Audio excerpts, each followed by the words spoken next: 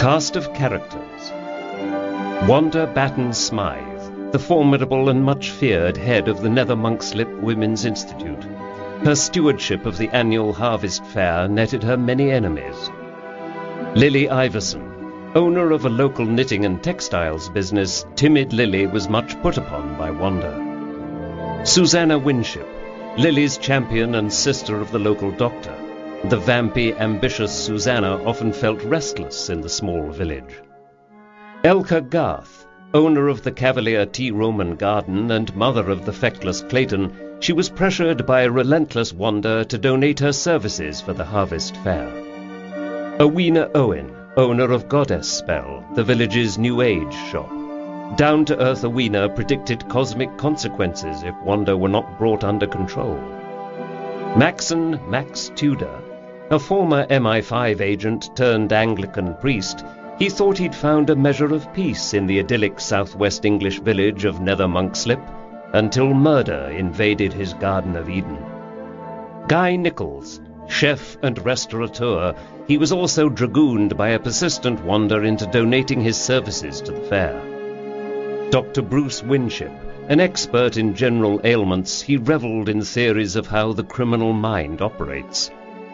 Major Batten Smythe, Wanda's long-suffering husband, he claimed to be quite fond of his wealthy wife. Tara Rain, a lithe, attractive yoga instructor, she rented studio space at Goddess Spell. Frank Cuthbert, local historian, author, wherefore Nether Monkslip, and husband of Madame Lucy Cuthbert, who was proprietress of La Maison Bleue, Frank clashed with Wanda over his beloved books. Mrs. Hooser, Max's housekeeper at the vicarage and the mother of Tildy Ann and Tom. Noah Carraway, wealthy owner of Noah's Ark Antiques and of Abbott's Lodge, site of the fatal harvest fair. Constable Mustile, an officious man, he was the first official on the scene of the crime. Detective Chief Inspector Cotton, the kinetic DCI, was dispatched from Monkslip-super-Mare to investigate a most suspicious death. Detective Sergeant Essex, DCI Cotton's assistant. Miss Agnes Pitchford, a retired schoolmistress, prim Miss Pitchford was a walking cross-indexed repository of all village gossip. Jasper Batten Smythe, absent son of Wanda and the Major, and a talented young man with a burgeoning artistic career. Lawrence Hawker, Jasper's friend turned enemy from his school days. Lydia Lace, acolyte at St. Edwald's, she knew she was not just seeing things when she spotted a killer. I sing a song of the saints of God. And one was a soldier and one was a priest, and one was slain by a fierce wild beast, and there's not any reason, no, not the least, why I shouldn't be one too. Hymn lyrics by Lesbia Scott, 1929. Chapter 1. The Women. Wanda Batten Smythe, head of the Women's Institute of Nether Monkslip, liked to say she was not one to mince words. She might add that she was always one to call a spade, and that what more people needed was simply to pull their socks up and get on with it. She was saying these things now, calling on all the resources in her cliché lineup, in fact, to a captive audience of approximately 35 women who, to a woman, were wishing themselves elsewhere than in the village hall, sitting on orange-moulded plastic seats that might have been rejects from an ergonomic study on an otherwise peaceful Saturday night in September. Reports of members present and apologies for absence received, Miss Pitchford had a head cold, had already been swiftly recorded. The women had stood to sing the traditional Jerusalem, if at a somewhat faster tempo than was customary. Still, they had reached this night a deep, throaty trill on Bring Me My Chariot of Fire, for so many a favourite line, unifying the straying or hesitant warblers into a mighty whole, before the effort collapsed again at I Will Not Cease from Mental Fight. Finally, reports from the flower show and Guy Fawkes committees had been rushed through in unseemly haste, lest they detract from the main event, Wanda Batten Smythe's address to the troops. The men of the village, upholding a time-honoured tradition in the division of labour, were of course safely ensconced among the gleaming brass and cheery glow of the nearby Hidden Fox pub.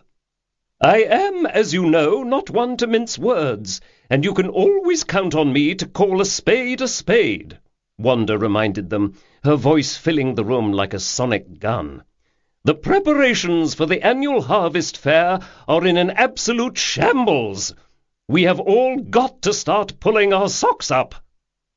Calling on her knowledge of public speaking, newly refreshed by a rereading of the 1983 classic Grabbing Your Audience by the Throat, Tips and Tricks for the Successful Orator, Wanda paused, her unblinking gaze panning the crowd, gathering eyeballs like so many marbles into her rhetorical basket.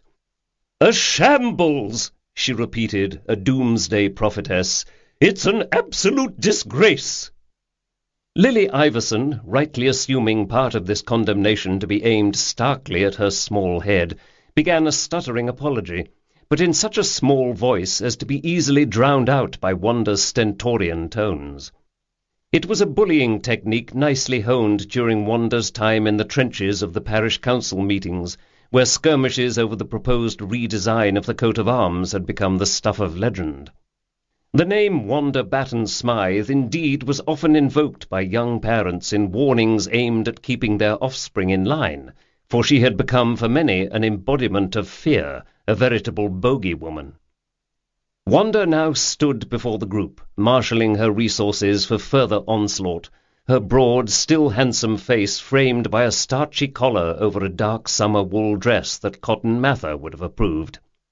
Her hair was a helmet of hardened curls, like rows of teeny brown snakes highlighted and poised to strike, living testament to the efficacy of final net, and her bosom was tightly bound in some unmoving modern wonder fabric that rendered her body rigid and unbowing, much like her mind. The grey eyes again scanned her audience like an advanced scout awaiting the approach of enemy forces. Altogether she looked, as always, more like a woman gearing up for battle than the leader of a group of well-intentioned, if somewhat loopy, volunteers. Much of her life with her husband, the Major, as well as her own service in the Women's Royal Army Corps, had rubbed off. "Wanda, I don't think—" began Susanna Winship, the willowy blonde sister of the local doctor, coming to the defence of Lily, whose lower lip had begun to tremble around her adult braces. Wrapped in a fluffy white mohair dress of her own design, Lily owned a local yarn and knitting business. Her hair clipped short around protuberant ears, she resembled a Chihuahua puppy abandoned in a snowdrift. Wanda pounced. "You have not asked to be recognized, nor have you been given permission to speak." "Permission to speak?" Susanna spluttered, looking round her. Did anyone else find Wanda ridiculous? They did, but no one had the courage to indicate so by word or deed, at least not to Wanda's face. Susanna was new to the village. She'd learn. Elka Garth, a grandmotherly woman in her 50s who owned the village bakery/tea-room, did exhale a soft little sigh, adjusting her thick glasses and wishing the Reverend Max Tudor would hurry up and marry so his wife might take on the role traditionally allotted to those in her position. A palace coup, as it were, was called for, but the vicar remained unwed, despite being a rakishly handsome man whose arrival in the village 3 years ago had had much the impact of a Hugh Grant exiting the elevator as Aretha Franklin sang, "What You Want, Baby, I Got." Elka was a movie buff. His advent having utterly galvanized the female population, he remained, it was felt, stubbornly unattached, despite the concerted best efforts of every woman in Nether Monkslip to corral him for either themselves or a relative. Over time, he tended to be thought of as more in the mould of Tom Hanks, which only lent more to his appeal, and to the frustration of what came to be called, with linguistic inaccuracy, the Anglican Yenter Corps. Only slightly daunted, Susanna now stood up in her sexy slip-on heels, her hair artfully tousled, a cruel if unintentional contrast to Wanda's battened-down facade. Aware that most women hated her on sight, or at least regarded her with deep suspicion as having the potential to quickly develop, without careful monitoring, into the village hussy, Susanna had cultivated in self-defense a genuinely warm and disarming persona. The others watched in awed silence as they realized she was going to engage. It was like watching a sacrificial virgin preparing to fling herself into the mouth of an active volcano. "It is not Lily's fault that the vendor let us down," Susanna said loudly, anticipating Wanda's air raid siren shout-down. When roused, Susanna could give as good as she got, and in defense of someone already as downtrodden as Lily, Susanna could be formidable indeed. Besides, she knew there lingered among the members of the Women's Institute some unresolved feeling, however unwarranted, from the debacle that was the all-about-mixing-cocktails program of earlier in the year. Susanna, who had suggested the scheme and felt some ground had been lost in the sound judgment department, was anxious to shine here. "The fair this year apparently has been a cock-up all round compared with previous years, but perhaps we could focus efforts on what we should be doing to be ready anyway in 1 week's time." Wanda, who had drawn a deep, shocked breath on the word cock-up, had not otherwise disturbed the loaded silence of the room. Madame Cuthbert, who operated La Maison Bleue wine and cheese shop with a polished élan, allowed herself a small moo of approval in Susanna's direction.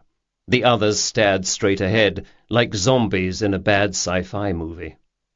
Finally, Awena Owen, the village's self-proclaimed new-agey neo-pagan, for want of a better description, was emboldened to speak, pushing back her thick dark hair, striking because of its single streak of white over one brow. She stood, feet solidly planted, a vital, comely and charismatic figure, who, although essentially otherworldly, managed to operate her new-age gift shop on a large profit margin. She was well liked and respected by the villagers, who called her the Great White Oprah. "I have a few extra chairs in my shop," Awena said now, "cluttering up the back room. One needs mending is all. I'd bet the rest of us could have a look in our attics and find something there too. Save us money anyway. And this is all for charity." Wanda Batten-Smythe found her voice at last. "I know it's for charity," she bit out, her tone now apocalyptic. She looked like a bishop about to consign the Maid of Orleans to the flames.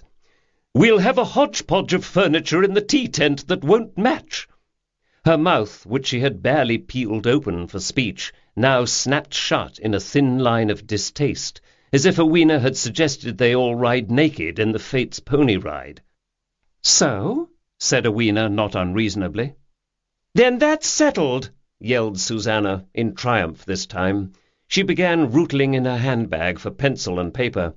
"If everyone would put down their name and the number of chairs they think they can provide. We'll need tables too, of course. Now, as to the bring and buy—" Lily swivelled a brief, grateful glance in her direction, but overall Lily's round brown eyes remained fixed on Wanda's face. It was a sight not without fascination, as outrage, frustration, and murderous impulse struggled for supremacy. Wanda seemed to telegraph an unambiguous "fuck you" in Susanna's direction, but when she spoke she had evidently decided to rise above it.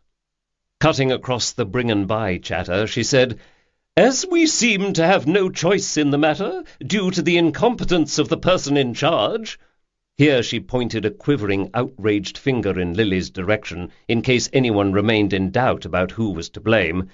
"This poor stopgap measure will have to do." She sighed heavily, dissatisfaction puckering her lips. "As I am in charge of the bring and buy, there is no need for further discussion. That will come off like clockwork." The "or else" was implied, and hung in the air like sulphur following a visit from Beelzebub himself. "Now, tonight we have refreshments provided by Elka Garth, so if there is no further business—" She brought down the gavel before anyone could speak. Nonetheless, Elka had a small contribution to make. "I've brought 2 kinds of biscuits, chocolate this time. As usual, one made with peanuts and one without." Wanda nodded her approval. She was allergic to peanuts and appreciated that Elka always made concessions in this regard. There was a headlong rush toward the food and drinks table, followed by more than a little genteel elbowing, for Elka was a superb baker. "Pigs to the trough," thought Wanda. Aloud she said, with a regal nod in public recognition of a good and faithful servant, "Thank you so much, Elka." Lead by example, that was the ticket. Never let it be said that Wanda Batten Smythe was not the embodiment of gracious behaviour at all times. She folded her glasses into her handbag, a handbag ever present like the Queen's, and snapped it shut. Never. Chapter 2. The Vicar. Not far from the unpleasantness of the village hall, the Reverend Maxon Max Tudor, object of much interest and strategic planning, sat in the vicarage study. A darkened fireplace was before him, and a Gordon setter asleep at his feet. A glass of whisky and soda was at one hand, a pen in the other, and a writing-pad atop his knees. To anyone looking in through the mullioned windows of the study, the darkly handsome man presented a picture of absorbed contentment as he worked on his sermon for the next day.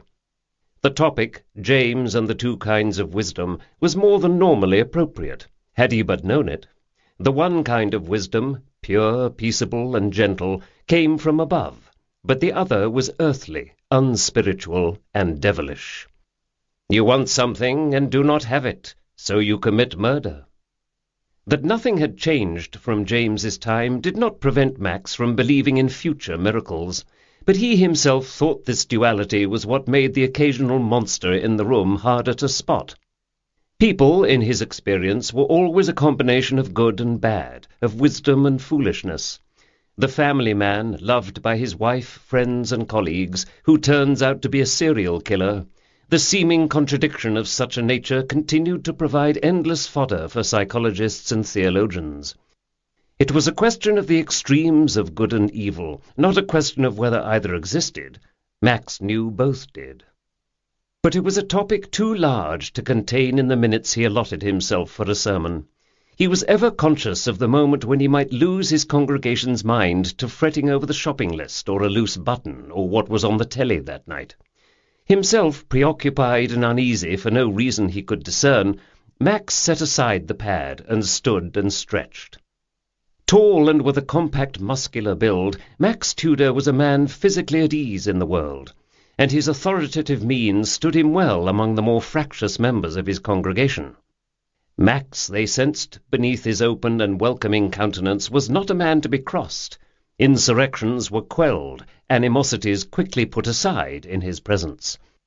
Only the weekly struggle to the death over the church flower rota was beyond his capacity to suppress, since the desire to have more opportunities to interact with Max himself was the reason behind the infighting. Now the whisky and the stillness of the room were making him drowsy, yet he was determined to have the sermon put to bed before he himself slept. He decided on a rousing cup of tea. Stepping carefully around Thea's luxuriant black and tan tresses, he moved toward the kitchen. Thea had earlier been fed and walked, and would have a final turn around the village before bedtime, none of which prevented her from now following him in the hope of another treat, an extra walk, or a random comment on her remarkable beauty. Writing the sermon was one of Max's favourite duties, but this week he'd put it off, like a student late with a paper.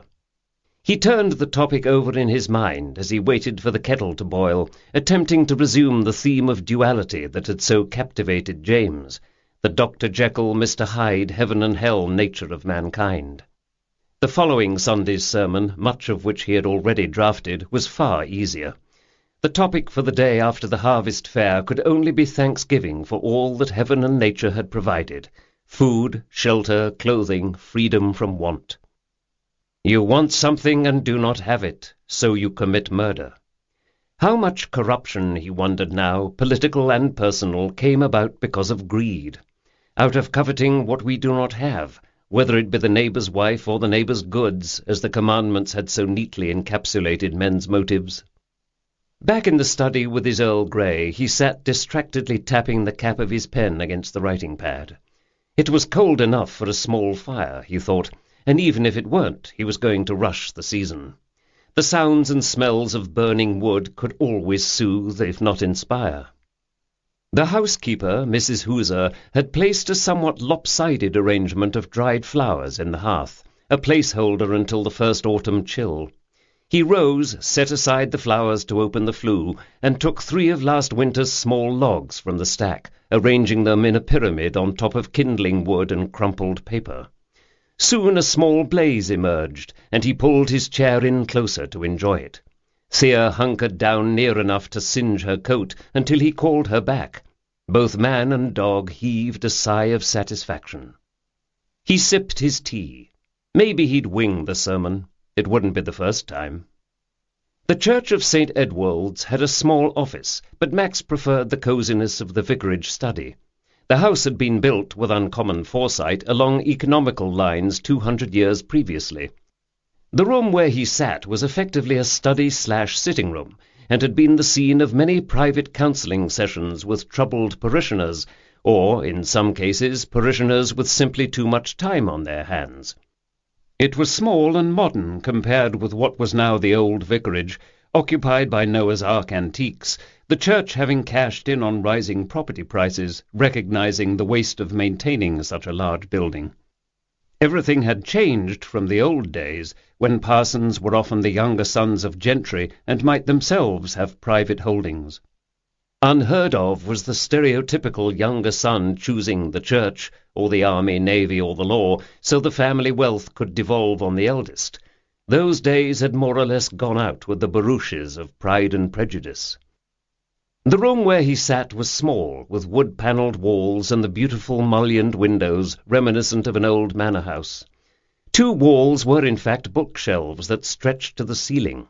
On the 3rd wall hung Max's collection of small seascape paintings, particularly those of a local artist named Coombridge. A cross and a copy of Caravaggio's famous The Betrayal of Christ hung on the wall opposite. The room contained many museum-quality relics, including a Bakelite phone so ancient Max was always astonished when it rang, and tended to shout into it as though, himself ancient and hard of hearing, he was calling to someone cast adrift on a raging sea. Much of the furniture, when he'd arrived at the vicarage, had been heavy, dark, or ugly, in other words, Victorian, and he'd had a good clearing out. Noah Carraway of Noah's Ark had taken much of it on commission. The windows of the room were swathed by a fusty collection of curtain hangings, relicts of Walter Bocala, his predecessor. They looked like they might have been made from Queen Victoria's cast-off undergarments. He always meant to get them changed, but the money was always needed in a nobler cause. Leather chairs, his, and a skirted sofa, Bocala's, were grouped around the attractive stone fireplace. Some of the shelves lining the walls were filled with old volumes of sermons by presumably esteemed and undoubtedly long-dead sermonizers. Most had been privately printed and were expensively bound in dark embossed leather, walls of books that should have warmed the room but instead tended to suggest that the march of history was long, grey, and deadly dull.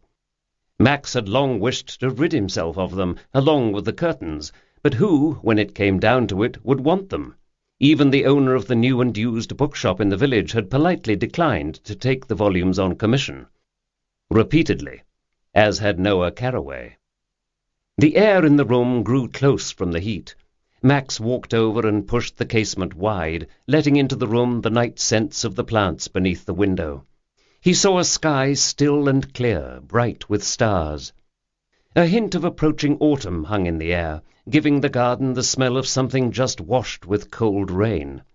Beyond his range of vision, outside the village of Nether Monkslip, were green fields turning yellow as the earth continued its slow tilt away from the sun. It would soon be the autumn equinox, long recognized under different guises and names. In the church, the feast of St. Michael, Michaelmas, had been assigned to mark this all-important shortening of days. He decided he was hungry, but could not get excited at the prospect of whatever foil-wrapped packet Mrs. Hooser, the woman who did for him, and whom he had inherited, much like the curtains from Walter Bocala, had left in the fridge for him to reheat. It was more than likely a rubbery pasta-ish dish smothered in a sauce containing either suspect mushrooms or equally suspect-looking herbs. Mrs. Hooser cooked from store-bought packets for her own children, the extravagantly named Tildy Ann and her younger brother Tom, which, on the whole, Max felt, may have added years to the children's odds of survival. She often brought Tom and Tildy Ann with her to the vicarage on the occasions when her own help had failed to materialize. Tildy Ann, a bossy little thing, as vigilant as her mother was feckless, kept Tom on the straight and narrow, held firm in her small iron grip. She was also fiercely protective of him. Woe betide anyone who might try to do Tom a harm. That Mrs. Hooser was at best an indifferent housekeeper was a fact to which Max had long become resigned. She tended to move and speak with sweeping theatrical gestures, and, as a result, many a vicarage bibelot had met a shattering fate at her hands. With bovine cunning she would attempt to hide the evidence of the latest catastrophe, the broken crockery, the missing drawer handle, apparently never learning that Max, the most forgiving of employers, was incapable of anything but mild reproof. Mrs. Hooser, with her indifferent hoovering and her doubtful menu selections, had found secure employment at last, had she but known it, an island in the storm-tossed sea of life. She responded to his forbearance with an inflated protectiveness of her own, more or less frisking every visitor to the vicarage. As she was raising the two children alone, Mrs. Hooser had become an obligation Max felt both obliged and, more or less, content to accept. She called him Father Tudor, and he knew without trying he'd never be able to persuade her to a less formal mode of address. He, in his turn, always called her Mrs. Hooser. The Mrs. was a courtesy title she had granted to herself, he suspected. If there had ever been either a Mr. Hooser or a boyfriend, he had long since left the field. Max Tudor had been at St. Edwald's nearly 3 years, a time of relative peace and respite, for himself as well as Mrs. Hooser. He had gathered from various villagers that the search to find a replacement for Walter Bokeler had not gone smoothly, particularly as 3 joint parishes were involved. In fact, the position had been vacant for several months. He had been surprised to learn that many Nethermonkslip villagers had plumped for a female vicar. This seemed daringly forward-looking for what was clearly a hidebound place, even recklessly avant-garde, until someone had explained the reasoning. You can generally get more work out of a woman. Others, of course, felt this was the thin edge of the wedge, and were vehemently opposed to a female in the role. Max also had gathered his single status had been cause for debate, until, as has been mentioned, the women of Nethermonkslip got a good look at him. What the men thought in this regard, as in so many others, did not really matter. Even then, the question of whether or not he was professionally celibate and intended to remain so was an argument that had raged long into the wee hours at the Hidden Fox.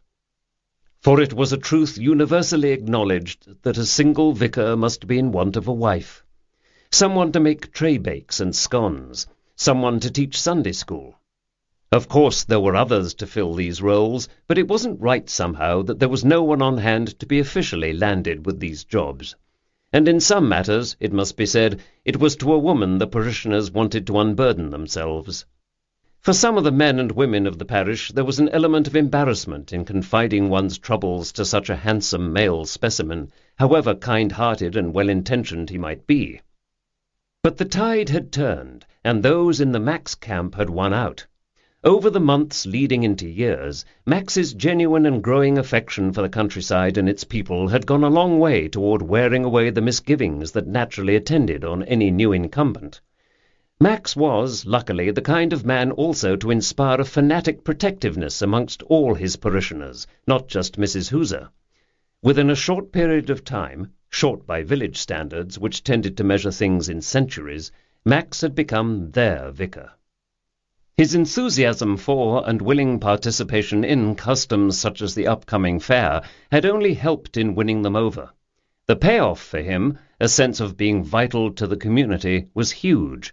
It was nearly a 180-degree change from the frequent isolation and the secrecy of his former life. The fair's official title was Harvest Home, a Harvest Fair. Max had seen flyers posted with ruthless efficiency by Wanda Batten Smythe throughout the village, or more likely by whomever she'd managed to shanghai onto the fair publicity committee. The flyer featured an amateurishly drawn collection of apples and gourds, unconsciously phallic in composition and execution. Max gathered that every year for decades there had been great excitement over the largest vegetable competition. "That would be my husband," was the standard comment, which was an adjunct to the marrow-growing contest. Both competitions had been known to produce rather strong feelings that could linger for weeks, if not for generations, so those called to judge did not, if they were wise, take their duties lightly. The day also would feature many tests of skill, like ball in the bottle. There was, predictably, also a more ribald name for this event. Alongside the competitions, there would be produce stalls selling honey, jam, jelly, chutney, and pickles, in addition to all the usual handcrafted items and the parsley and dandelion wines that had come to typify the offerings of small English villages. Nether Monkslip, a village of professional bakers, tailors, knitters, potters, weavers, and so forth, was subjected to much less of the usual rubbish than other villages, where oddly misshapen baby clothes and jars of stuff teeming with gestating botulism were the norm. And, of course, there was Wanda Batten Smythe leading the charge of the Women's Institute to ensure that all went well. If not, they'd have Wanda to answer to. The Women's Institute, reflected Max, settling back into his chair. That backbone of English village life, founded nearly 100 years ago and still responsible for much kind-hearted do-gooding in the world. Because of a paucity of volunteers, many other groups had died out. The WI had assumed disproportionate status, especially in such a small village as Nether Monkslip. The fair, along with the various Christmas festivities, had likewise come to assume monumental importance, with the responsibility for its success falling to the women and to whatever men could be dragooned into helping with the heavy lifting. Max, while aware of the stresses inherent in the situation and somewhat ill at ease because of them, could see no way, or any real reason, to stop it. In any event, his duties for the fair were not onerous, consisting of an opening blessing, judging the largest vegetable competition, despite his many protests he had not been spared, and preventing various members of the choir, recruited as entertainment, from strangling Wanda Batten Smythe to death. Max's mouth twitched into a wry, complacent grin. It was all so predictable, all the usual harmless fun. Somehow this year's fair seemed to him a significant milestone, an outward sign of his successful entry into his new life. A good solid case of, as ye sow, so shall ye reap. He found he was actually looking forward to it. Chapter 3. The Village. The village of Nether Monkslip nestled with its narrow river beneath a high ridge called Hawk Crest. A steep and winding path led to the brow of this promontory, which was the site of the gap-toothed remains of an ancient stone circle. A visitor, on first reaching the top of the crest, as villagers called it, and seeing the village below, might catch his or her breath in wonder that anything so pristine could have survived into the 21st century. At a distance to the south, just visible and twinkling like a mirage, was the sea, and on a clear day one could glimpse the Monkslip-super-Mare lighthouse. A few inhabitants commuted to this nearby town for jobs, but by and large Nether Monkslip was self-sustaining. London, 2 hours and more away, depending on the humour of those who ran the train, remained a remote place for special shopping or for taking in the occasional play, nearly as exotic and remote a place to villagers as Marrakesh. The village had cottages of stone, of timber, and of brick, in a salvaged mix of styles, Saxon, Norman, and medieval, giving it the rakish charm of a place that had evolved in periodic spontaneous bursts of energy and affluence over centuries. These homes and shops, many with steeply pitched thatched roofs, sat surrounded by flowers in summer, jewel-like in their lush ornate settings. It looked like every English village, and like no other village on earth, a jumble of buildings sited haphazardly and expanded organically to pleasing effect. The high street of Nether Monkslip was intersected by a secondary road and numerous lanes and alleyways. Buildings meandered away from the high, trickling up or down ancient dirt tracks that over the centuries of use and custom had hardened into lanes, side streets, and cobbled alleyways. Most, like Sheep Lane, had names which had long since outlived their original meaning or purpose. Nearly all the houses had names rather than numbers.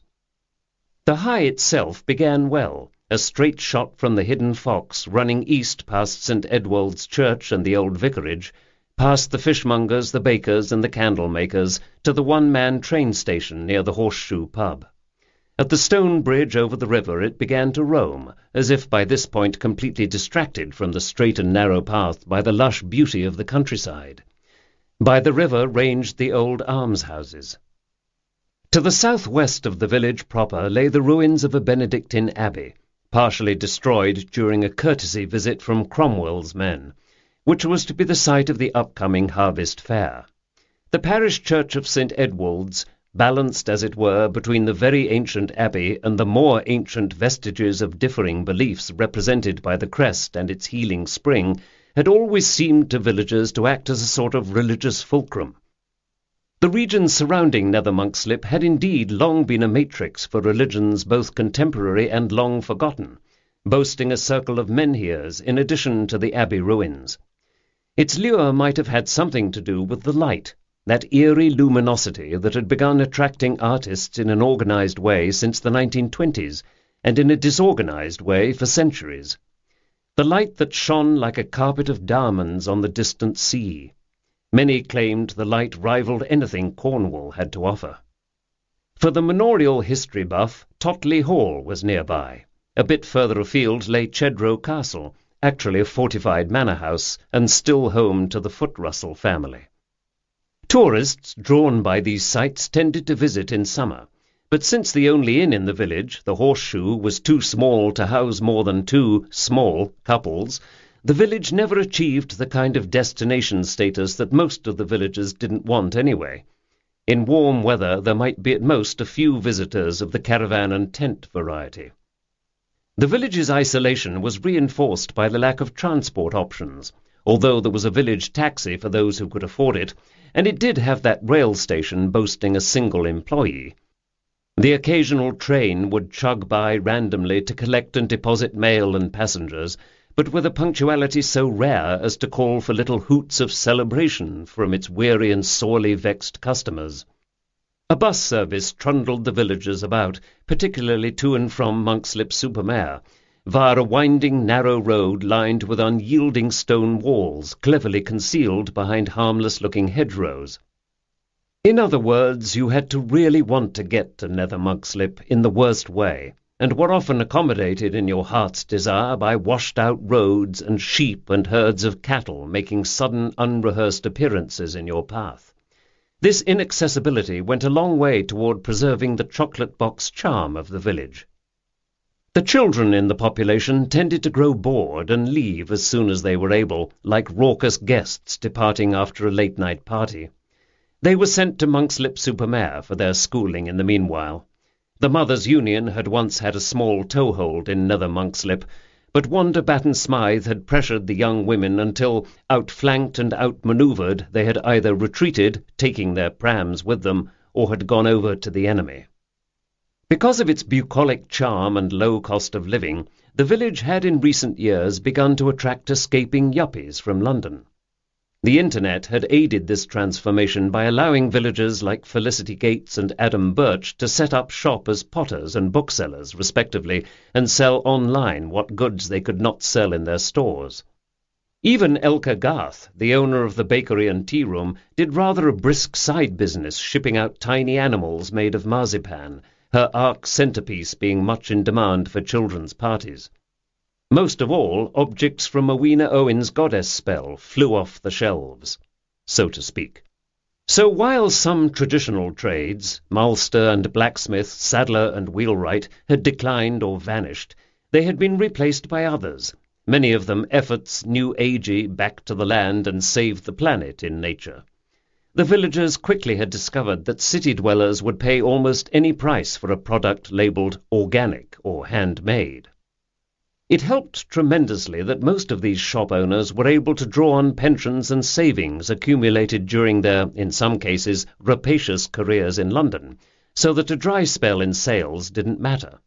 The parish was wealthy in comparison with most, although the drives for repairs to the church roof were never-ending, and proceeds from efforts such as the Harvest Fair were a definite boon.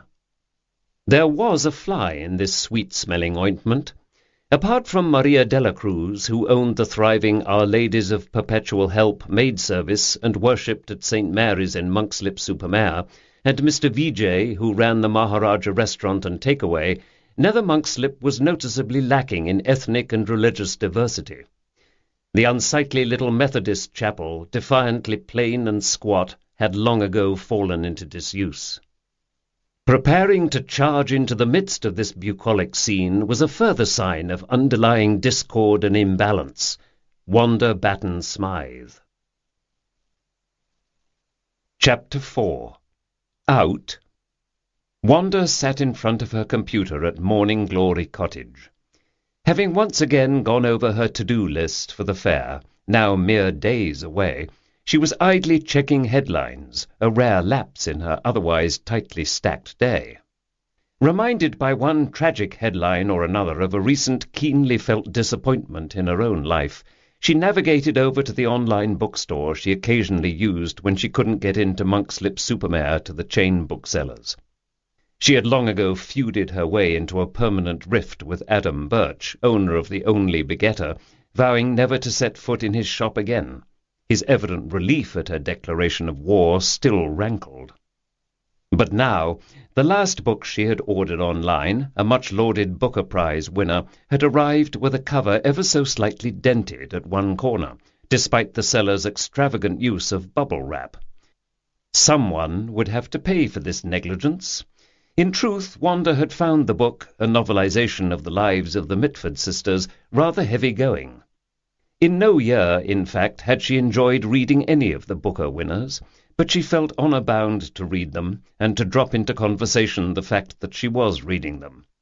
Navigating over to the page for the book, she gave it anonymously a 1-star review, writing a brief, maundering and venomous note that explained, at least to her own satisfaction, her unhappiness. Satisfied with her work for the day, Wanda hit the submit button and logged off the computer. She'd return the book once she'd finished reading it. That way she only had to pay for postage. She looked at her watch, a small diamond-studded affair she'd inherited from her mother, still a while before the Major returned home from whatever occupation he'd ginned up for himself that morning. He'd said something about the golf course. Golf was a hobby Wanda regarded as nothing more than a costly waste of time, involving thrashing about with expensive equipment. But at least, she thought, it gets him out of my hair for part of the day. She tapped the fingers of one hand against the desk. Normally, Wanda was invigorated by the kind of exchanges she'd had recently with the various denizens of the village, and the chance to vent her spleen over the damaged Mitford book had helped a little, but now she felt a slight soreness in the muscles of her neck. No doubt the tension of having to handle everything for the fair herself, she thought.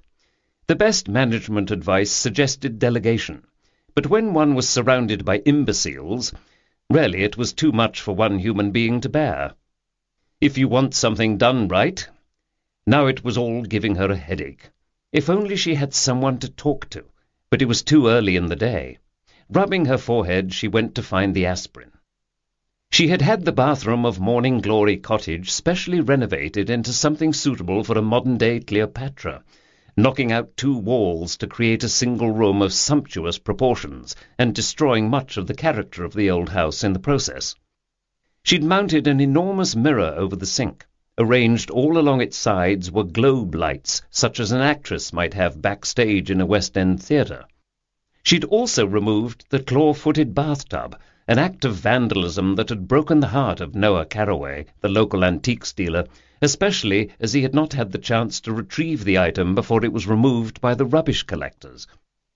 In its place was a faux marble fitted tub, suitable for bathing an extra-large porpoise of no taste or discernment, so Noah, still bitter, had been heard to say.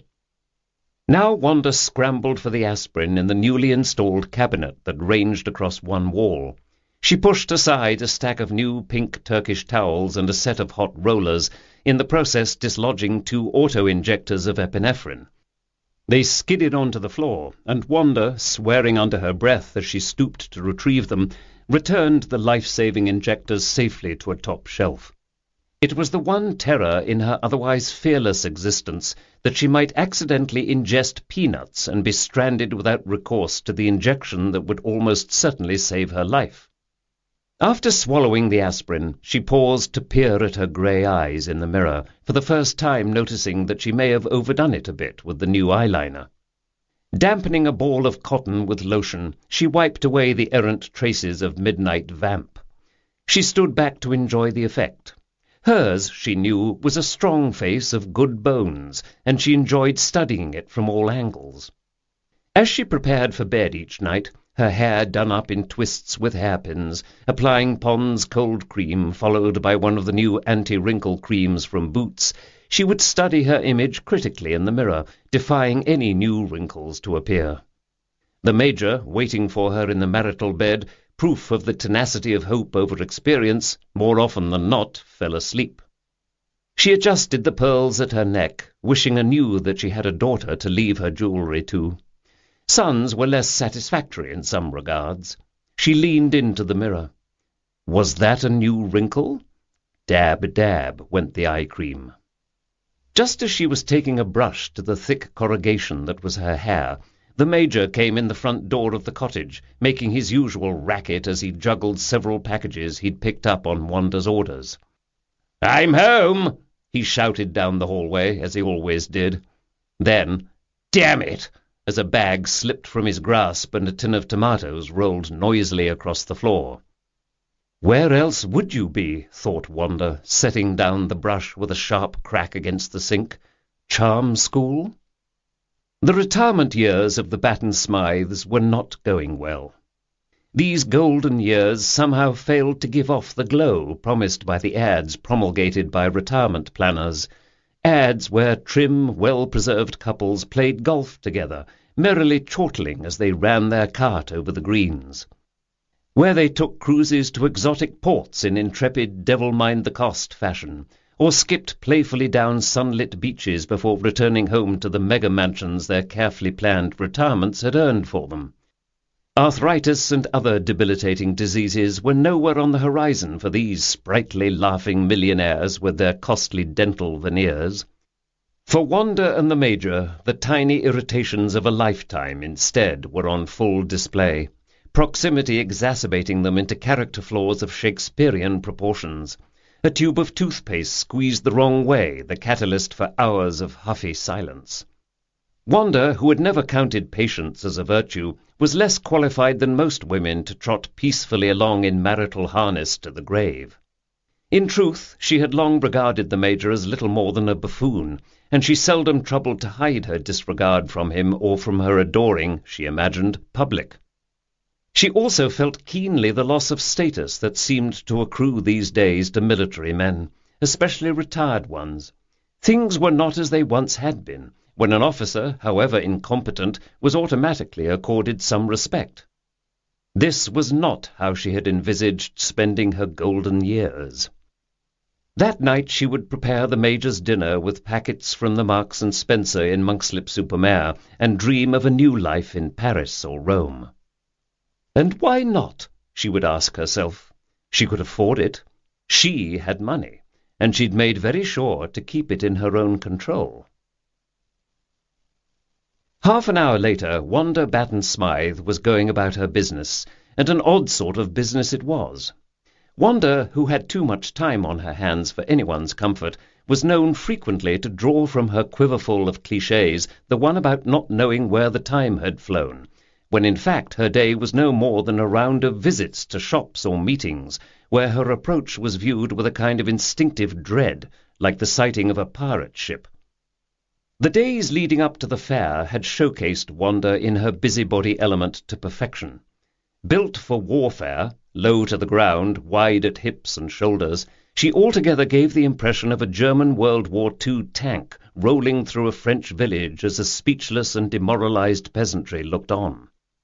Many noted, with a desperate roll of the eyes, that she seemed particularly rejuvenated this year, with a youthful spring in her step as she pounced on some unsuspecting volunteer or potential extra pair of hands to set up tables, sort things, and haul things about, only to have to haul them back again when Wanda changed her mind.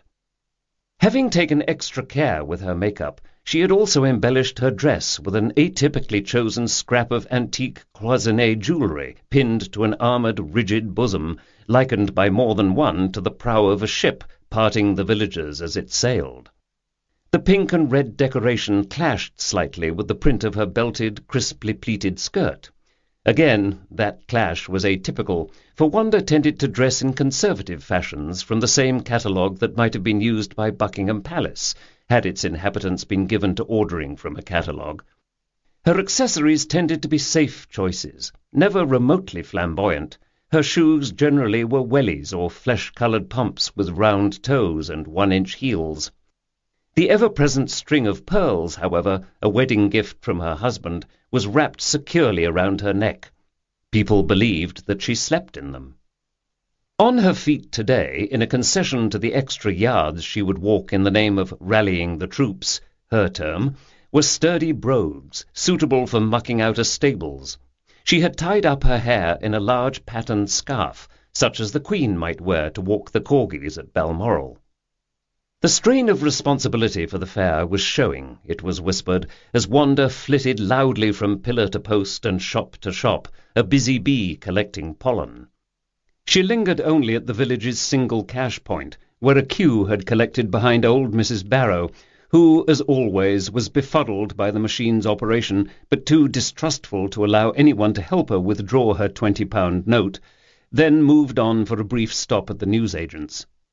She rushed through her usual shopping chores, baskets swinging briskly from her arm, a woman with far, far better things to do than collect the cod from the fishmongers and the tomatoes from the greengrocers. "Here comes Her Majesty," the candle-shop owner murmured apprehensively to his assistant on sighting Wanda's approach.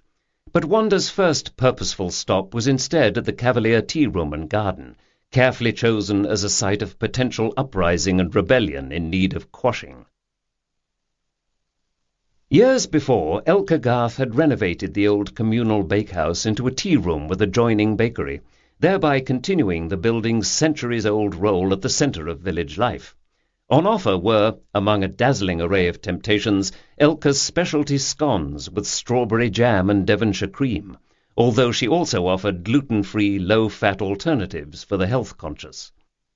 The villagers would gather in the Cavalier, the name reflecting on the service, it was said, where news was exchanged twice a day, recalling the heyday of the Royal Mail. Coffee in the mornings, 11s, and tea and buns and scandal each afternoon at 4. Non-stop flow of information and disinformation in between, with doorstep sandwiches for reinforcement. The seating by the windows overlooking the High was at a premium, and thus much in demand, for some of the best news, no one would ever think of it as gossip, could from that vantage often be witnessed in the making. They had a virtual, unrehearsed reality show of village life at their fingertips. This Royal Mail efficiency applied, of course, to men as well as women, although the men tended more toward the twin outlets of the Hidden Fox and the Horseshoe for the dissemination of news. Indeed, if the Cavalier was the source of gossip, the pub served as a sort of surround sound enhancement, with speakers on either side of the village to ensure efficient distribution. The hair salon and barbers, being on side streets, were a vital adjunct to the process. A more efficient method for Wanda might have been to wait for 11s at the Cavalier, where she could attack her audience en masse as they were trapped behind cake plates, fingers slippy with buttered scones. But Wanda, superb tactician that she fondly believed she was, thought the time was ripe for what she called, to the cringing dread of her subjects, the personal touch. Today's target was one of the essential players in Wanda's drama, Elka Garth. So this morning, breaking all protocol and short-circuiting the usual lines of communication, Wanda entered the Cavalier early to tackle the owner about various bits and bobs of crockery and equipment she wanted donated for use at the fair. Elka Garth, emerging from the back in a waft of just-baked cookie dough, would readily have volunteered both her coffee urn and her goodwill, but she was more than usually put off by Wanda's officious manner. There was a history behind this, as there so often is behind otherwise inexplicable conflicts. Elka's son Clayton, admittedly a somewhat slow-witted child, and Wanda's Jasper had been at school together, and Elka had never forgiven Wanda's tendency to boast whenever Jasper won that year's prize in finger-painting, penmanship, personal hygiene, whatever it was. The more so when Elka's son began going to the bad in his teen years, culminating in a short jail sentence for drug possession. Clayton now reigned, the embodiment of scruffy indolence, behind the counter on the odd day when he could be induced to help his mother. No one knew of his troubles at first but Wanda, who heard of them from her son, and who happened to mention it to Miss Pitchford, retired schoolmistress and legendary repository of knowledge of village doings, who happened to mention it to half the village before a month was out. Telling Miss Pitchford anything, as Wanda well knew, was tantamount to taking out an ad in the Monkslip Supermare Globe and Bugle. Mrs. Garth never forgave Wanda, nor did she feel forgiveness was required in such a situation. But as a sensible businesswoman, in the name of keeping village strife to a minimum, she was civil to her. Just. Elka now eyed Wanda with masked disfavour from behind thick glasses, and said evenly, "What time do you want it all brought round, then?" "Oh, have Clayton drop it off by 9 the day of. How lovely it must be for you to have your son at home. Such a help, too, I'm sure." Wanda gave her a beam of fierce good cheer, knowing full well that 30-year-old Clayton lived with his mother not out of preference, his or hers, but because he was both untrainable and unemployable, and had little choice in the matter. What little assistance he was able to offer his mother in the tea-shop was more than offset by the cost of broken crockery and customer complaints. He had been a late, much-hoped-for child, so his later disappointments were the more keenly felt, and were exacerbated by the early death of his father. Elka's good-natured face, as round and pudding-like as some of her tea-room offerings, now creased into a vinegarish expression. It was as if she had slipped on an ill-fitting mask. Wanda's usual braying confidence faltered, but only for a moment. Elka's goodwill, or failing that, at least her full participation in the bake-sale stall, was crucial to the success of what Wanda thought of as her fair. Softly, softly, then. Swatting away the mosquito of Elka's displeasure, Wanda added gushingly, "I have always thought him a most handsome lad. It takes some of them time." Here a rueful all-girls-together shrug. "Don't I just know it?" "Clayton will be there," Elka replied, smiling the smile of a woman whose jaw has been wired shut, "and on time. I'll see to it."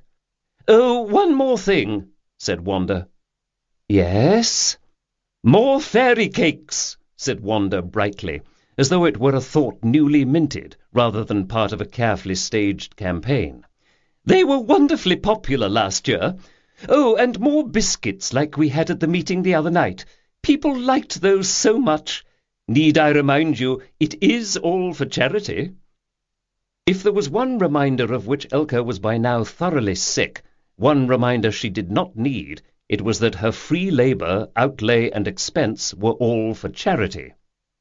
"Yes, I know." Again a form of smile, lips taut as wire pulled back from still-gritted teeth. Elka, who tended to sample her own wares when under stress, pulled a cranberry muffin from the display. She began chewing, jaws slowly working over the muffin as she kept a watchful eye on Wanda. Elka did not offer her a sample, and Wanda, wisely for once, decided it was best to choose her battles. There was a mirror in back of the pastry case over which they talked. Wanda, catching sight of herself, patted one spring of her tightly wound hair back in place under her scarf. Apropos of absolutely nothing, she said, "In my youth, people told me I looked like Joan Crawford." Elka might have been wondering who Joan Crawford was, or trying to peg the resemblance, which, it has to be said, was extremely slight. One might grudgingly have admitted they shared a heavy hand with the dark eyebrow pencil. Her own brow creased, Elka said, "Was there anything else, Wanda? Because if not—" Wanda, never one to take the hint or to realize one was being offered, said, "Just be there." She gave Elka something between a gracious nod and a saucy toss of her head, and took herself off. Chapter 5. And About. A master of the surprise overland attack, Wanda, exiting the Cavalier, made a sudden, unexpected detour in the direction of the greengrocer's. Spotting her too late, Guy Nichols, who owned a restaurant in Monkslip-super-Mare, but did his shopping for fresh produce in Nether Monkslip, had attempted to nip back into a small alleyway between two shops, but to no avail. Lily Iverson, seeing this, herself ran for cover into a lane beside the greengrocer's. The vicar, emerging from St. Edwald's, also had a near miss. Lily, peering around the corner, thought she could almost see the hand of a merciful God emerging from the clouds overhead. Wanda at that moment had eyes only for Guy Nichols. The vicar had been spared. Guy, looking distracted, seemed not to realize he was still wearing an apron, having just stepped out from his restaurant for a moment, as he thought. With a cry of triumph, Wanda hailed him, crossing the High to waylay him in his tracks. With hawk-like grace she swooped, pouncing on her victim and nearly pinning him to the wall. In a heavily flirtatious way she began to grill him about the drinks, biscuits and sandwiches his restaurant would be donating to the fair. Her message for him was the same as for Elka. More, give me more. Susanna Winship walked by just then, on her way to take a pair of shoes in for repair. This day she wore a fluorescent blouse under a grey sweater with matching skirt, and progressed slowly in her usual sultry saunter, unconsciously or otherwise channeling the girl from Ipanema, a walking revival of the sounds of the bossa nova era. Obligingly, Guy gave her a wink and used the distraction to make a neat sprint away from Wanda, but only after having agreed to everything she wanted. It was all done so smoothly. Wanda, admittedly not the most aware of people, didn't seem to notice she'd been given the brush-off. She gazed admiringly at his retreating back. Awena stood at the counter of her New Age shop, unpacking the latest shipment of crystals, for once carefully packed so as not to become a box full of glass shards. Her face reflected thoughts of the recent Women's Institute meeting, none of them happy thoughts, a frown marring the classic line of her generally serene profile. She recognized that Wanda was a ridiculous person. She also recognized that didn't prevent half the village from wanting to throttle her on occasion. It presented a nice challenge to someone like Awena, who struggled to maintain a balance and a flow in all the areas of her life. She chanced to look up, and, as if summoned, here came the devil. "Hello," said Wanda, entering Goddess Spell with a suspicious cheeriness, wearing one of her more regal province-visiting smiles as she set the little bell over the door a-jingle. She shut the heavy wooden door of the half-timbered building behind her and stood looking about expectantly, handbag clasped tightly in both hands. Anyone knowing her well would see the smile as the preamble to some outrageous request. "The chairs," she began. "Oh, yes," said Awena. "I'll see it's all in order on the day. Don't you worry." "That's as may well be, but I did want a word." Awena, feeling the first twinges of foreboding, said softly, "Oh?" Her mouth puckered into a frozen little circle of feigned interest. "Do you feel it is in the best interests of the W.I., such a noble institution, for there to be outright dissension in the ranks such as we had the other day? After all, morale among the troops is paramount to a successful outcome this Saturday." "Morale among the troops?" repeated Awena blankly, but sensing where this was going. Next, she thought, she'll be reminding me that an army marches on its stomach. True enough, and totally beside the point. "The failings of one snivelling idiot," said Wanda, "cannot be allowed to derail the whole process." Awena, knowing with certainty that the snivelling idiot Wanda referred to was Lily Iverson, was immediately incensed on Lily's behalf. "Look," Awena said, trying and failing to keep an edge from her voice, "it is simply Harvest Fair, not Napoleon's march on Moscow. It's a time of fun and of quiet reflection, a time to enjoy and celebrate life. It is not time to come down on a bunch of willing, hard-working and unpaid volunteers like a ton of bricks. Keep it up and you'll lose them for certain. There won't be a fair next year if this keeps up." Something in this had sunk into the deep recesses of Wanda's mind, something that told her the unqualified flattery she desired, nay, craved, was not forthcoming from this quarter. Her face blotched with the effort to control her considerable anger, she said, "I see." The words dripped with ice, but Awena could almost have sworn she saw flames burning behind the grey eyes. Her imagination added tiny martyrs chained to a stake. The clumsily applied eyeliner may have contributed to the effect. Wanda was not given to wearing makeup beyond the aforementioned eyebrow pencil and occasional dark lipstick. "I really think you need to back off Lily. She's got a bigger cross to bear than most of us, keeping the farm and her business going." "Cross to bear? An odd choice of words for a pagan," replied Wanda. Her voice had resumed its superior and unperturbed modulation. This was somehow always more aggravating than Wanda unhinged. "I'm not a pagan, I am—" Awena broke off. She was not going to waste her breath trying to explain the finer points of her beliefs, which encompassed most religions so long as they were stripped of any tinges of self-righteous bigotry. Admittedly, Awena's good-hearted embrace of any positive creed led her into some muddled thinking. Fortunately, she had an enormous capacity for the embrace of ambiguity. By this point, though, Awena was nearly snarling. It didn't help that she realized she had no one but herself to blame for her temper. She had plunged, as it were, directly into the polluted waters of Wanda's world. Before she turned, preparatory to flouncing out of the shop, Wanda said, "You needn't think you'll be needed to sell your gimcrack rubbish again at the fair after this year." It was again the complacent, satisfied set to her lips that set Awena off. Wanda was always happiest when provoking a reaction. Now she waved a hand dismissively, the wave encompassing the entire inventory of goddess spell, tapes and CDs of the sounds of the rainforest or the wind or ocean waves, jars of herbs and honey and all manner of folk remedies, St. John's wort for happiness and mugwort for dreams, packets of seed to plant in the spring, stones for hot rock massage and aromatherapy oils, dozens of teas, bunches of dried flowers, suspended from hooks in the beams of the low ceiling, charms and jewelry and other things of beauty, items that rested the mind just by a person's gazing on them, or holding them, or smelling them. Goddess spell, it was said, was like a small corner of Glastonbury brought to Nether Monkslip.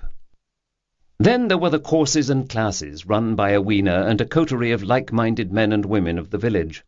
She had just moments before finished her mid-morning meditation session, an exercise meant to connect her mind with the energy of the reproductive regions of her lower abdomen. She did not feel this effort had been entirely successful, which may have been why Wanda had so easily been able to provoke a reaction. "Rubbish, is it?"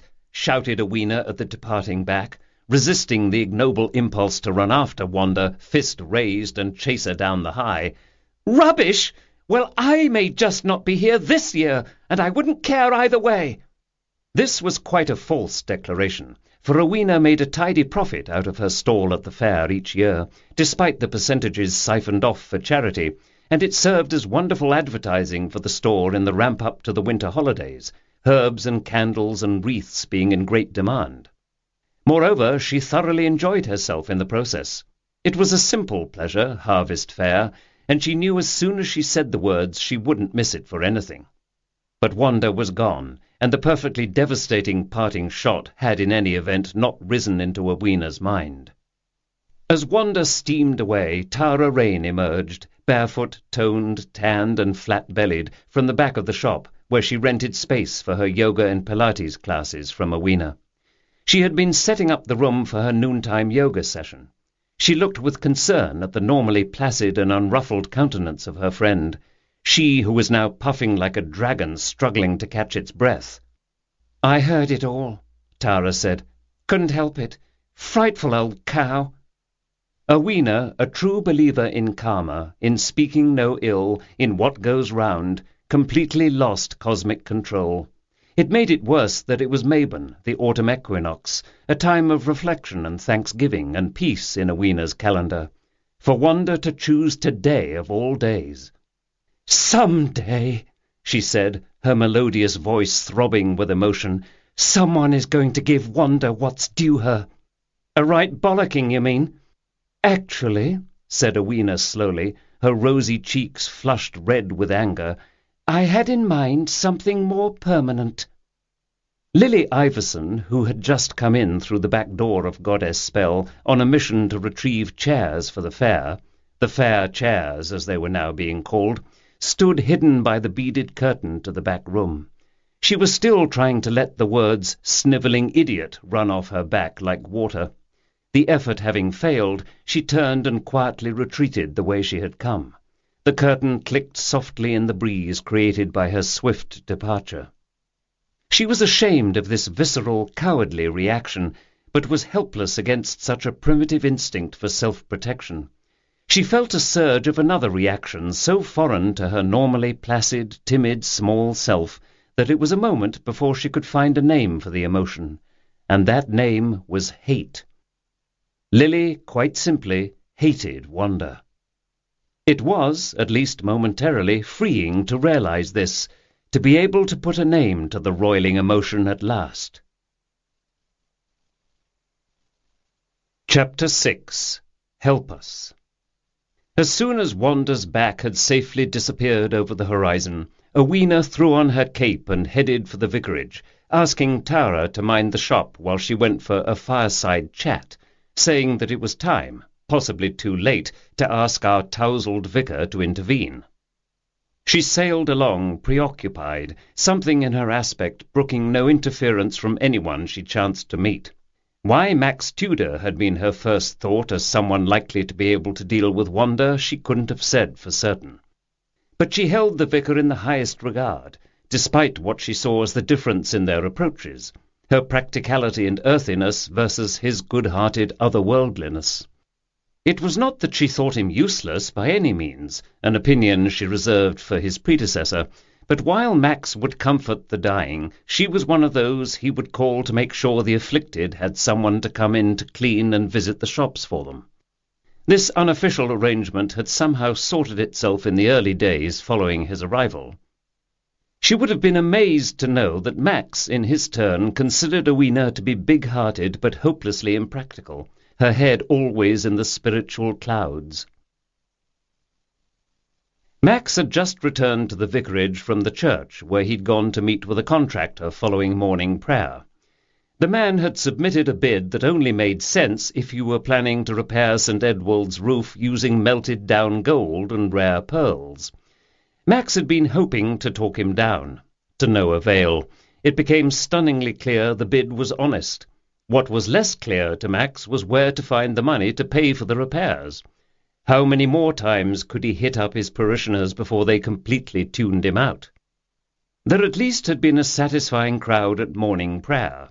On the if-you-build-it principle, Max had begun promoting weekday attendance at the service. Saying morning prayer was part of his duties as a priest, in any event, although there was nothing to require that he do this outside his study. For the first week or two of the experiment, he had recited the words in splendid isolation, but he carried on regardless. From those early isolated days, the celebration now had grown steadily in attendance, due in no small part to the coffee service afterwards. Max had come to an agreement with Elka Garth that benefited both her tea-room and the church. People now seemed not only to recognize the frame the service gave to their day, but to welcome the sense of community engendered by this simple daily commitment to themselves and others.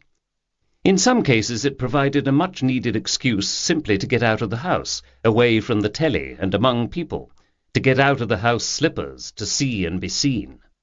It helped that Max encouraged the few young mothers in the parish to bring their babies with them. He had no illusions that he was making permanent inroads in the hatch, match and dispatch Anglican mindset, but it was a start in bringing people together. Social cohesiveness was as good as any other kind in creating a safety net for those who might otherwise feel they were on the fringe of village life. He made it clear at all times that all were welcome. Attendance, having grown, had held steady. In a small village, any absence was so much more noticed than in a town or city. The exponential power of peer pressure could never be underestimated. Besides, much of the social life of the village either emanated from the church or overlapped with its activities. Even the few holdouts who seldom attended viewed St. Edward's as theirs, so much was it a part of the historic fabric of the village. Max tried in subtle ways to present his parishioners with an ethical worldview, asking them to assess their lives in ways meaningful to them. In studying for the priesthood at Oxford, he had found it at times too easy to get caught up in ritual, in chapter and verse. The trappings of his MI5 days had not entirely left him, he imagined. The security service was, after all, an organization much like a monkhood, a closed brotherhood with its own esoteric knowledge, its own secrets. He further understood one could never underestimate the power of a charismatic priest.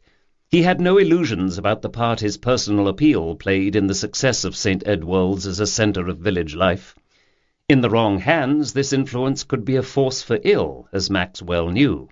He viewed his role in the village with an awed and humble respect. Mrs. Hooser announced their visitor in her usual garbled way. "It's that one that sells them herbs and candles and such like." This might have been several people in the village, but Max guessed correctly that she meant Awena, proprietress of Goddess Spell and maven of all things New Age. Awena was shown in. Not one to stand on ceremony, Mrs. Hooser said simply, "She's here," which was evident, and then shut the door loudly on Awena's back. Thea, poised for her usual rapturous leap at the sight of a visitor, remembered her training just in time. She sat hard, tail wagging so thunderously that its hip-shaking momentum threatened to topple her over. Awena paused, bending over to scratch Thea's ears. Awena didn't appear to walk so much as swim toward him. She was given to wearing long, flowing, drapey, often heavily embroidered robes that made her look like an icon carried on a float during a religious festival. Today it was a claret-belted robe in a silhouette made famous by the Empress Josephine. The colour somehow accentuated the almost purplish blue of her eyes under dark, arched eyebrows, eyes that generally held such a faraway look her real target might have been Alpha Centauri.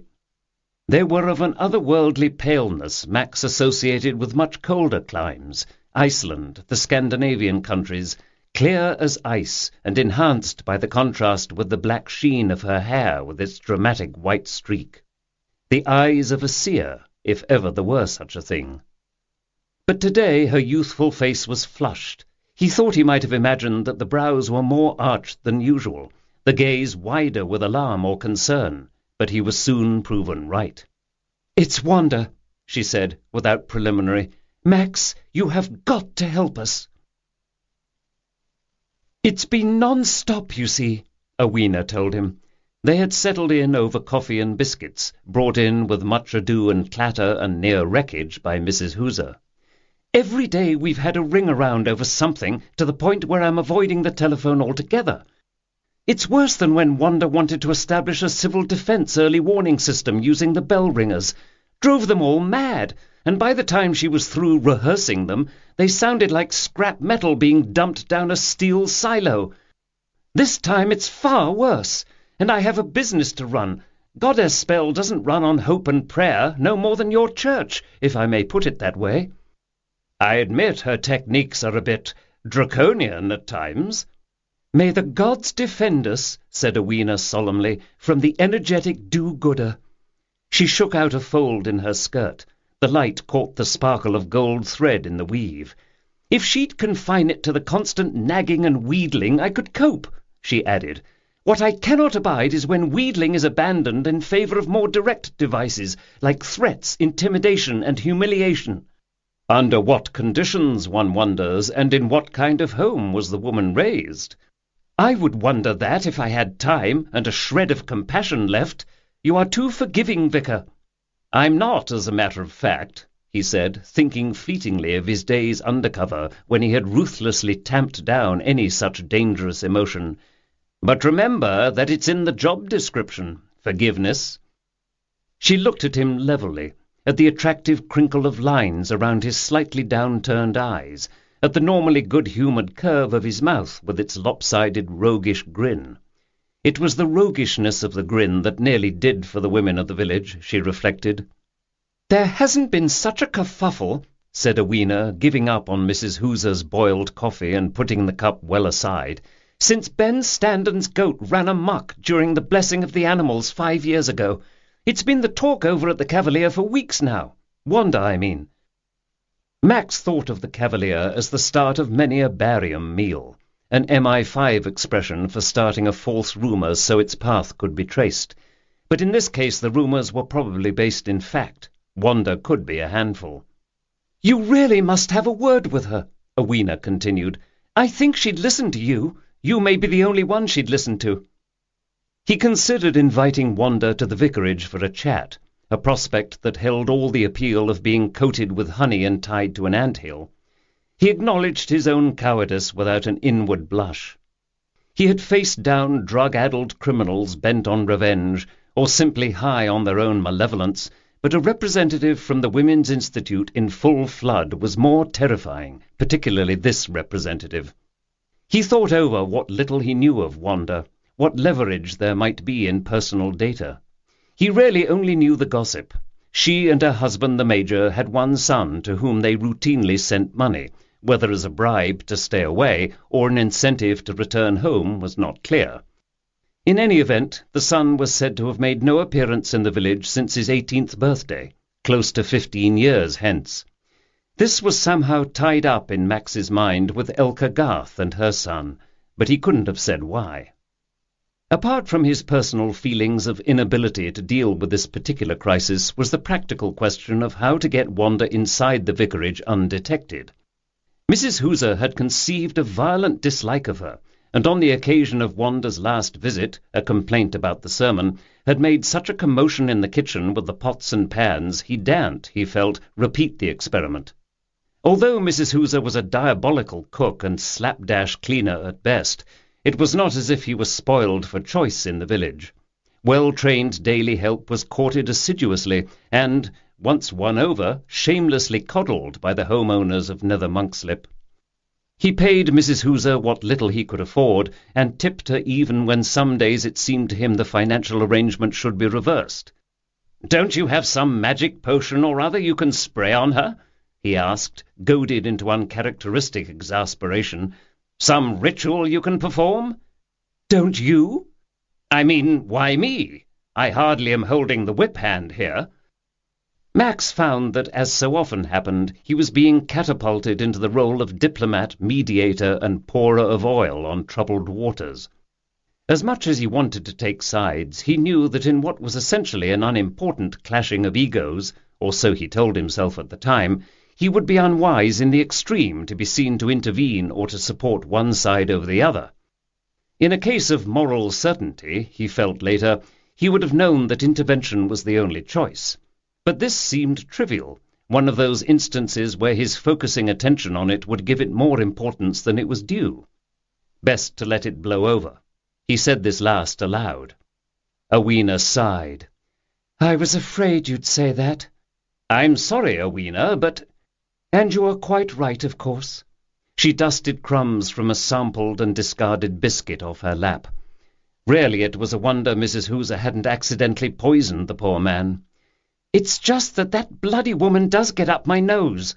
I guess I just wanted someone to listen while I let off some steam." He didn't feel he could mention this to Awena, but there was a further reason that prevented Max from weighing in. In his prior dealings with Wanda, she had turned on him, quite unprovoked, a heavy-handed coquettishness, smiling a fearsome smile and waving a perfumed handkerchief about like the fading star of some 40s film. It was so at odds with her usual sergeant-major approach to life and leadership as to be quite unsettling, making him doubt her sanity. Awena paused in petting the dog, who was leaning heavily against her knee. "Thea," she said, gazing into the sherry-coloured eyes. "What a beauty she is! Short for Theodora?" "No, just Thea." "Ah, it means goddess, you know, which is kind of funny when you think about it." Max grinned. "I know. She came with the name, and it just suited her somehow. No question she agrees it suits her." He had not had a pet since childhood. The unpredictable schedule of his former life had not permitted it. Nearly his first act on arriving in Nether Monkslip had been to adopt the young Thea, he supposed in some outward display of his desire for normalcy, for routine. "Anyway," Awena said, revisiting her previous refrain. "I still think Wanda might listen to you.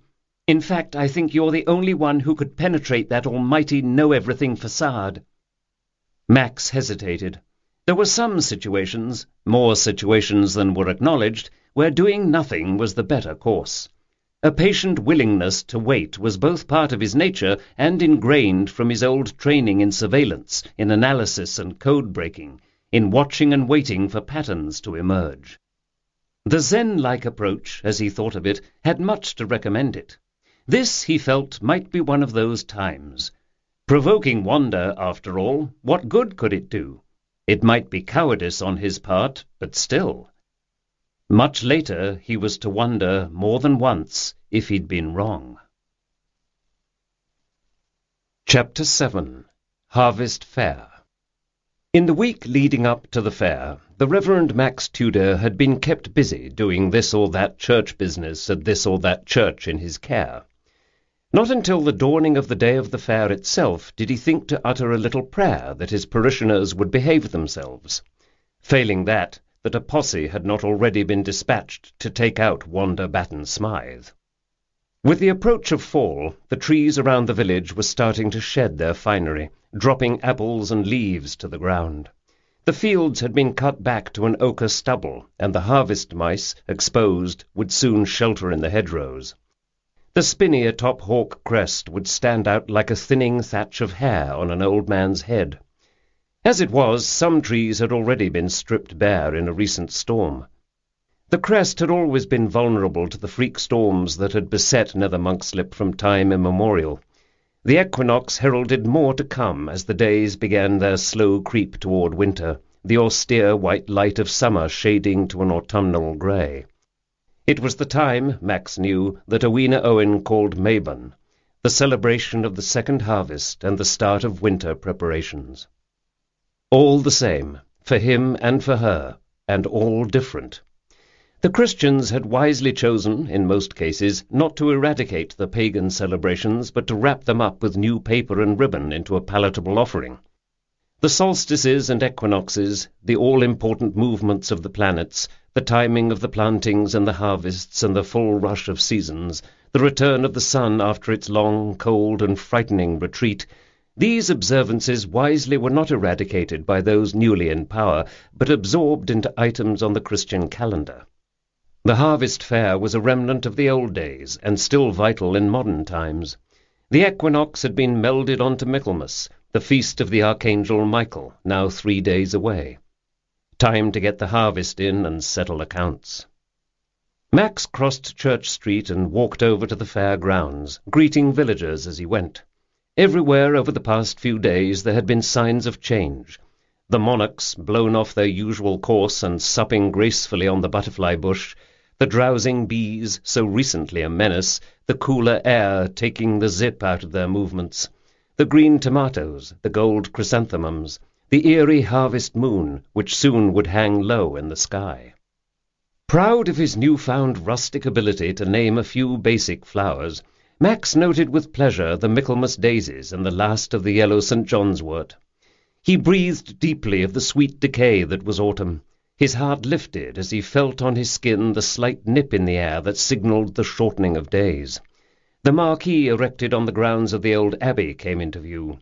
Use of the land had been donated for the day by Noah Carraway, collector of art and antiques, bon vivant, general man about Europe, and owner of Abbott's Lodge.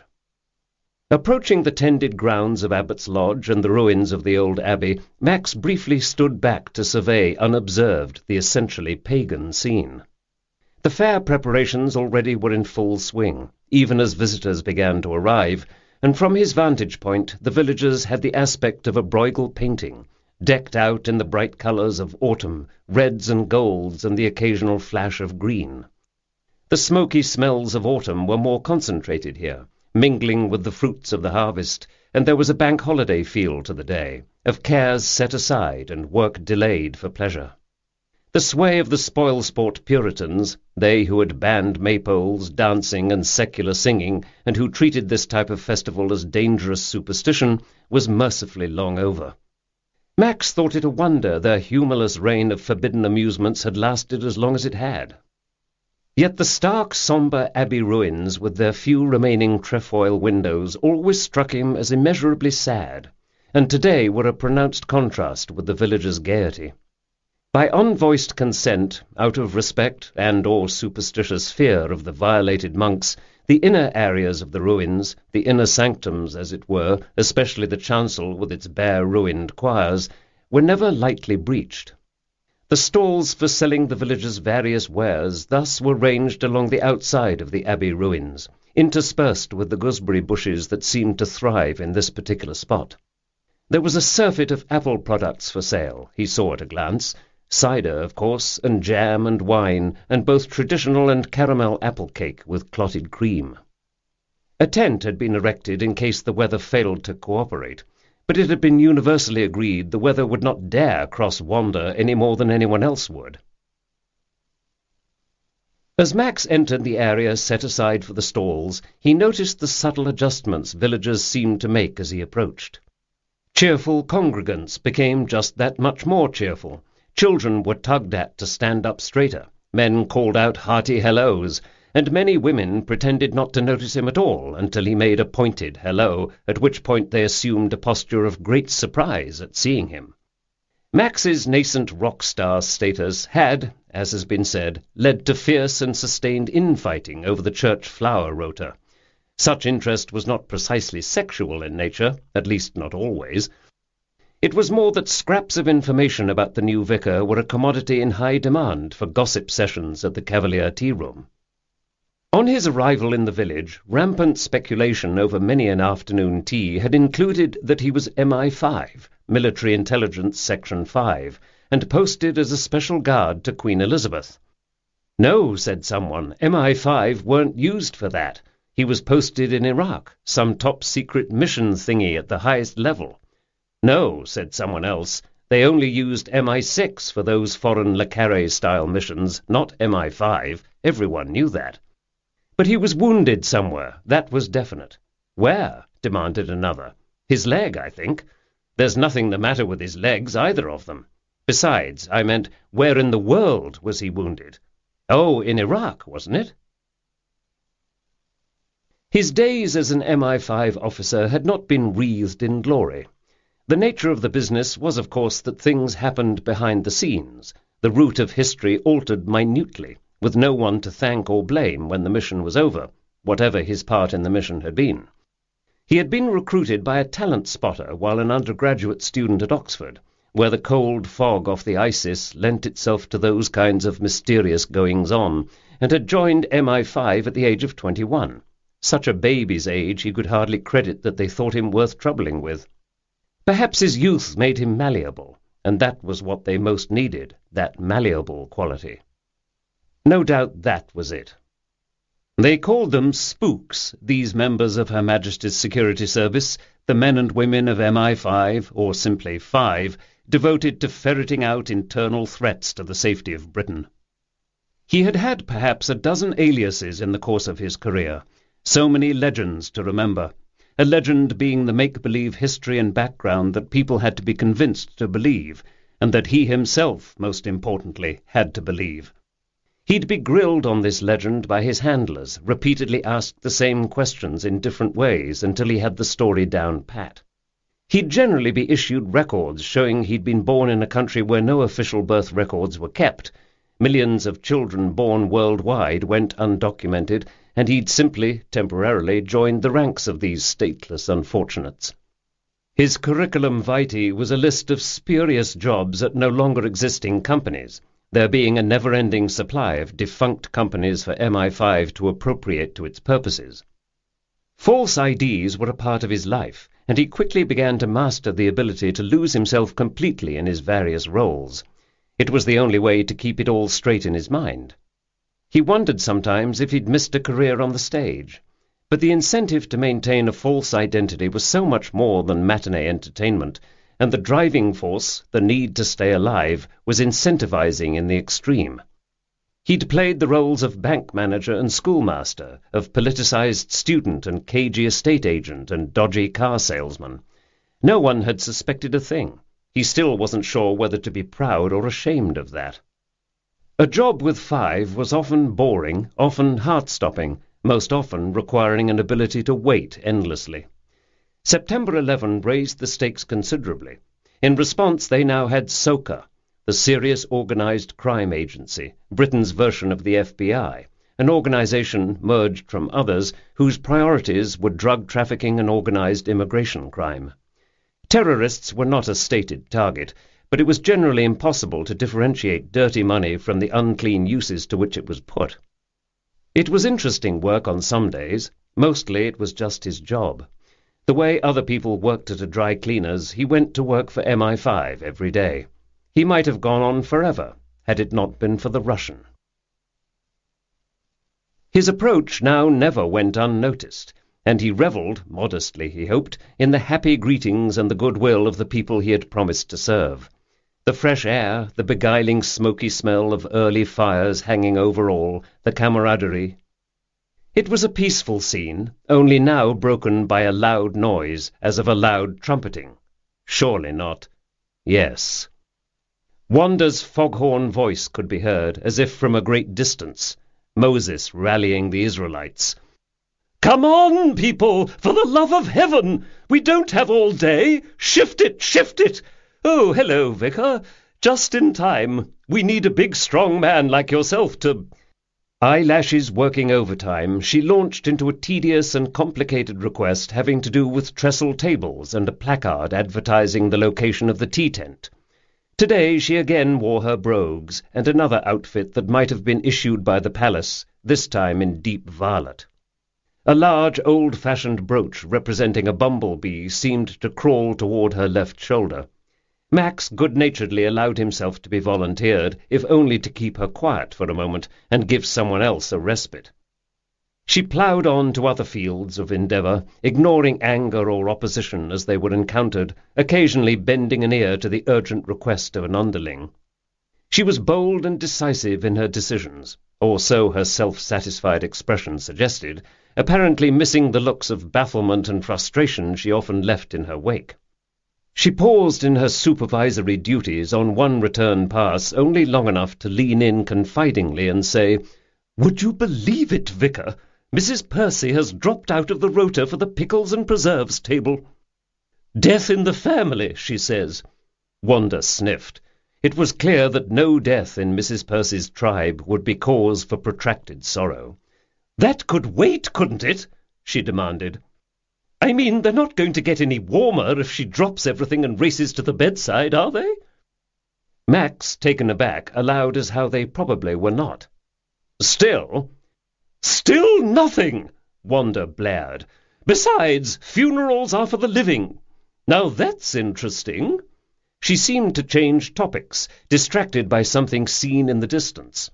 Her eyes took on the cast of an old sailor seeing a mythical, long-sought-after whale. "Well, well," she said slowly, "someone will need to be told." "What's that?" asked the vicar, himself distracted by a splinter that had found its way painfully into his thumb. "Oh, nothing to bother you with, Vicar, at least not yet." Here she turned on the spigot marked "Flirtation with Handsome Vicar" and fiercely batted her eyes. He noticed she once again had lined her lashes, with none too steady a hand, using some murky and dark substance like the leavings found in a coal scuttle.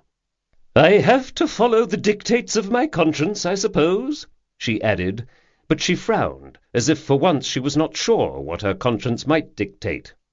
Then, recalling that she had a fair to run, and no doubt an insurrection or two to quell, she visibly composed herself, adjusting the fingers of her cotton gloves one by one, pressing the cloth into the valleys between her pudgy digits. Max had returned to his assigned chores, when, some minutes later, Wanda shot briefly into view again. "Time to man the braces!" she cried.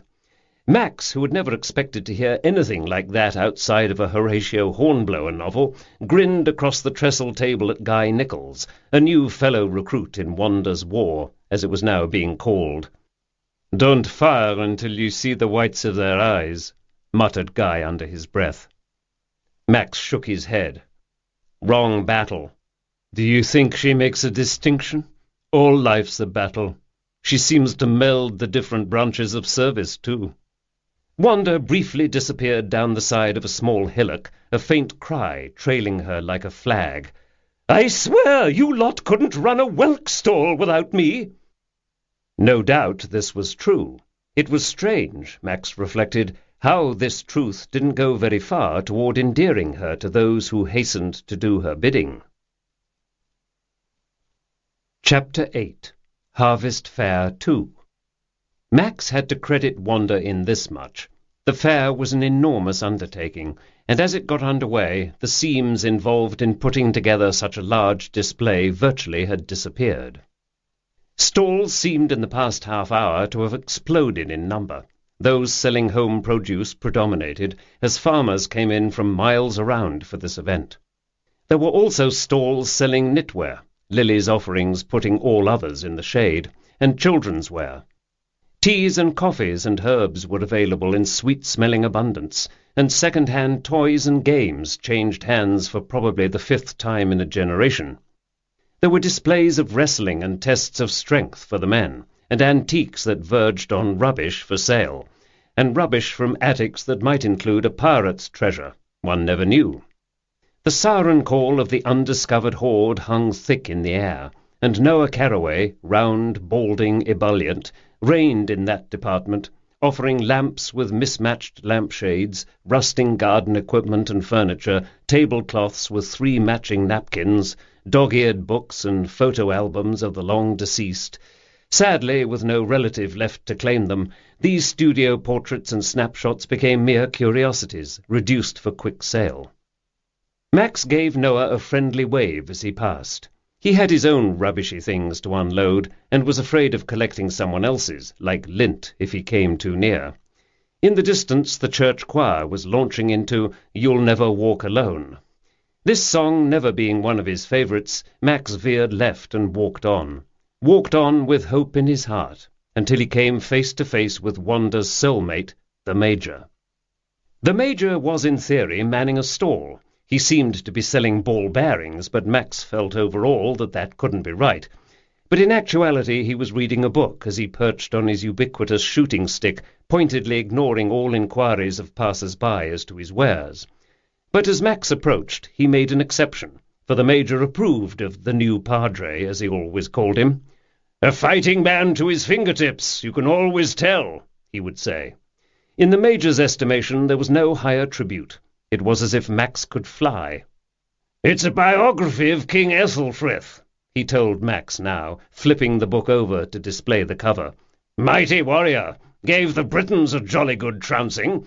Interesting note for you, Padre. At one point he killed the monks who were helping the Britons by praying for them.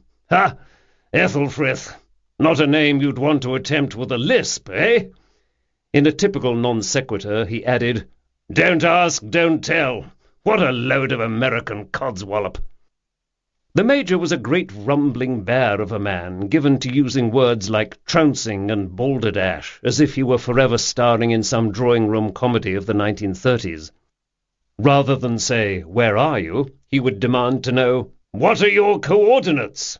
But he was almost a Dickensian character, wearing brocaded waistcoats in all seasons and with a Rudolph-like red nose that could nearly light the way in the holiday pageant. He had dark eyes, close-cropped white hair, a flourishing moustache, and a somewhat grey complexion. He was still able to wear the belts of his youth, only now they hugged the underside of a prominent paunch, rather than circling a waist rendered taut by daily sit-ups. Today's wide belt, slung low on his hips, gave him the appearance of a portly gunslinger. It was a source of some consternation and puzzlement to the Major, if not to Wanda his wife, that he'd never seen "action on the front lines," as he put it. But a senior officer had summed it up, succinctly if obliquely, in one of the Major's official evaluations. "The object of any campaign being to avoid a complete rout, it is recommended Major B.S. be confined to a behind-the-scenes role. Very behind." There was always an air about the Major of someone self-important, who was aware, if baffled, by the knowledge that the rest of the world did not share his self-assessment. Listening to him on any subject quickly made one conscious that time was not always fleeting, but could move at a tortoise-like pace. Max often felt sorry for the man, for his evident fall from what he had believed to be a position of influence in the world.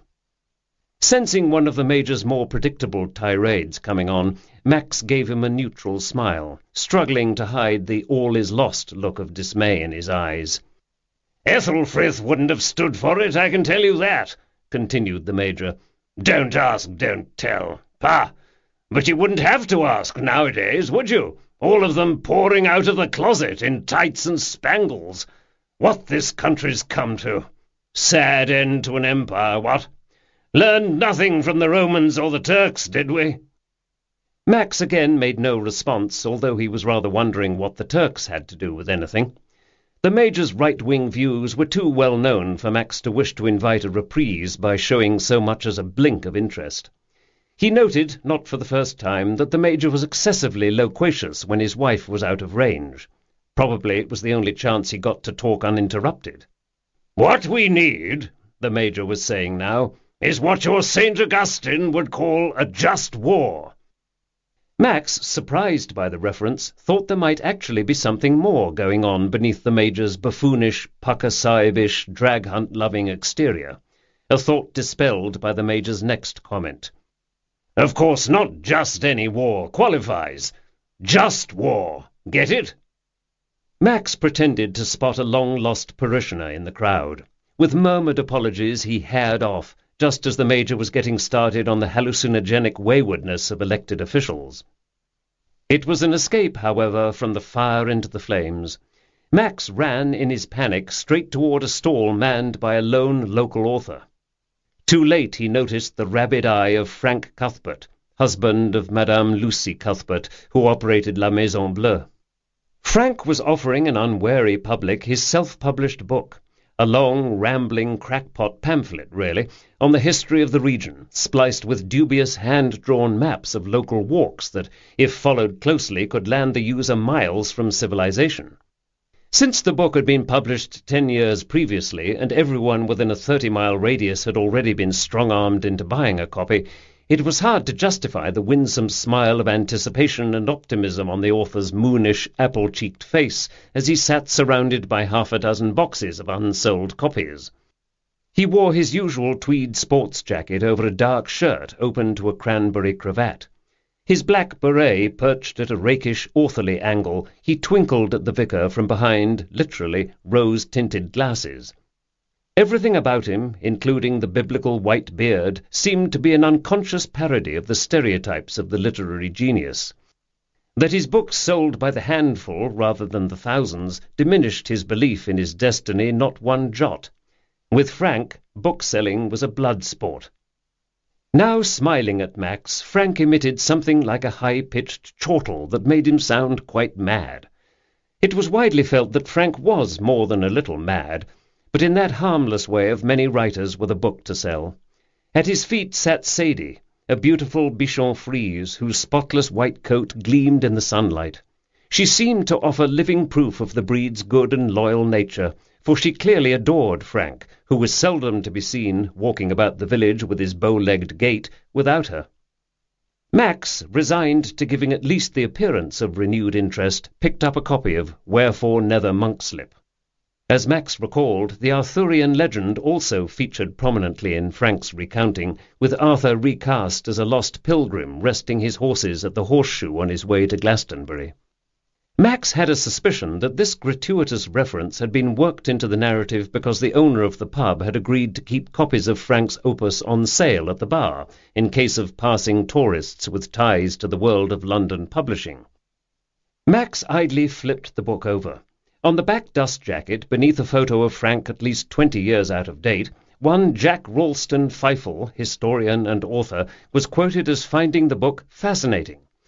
That, Max felt, certainly raised the question of what other books Ralston Feifel had read, overriding the key question of who in hell Ralston Feifel was in the first place. "You've read it already, haven't you?" Frank asked him now. "Oh, yes, and I thoroughly enjoyed it. It was just really good, quite good." God forgive me for being the liar I am, Max thought. His words had a noticeably galvanizing effect. "Yes, I felt there were parts, at least, that were extremely good in capturing the spirit of the various ages," Frank said, eyes alight. "Pushing the historic envelope, as it were. You thought it successful?" "Oh, my, yes." Max, now feeling both guilty and moved to pity, ended up buying yet another copy of Wherefore to add to his growing collection, thinking he could pass it along to some distant relative or other at Christmas time. As he started to walk away, he saw Frank push yet another copy of his book into the hands of a passing woman, simultaneously asking if she liked reading history. Max gathered this was a much-rehearsed technique, but the woman stared at the cover like Queen Victoria being handed a pamphlet on early contraceptive techniques. She shook her head and walked away. A woman made of sterner stuff than I, thought Max. He walked on and into the swirl of the fair, stopping briefly at the stall overseen by Lily Iverson. Lily was one of his Sunday regulars, but was not one of his morning prayer attendees. The requirements of farm life understandably interfered. Today Lily wore a Breton blue and white striped sweater. He complimented her on it, assuming rightly that it was another of her own creations.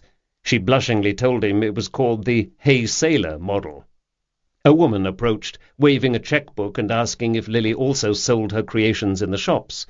Together the two women fell into an excited gabble. Someone at the next stall was selling corn dollies, each a work of art, traditionally plaited from the last sheaf of corn harvested, a symbol of luck to be held for the next year. These looked to be made from barley. They were another harking back to pagan times, when successful harvests were literally a matter of life or death. Max picked one up, turned it over. It looked like a child's toy, but much too finely crafted to be entrusted to small hands. A small girl of perhaps 7 walked by just then, dressed as a milkmaid in cap and apron, handing out flyers advertising the sale of goat cheese fresh from her family's farm. He came to the stall of Adam Birch, the cardigan-wearing owner of the Only Begetter, a shop selling new and antiquarian books. Adam was rumoured to be writing a novel, to have been writing the same novel, in fact, for many years. He hosted the local writers' circle, and had by now read versions of most of his book aloud several times to its glassy-eyed members. Adam himself had the eyes of a basset hound with a lifetime of bad decisions behind him, but he was in reality as sturdily optimistic as his fellow scribe and writers' circle member Frank Cuthbert. Frank held frequent book signings in Adam's shop, neither man discouraged by the complete lack of foot traffic these events produced. The literary life, Max gathered, and the chance at the brass ring was all. The books on offer from Adam today consisted largely of tattered copies of works by authors as disparate as Janet Ivanovich, Julia Child, and Agatha Christie. He browsed through several of the Christies, happily lost in the memories of Dame Agatha's ingenious plots. He was just leaving Adam's table with an extremely old copy of Crooked House, purchased for 50 pence, when he overheard a female voice say, "Have you seen Wanda?" He turned and spotted Awena Owen and Tara Rain behind the Goddess Spell booth, a gauzy affair of twinkling lights and scented candles, of herbs collected by moonlight and the promise of magic. Awena, her expression normally serene, was looking a bit the worse for wear. She didn't seem to notice that her sleeve was caught on the Make an Offer sign atop the boxes of tarot cards until she'd tipped it over. Setting it aright with a sigh of frustration, she said, "No, and that's not like her, at all." "I should say not," replied Tara. Her long red hair today was out of its usual yoga ponytail and pinned to the top of her head. A colourful scarf circled her face. Her complexion was its usual mix of year-round tan and freckles. Max gathered she spent a great deal of time near the water in Monkslip-super-Mare. "She's usually everywhere, or certainly does a good impression of being everywhere," Tara continued. "We're nearly out of tea, but there's more in the village hall, Wanda said earlier." He saw Awena hesitate. "I know, but who's going to help you mind the stall if I start coping with things in the tea tent? Wasn't someone supposed to be handling that? They'll rob you blind, this lot, if you're not careful, and we don't want Wanda chugging along to ask why the takings are so lean." Max stepped up. "I'd be glad to help." Awena, turning, clutched at his arm like a drowning woman.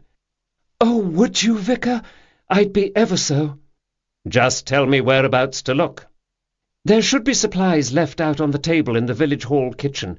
They'll be in an upper kitchen cabinet, if not. Is it locked? Awena shook her head. Shouldn't be. The two women sighed at Max's retreating back. Bloody waste of a man, that is, said Tara. I need to get on to my niece to get her out here for a visit. Too bad I'm otherwise engaged myself. She smiled, straightening the boxes of tarot cards. But that could change. Wanda, unseen by all but a few pairs of interested eyes, had minutes before stomped her way over to the village hall. Anyone who didn't know her well would have said she skulked over, in fact, a mode of locomotion not often in her repertoire. In any event, on reaching the door, she definitely looked over her shoulder to see if she had been observed. Which was odd in itself, for nothing could be more normal than that Wanda Batten-Smythe should enter the scene of many of her greatest triumphs. The village hall was typical of its type, perhaps better than most, since it had been richly endowed at its beginning. It had been solidly built between the two world wars from local stone, and the whole enlarged in years past via the munificence of a local squire, who had also given the St. Edward's Tower its clock. Wanda entered the main room and crossed over to a south-facing window, where she peered out cautiously from behind the net curtains. She adjusted the position of a figurine that sat on the ledge, a representation of a shepherdess, a decorative prop left over from a drawing-room play, a prop that had never been returned to its rightful owner. It was made of plaster of Paris and amateurishly painted, the shepherdess's hectic expression suggesting a facelift operation gone wrong, the receipt of a telegram containing bad news, or the irretrievable loss of her flock. Wanda sighed contentedly, a secret smile playing at her lips. She had recently had confirmation, if any more were needed, that her organizational skills were superb, second to none, and would be in much demand in the business world. Surely she was wasted here, hiding her light under the provincial bushel that was Nether Monkslip. She would need up-to-the-minute training, of course, but that was easily done. Possibly there was a course she could take through Denman College, the Women's Institute's adult education centre in Oxfordshire, but then those courses trended towards subjects like hen-keeping and stump-work embroidery. Perhaps what was needed was a proper degree, a longer course, with diplomas and exams and things. Her heart gave a thrilling little surge at the thought. If not Denman, then, certainly she could do something via the Open University, business or hospitality management or some such. Yes, as soon as the fair wrapped up, she would look into it. There was money to hand. Again, her pulse quickened at the thought of her new, glamorous, rewarding life. The sounds of celebrating villagers reached her ears, as a far-off ocean wave, or the muted blare a telly makes when no one's watching it. A whoop of pleasure, perhaps a cry of recognition as old friends from neighbouring villages seized the chance to catch up. Really, everything was going quite well. The fair was a personal triumph. At the thought, an expression of exultant satisfaction curled her thin mouth. She opened the door into the kitchen and practically twirled her way girlishly into the room, like someone in a shampoo ad. Yes, it was a tragic waste of her talent to continue on as she had been, year after year. Didn't the easy success of all her undertakings in Nether Monkslip just demonstrate that? Undoubtedly. The village was becoming too small a stage for her triumphs. It always had been so, and she was too young to waste any more time with the— A sound interrupted this reverie, a slight rustling, and the creak of the main door opening. Wanda frowned. That useless Morris had once again failed to oil the hinges. But she turned, her body tense with energy and awareness, a cautious smile of greeting on her lips. Chapter 9. Grim Reaper. The men of Nether Monkslip had learned their assigned tasks when it came to the fair, even before the accession of Wanda Batten-Smythe to the throne of the Women's Institute. These tasks included hauling supplies that had been stored over the preceding weeks in the village hall to the grounds near the Abbey ruins. The kitchen of the village hall was used as an additional staging area for various provisions for the tea that was served throughout the fair, the kitchen of the nearer Abbot's Lodge having quickly reached capacity. Walking past the marquee entrance, where Constable Mustile stood self-importantly on duty, Max literally ran into Guy Nichols, who was just emerging from inside. Guy rhymes with high, as he had told Max at their first meeting. A well-set-up man in his early 40s fell into step beside him. He had an open countenance with aquiline features and a smooth complexion, now, like Tara's, lightly tanned and freckled from the summer sun. He was a relative newcomer to the area, operating a trendy restaurant in Monkslip-super-Mare, and the men had formed a bond of sorts over their mutual newness and outsider status. Max welcomed Guy's easy friendship, framed as it was by the man's shrewdness, his sense of humour, and a worldliness that called to Max from his pre-Nether Monkslip days. Guy wore his sandy hair cropped in seemingly haphazard fashion by someone wielding an axe, but in fact in slavish and expensive devotion to the spiky fashion of the day. Max noticed the suspicion of a colourful hair dye on the tips, growing out from some previous experiment. Chefs, in recent years having achieved a fame to rival that of pop stars, had become more concerned with being adventurous in their appearance as well as in their menus. In voguish swashbuckler style, Guy wore a small gold hoop in each ear. Guy greeted him in the fashion which had become a routine between the two men. "Villagers haven't tarred and feathered you yet, I see." "I've escaped so far," Max answered. "Wanda still having you running hither and yon today?"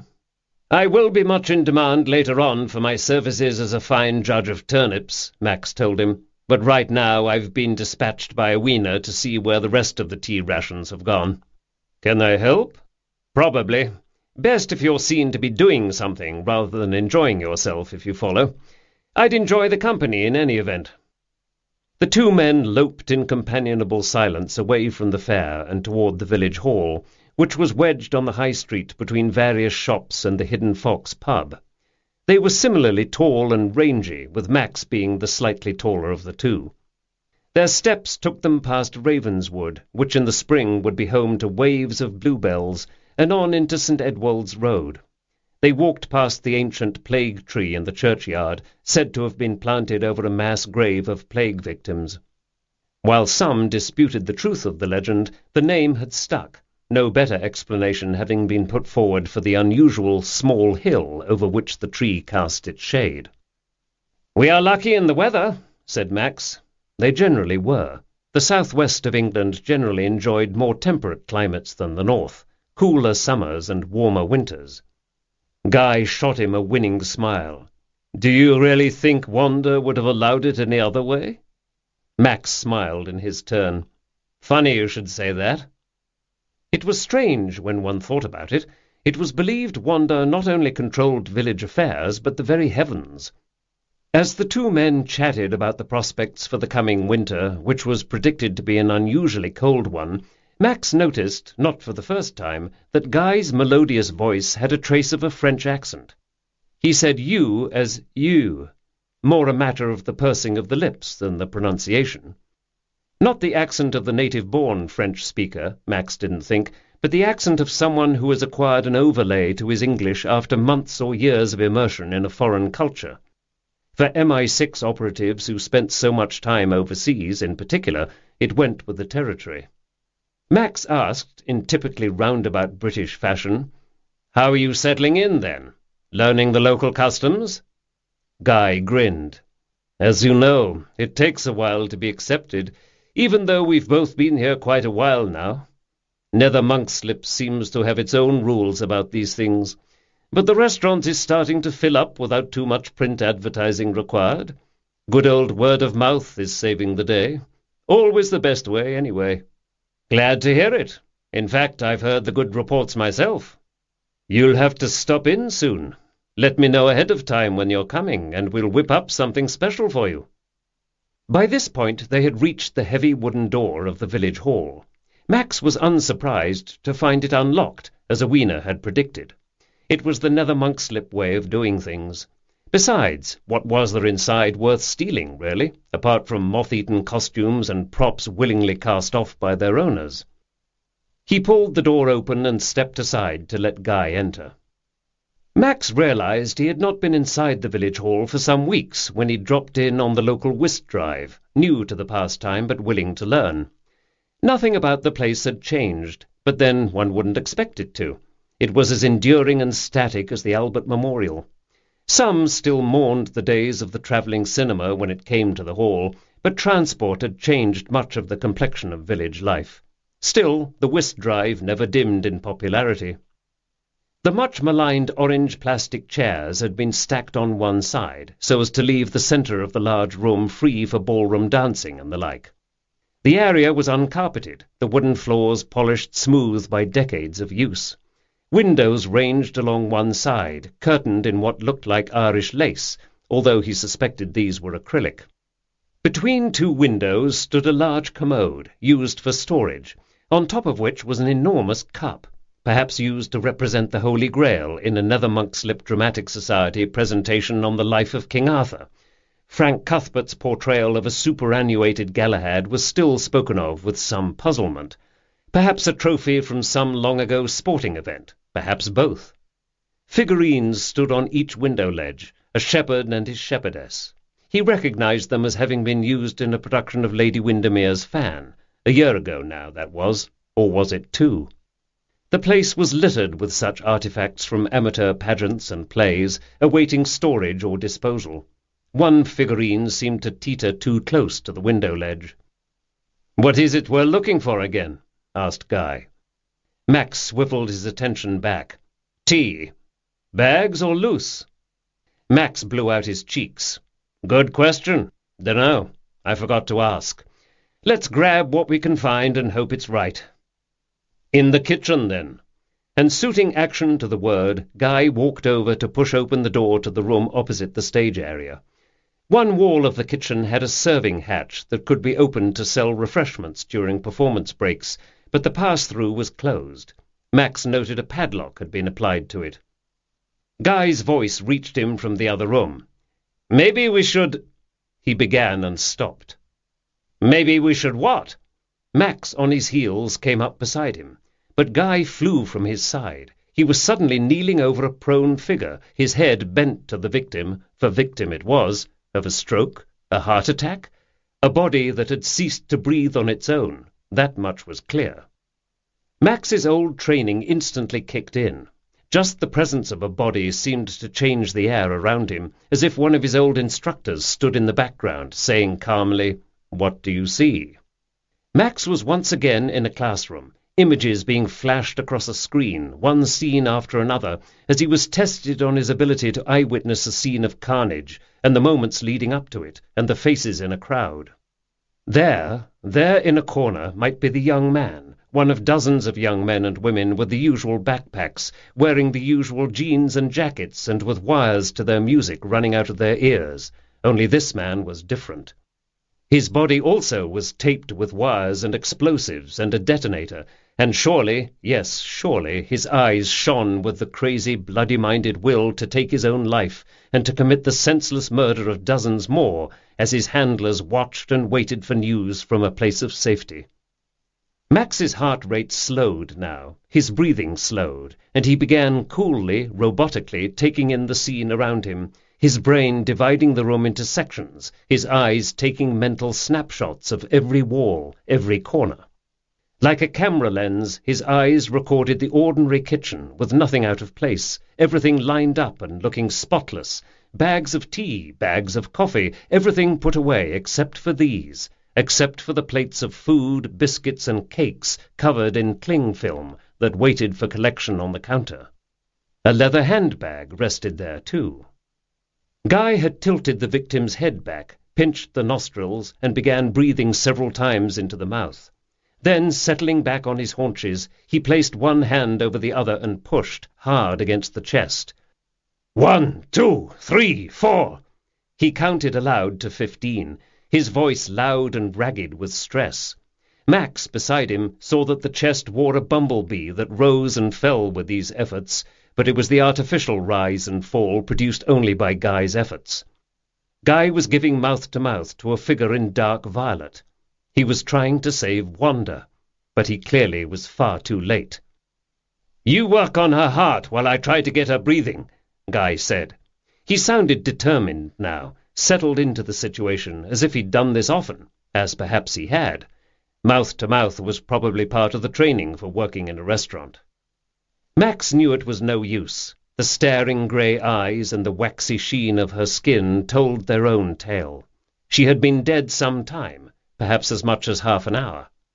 As much to humour the man as to ensure they really had done all they could, Max placed the heel of one hand on Wanda's lower chest. Locking the fingers of both hands together, he took over the chest compression, pressing rhythmically down with his palms as Guy continued to try to administer the breath of life. They worked in the desperate silence of the minutes, focused only on the body, on the lungs that refused to respond, until Guy, reluctantly, looked frantically back at Max and said, "It's no use." Max gently helped Guy to his feet and looked closely at the body. Wanda seemed to look straight ahead with wide, disbelieving eyes. This can't be happening. Her lips appeared swollen, and her hands were clasped loosely near her neck, as if she'd been choking and had made an instinctive, ineffectual grab for the afflicted area. He could see the scratch marks where she'd clawed at the white, soft skin. In honour of the day, she'd painted her fingernails, which shone glossy pink against her neck. Even as he took in the details, a no seemed to pinball about inside his skull. This can't be happening. Not here of all places. I came here, I became a priest. I came here to get away from senseless death, from too many deaths, deaths caused by me, deaths I was helpless to prevent. But even as the horror ricocheted inside his head, he continued automatically to register every detail. He looked again at the handbag. It had to Max the look of something Wanda would own, black and prim and squared off at the bottom, snapped closed at the top. In fact, he realized he'd seldom seen her without a similar bag, either slung over one arm or with the handle clutched to her waist with both hands. Then his focus returned to the body itself. What was different here? Ignoring those eyes, staring, accusing, filled with silent outrage, he took in the violet dress, the pin, the sturdy brogues on her large feet, which splayed out at the ankles. She wasn't wearing the body armour. Was that it? And her hair had been loosed from its final net death grip, and stood out in a sort of halo around her head, as if unleashed by humidity and the force of wind. There were marks on her wrists. Bruises? A struggle of some kind, then, or simply her struggle for air? She had clipped a small black velvet bow to the side of her finely shaped curly head, and this ornament remained in place. It was too small a device to be anything but purely decorative, which Max found immeasurably sad. Vanity might be a sin, according to some lights, but he thought in measured doses it was one of life's allowable little pleasures. It helped everyone get through their days. A simple thing like a velvet bow. Wanda worried about looking nice on her big day. "Let's get some help in here," he said, turning his attention back to Guy, who had moved away, averting his eyes from the corpse. "Do you have a mobile? I left mine at the vicarage. Mrs. Hooser had instructions to send Tildy Ann and her brother to fetch me if there were a need." "Mine was nearly out of power earlier," Guy replied, looking rather grey. "I'll try standing by a window to get a signal. You know Nether Monkslip. We could be on the moon." He walked into the next room and stopped near one of the windows. Max followed close behind, his eyes swiftly cataloguing the details of the space. As Guy powered up his mobile, he reached out to touch the figurine of the shepherdess on the ledge. "Don't touch anything," Max said sharply. Guy dropped his hand quickly away, but said, "Why ever not?" That was quite a good question, thought Max.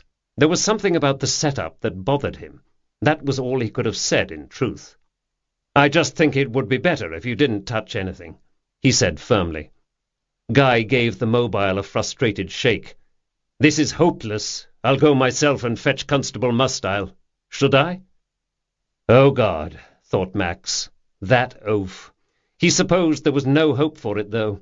Constable Mustile was the local bobby and the natural source for official help, rather the most direct route to officialdom. "Yes," said Max. "He'll need to ring in someone from Monkslip Supermare. Better the request comes from him. You go and look for him. He's standing by the entrance to the marquee, looking important, last I saw. I'll wait here and make sure no one comes in here accidentally. We don't want anyone to see her looking like that." He paused, then added, "I suppose you'd better tell him I think it's a crime scene." Chapter 10. Law and Order. Pod People.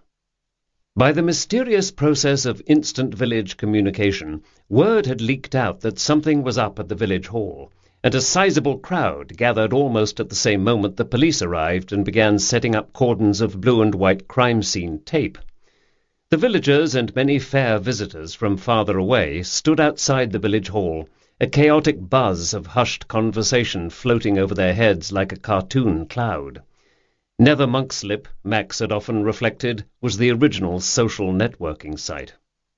The arrival of the police car from Monkslip-super-Mare had been excitement enough, as it careened up Church Street to the High, spewing dirt and gravel, and quickly followed by its smaller brethren. The police sitting in these tiny, new, energy-efficient cars looked like they were sitting in roller skates, which detracted somewhat from the gravitas of their mission.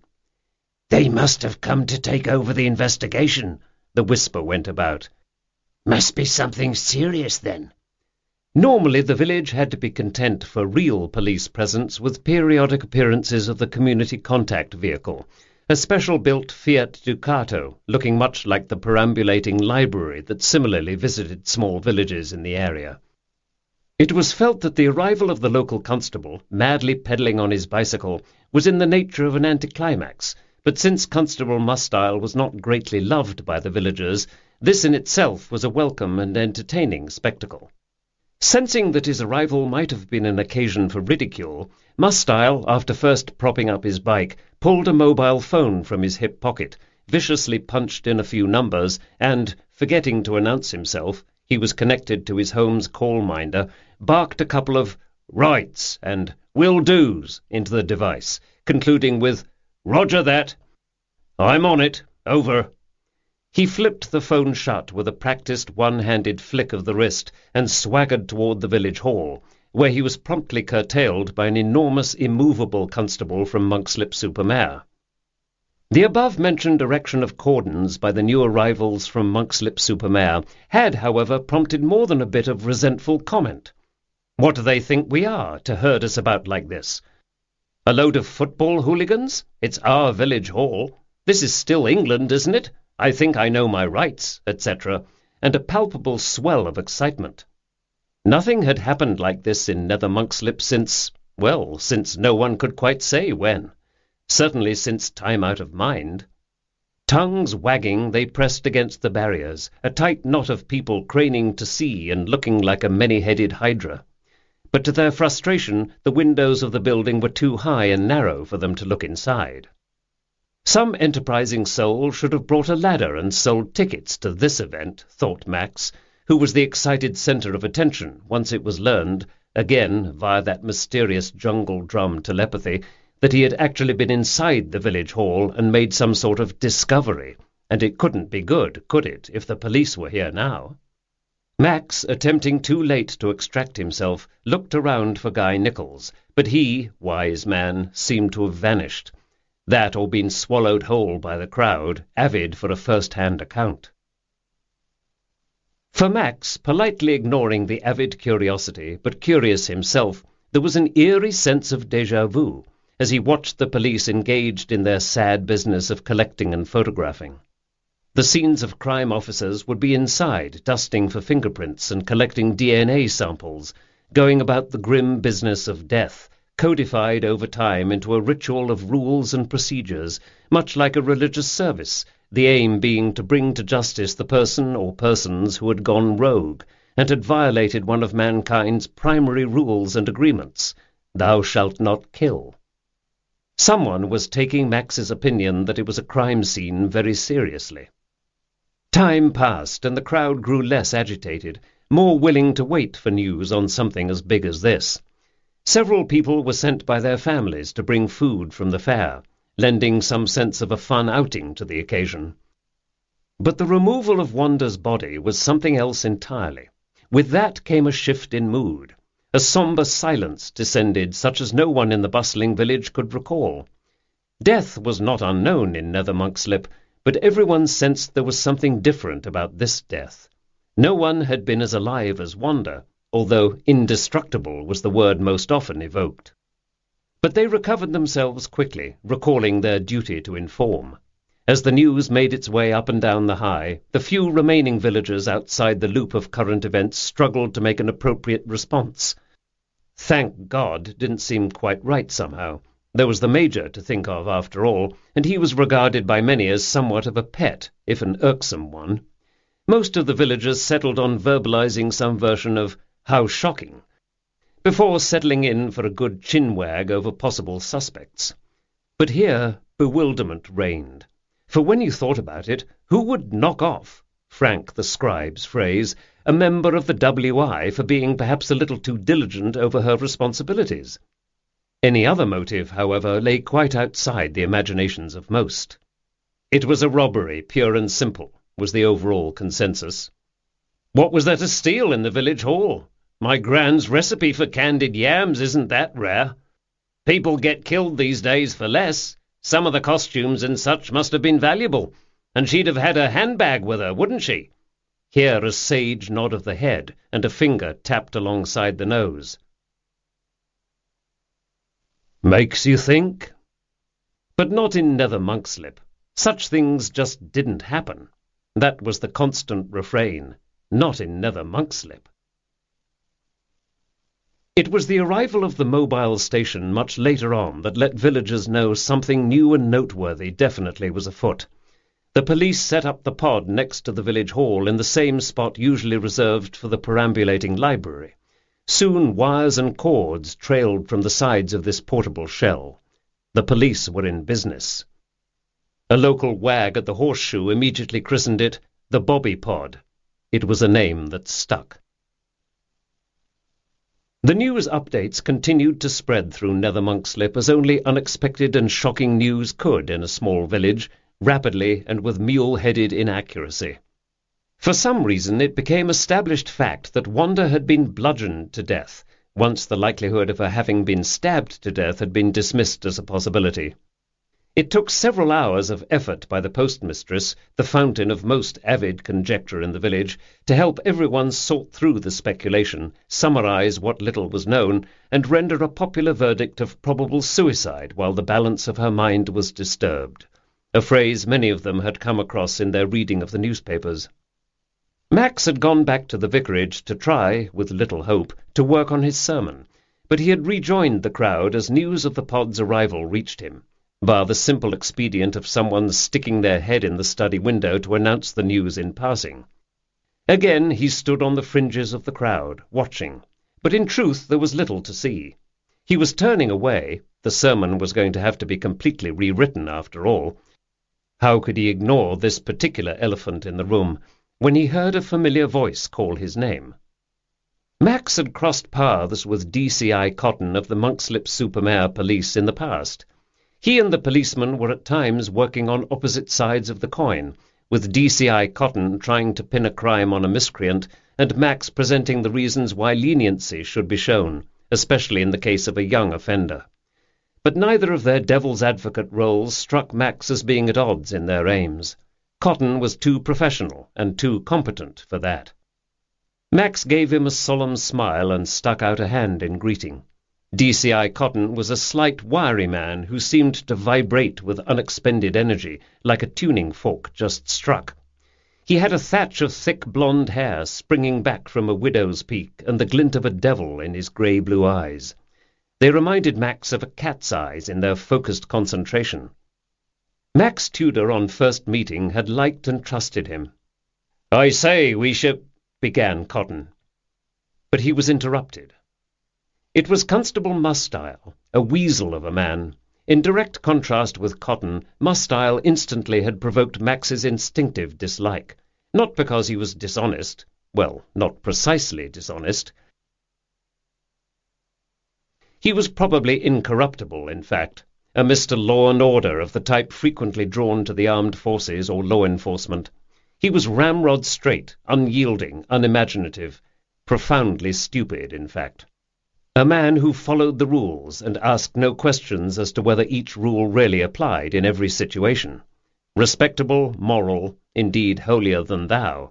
A bit of a bully, especially when cornered. A dangerous man in every way. "Hello," Max greeted him civilly. Mustiles seemed to enjoy cementing his reputation as a bit of an ass. He ignored the vicar and spoke directly to his superior. "Clearly it will be travellers responsible. I'll get right on it." Cotton regarded him. "Travellers?" "You know, gypsies. You've spotted a caravan sight of gypsies, have you?" They were joined briefly by Detective Sergeant Essex, who handed Cotton a report of some type, then walked on. Max had briefly seen her as well outside a courtroom in Monkslip-super-Mare. Tiny and extremely fit, with her multicoloured strands of hair, she reminded Max of a small terrier. A blind man could see she held Mustile in the lowest possible esteem. "Course not," Mustile was saying. "Sir, only stands to reason, though." Mustile had caught some of the zeitgeist in the village and expanded on it, seasoning it with a bit of his own brand of bigotry. Over his head, Max and Cotton looked at each other. "Thank you, Constable. That will be all for now." Mustile nodded, all but clicking his heels and saluting. He turned sharply and left them. As the constable departed, DCI Cotton seemed to reconsider. He called him back. "Actually, I say—" he began. Mustile spun on his heels and stepped smartly back toward them. "Do you know what would be useful? If you could get a statement from the local postmistress. In my experience, that's the person in a village who always knows where the bodies are buried, so to speak." Having sent Constable Mustile on this spurious mission, he turned to Max. Relief was reflected on both their faces. Cotton said, "I've taken a room at the Horseshoe for tonight, perhaps longer. I'll be putting in some long days, and I don't relish that drive home after dark." "That sounds a sensible plan," said Max. "Mind if I drop by the vicarage this evening? It probably will be late." "Certainly, if you think I can be of help." The look Cotton gave him was quirky. "Help? You started this ball rolling. I'd like to hear your reasons," he said, adding, "Not that I disagree with you." Chapter 11. Baptizing the Teddy Bear. The cold descended like a sheer curtain that harvest fair night. The autumn sun had quickly dimmed, and the smell of burning firewood now floated over the village in a pine-scented cloud. Max also had a fire burning in his study, shedding its light on the gilt-framed painting over the mantel. There was a crackling noise as a log collapsed. He grabbed a poker and pushed the log back to safety. Mrs. Hooser had long since left for home. At the rap of the knocker he went to answer the door himself, Thea close at his heels. DCI Cotton strode in what was apparently his habitual mode of alertness, tightly wound and ready to strike. Apart from a jacket swinging from his shoulders that looked like it might be Armani, he reminded Max of countless men and women he had worked with in the past. He somehow felt in Cotton's brisk presence the push-pull of that past, and was sure that if you were teamed with a man like Cotton, he'd always have your back. Max thought fleetingly of a former colleague and pushed the thought aside. "We've sent Constable Mustile on a search of Ravenswood." Max parted the curtains and looked out the window. "In the pitch dark? Why? Do you expect to find anything there?" asked Max. Cotton answered him with a wry grin. Max, catching on, "You wanted him out of your hair. If we've a hope of finding out what happened to Wanda, that man is best kept as far away from the scene as possible. We'll make a fuller search of the woods in daylight hours, of course. It's not completely a spurious assignment." Cotton arranged the razor-like pleats in his immaculate trousers and sat on a chair beside the fire. Max joined him opposite. "Wanda?" he asked delicately. "They've taken her to the police mortuary at Monkslip-super-Mare." Max gently persisted. "Is there anything you can tell me? It goes without saying, but it will go no further than this room." Cotton readily replied. "She does not appear to have been sexually molested in any way, And she had her handbag with her, with a few pound coins inside, her cash point card, and so on. Cause of death appears to be anaphylactic shock. Max said, I thought it must be. She was famously allergic to peanuts. So much for the passing crazed madman theory, then. Sex and theft ruled out. So we're left with what? That remains to be seen, said Cotton, rather complacently, Max thought, wishing he were as sanguine. With the obvious motives ruled out, what was there left? The village hall was unlocked when Guy Nichols and I went there, he told Cotton. It was left unlocked all day, I would imagine. Probably. At least we are going for now on the assumption that the building was kept unlocked for the day, since access would be needed by so many people, yourself included. Even had it not been unlocked, prying open a window would be easy as winking. No sign of that, though. None whatsoever. But of course Wanda, in the normal course of events, would have a key. Whatever she was there for, to pick up some forgotten or left-behind item perhaps, it also seems unlikely in the extreme that she would bolt herself inside, doesn't it? Whatever for? So anyone could walk in while she was there, surprise her. Anyone at all. The fireplace made another crackling sound, loud as a bullet in the cosy room. There must be a lot of tar on the wood, Max thought. He rose again to adjust the logs. Why was she there? Cotton, watching him, mused aloud. Dressing down a volunteer? Surely it was too late or too early for that, and she would be needed elsewhere, or she would believe her presence essential elsewhere. Max could only shrug. There was no telling what went on in the windmills of Wanda's mind. Again seated, he said, I gather you've been talking with people about her. You've certainly summed up the essence of the woman.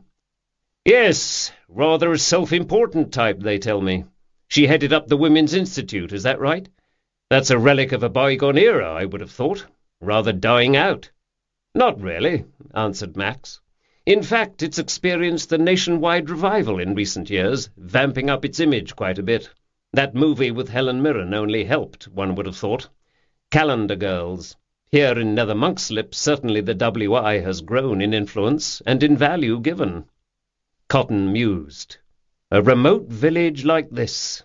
It's unusual, isn't it, that a village this size would have a women's institute? Not at all, said Max. The WI has an enthusiastic membership here for that very reason. Nether Monkslip has little nightlife or other entertainment to recommend it. You could say the lack of other options ensures its continued success. They do much good work for charity, and as a whole the National Federation has gone to great lengths to modernize its image. Not all German Jerusalem, as the saying goes. Correct. Also, things like the Poppy Day collections and the children's party at Christmas, which might in the past have fallen to the Royal British Legion Women's section, now tend to come under the sway of the Nether Monkslip WI. Everything does, now that I come to think of it. Even many things that would have been in the Church's domain at one time. We simply don't have the resources we once had. And Nether Monkslip may be unusual and blessed in having so many business-like, astute women in the population. And men, presumably. And men. But the power, behind the scenes and otherwise, my impression has always been that it belongs to the women. That was certainly my impression in Wanda's case. A lot of money involved, is there, in all this charitable work? Max looked at him with sharp appreciation. Yes. Not in the millions of pounds, but enough to be tempting. It's one motive that occurred to me, too. Money changing hands, Wanda in an oversight position. Cotton went on to tell him that the police had had little luck in pinning down exactly when Wanda had disappeared. It was more like an absence of noise and strife, noted Cotton, and thus hard to pinpoint, although when she was found it was not open to question. A priest backed up by a witness, Cotton said. You couldn't ask for more unless the witness was a judge. Not everyone would agree with that assessment these days, but thanks for the vote of confidence, Max replied. However, the fair volunteers all seemed to agree they were too busy to notice, and in some cases it was said just happy Wanda was leaving them alone, Cotton went on. No one exactly sought out her company, I gather. Some kid claims to have heard a commotion around noon coming from the village hall. We'll put out a general appeal to the public, asking for witnesses to come forward, but I'm not counting on much to come from that effort. The usual crackpots will waste police time claiming to have seen Wanda looking either wild-eyed, despondent, or deliriously happy, or all three at once, in her last moments on Earth. No doubt, said Max, who had his own experience of a too helpful public in his past. Just for the record, Cotton asked, who had keys to the place? Was it normally kept locked? Max made a seesawing motion with one hand. Sort of. Things tended to operate on a basis of either trust or carelessness, I'm afraid. But who had the keys? Max thought. Wanda, her second-in-command, Susanna Winship, and the maintenance man, clean-up crew Gardner in the person of Morris, an amiable and rather slow-witted man who did odd jobs around the village. Aloud, Max listed them, adding, "These people for a start. Of course, as there was little in the building worth stealing, unless you count that ancient, erratically functioning slide projector, custody of the keys over the years was a haphazard venture at best. She could have been killed by anyone, in fact, if it were a question of someone getting in and waiting there for her. I gather that is the drift of your questions." Cotton countered with a question of his own. "Killed? We are talking about murder, then, Father?" "Call me Max, please. Father never sat right with me. Yes, to answer you, almost certainly we are, I'm afraid. Unless she snuck off with a peanut biscuit to do away with herself in private in the middle of the fair, which is not at all likely, given her personality for a start. Not at all. No one, in my estimation, was less given to suicidal thought or action than Wanda." Cotton said, "An accidental poisoning, while possible, does not explain her excited demeanour when talking with Susanna Winship at the fair." Max leaned forward. "Really? Susanna said that?" "What Miss Winship said was that if she didn't know better, she'd say Wanda looked and acted like a woman headed to an assignation." "Wanda?" Max could not get his mind around the concept. Beneath all the bombast, the corgi-walking ensembles, the scarves, he supposed there did beat the heart of a red-blooded female. Still. "Accidents do happen," Cotton was saying. "So does malice aforethought," said Max, "and that's what I think you're dealing with here." Cotton gave him a thoughtful look. "That's what the local doctor thinks, too. Susanna's brother, as it happens. Serious reservations he has. He won't issue a death certificate and has kicked it over to our man in Monkslip-super-Mare." Max thought solemnly of the marks on Wanda's wrists. There really hadn't been an alternate explanation for those that made sense. DCI Cotton had rested as long as it seemed he was capable. Now he jumped up and began surveying the contents of Max's bookshelves. He didn't pick any up for a closer perusal, for which Max could hardly blame him. The collected sermons of Josiah Pentworthy, D.D., 1630 to 1689, hardly made for riveting reading, even in its heyday. "Did no one see her? Notice her movements?" asked Max of Cotton's back. "Not see her walking toward the village hall? It seems impossible." Cotton spun round in nearly a Fred Astaire movement. "We'll be asking everyone that, of course. I'll be sending my uniforms round house to house with pro-formers to catalogue everyone's whereabouts. It all takes time. Door-to-door inquiries. The village will never be the same." Max sighed at the thought of it. There would be those villagers who were horrified and those who were titillated by the attention and excitement. But no matter what the individual reaction, the smooth, placid surface of the village had been ruffled and might never again be unruffled. "Everyone was at the fair. Or so it seemed," said Max, drawing out the words as he pictured in his mind the colourful Bruegel-like scene. "I don't think you can see the village hall from the grounds of the Abbey ruins or from Abbott's Lodge." "That's not going to help much when it comes to eyewitnesses." "I know. And there were so many of them in attendance." "I know. Including people from outside the village, whoever they were." Ordinarily, especially at that time of day, shop owners and other people with jobs and obligations would easily be accounted for, Max reflected. Although, unless they went out for a pub lunch, that wasn't strictly true.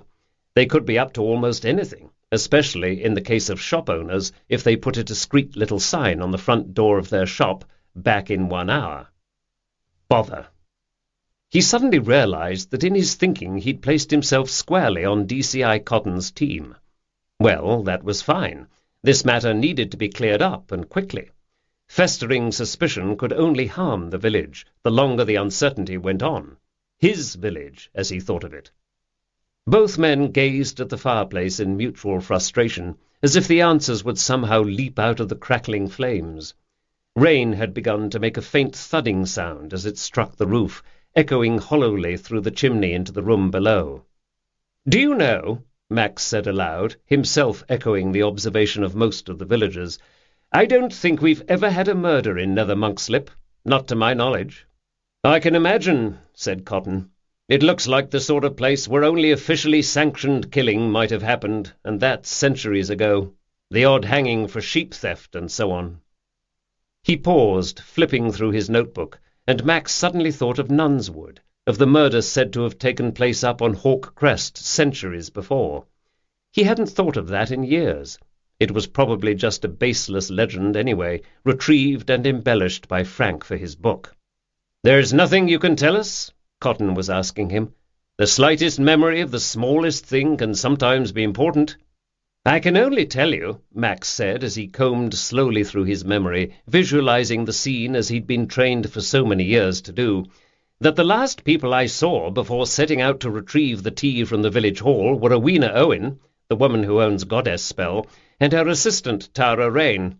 But that means nothing, of course, because I can't say where they were all morning, where anyone was all the morning. Mustile was by the Marquis and Guy Nichols emerging from it. Again, that means nothing." Cotton nodded in agreement. "You say someone heard a commotion. I wonder if she yelled, 'Unhand me, you villain,' or something like that," said Max after a pause. "I must say Wanda strikes me as the kind of woman who would say something old-fashioned like 'unhand me.'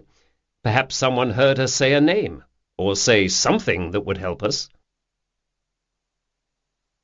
Cotton said, "Far too much noise and far too far away.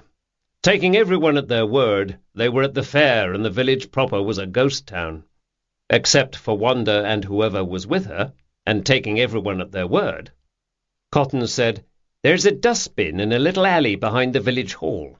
Nothing found there that shouldn't be there, as far as we know now. Nothing found in the alley, at least, so far. But we don't know what to look for, if anything." He was bouncing now on the balls of his feet. It was not unlike having a puppy in the room. Thea, perhaps sensing this, was nowhere to be seen, Max suddenly realized. Cotton was in fact so animated Max thought he could see the thrumming of the man's heart beating in his chest. Then he realized it was his mobile phone. "Excuse me," said Cotton as he fumbled the instrument out of his pocket. He saw who it was from and briefly turned his back, muttering something curt and official-sounding into the receiver. He rang off and told Max, "There will be a post-mortem. No surprise. I'm expected to be there." Max felt a small frisson of revulsion course through his body. He'd always been loath to know too much about the necessary machinery of investigating a suspicious death. Custom did not stale its power to repel, even as he applauded the advances in forensics that could help the police unmask the guilty and exculpate the innocent. Cotton went on, "I have some routine matters to clear up. Wanda's my priority, but I have to hand off everything else I was working on. If you need anything in the next few days, I'll be at the pod, or someone there will know how to reach me, or you can try the horseshoe." Cotton, patting the mobile back into his pocket, then carefully straightening his pocket handkerchief, added, "Since the circumstances are unexplained, there will be an inquest as well." Max nodded. "I know. There would always be an inquest under these conditions." "Did you notice her particularly today?" Cotton asked. Max shrugged. "Yes, and no. She was here and there, everywhere and nowhere. She would grind to a halt periodically to admonish or chastise someone, then spin off again in new, seemingly random directions. Have you yourself noticed anything unusual, say in recent days leading up to the fair? Strangers in the village, anything like that? Just the villagers themselves, being no stranger than usual. They're a close-knit bunch in some ways. One would almost say inbred, but that was centuries ago, if it happened, and of course not true in the case of the new arrivals, which many of them are. In other ways, they're competitive. Like family, given to differences. You could say so, but petty differences, grudges held over trifles, grudges quickly relinquished in the event of a real crisis, a neighbour in real need. Nothing on this scale, nothing approaching murder. It's unfathomable. If you knew them as I do, you'd see how incredible this all is. Cotton regarded him thoughtfully, the solemn, good-looking man with the dark grey eyes. "Perhaps you wouldn't be the one to notice someone plotting evil in the village, would you?" he said. "You were trained to see only the good in people." A part of Max's mind immediately rose up in revolt at this Pollyanna-ish view of himself and his nature, as if he was some good-natured, feeble-minded rube, easily gulled. He may have been stung even more by the fact that he suspected the Pollyanna side of himself was true, and, worse, ineradicable. He did tend to want to see the good in people, despite all the evidence at his command that men and women, all of them, were capable of the worst cruelties. But he said, rather sharply, "I was with MI5 for nearly 15 years, and trained, if you like, to see the evil in those around me." Despite himself, he felt better after this somewhat childish outburst, particularly when he saw the gleam of new respect in the other man's eyes. "No shit," Cotton said slowly, wonderingly. Then, gosh, wow. "But," Max went on, "I have to admit, whatever is going on here, I do not understand it at all." Cotton had actually stopped jiggling about for a moment, Max noticed. The shifting firelight, playing tricks, carved deep hollows beneath Cotton's brows and cheekbones. His eyes glittered the colour of pale rum. Cat's eyes. The two men might have been swapping ghost stories. In this shifting light, Cotton again brought to mind Paul, someone Max had tried very hard to forget. In their young days together at university, he and Paul had cut a wide swath through the female population of London.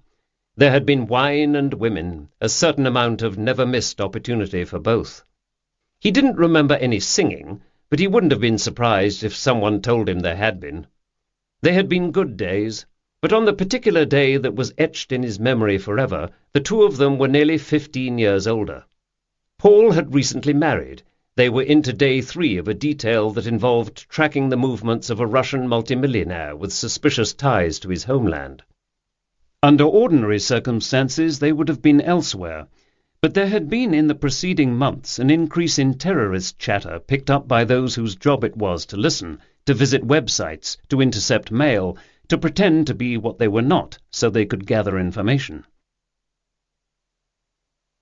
A covert listening agency, one of many dozens worldwide, had picked up what sounded like a plot to hijack an Air India plane flying out of Mumbai, using shards of broken pottery souvenirs as weapons, and had shared that information with MI5 and others.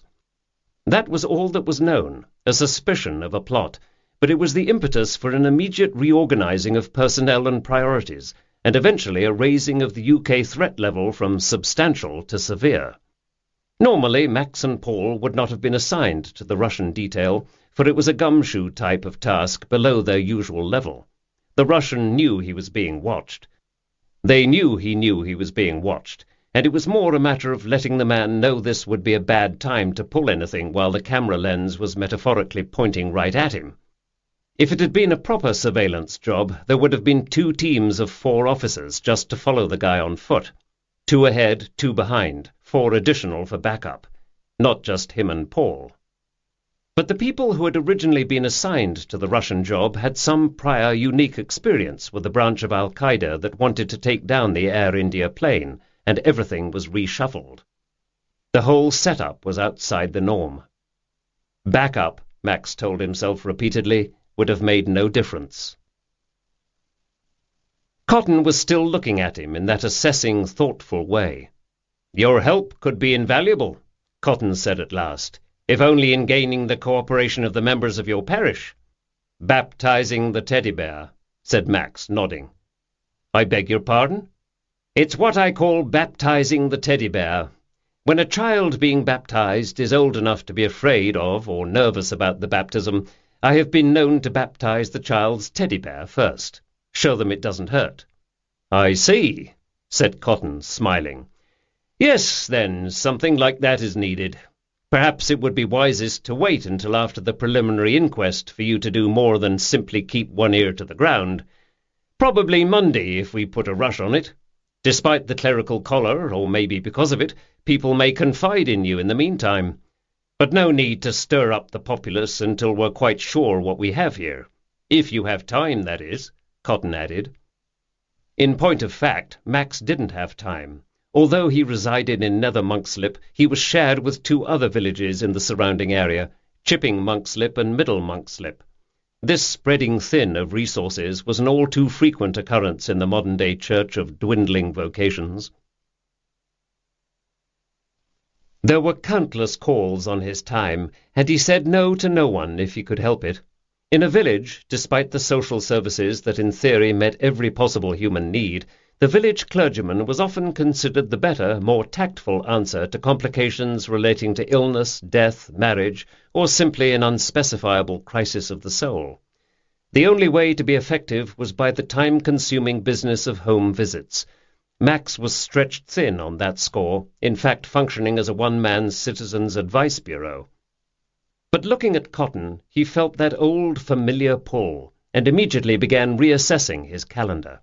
He needed to see Mr. Whippet, he who was almost certainly dying this time, but that was the only appointment that could not be delayed.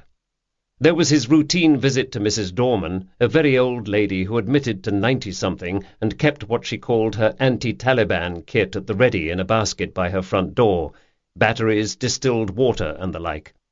That the elderly, and others, had been reduced to this sort of mindless fear was the sorrow of life in the 21st century, but Max knew his presence alleviated her concerns, at least until the next news broadcast. He was often tempted to unplug her telly while he was there. He also, in the coming week, had to take assembly at the primary school in Monkslip-super-Mare, filling in for an absent rector who was minus a curate for the task at the moment. There were matters of budget to attend to, the upkeep of ancient St. Edwald's being in effect an expensive and eternal DIY project. But certainly he could put off his impending meeting with the future Cudwells, the very tall, middle-aged couple who were coming to him for premarital counselling. They would be holding hands when they entered the room, and holding hands when they left.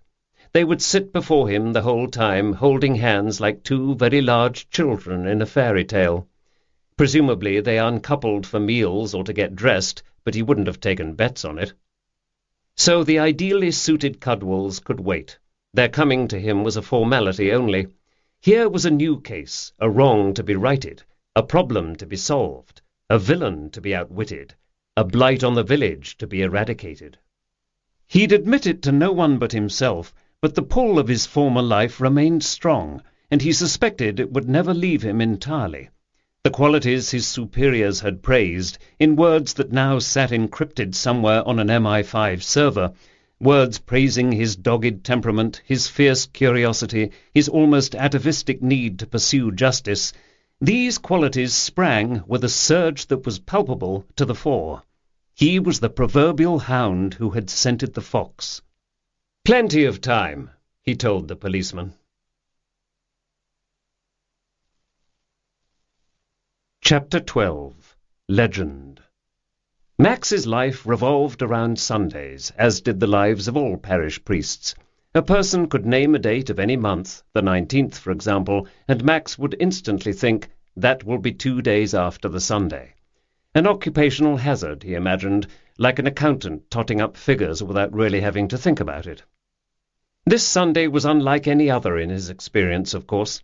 He preached a sermon of healing, of blanket forgiveness, injecting a reminder that we are always in the midst of death, to a record-breaking attendance. But he knew this surge in his popularity had nothing to do with an expected uptick in the quality of his sermon. In fact, he hardly knew what to say to the villagers. They had learned, somehow, that there would be a preliminary inquest, and that no funeral would be held until that and other bits of officialdom were taken care of. So the Sunday service was the next best thing, a placeholder until the main event. A trailer, as it were.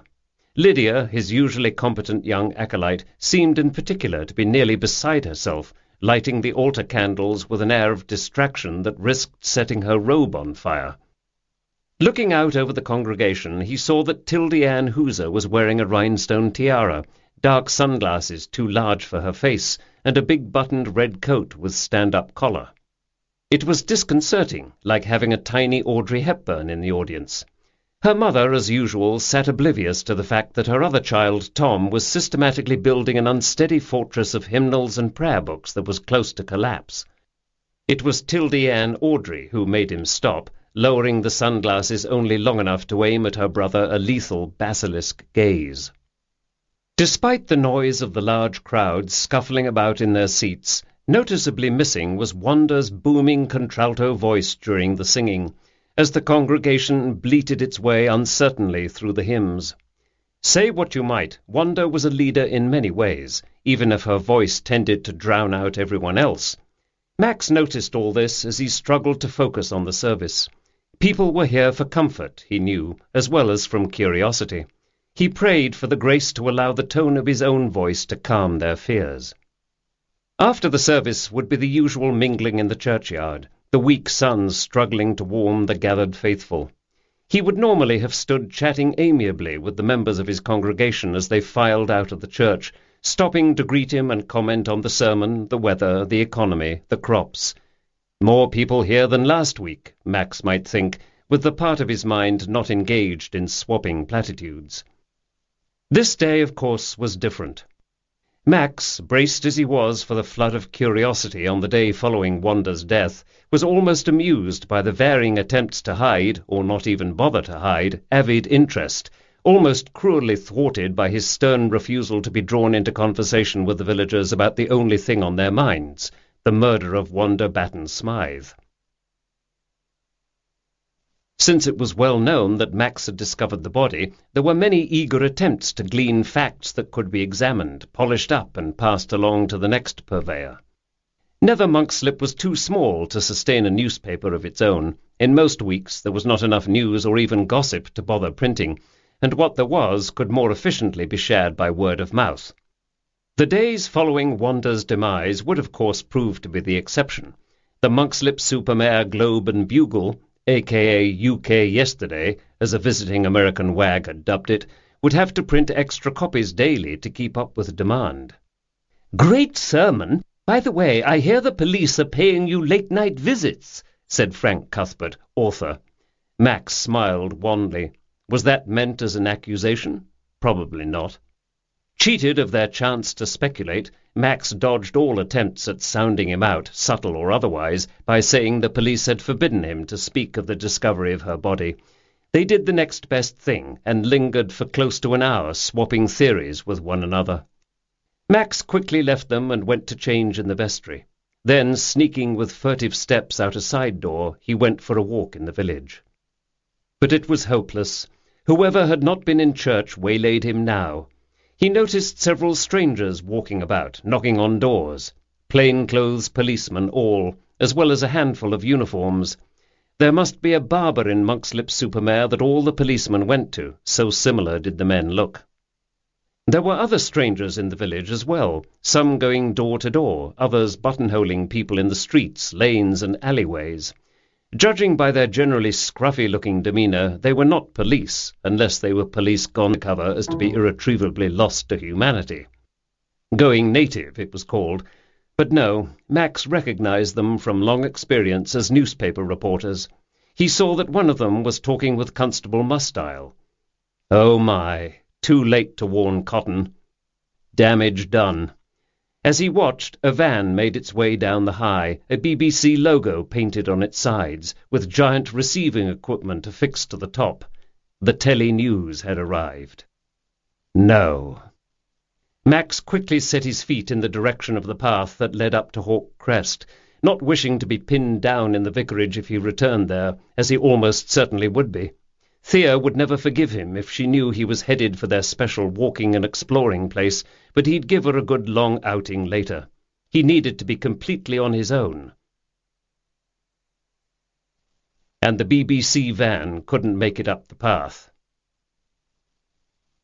He had successfully avoided thoughts of Paul for so long that their return hurled him straight back into the past, to the days when he could hardly look in the mirror, which, if he'd thought about it, was probably just as well.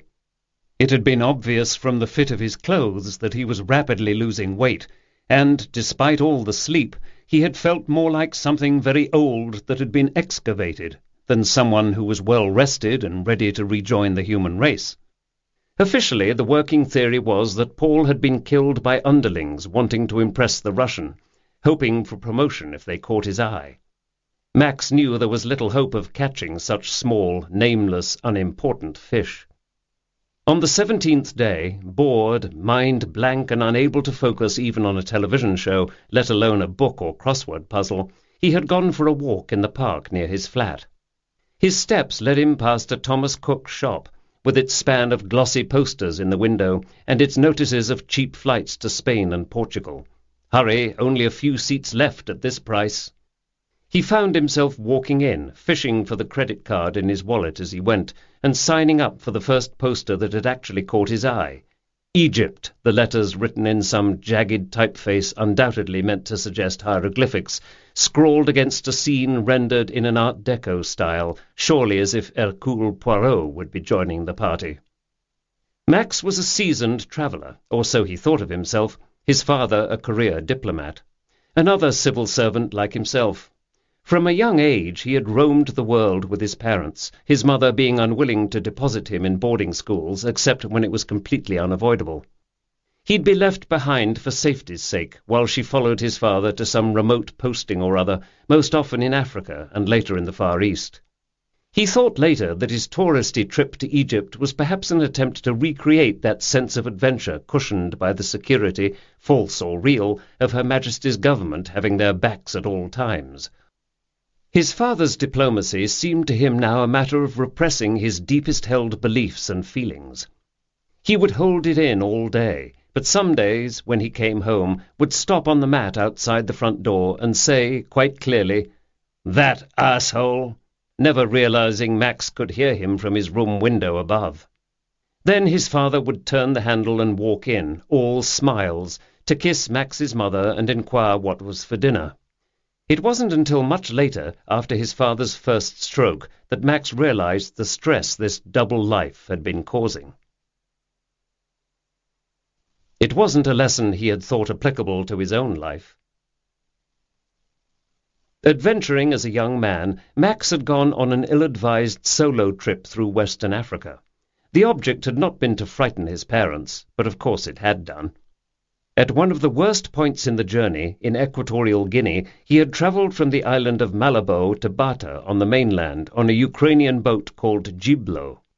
There, overnight, among thieves and strangers, as he lay awake to ward off the pickpockets, one woman had died as another was giving birth. He was dehydrated and disoriented himself at that point, but he later was sure he had felt fingertips of ice brush his cheekbone as the old woman died. He gradually had become aware that many of those he came across on his journey were slaves, damaged and undocumented people from nowhere, some mentally ill or deficient, probably sold by their poverty-racked families. In the remotest regions, children would come up to him and rub his arm, thinking his skin color was painted on. Poverty and isolation, wherever he looked, walking hand in hand. He often wondered about the child born on that ship. This time he signed up for a glossy tour of Egypt, just another old fogey being led around the sights. Fine with him. But on this tour, looking only for escape and luxury, rest and good food and forgetfulness and the need never, ever to do or think for himself again, he found his compass. He found his God, as some would have it. The decision, rather the clear view of the road ahead, was instantaneous and unquestioned. At the moment he never stopped to wonder what Egypt had to do with a calling to the modern Anglican priesthood, or why faith had come to him in a reverse of the usual process. People generally lost their faith when faced with a tragedy that made them question what kind of deity would allow such things to happen. The group had been in the second week of the Egyptian trip, and the processes of getting to know one another had advanced apace. There were those whose company one might seek out for a drink at the end of the day. There were those to avoid, talkative, intrusive, loud, or boastful. Old couples, one family. Divorcees and merry widows galore.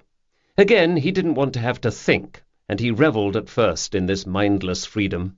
He had wanted someone else to decide what he should have for breakfast, and when, and where. So he was simply drifting through days that were much of a sameness, despite the changes of scenery, and doing as he was told when it was time to get on the next bus.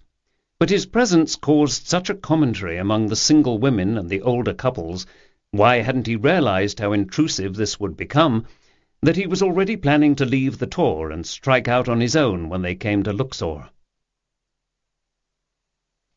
The land of the pyramids was a place as tawdry and mysterious as the glossy posters had promised, but somehow both at once, a May west of a country.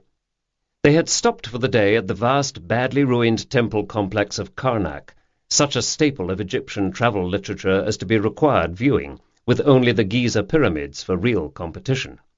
The complex was the work of over 30 pharaohs, or so the tour guide told them, a purely mankind-engineered enterprise then, like Canterbury Cathedral or the temples of Machu Picchu. Lofty, exalted, and the result of a wonderful hubris amounting to madness that impelled their creation. Immortality for both pharaoh and worker, set in stone. There, among the massive columns, dwarfed and insignificant, he felt what he could only describe as a lightening, as if someone had taken from his hands some enormous heavy container he'd been holding forever, and holding on to for dear life, as if someone had tapped his shoulder and said, "Here, let me take that." And the thought came to him clearly, unbidden, "I can't do this any more." He couldn't be a part of it any more, and that was all. The men poisoned to impress a higher up, initiative from below. The people garroted on a nod, a lift of the eyebrow from some unknown thug in charge, perhaps several thousand miles away. The lies that were becoming second nature to him. He'd seen it all, witnessed too much. Paul's death could have turned him toward a quest for justice or revenge, but at that point he was at a place past revenge, at the point of tiredness and exhaustion with vengeance. He wanted simply something easier, and at the same time far, far more difficult than hatred. Time shifted, collapsed. It was his road to Damascus experience, and it came not with a blinding light or a parting of the clouds by an unseen hand, but with a calm certainty in the most banal of circumstances. He thought, life was running out like water cupped in his hands. What was he doing with his time? It was as if he were following a directive as instinctive as the impulse to stand and fetch a drink when he was thirsty. He was literally called. He went. He returned to the rest of the group that day and looked about him at his fellows, at the couple that had squabbled its way across Egypt, at the women, young and old, without partners, at the man who had complained about the food non-stop since their arrival, and he understood their commonality was that one day all of them would put down their worries and their concerns, large and small, and they would be forced to make that final journey alone. They suddenly became to him what they were, fallible, ordinary people, all carrying stories to tell that they dared not tell anyone. The compassion that had always been a part of his make-up rose to the surface and remained there, subtly and forever altering his landscape. So began his surrender to feeling rather than to thought. It was not until he was well launched in his theological studies that he came across the famous quote from Pascal, "It is the heart which perceives God, and not the reason." He stayed with the group, then returned to England to train for the ministry, ending up back at Oxford. A more complete contrast to his raucous undergraduate days could hardly be imagined. He would, after his training, be ordained a deacon, then serve as a curate. God willing, he would be ordained a priest, and then, it was the then he didn't know, just that this was what he had to do, now. And so he came to join the dwindling ranks of men and women who saw the church as an avenue of peaceful change. The ranks these days included escapees from all walks of life, civil servants, teachers, farmers, scientists, MI5 agents. Max didn't see himself as a rarity. Now here he was, watching from the top of Hawk Crest the almost comic scene below, as villagers were chased by invaders from the police and the News Corps. A few yards behind him, the stone menhirs lurched, disinterested witnesses in their uneven circle. He sat a long while, staring at nothing but the tips of his trainers, which were again giving out. He walked miles every day for one reason and another. He had joined 5 in an excess of dewy-eyed belief that he could save the world. He had joined the Anglican priesthood when that world had shifted. In coming to Nether Monkslip, in seeking out the ordinary, the predictable, the boring even, he had thought he'd be getting right away from things. It was a place where he knew no one and could start fresh. He had found himself looking eagerly forward to a quiet life where local scandal might amount to strong feeling and umbrage taken over the choice of reading material for the church book club, or perhaps a dispute easily resolved, or so thought Max in his blissful city-bred ignorance, over a stray sheep or two. He'd lived a life of fear, of defence against terrors known and unknown. In Egypt he had wondered what life would be like if he relinquished those defences, if he simply handed over that heavy burden and gave in. In Nether Monkslip, he felt, he'd been given his chance to find out. And now this. A snake in his Garden of Eden. Chapter 13. Medicine Man. By Monday breakfast, Max's disquiet was full-blown, and the invasion of his village complete. He began the day with a breakfast of muesli with blueberries, buttered wheat toast, and a pot of strong tea, a wholesome meal consumed over the appetite-destroying pages of the Globe and Bugle. The paper throbbed with the news of Wanda's demise, the bare facts of which were related in near histrionic tones by a reporter apparently suffering from sleep deprivation and lack of adult supervision.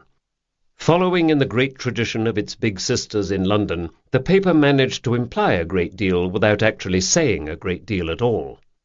The reporter had turned DCI Cotton's "no comment at this time" into a veritable indictment of a corrupt police force and lax British penal system, the result of which was a populace at the mercy of every stray madman for hundreds of miles round. Max rushed through his meal, anxious to get a start on the day.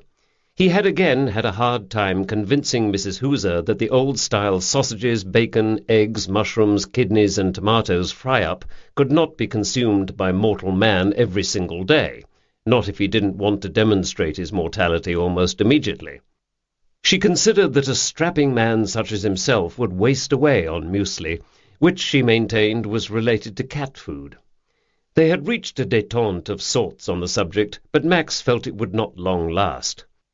Mrs. Hooser aside, his arrival in Nether Monkslip had been an introduction of his taste buds to unprocessed, unirradiated food, much of it not more than a few minutes or hours from the field, nourished by the region's mild temperatures and deep, rich soils. He quickly downed his honey-sweetened tea. He was scheduled to appear at a preliminary inquest that afternoon, once he'd attended to the religious and secular affairs of St. Edward's. After that, he would begin his officially unofficial investigation of Wanda's death, as he thought of it, with a visit to Dr. Winship's. So Max, later that day, found himself for the first time in his life giving evidence at an inquest. He provided only the sketchiest details surrounding the finding of the body and his and Guy's efforts to resuscitate Wanda, reliving the moment when, for a brief fleeting second, there had been hope, however false and instantly quashed, that Wanda might be revived. Dr. Winship likewise gave testimony, a formality merely, but what he had to say clearly made an impression on the coroner. The expected adjournment was announced. Afterward, DCI Cotton held a media conference where he read out a statement of cryptic opacity, having first announced that he would be taking no questions at that time. Max, sliding uncontested into the back of the room, the clerical collar opened doors it really should not have, although it also sometimes closed them, had the chance to marvel again at Cotton's ability to appear perfectly open and forthcoming while revealing nothing whatsoever. When the jostling mass of reporters began yelling out questions, he turned heel and left the room. Max timed his visit to Dr. Winship's for late afternoon, when he thought it likely Bruce's sister Susanna would be gone, and for when normal surgery hours and times for rounds might allow for a little break, even though the National Health Service didn't allow for much in the way of respite. Max told himself he wanted a free and uninterrupted conversation about the pathology of the case. He knew from previous experience of Dr. Winship that murder was a bit of a hobby horse for him. But dodging the delectable Susanna was, Max quietly acknowledged, part of his motivation for the timing. "I thought I might see you again today," the doctor greeted him at the front door. Leading him into the sitting-room, he carried in one hand what looked like a medical journal, published in lines of microscopic type. Like many surgeries in small villages, Dr. Winship's offices were a part of his house, and tucked behind the main dwelling. The path to that door was worn almost into a rut. As sole GP for the village, Dr. Winship was kept busy. "The mind of the murderer," he now said ruminatively, and with barely concealed glee, settling into an overstuffed chair by the warm hearth, tossing aside his reading and waving Max into the seat opposite. It was a slightly smaller chair that Max imagined might, in the evening, be occupied by Susanna. "Let's come straight to the point," said Dr. Winship, rubbing his hands together in a down-to-business manner, having first offered the contents of a well-stocked drinks tray. He might have been counting the hours until Max showed up to discuss the case. Likely he had. "Death was due to anaphylaxis, a severe allergic reaction," he said, now wagging a forefinger. Bruce had a pedantic streak. "But we know that Wanda would not have committed suicide. Well, not unless she took half the village out with her. Sorry, Vicar, but you knew the woman as well as I did. This was not her style at all. I told that Cotton chap on the day that there could be no death certificate issued for this kind of sudden death without her being looked at by a specialist. Of course he agreed. Had no choice. The police would be mad to ignore the indications that gave me pause. Nothing too obvious, but enough to make me wonder, you understand. Told him that in my opinion he needed to get a Home Office pathologist onto it right away." Max nodded, taking in the lecture, but following his own train of thought.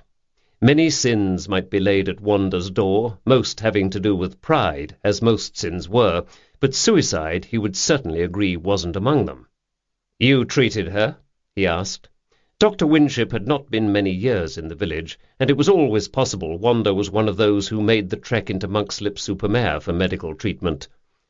"You were her physician?" "Yes, I saw her for routine care, although strong as 2 oxen she was. No diagnosis of the sudden onset of an existing illness would be possible here. Nothing like that. She also saw a specialist in Monksleep-super-Mare, but that was nothing serious. Not a thing wrong with her, except sometimes she liked extra attention." "Sometimes?" Max, looking at him squarely, said, "You're not satisfied with what you saw on Saturday. Can you tell me why?" Dr. Winship paused, allowing a silence to hang in the air between them as he took a sip of his drink. He had the face of a cherub, an exceedingly worried cherub, with a receding hairline and round glasses. "No, I can't say I can," he said at last, "because I'm not entirely sure myself. If the choices were given are accident, suicide, or even murder, well, all I can repeat is a less suicidal woman than Wanda Batten-Smythe never was born, nor one less prone to accident. Everything with Wanda, if you know anything of the woman—" Here Max toggled a hand equivocally. "Not so much." "Well, everything," Dr. Winship continued, "would refute the possibility of her making a careless mistake. You saw the plate of biscuits in the kitchen there at the village hall?" Max nodded. "The peanuts were whole or roughly chopped and quite visible. It's not as if they had been ground into a fine powder like glass and mixed into her tea or something. She hadn't suddenly gone blind. She'd have seen the peanuts, smelled them even. So someone fed her the peanuts deliberately, knowing she was allergic." "How?" Somewhat testily. "How do you mean, how?" "There were no signs anything was forced down her throat, I mean," said Max. that her mouth was forced open, no bruises on her face. Whatever she ingested deliberately. "Yes, you're right, of course," said Dr. Winship. "That's what makes it so difficult. Someone must have ground up the peanuts and introduced them to her disguised in some other food. Those biscuits we saw in the village hall had nothing to do with it, but what is certain is she didn't eat a biscuit with some big honking peanuts in it. That plate of biscuits was staged, I think, left there deliberately to mislead. That tells you something right there. And I'll tell you something else." Here the doctor paused for dramatic effect. He might have been taking lessons from Wanda. "Yes?" "The fact that her auto-injector was not in her handbag is the major clue. I had the police look for it, as I testified at the inquest. Not there. It was always with her. She would have used it to inject epinephrine into her outer thigh the moment she realized her mistake, if she ingested peanuts by accident." "Unbelievable," Max breathed, "and definitely suspicious. So suicide is absurd even to contemplate, but an accident is nearly as hard to believe," said Max. "Could she possibly be so distracted she didn't notice what she was eating? Let's say that is just possible. If so, where was the ever-present auto-injector?" He trailed off, then repeated, "Unbelievable." Dr. Winship was nodding so enthusiastically his glasses nearly slid off his nose. He settled them back around his eyes and, leaning forward, told him, "She had a supply of 3 injectors, 2 at the house, 1 in her handbag. Always. She was terrified of ever being caught without one. Have you ever seen one?" Max shook his head. "It is about the size of a permanent marker pen. Anyone who has ever experienced a severe allergic reaction can tell you that you never want to experience that kind of fright again." Max puffed out his cheeks, thinking. "But it comes down to why," the doctor went on. "Why would anyone want to kill Wanda?" "You mean apart from the fact she exhibited all the diplomatic skills of a Latin American dictator?" asked Max. "Well, yes. She must have trampled on someone's feet, and hard." Max nodded. His thoughts had trodden, so to speak, down much the same path. "The psychology of crime," Dr. Winship murmured, now openly astride his hobby-horse. "Most fascinating. Do you know I toyed at one time with the idea of becoming a psychiatrist? But I opted instead to address diseases with a higher cure rate than psychosis and all the rest. So much of what we see nowadays is drug-fueled, after all, rather than being a good old mother fixation or something amenable to Freudian analysis." "You're not allowing for plain, old-fashioned evil as the culprit in crime, then?" "The devil made me do it. I wouldn't discount anything, Max. I try to keep an open mind. But more often than not, the motivation for crime can be traced back to all the usual boring suspects. Greed and lust, for example. Plain old-fashioned evil, in other words." Dr. Winship smiled. "If you like." Max looked at him speculatively. He'd never in his career with MI5, which employed a lot of shrinks in one capacity or another, run across one who wasn't a teensy bit barking in one direction or another. He liked Bruce Winship, and overall was glad, for his own sake, that he'd made the career choice he had. The doctor was offering him tea, which he waved away politely, and more whiskey, which he did not. He was thinking. People lie, cheat, and steal. Max felt he was rather a pragmatist about this. People were, without exception and by definition, far from perfect. But committing murder did such damage to the soul it put the whole business into a category unto itself. The one crime to make one an outcast from the human race. Who would have done such a thing, and over Wanda? A silly woman, a nuisance, a disruptive force, certainly. But what could she have done to put herself in the way of such depravity? As if answering his unspoken questions, Bruce Winship said, "When you come to think of it, murder is prompted by 2 things. Mainly, desperation and hatred. Desperation can stem from a lack of food, fear of exposure, any number of things. A lack of love, too, I suppose. Hatred, though. A murder prompted by hatred is the crime that may be unforgivable. Also, to my mind, that is a crime committed by the type of killer who, having once killed, would find it easier to kill, again and again. Although I suppose all that's more in your line, Padre. Like the Major, Bruce Winship had a military background, but always used the colloquial phrase more light-heartedly. More whiskey? I barely gave you enough to wet your whistle. Max distractedly held out his glass. He thought, I wonder if the taking of a human life is ever justifiable. All those years of theology, and I still don't know the answer. In man's eyes, yes, and he thought here of people like Paul, blown to small pieces for the latest political cause, the most recent cut in religious fashion, or simply to impress the boss. But did God not ultimately regard each fragile life, having been created, as worth saving? Was murder ever justified in God's eyes? We're not going to agree on the causes, said Max, since the causes aren't known. Genes or environment, said Dr. Winship musingly. We're as far from getting this right as we've ever been. You are correct about that. If there's a gene marker for genius or ambition, believe me, we'd be busy manipulating it. If there's one for cold-blooded killers, we'd be busy suppressing it. I still wouldn't discount the devil, said Max. Back to the devil made me do it? The doctor finished his own whiskey and stood to fetch more from the drinks tray. He lifted the bottle in invitation.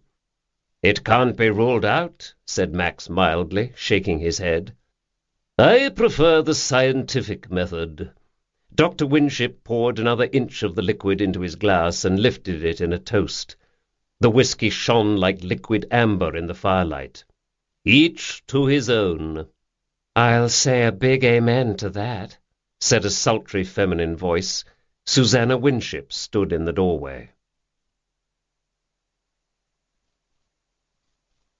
Chapter 14. Temptation. Susanna gazed at Max with frank interest, a gaze he returned with what bug-eyed equanimity he could muster.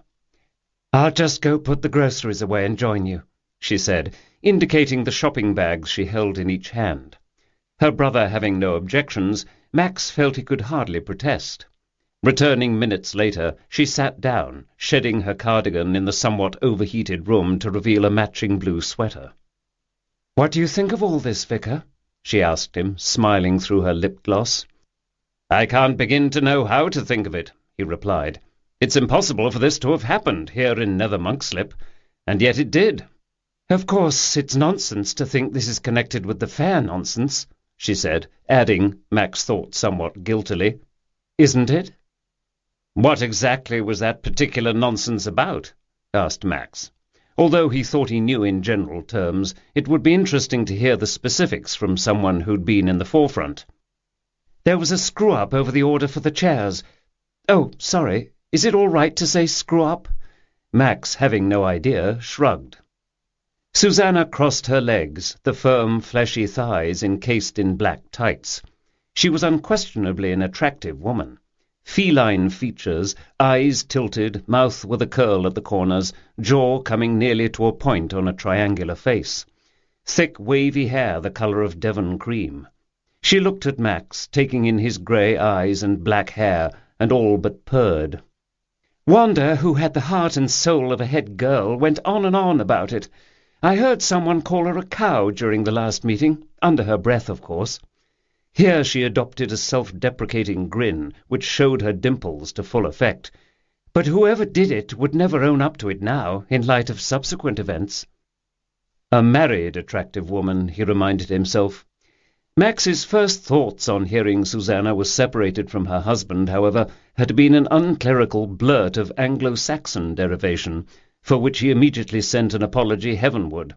Susanna was a complication he felt he didn't need. Separated but married, irretrievably married for all he knew, and as unsuitable as a consort for a small village priest. Vicars' wives, and in his position a lawfully wedded wife it would have to be, seemed to him rather standard issue, with drab hair and clothing and an earnest demeanour. Even if Susanna were available for the role, the very idea that she could be persuaded to tamp it down to suit the villagers was preposterous, and wrong to ask her to hide her light under a bushel, so to speak, of grey worsted wool and sensible shoes. For something to distract him from these unprofitable thoughts, Max gazed about him at his surroundings. The furniture in the doctor's sitting-room was teak and Scandinavian, in a style that had been popular in the middle of the last century. Max thought some of it was collectible now, but imagined it had been inherited rather than collected, Dr. Winship not striking him as a man to pay overmuch attention to his environs. But Susanna looked like a sultry 50s siren against the backdrop. She might have been on a stage set. "Anyway," Susanna was saying now, smoothing her skirt over her knees, a modest gesture that somehow only drew further attention to the magnificent legs, "Wanda had no business making it into such a cause, embarrassing people that way." "People?" "Well, Joyce Carol Goats, mainly," said Susanna. Off his look, she added, "Sorry, it's rather an affectionate nickname around here for Lily. But I suppose Elka as well became a target, and Owena. Wanda on a mission meant sooner or later everyone was stuffed." Max sighed inwardly. It was too true. "Also," Susanna continued, "you mustn't overlook the various tradesmen and farmers involved with the fair in one way or another, if you're combing your bucolic countryside looking for suspects. Most had been told off by Wanda, completely given the rounds of the kitchen, in the lead-up to her big day. Notice I say her. She did act as if she owned the whole parade. You should have seen her when she waylaid poor Guy Nichols in the High. He would have agreed to anything to get away from her. And he did. It was her usual technique." "Sounds as if the fair brought out the worst in her," put in Dr. Winship. "You know as well as I do there was a lot of worst to bring out," said Susanna. "Wanda, now nil nisi bonum, but Wanda was the sort of woman who exemplifies what is wrong today with the Women's Institute.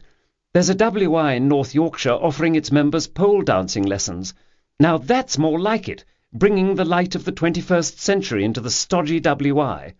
"Is this the same WI as did the nude calendar?" Bruce asked.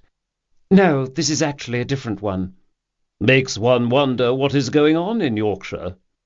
Max, feeling the conversation could be brought back into more productive lines, merely said, "It is hard to see how Wanda's bossiness could have led to her death."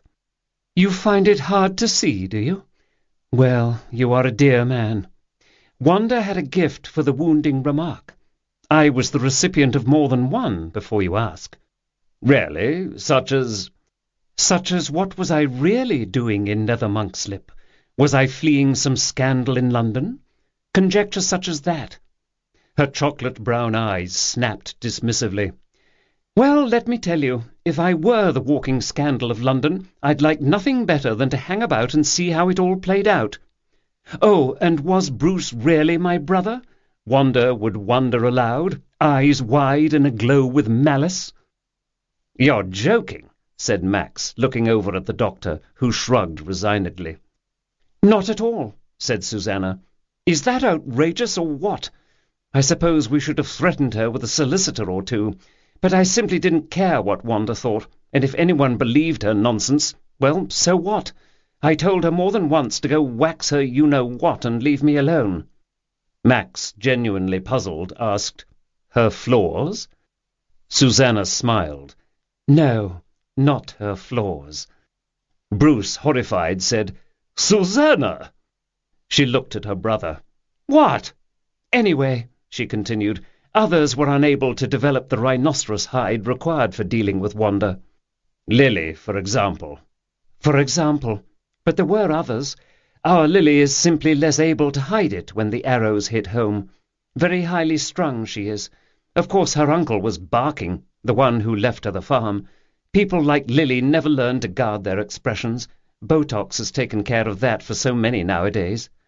"Still," put in the doctor, "still there was no reason to think Wanda might not have gone on forever, mixing her clichés and metaphors with reckless abandon." Susanna nodded. "So true. God moves in a mysterious way." Didn't God just, thought Max. But in this case he thought not. Man moved in a mysterious way, and often a terrible way. There was a lot of rivalry in a small village, Max had learned. Some cases of mutual loathing went on for years, rather like the typical feuds between MI5 and MI6. Something of the sort must be behind this, as incredible as it seemed. Susanna was saying, "I suppose we'll be blessed by a visit from the sun now." "Yes," said Bruce Winship. "I wonder if he'll bring the girlfriend. Wanda was telling us about her. Or was it the Major? We had them over for bridge one night." "Yes," said Susanna. "And what was her name, the girlfriend? Something unusual. Clementia? Something like that. I remember thinking at the time it sounded like some kind of feminine complaint. Still, if one is burdened with an unusual name like Jasper, I don't suppose one can complain." Max regarded her. She was observing the play of light on her whisky glass. As he watched, she threw back her head and drank the dregs, displaying the long white stem of her lovely throat. Now she looked at him. Her cat-like gaze suddenly made him think of DCI Cotton. She struck Max as completely city-bred, and as out of place here as people had thought him once. He then wondered aloud why Susanna had joined the Women's Institute in the first place. "It doesn't seem your style, if you don't mind my saying so." The doctor laughed and said, "I told her the same thing. It's a slippery slope, the thin edge of the wedge. Join the WI one day, join in the gossip at the Cavalier the next." Susanna, not offended, said, "There's bugger all to do in Nether Monkslip, and frankly, if you are not in the WI around here, you are totally out of the loop on all things. And what precisely is wrong with the occasional tea and bun at the Cavalier anyway?" The night was drawing in. Susanna rose to close the heavy-lined drapes against the night, stretching as she pulled the fabric ends together across the top. Max averted his eyes and trained them steadily on the mantel clock, as if he'd never seen such a mechanical marvel in all his days. "You were a reporter once, weren't you?" asked Max, when she was again seated. "Must be a bit of a sea change." "Oh, yes. Glamorous, right? Actually, it was a job I likened to going to work in a rice paddy every day, although I knew that was an unfair comparison. The rice paddy didn't have my boss, the overpaid fuck-up, in charge. It was basically a job rewriting press releases, so in theory it was easy. This guy spent most of his time walking over to see what I was doing, which was annoying in the extreme, since he himself never did anything.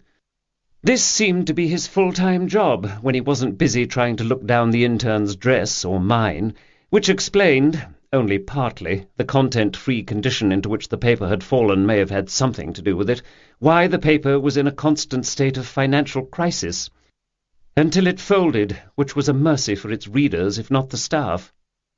Really, thought Max, with Susanna one had to master the art of the bland expression that registered nothing. "But then I moved here to our brigadoon," she continued. "The rest you know." Her look implied he could know so much more. So much. "Well," he said, slapping his knees as if preparing to leave. "Interesting. That's just so, interesting." "Isn't it?" she said. Again the slow smile, the white teeth and the lip-gloss gleaming. "Have you ever noticed how many of the villagers are transplants? Some of them have similar stories to tell, redundancies, retirements. Few people are from here, which is going to make the police's job jolly difficult, I would think. Bad enough no one honestly seems to recall where anyone was during the fair, themselves included." "And during the fair you yourself were—" Susanna laughed, a tinkly sound that ran up and down the feminine scale. "Oh, you don't seriously think I slunk off to do in poor old Wanda, do you? I think I find it almost flattering that you think me capable of such skullduggery."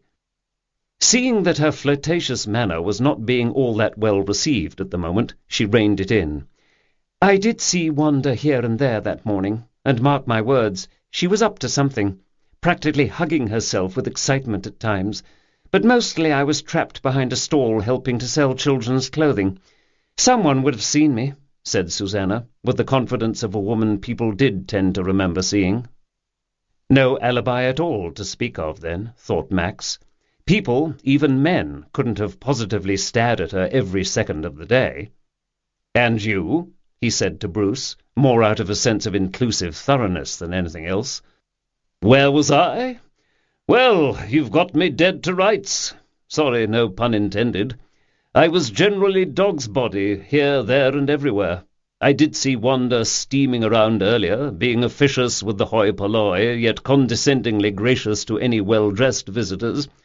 Oh, and earlier I saw her running around shouting, 'Action stations, everyone!' She might have been rallying some paramilitary force instead of our wretched band of volunteers, but that was early in the day." "What sort of time was this?" The doctor waggled one hand, a bird uncertain in flight. "Rallying the troops was early on, say 9. You yourself were there being drafted for various tasks, as I recall. Then the Lady of the Manor Act came later. Noonish? Say before noon, and once things were well under way." "Well, that nails it down," thought Max. Reading his expression, Bruce said, "It was a mash of people, and even if I'd had one eye out for Wanda, I might not have spotted her. Anyway, no alibi for me. Sorry."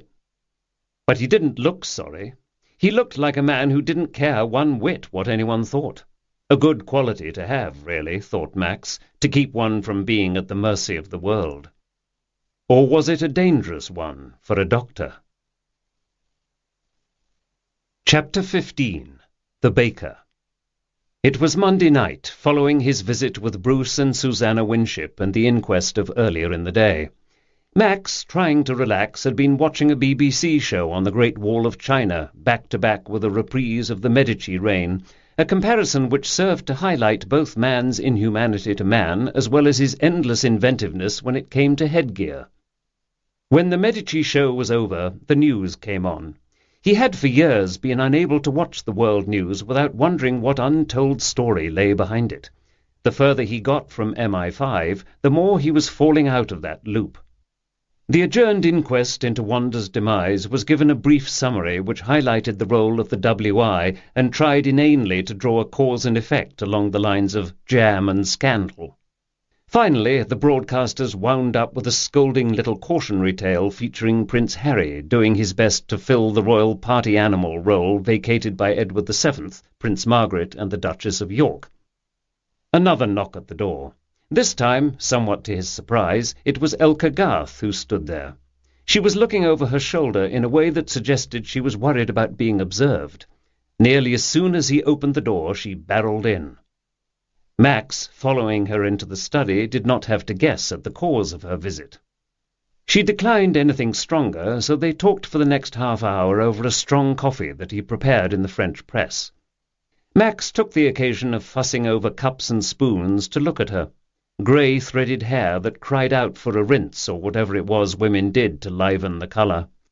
Makeup haphazardly applied, but not thickly enough to mask the dark circles under her puffy eyes, just enough to settle into the surrounding creases.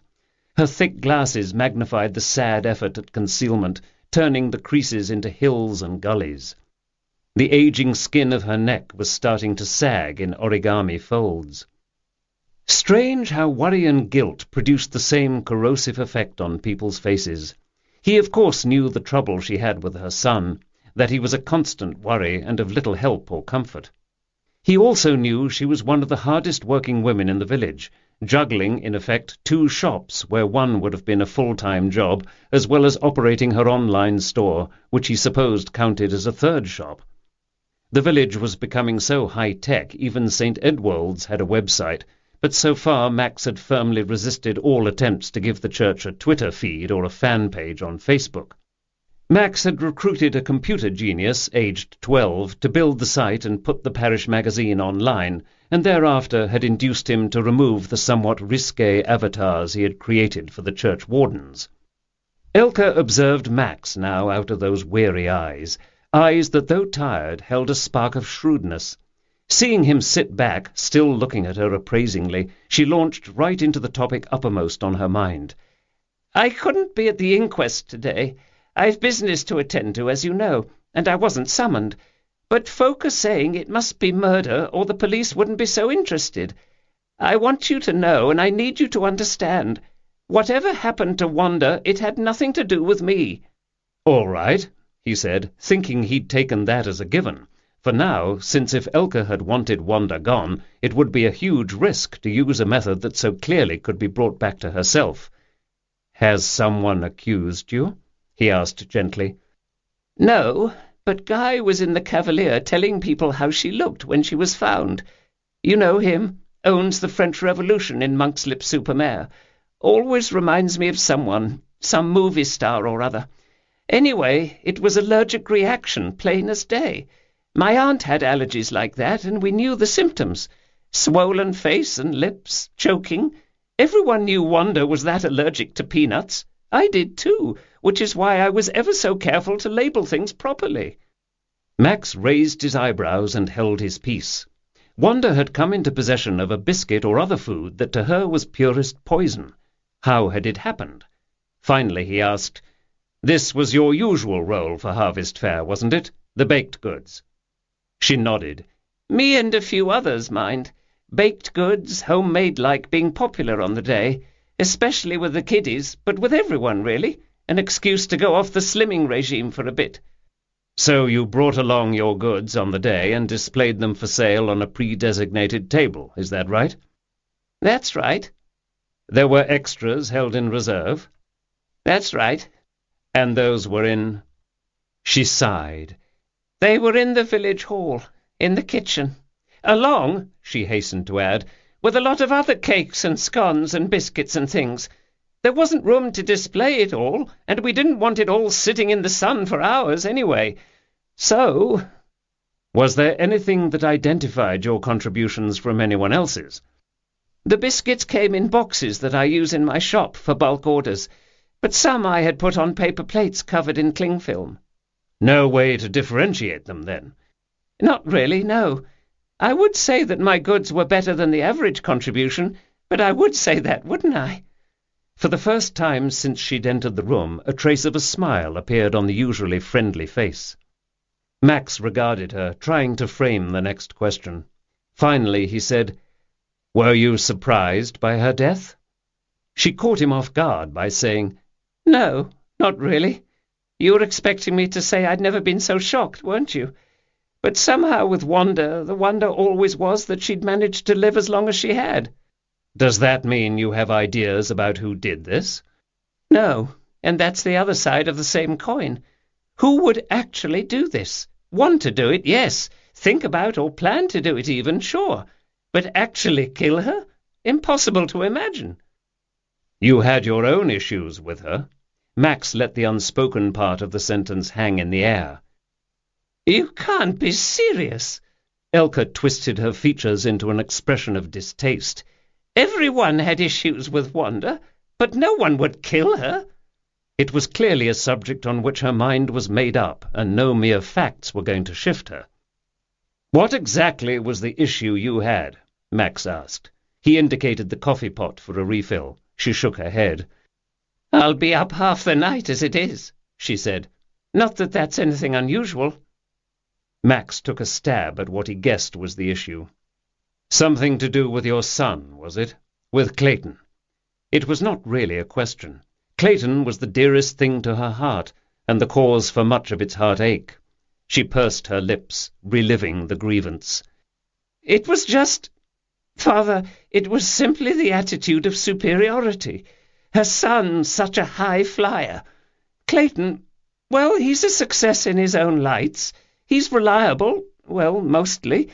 I'm training him up to maybe take over the business one day." Her voice drifted a bit on this last. The chances of Clayton maturing in time to take on such huge responsibilities must have struck even Elke as remote in the extreme. If not, her self-delusion was complete. "Why did this have to happen?" she asked, the note of hysteria in her scratchy voice becoming more pronounced.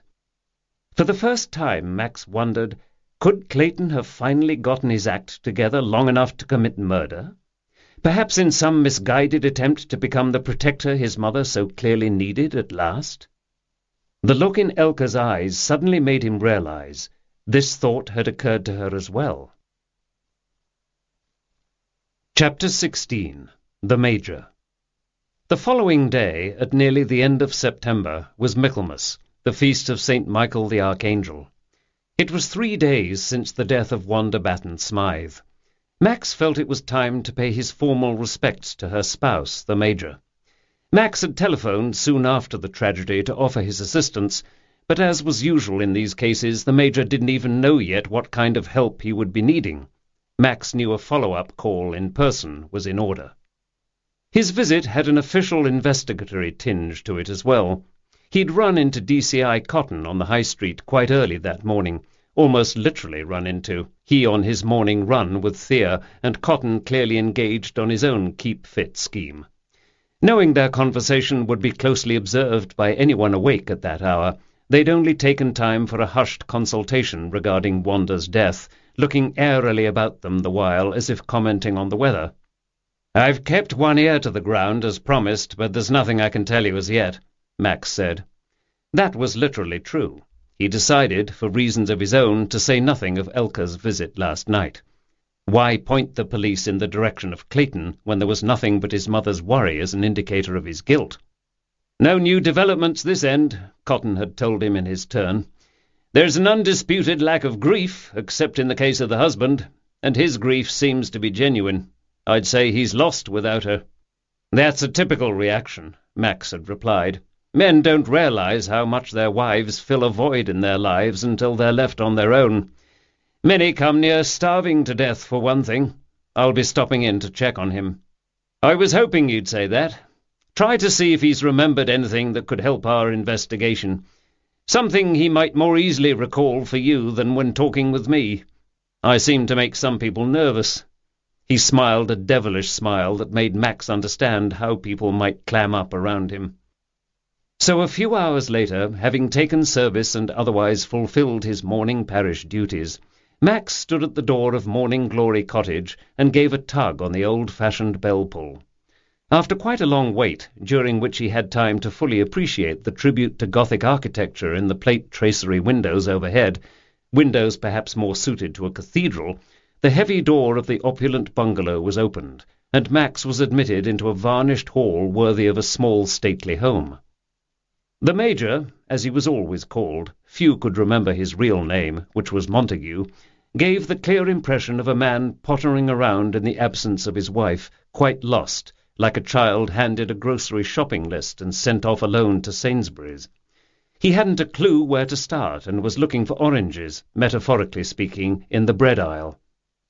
The man looked desperately tired. He had shaved, missing patches of white stubble and leaving a nick on his left cheekbone. The trickle of dried blood threatened to bleed anew as he attempted a welcoming smile. Now he pointed in the direction of a sofa in the sitting-room and said tentatively, "Seat?" He looked troubled, however, as though wondering how such an object had found its way into his home. From the sitting-room, Max could see into the dining-room, and from there, the door being ajar, into the kitchen. The remains of a serving of what he imagined was tuna casserole, probably the well-intended gift of a neighbour, sat pungently congealing on a plate on the dining-room table. The solitary table setting of placemat, fork, and glass struck Max as inexpressibly sad. The Major had many such lonely meals ahead of him.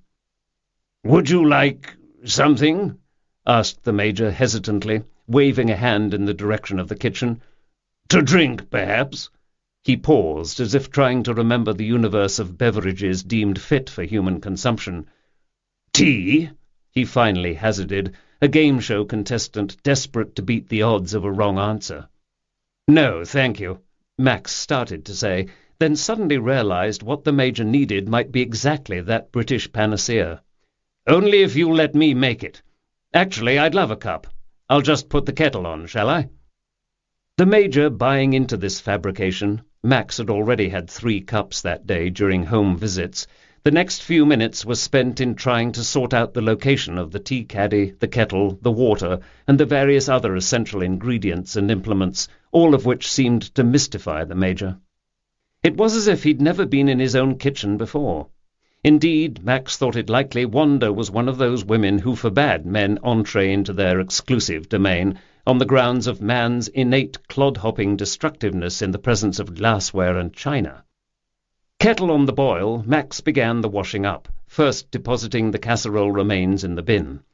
The Major didn't extend even a token offer of help, not out of sloth, so far as Max could tell, but because he seemed hardly aware Max was still in the room. Wanda's imprint could be felt everywhere. Every dish-towel looked to have been lightly starched and ironed, and every jar hand-labelled in black ink in a neat, precise hand. The Major began absent-mindedly eating a scone he'd lathered in peanut butter. Noticing Max's regard, he said somewhat guiltily, "Wanda wouldn't have it in the house, of course." As he rinsed a few glasses, Max could see from the window to his left a small garden with flagged paths and nary a fallen leaf in sight. The Major must be one of those who found gardening therapeutic. He would feel the same way, Max imagined, if he had the time for it.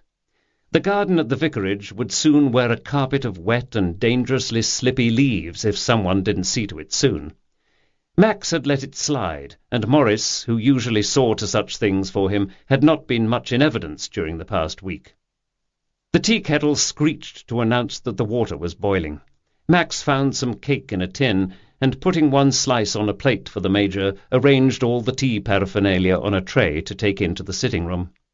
He had the feeling the Major would infinitely have preferred they have their drink in the kitchen, but Wanda would not have stood for the informality with such an important guest as the vicar in the house. Similarly, there are those who only allow visitors, but never tradesmen, in through the front door. So into the sitting-room he and the Major must go. It was as if Wanda had never left the scene. Handing out the tea-things, Max took in the sitting-room, consciously seeking out the photos that were often the most revelatory things in any home. Everywhere were further signs of Wanda's absence, several days' worth of newspapers allowed to fall where they may, and several cups and saucers that needed to be cleared. He spotted the photos on a sideboard tucked toward the back of the room. Max interrupted his task to walk over for a closer look. There was one recognizably of Wanda standing with the Major, she holding a small baby as her husband looked on, an expression of proud astonishment on his face.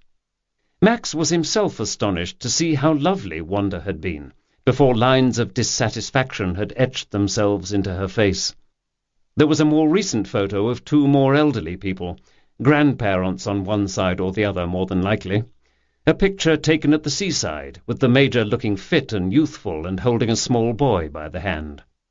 A photo of what must be the son in his teenage years revealed him to be the spit of his father, albeit 2 stone lighter, and with an extra inch of dark rather than white at the hairline.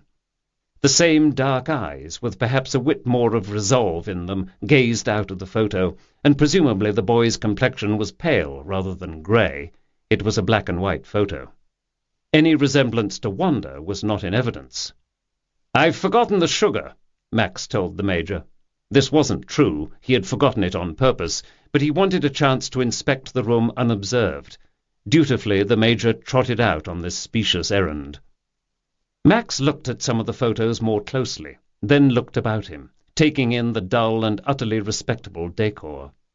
The only touches of reckless gaiety were a hammered brass table and a matching pair of Japanese courtesan vases that had been converted into lamps. Both had no doubt been picked up during Wanda's travels as an officer's wife. The rest of the room was of a Laura Ashley-ish theme of prints and patterns of coordinating colours and contrasting patterns, a style so irredeemably British as to be impossible to eradicate from the Jungian collective design unconscious. Stretched across the width of the room was a blousy, chintzy sofa, for which it looked 1,000 rose-bushes might have been sacrificed. A surprising touch were several original oil paintings, accomplished and abstract in execution, and drawn from a bold palette. The colours clashed badly, however, with the already overheated colour scheme. Little upholstered stools and varnished tables were scattered about, cruel traps for the unwary, and Max had threaded his way carefully through them with the tray to reach the florid haven of the sofa. Becalmed before this sofa was a reddish-brown, kidney-shaped table of 50s vintage and stupendous awfulness. Everything was scrupulously clean and neat, however, or had clearly been so in the time of Wanda's reign. But it was a cleanliness that was dispiriting rather than comforting or peaceful. It smacked of rules and rigidity, and, for all the Major's military background, it must have been rather a trial to live with. Or perhaps, Max reflected, he was merely extrapolating from what he knew of Wanda's character. Near the sideboard were vintage stereo equipment and a collection of records. Max noticed the musical choices, which consisted in part of romantic hits of the halcyon days of the Baton Smythes. Turn the radio up for that sweet sound, hold me close, never let me go. Not what he would have expected. What he would have expected he could not have said. John Philip Sousa marching music, or opera hits of the uber-bombastic type, perhaps. The curtains were a focal point, and were of a fulsome wine-red velveteen, looped and draped and tied back with gilt-edged rope, a fitting frame for a production of Figaro more than for the normally mundane comings and goings of the Nether Monkslip villagers. Max noted, however, how well situated was the window for anyone with more than a glancing interest in her neighbour's doings, and somewhat revised his opinion as to the appropriateness of the curtains. All the world was indeed a stage, and Wanda had had a front-row seat. The Major returned. He'd put some sugar in a coffee mug with a large tablespoon to ladle it out. Finding the sugar bowl was apparently beyond his capacity. Holding the mug, he gestured vaguely toward the window. "I haven't ventured out much. No one out there seems to understand." Max nodded, sure that was true. The room was uncomfortably warm. Heat from a gas fire mingled with the sun streaming in from the window. African violets would have thrived here. The Major didn't seem to notice. Perhaps he was at the age where too much heat was welcome for aching joints. What was he? Over 60, surely. Maybe 65. Forever the Major, a higher rank having escaped him due to a stunning ineptitude not quite amounting to treason, although it had been a very close thing. At least so Max had been given to understand. The people in charge had put him in administrative positions of increasingly lessening responsibility, where it was hoped he could do only quiet harm. To Max the Major seemed an innocuous man, to be found contentedly puttering in his garden, deferential to his wife. But then, like so many villagers, it seemed having no choice in the matter. He had served on the parish council, which is how Max had met him, but without distinction other than having the punctuality of Big Ben and near-perfect attendance. His fellows on the council treated his contributions with a mild contempt, at which he seemed to take no offence. Max wondered if this was because he received worse at home, and so was used to worse. An unimaginative man requiring orders to get through the day. And hadn't he married the perfect woman for that? Because of a temporary defection of the Baton Smythes to the church in Monkslip-super-Mare, Wanda preferred her church high. Max didn't feel he knew the Major all that well, however. There had been a certain awkwardness on their side following their defection and return. Not shamefacedness, Wanda was too brazen for that, but a sense that they'd been caught out in foolishness. Max, for his part, didn't care, except that it now left him feeling ill-equipped to cope with the Major in his grief. He looked at the Major closely, guiltily, having spent much of his pastoral time until this point trying to avoid him. Apart from the red nose that could light London, which was perhaps his most prominent feature, everything about the Major otherwise suggested a man bleached of character into a bland uniformity. Whether because of his military duty or marriage to Wanda, Max could not have said.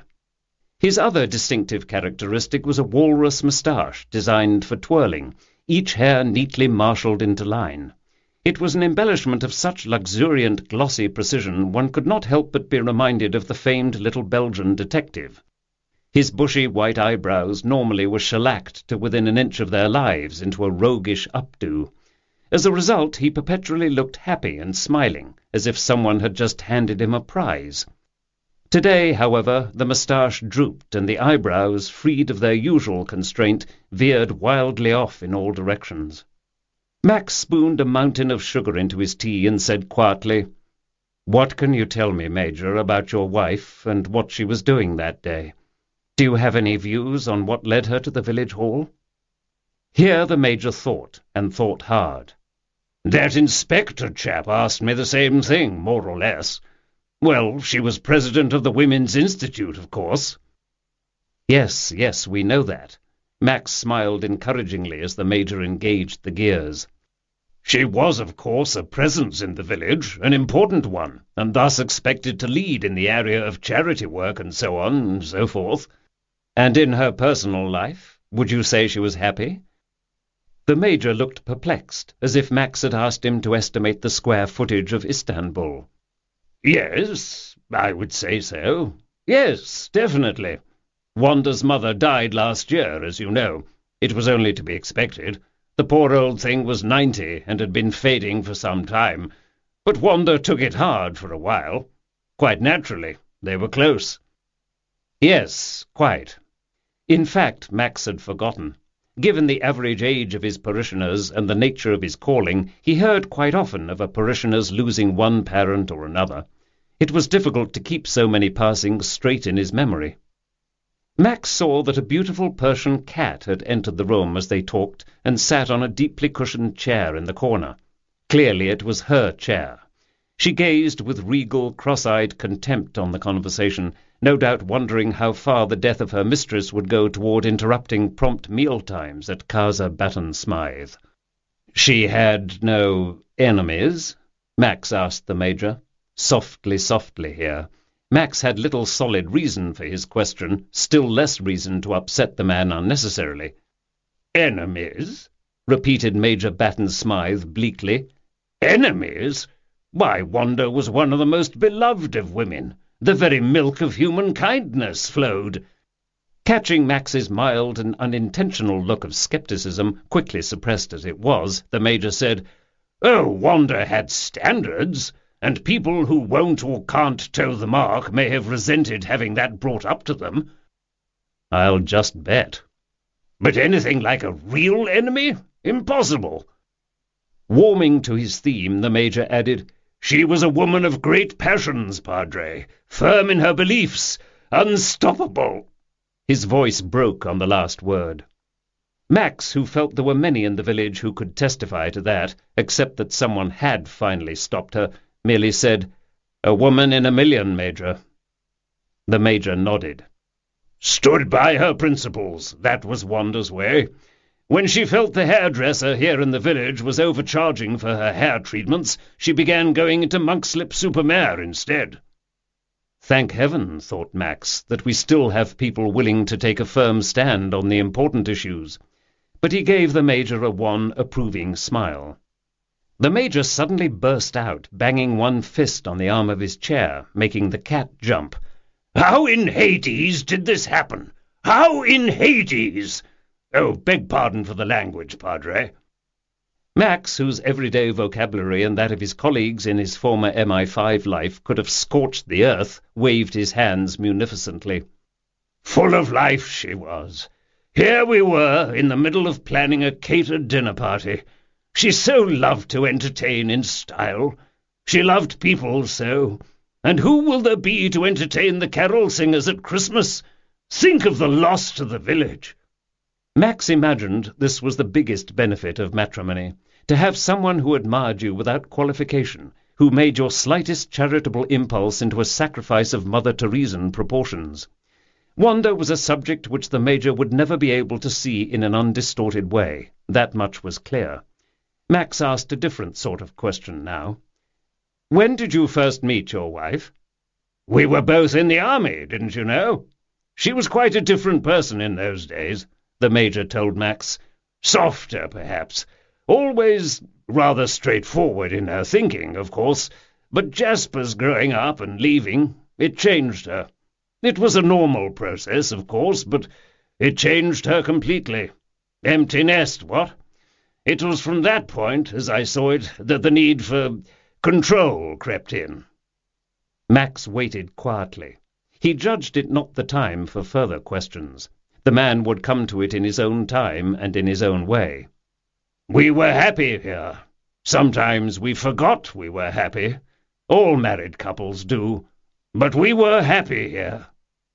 It was a near poetic sentiment for the Major, and Max felt the man's loss intensely, his attitude belying Max's earlier impression of there being no there, as it were, there, when it came to the Major. Even he, who did not live in Morning Glory Cottage, could sense the emptiness of a house suddenly deprived of Wanda's spirit. How the Major was going to fill that vacuum Max could not imagine. The usual diversions, drink, women, bird-watching, seemed outside Max's prior experience of the Major. He was a man of no known hobbies or interests apart from a little golf, gardening, and local history. Would that prove to be solace enough? "Your son?" he asked, tentatively, returning the Major to the subject he'd only skirted the edges of before. "Yes, the one good thing to come of this. I'll get to see him. Perhaps I can talk him into staying for more than a few days." "He was your only child, is that right?" "Yes," the Major said briefly, leaving Max to wonder if that were by medical chance or by design, and if the latter, by design on Wanda's part or his. Quite right for him to be brief on the subject, thought Max. It's really none of my business. And how it could be connected to the murder anyway he could not begin to fathom. But the Major surprised him with an uncustomary breaking down of the barriers, allowing Max a peek at the man behind the bluster and the dress-right-dress habits of thought. "He was a single child, and the only one we were likely to have," he said. "The thought of his loss terrified me sometimes. Would it be better if I had had 2 children, the heir and the spare, or would that just make me worry twice as much?" "I have the idea it can't be quantified, that kind of love," said Max. "Yes," came the distracted reply. The moments passed, with only the soft tick-tick-tick of the ormolu clock on the mantel to disturb the deep quiet of the room. The clock featured Napoleon astride his horse, a nice accompaniment to the basic militaristic theme of the Batten Smythes' existence. Just then it chimed the hour, and the Major, coming momentarily out of his stupor, noticed Max's regard. "He'll be coming for the funeral whenever they release her, Wanda," the Major said. "That's one good thing to come of this sorry mess," he repeated bitterly this time. "I haven't seen Jasper since his grandmother died." He indicated the mantelpiece with a vague toss of his head. "Left us that clock, she did." Max avowed that the item was beautiful, then once again gently changed this subject back to the Major's son. There might be solace coming from that department if he could keep the Major focused. "He's done a bit of this and that," said the Major in reply to Max's gentle probing. "He's exhibiting some paintings in Argentina at the moment, but I know he was in Italy several weeks ago. He's moved around Europe a bit and further afield, Africa, the Far East. He found a girl at some point, and that settled him. It comes to us all in the end." Apparently forgetting his grief for the moment, he gave a ha-ha man-of-the-world laugh. "Before that, foot-loose and fancy-free," he continued. "You've never met her?" "No. Perhaps she'll come with him to the—" "Yes," Max said. "Perhaps she will." The Major picked up a letter lying on one of the little tables in the room. "This is from him, about a month old, before—" Max took the letter and envelope, which bore an Italian stamp and postmark. The letter was conventional in its phrasing, thanking his father for some money he'd apparently wired to his son. Unsure how to act, scriptless for this kind of personal loss, the impulses flitted across the Major's face now like images on a faltering television screen. Finally, as something of the finality of the situation seemed to penetrate his understanding, he suddenly gave way to racking sobs. This display came to Max, who had been expecting a militarized version of the British stiff upper lip, as a relief. Grief was normal. Energy expended in buttoning it up was not. His face folded into an expression of compassion. Max comforted the man as best he could, giving him several resounding thumps between his shoulder blades, the standard macho expression of heartfelt sympathy. There, he said. "I'm so frightfully sorry this has happened to you." Max knew instinctively that his human impulse to take the Major into his arms like a child would have been a gesture too much for the man to bear. When the Major's sobs began to subside, Max said, "We'll figure this out. Don't you worry." He wasn't himself entirely sure what he meant by that. Figure out this grief? Figure out who killed her? Or wasn't it all part of the same process, of putting the horror of loss to rest? Max didn't feel this was an act, unless the Major was far more cunning and duplicitous, not to say intelligent, than he had ever credited him with being before. It was clear to Max that the man had adored his wife. The contrast with her general loathedness in the village was a conundrum. Grief was a curious thing that had no rules. Sometimes, as Max knew, it sent you into a tailspin. When you awoke, you might find yourself halfway around the world. Coming out of Morning Glory Cottage some time later, Max ran into Owena walking along St. Edwald's Road. She told him she'd just come from giving a statement at the Bobby Pod, and as if reading his mind, informed him, "I told them it was bollocks to suspect the Major. He'd never have done away with her in such a sneaky way. Doesn't have the brains for it. A cosh to the head in anger, maybe, but the fact is, he adored her. Thousands didn't, but he really did, the poor old bugger. Oh, sorry, Vicar, pardon my French, if you will." She bustled off in a swirl of opulently embroidered fabric. Watching her departing back, he realized the sturdy set of her shoulders reminded him of no one so much as Wanda herself, another woman, albeit of a much different type, who would brook no interference. He was recalled to his current mission, to find out what he could about the events surrounding the demise of the woman who would brook no interference. The woman, he thought, who liked to stir hornets' nests, until someone stopped her. Where to start? It seemed to Max that a return to the setting of the Harvest Fair would be in order. Surely, whatever had prompted someone to kill Wanda, the site of the Abbey ruins was where it had all started, sadly at the scene of what was meant to be one of her greatest triumphs. Chapter 17. At Home.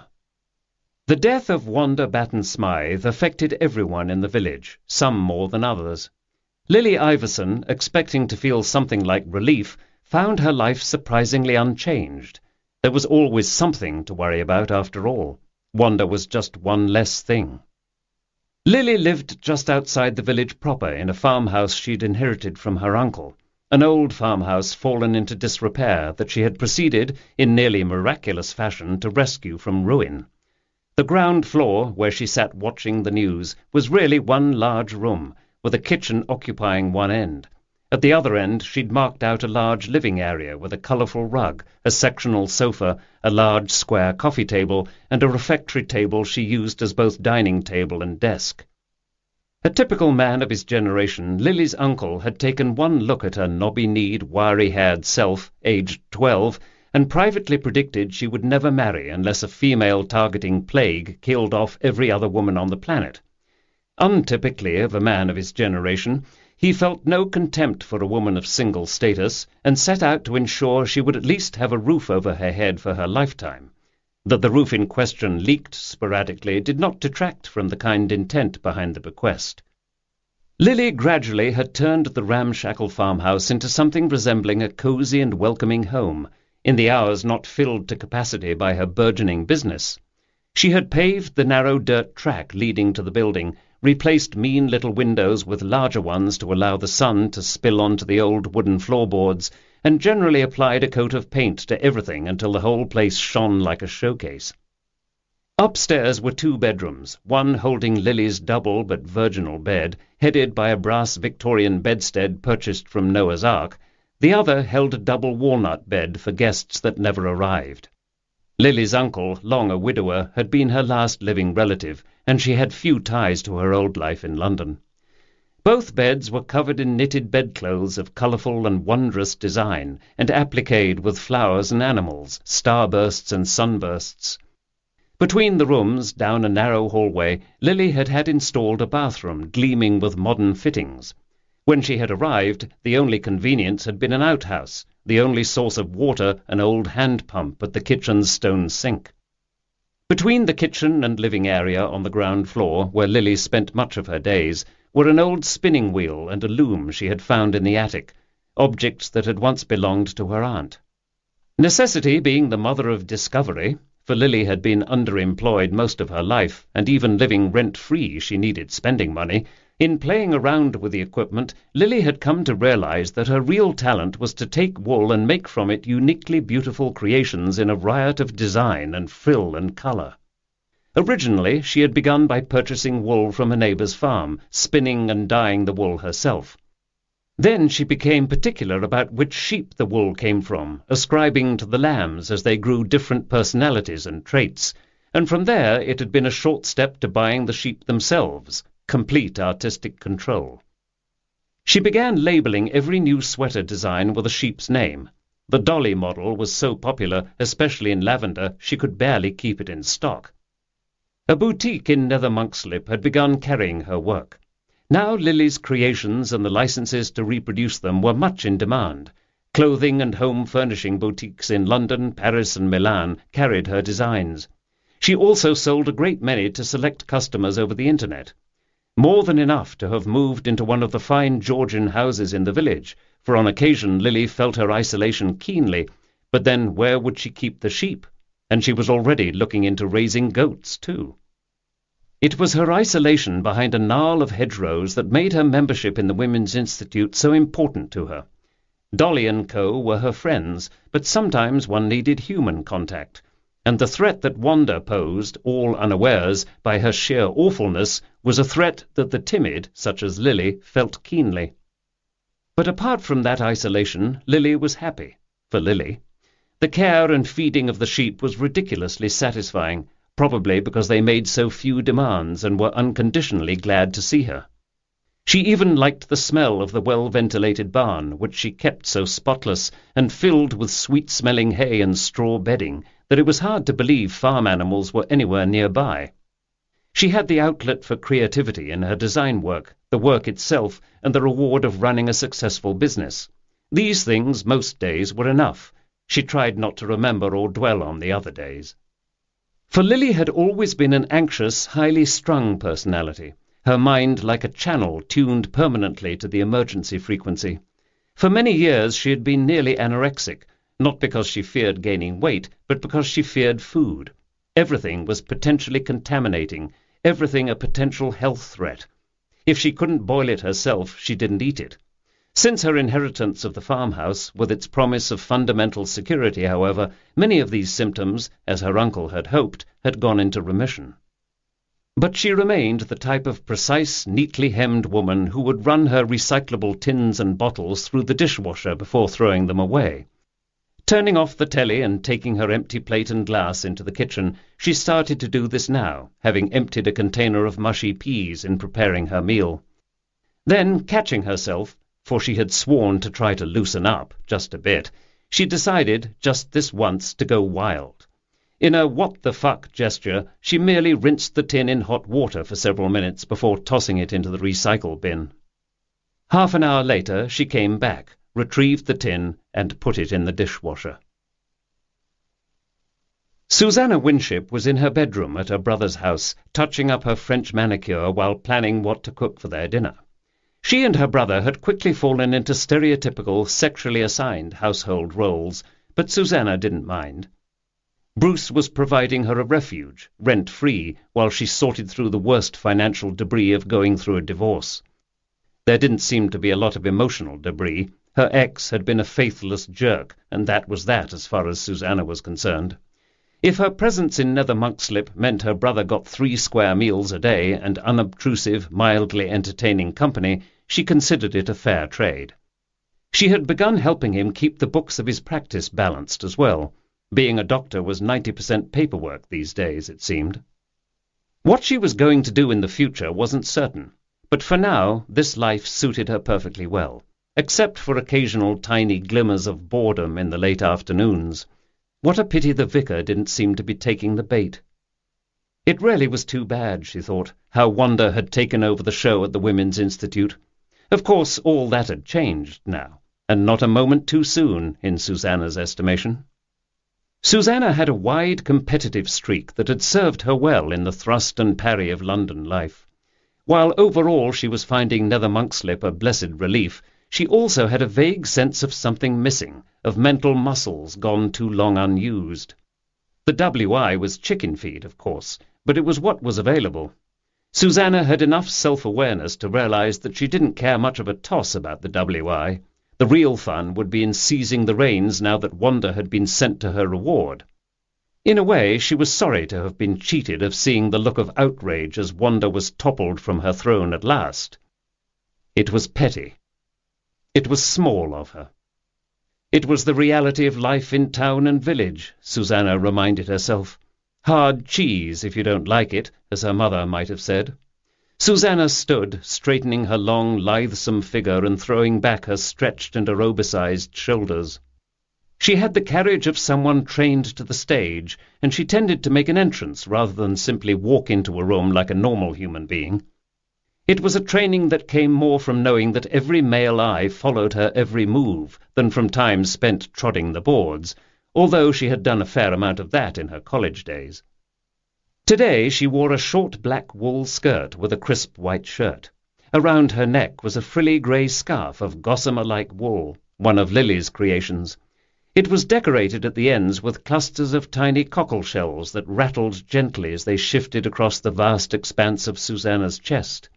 Silver ballet slippers she wore at home were on her feet, replacing the spike heels on which she normally, some would say miraculously, teetered down Nether Monkslip's cobblestone streets. Some hours later, after a gourmet dinner of chicken and wild rice, Susanna sat quietly with Bruce by the fire, but she tossed aside her book, a racier-than-usual biography of the libidinous Catherine the Great and her horse, after reading a few chapters. Like Catherine, she was a woman of many and diverse talents, and they were going to waste here in the village. She wondered if it were too soon to put the cat among the pigeons. Chapter 18. The Antiquarian. Noah Carraway lived in a house that was a romantic's dream of what a house should be. Abbott's Lodge began as part of a Benedictine monastery before the buildings and the land they stood on, which included a lake and parkland, were appropriated by Henry VIII. Following the dissolution of the monasteries, only the Abbott's Lodge remained intact. Promptly forgetting the noble purpose supposedly behind these seizures, Henry handed the property over as payment to his courtiers, who themselves cashed in by selling it on. Neglect finished what greed and vandalism could not accomplish, and, apart from the lodge, only the skeletons of these remarkable architectural achievements remained. Noah had been heard to say it was not unlike the job the Taliban had done on the ancient Buddhas in Afghanistan. Max, walking across the fields toward Abbott's Lodge, reflected that the complex of medieval and 16th-century buildings had almost certainly been built on the site of an even older religious tradition, as were most abbeys and monasteries throughout England, a fact of which Owena Owen of Goddespell never tired of reminding him. It was true, the 6th-century St. Augustine and his monks had had an immeasurable and lasting impact on the beliefs and the very appearance of the country. Abbott's Lodge reflected their success, with the lodge now restored to much of its original glory.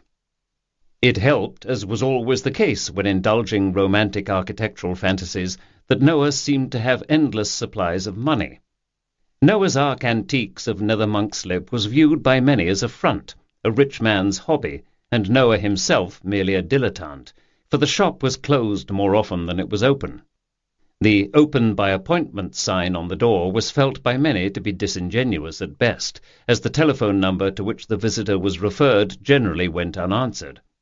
It was widely regarded also as a tax fiddle, although no one could quite say how the fiddle benefited Noah, other than the fact that he could indulge his love of beautiful things unrestricted, with room to store the overflow from his own house. But Noah's Ark, unlike many of its kind in the trade, sold, when it was open, real antiques, not second-hand rubbish. In his more candid moments, Noah admitted he found it difficult to part with any of the acquisitions he made for his shop.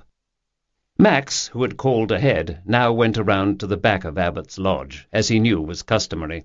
Noah could more often than not be found whipping up a little something for tea or some future snack or meal, although the word snack demeaned the whole enterprise. The little something would earn 5 stars in any gourmand's universe. Max detoured before he reached the terrace at the back, however, turning his steps toward the abbey ruins. He looked up and then about him. The hubbub that had reigned during the fair was gone. It was completely still. A blurry sun sat atop a clump of grey clouds like a portent of the world's end. Part of the reason for his visit was to spy out the lay of the land and confirm his belief that the view toward the village hall from anywhere in the fair grounds was obstructed. He found he was right. The spinney of Ravenswood blocked the view wherever he stood, in or near the ruins, and the only possible clear view not blocked by Morning Glory Cottage was obstructed by the mound beneath the plague tree and the huge old tree itself. His impressions confirmed, he turned back toward Abbott's Lodge. Noah, seeing him as he approached the flagged terrace, greeted Max with his customary effusive warmth, and then led the way through the kitchen past the enormous refectory table, a table that somehow always made Max think of homemade soup and thick slices of bread lashed with yellow butter. Noah, himself a bit doughy in build, was a dapper and well-groomed man, today wearing trousers and a tailored shirt of the finest wool, with an elegant belt and shoes of matching leather. Balding, he wore glasses in trendy black and green rectangular frames. He had a face formed for humour, round, puckish, and often alight with mischief. The two men headed toward the drawing-room. "Too cold now for sitting in the garden, more's the pity." Noah carrying an enormous polished silver tray of tea-things and homemade sandwiches and biscuits. Max noted that some of these were peanut biscuits, and wondered if they were Noah's own or if they came from Elka's bakery. Life went on, he supposed, but he did wonder how often the sight of a peanut biscuit would evoke disagreeable memories in the village. Hungry, Mrs. Hooser would have blamed this on an inadequate breakfast. Max followed Noah and his tray down a long carpeted corridor, the strains of Le Roi s'amuse in the background. Max was not a connoisseur, but this gentle, lively music he recognized. Both walls of the corridor were lined with oil paintings of inestimable value, and the corridor itself led in shotgun fashion to double-reinforced glass doors through which could be glimpsed the starkly haunting abbey ruins. Noah had positioned floodlights throughout the grounds. When he held a dinner party, the beauty of this scene at night took one's breath away. They passed the door to the dining room with its vast fireplace, prompting Max to recall many a convivial meal in the company of Noah and his numerous gifted acquaintances. They reached the end of the corridor, and Noah indicated that Max should open the door on the right. Noah carried the tray into the drawing-room, which was another inviting room of dark timbered walls and polished wooden floors with rich rugs scattered everywhere. Here a fireplace large enough for a man to stand in dominated one wall. Against another wall was a large built-in cabinet where porcelain Dresden figures, hard at work gathering flowers, and Staffordshire shepherds and shepherdesses were lined up with martial precision, like the vanguard of a Roman army. A painting of one of Noah's ancestors looked down upon the shepherds from across the room, a man in royal blue wearing the frills and feathers of his day, his rosy face gleaming with smug self-satisfaction. Antique furniture dotted the room. Noah's collection of teapots filled another matching cabinet. Max had to hand it to Noah. While extensive repair and renovation had been necessary at Abbott's Lodge, not to mention modernization to make it all habitable in the 21st century, nothing looked glued on or out of place. The house always seemed to shimmer, glowing with the patina of centuries, partly the result of the cunning spacing of windows, it was true, plus the fact everything Noah served was poured into sparkling cut glass and presented on bone china of near transparent fineness. But Max chose to believe the pervasive glow held remnants of the sanctity of the place itself. Close your eyes, and you could almost hear the strains of the monks chanting. Noah indicated a little gilt chair for Max to sit in, a chair whose sale might have helped repair half the church's roof. These were always the worst moments at Noah's. Everything looked to be of a venerable age and of matchless value. Everything looked so fragile and ancient that one felt the slamming of a door might cause it all to disintegrate. Max lowered himself carefully and perched on the edge of the seat, thighs tensed and ready to spring at the first creak of imminent collapse. As often before, for Noah was an inveterate entertainer and the vicar was frequently on the guest list, Max felt as if he'd blundered into an exquisite dollhouse and grown extra arms and legs with which to knock things over. Max had come to know Noah Carraway the previous year, when his mother had died and Noah had come to the vicarage to discuss the arrangements. Max had been struck by the man's humour and by his forbearance in the face of what was clearly a primal loss. Noah sorted out the tea and then, in response to some gentle questioning on Max's part, began talking of the events of the day of the fair. He told Max what he had seen and had reported to the police, which was Wanda disappearing at the halfway point in the day. "Nether Monkslip's own warrior queen," said Noah with a grin. "Boadicea had nothing on our Wanda. Anyway, I was taking a little break, or I might not have noticed." Unusual, wasn't it, her disappearing like that? Like a comet giving up the spotlight, so to speak. Yes, Wanda was always one to think her presence essential to the success of any event, if not the very survival of the human race. No meeting on any topic was complete without her ringing input, did you ever notice? He sighed. Not since the time of the enclosure riots has there been so much kerfuffle as over this fair. Do you have any idea where she got to? Well, apparently she got to the village hall, where she was found dead. Yes, presumably. But did you see her headed that way? Noah shook his balding head decisively. His mouth was one long squiggle like a child's drawing. Neither saw nor heard, and with Wanda it was more likely to be the latter, for miles round. No, it would seem she positively snuck off. I'll tell you what else was odd. What was odd? She was excited, hepped up, Noah replied. Well, she usually was hepped up about something. Yes, I guess what was odd was that she looked, well, happy, even rapturously so. You didn't often see Wanda looking happy. Busy, self-important, yes. Happy, no. That struck a chord. What was it Cotton had said? That someone would come forward to say they'd seen Wanda looking either wild-eyed, despondent, or deliriously happy, or all three at once. I do see what you mean. That is a bit odd, said Max. Generally she stood stolid, immutable as Hadrian's Wall, a talisman against sloth, against the beauty of the wasted, idle hour, when she wasn't rushing about haranguing everyone to pieces. Biscuit? Here he offered one of the plates. Max took a wedge-shaped confection that looked like it might be lemon-flavoured. Noah made his own chocolate selection and chewed contentedly for a moment. But overall, Wanda was at a dangerous time of life, looking down the diminishing horizon as she hurtled toward death, assessing the detritus. Perhaps the passage of time could change even her. In the immortal words of the crooner, "Is that all there is?" It passes through all our minds, does it not? You're asking a vicar that question? Noah smiled. Of course. It's practically a job requirement. What was she, about 50? Asked Max. It's a dangerous time for men, too, although hardly an ancient age for anyone in these days. She was always dangerous, if you ask me. Noah's expression was one that Max recognized and was willing to exploit in the name of getting at the truth. Joy in discussing the doings of the village and the villagers. Noah was an inveterate gossip, and Max was relying on this proclivity. "You know about the cocktail fiasco?" Noah asked now, wiping his fingers with pretended disinterest on a napkin of starched white linen. He seemed to be near hugging himself with suppressed excitement. Only the broad outlines. Well, Noah settled himself more deeply in his chair. Susanna got it into her head that the Women's Institute needed a break from the stodgy, from the mundane, from the tips on how to pickle this and stuff that.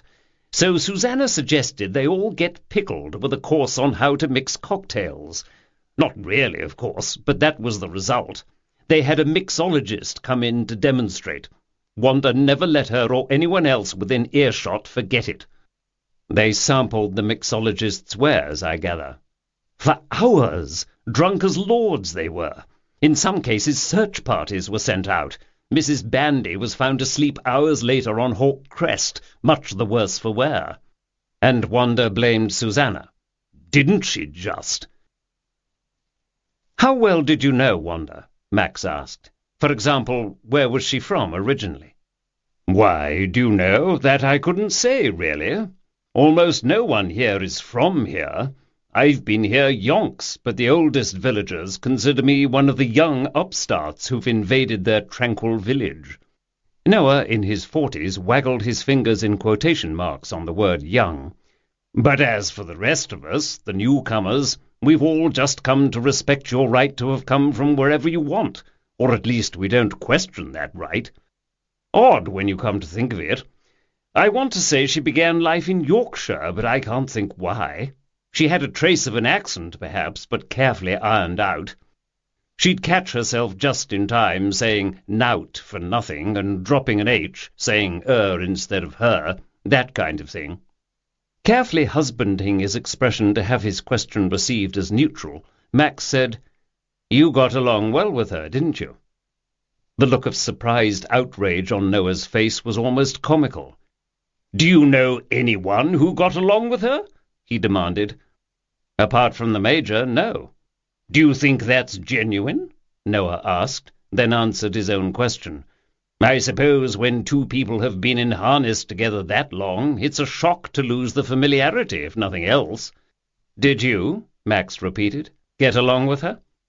"Well—" Max waited, giving every sign of being willing to wait forever. Noah capitulated with a shrug. "Well, she once got the better of me in a business deal. It doesn't happen often, I can tell you, and I wasn't best pleased." "Really?" "Yes, I know." Wounded professional pride struggled with personal dignity. "Hard to imagine, isn't it?" "What happened?" "She had 2 chairs she'd inherited from her mother. You know the old woman died last year. Wanda wanted to sell them and extorted a ridiculous price. She knew how I was about mahogany Chippendale, mad for it, and she had 2 chairs she swore had been made by Chippendale himself. I doubted that part of the story very much, but at least I was sure the chairs were authentically from his shop, as it were." "And they weren't?" "Well, yes and no. Parts of each were real." "I don't follow." "Someone had got hold of a real Chippendale and cannibalized it for parts. They'd also got hold of a Victorian copy and taken what they needed from that and cobbled the whole thing together." Max's face reflected his puzzlement. Noah, seeing this, asked the unspoken question. "Why would they do that? Because a set of chairs is much more desirable than a single chair. Victorian reproductions are antiques in themselves, but not to the level of a real Chippendale." Warming to his subject, he said, "Now it is one thing to replace parts of an authentic antique, up to 10% of the whole, and be honest about the repairs. This was a wholesale mishmash of chair parts, 2 Frankenstein's monsters made from one real thing. A tragic criminal waste by someone unscrupulous enough not to care. This kind of thing goes on all the time, more than ever before, since the number of real antiques left in the world is rapidly diminishing." He added, his voice thick with remembered resentment, "It's the oldest artful dodge in the trade, and I fell for it. It ticked all the right boxes. Maybe I just didn't want to know. Surely Wanda was unaware that the chairs were fake? You know, I will never know that for certain. I know only that she didn't have the skill or tools to perpetrate such a fraud herself. She, or to be precise, her mother, may have been taken in by a dealer with ties to a skilled cabinet-maker." Noah stood restlessly, a genial, dapper man of middle years, with a crustless watercress sandwich now gripped forgotten in one hand. Max counted him as a friend, as he had been both generous with his hospitality and staunchly welcoming when lines were being drawn over Max's selection as vicar. Max pushed these favourable thoughts aside, setting apart his liking for the man and reverting to old and entrenched MI5 methods. Everyone was a suspect, and there could be no favouritism shown. Noah now walked over to the mantel, made a minute adjustment to the position of the ormolu clock which sat there, and turned back to face him. Max asked him, "Why are you telling me this?" For had Wanda not been murdered, he doubted he would have come to hear of the affair of the chair, which by any standard hardly rose to the level of tragedy, more a tawdry little village episode among undoubtedly dozens over the years. Funny how murder pulled back the curtain to expose events that might or might not have a bearing. Noah gave him a wry grin. "I'm not sure why. Perhaps I'm just going on the principle that you'd find out anyway. It made the 11 a.m. news at the Cavalier some time ago. Or perhaps you are a naturally honest individual." Noah smiled modestly, and with a wave of the sandwich acknowledged the compliment. "Perhaps. How did you find out that something was suspect about the chairs?" Noah grimaced at the memory. "I had a friend visiting, a man also in the antiques trade. He looked it over and saw the fraud." "When was this?" "Last week." "At the fair?" Noah nodded. "Just before." "And you confronted Wanda?" "Well, no, you put it like that. You confronted her?" "Yes, all right, yes. I confronted the old horse trader. She told me she'd sold me what she thought were 2 genuine chairs, and she still thought they were genuine. But I didn't really believe her, you know. First she swore the chairs were genuine, then in the next breath she did a big song and dance disclaiming all responsibility if they weren't genuine. So let the buyer beware was her attitude." "Yes, that's it exactly," said Noah, the expression on his face now positively sour. "No apology, no hint of putting things right with me, or attempting to verify what my friend said was true. I'll go to my grave believing the chairs my mother left me were real. She actually said that." He gave Max a look of horrified understanding of the import of those words. "And that's what she did, not long afterwards," Noah said bleakly. "Wanda went to her grave." Chapter 19. What's Cooking? The wind had kicked up, and Max, on leaving Abbott's Lodge, found himself in a changed world of scudding clouds and overcast skies. Leaving the safety of Noah's house, a home surely graced by long centuries of prayer, he seemed to have stepped into an enchanted but sinister parallel world that a weaner might have recognized. He pondered what next to do. Noah's revelations certainly cast new light on Wanda's character, but didn't they similarly cast a light on Noah's motivations? Still, would a guilty man have admitted what transpired over those antique chairs? While the Major might have mentioned it to Max or to any of the other villagers, in actuality the choices of Max's ever hearing of the dodgy transaction were slim. Maybe it was in the nature of a double blind, a full confession on Noah's part to mask his deeper involvement in Wanda's death. Max hadn't told Noah he was talking to him partly at the instigation of DCI Cotton. Of course he hadn't. How Max chafed now at the subterfuge, even knowing it was in the cause of truth, of finding Wanda's killer. But something in him jibbed, even at that sound and logical excuse. Wasn't that the reason always given him for the lies and deceits of his MI5 days? But then he'd had to go on whatever was told him about the justice of a given cause. This he knew for himself. The worm that had insinuated itself into the goodness that was Nether Monkslip had to be destroyed. As he walked in the waning hours of daylight, head down into the wind, his steps took him toward the High Street, and he found himself standing in front of the Cavalier tea-room. He had half intended to go in, but at the sight of the avid faces peering at him from the window, he had a sudden change of heart. After pretending fascination for a few moments with what the nearby newsagent's window had to offer, he set off in the direction of his old Land Rover. He would go into Monkslip-super-Mare for an evening meal near the harbour, first stopping for a word with the priest at St. Albans on some minor but long-neglected church business. And he knew exactly who else he wanted to see while he was in town. Perhaps just an appetizer course wouldn't break the budget. At French Revolution, Guy Nichols popped his head out the swinging kitchen door long enough to say, "Just a sec and I'll be with you," before popping back in again. Max had only time to note that his hair stood out in its usual artless tufts, the kind of coiffure that sold for £70 sterling in London, but might today simply be the result of harried preparations for the evening trade. The door, as it swung closed behind Guy, pushed out the heavenly scent of just-baked bread, mixed with the slow sizzle of garlic in olive oil. Max picked up a menu he'd taken from the reception stand and perused it idly as he waited. The descriptions of the offerings just escaped the sanctimony of most trendy new restaurants. Even the humble Coley had a place on the menu.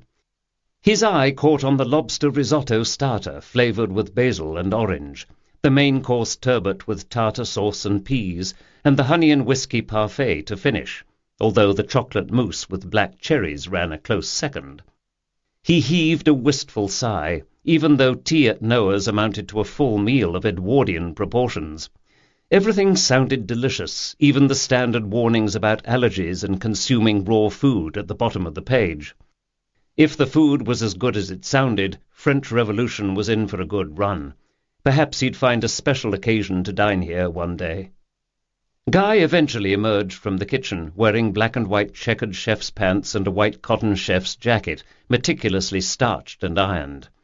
Well-muscled and athletic, he moved with a lithe, nimble grace, weaving his way in and out between the closely spaced tables while managing to balance a heavy tray over his head. If he sampled too much of his own wares, as chefs were said to do, Guy was evidently at pains also to work off the calories. "I thought you might want something while you waited. I'll be right with you." With that, Guy placed a glass of white wine before him and a small plate of the lobster risotto described on that night's menu. Max could hardly believe his luck. How did the man know? Max watched as Guy served a lone middle-aged couple in the far corner. Apparently being the chef-owner also involved pitching in to help wherever needed. Max reflected that he had come across many men like Guy in his career. In tight situations, they were often the most useful of men because of their intelligence. They were natural leaders, as those around them sensed that all risks taken would be carefully calibrated to enhance everyone's chances of survival. Liking had nothing to do with it, really, although Guy struck him as a highly personable and attractive man, with his choppy hair, his craggy mien, and his earrings lending him the touch of a Renaissance man. He returned carrying 2 cups of coffee as Max was polishing off the risotto, which was perfection. He set the cups on the table and, pulling out a chair, said, "I'm afraid I may have to run out on you if we get busy. Midweek is usually slow, though." He signalled to a passing waiter, "Crème et le sucre, cream and sugar, please." Settling in and turning to face Max, he said, "What a rum business, this thing with Wanda. I assume that's why you're here. Word is getting around that you've been talking with people about it, sort of officially/unofficially on behalf of the police, or so the villagers think. You know how they gossip. The world really is going to hell, isn't it?" While it wasn't clear if Guy was saying the police must be desperate to call on a priest for investigative services, Max assumed he meant that Wanda's murder, taken in the context of a depressingly high national crime rate, was generally deplorable. He merely said, "I certainly hope not. That would make my job a lost cause before it started." Guy looked puzzled for a moment, then laughed. "Right. We're not going to hell with men like you at the wheel." They were interrupted by the waiter bringing the coffee accoutrements. Max looked around. The restaurant, while pub-like in appearance, seemed to be a conversion of a large private dwelling. Max placed its origins somewhere in the 17th century. It now was Spartanly modern in decor, but with whitewashed walls beneath beamed ceilings, crisp white tablecloths and late summer flowers on each table, it exuded a low-lighted coziness that would encourage customers to dwell over several courses with wine. A grey cat slumbered on the hearth, so unmoving that Max at first thought it was merely ornamental, until it turned, stretching out one unsheathed paw. "Things are going well with the restaurant, you say?" Guy nodded. "Better than I could have hoped. I'm trying something different here, a return to basics, really.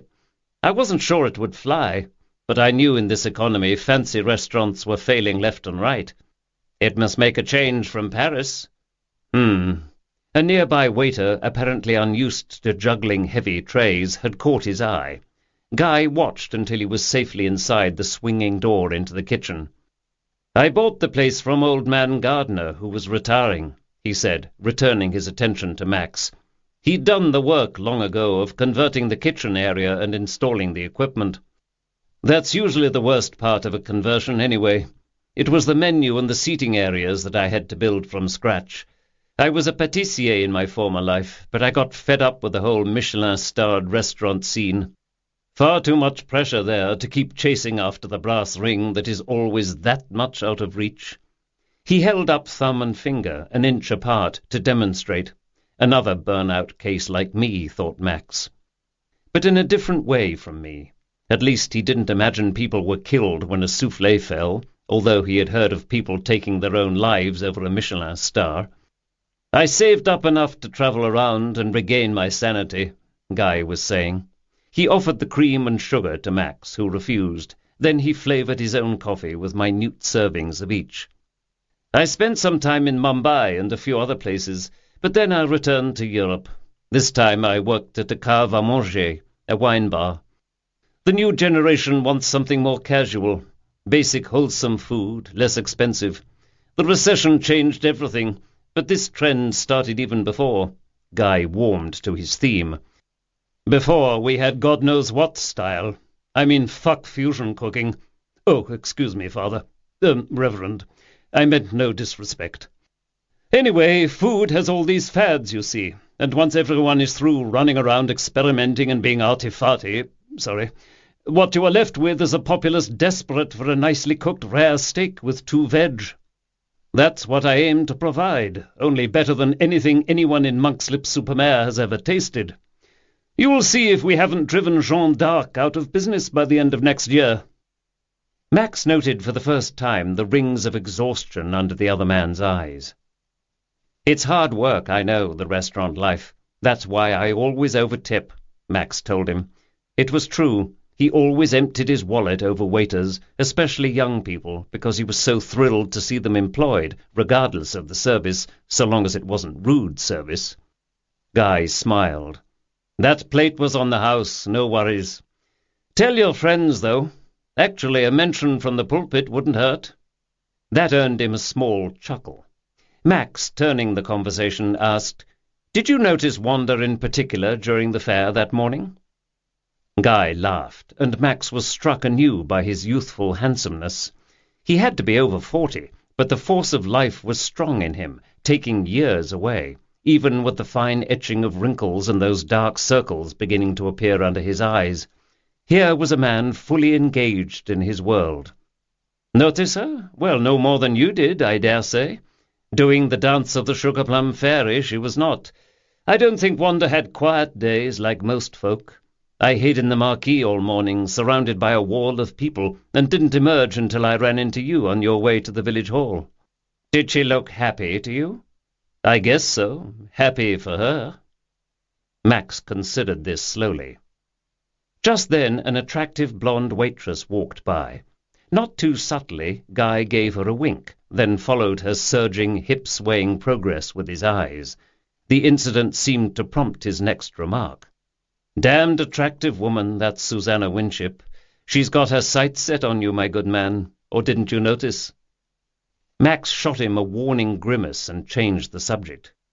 I wanted to ask you if you remembered anything that struck you as unusual that day we found Wanda, now that you've had some time to think about it. Guy laughed at Max's expression. If you really are not interested, would you mind?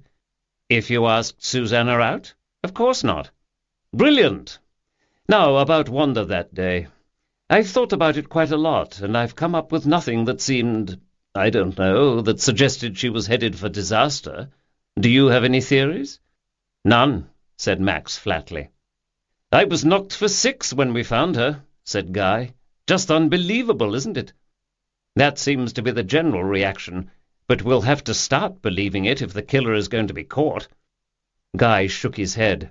1 minute she's after me to do a presentation for the Women's Institute, 100 ways with zucchini, you know, the kind of thing, or to cater a meal for her.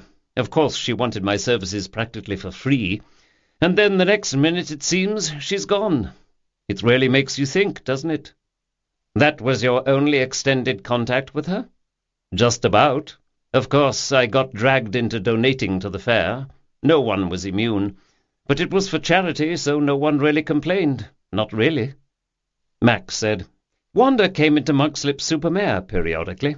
For one thing, she used the hairdresser here in town rather than the one in the village, according to her husband. Did she ever stop in here, perhaps for lunch? Never, not that I'm aware, and I'm here most days. I live above the shop, as it were, for now, until I have time to buy my own place. Then I'll expand the restaurant into the upstairs rooms when the timing's right. Anyway, I'll ask the staff to be sure. They'd remember her if she'd ever come here. Wanda did have that effect. Max sipped his coffee, which was excellent and carried a slight sweet scent of chicory. Putting down his cup, he said, She doesn't appear to have had many friends, people she confided in. Odd you should say that. I was just going to tell you. Not she, but the Major did confide in me. I was taken aback. You know how he is, the original stiff upper lip. Not a confiding sort at all. Anyway, I used to see him in the village, you know, pottering about, looking important, or trying to. I'd go in there for supplies. The fresh produce from the farms around Nether Monkslip is often better than what I can get here. Anyway, one day I stopped in the Cavalier, and there he was. He invited me to sit with him. Well, I didn't want to, really, but I could hardly refuse. He started talking about the son, Caspar. Jasper, corrected Max. Jasper, that's right.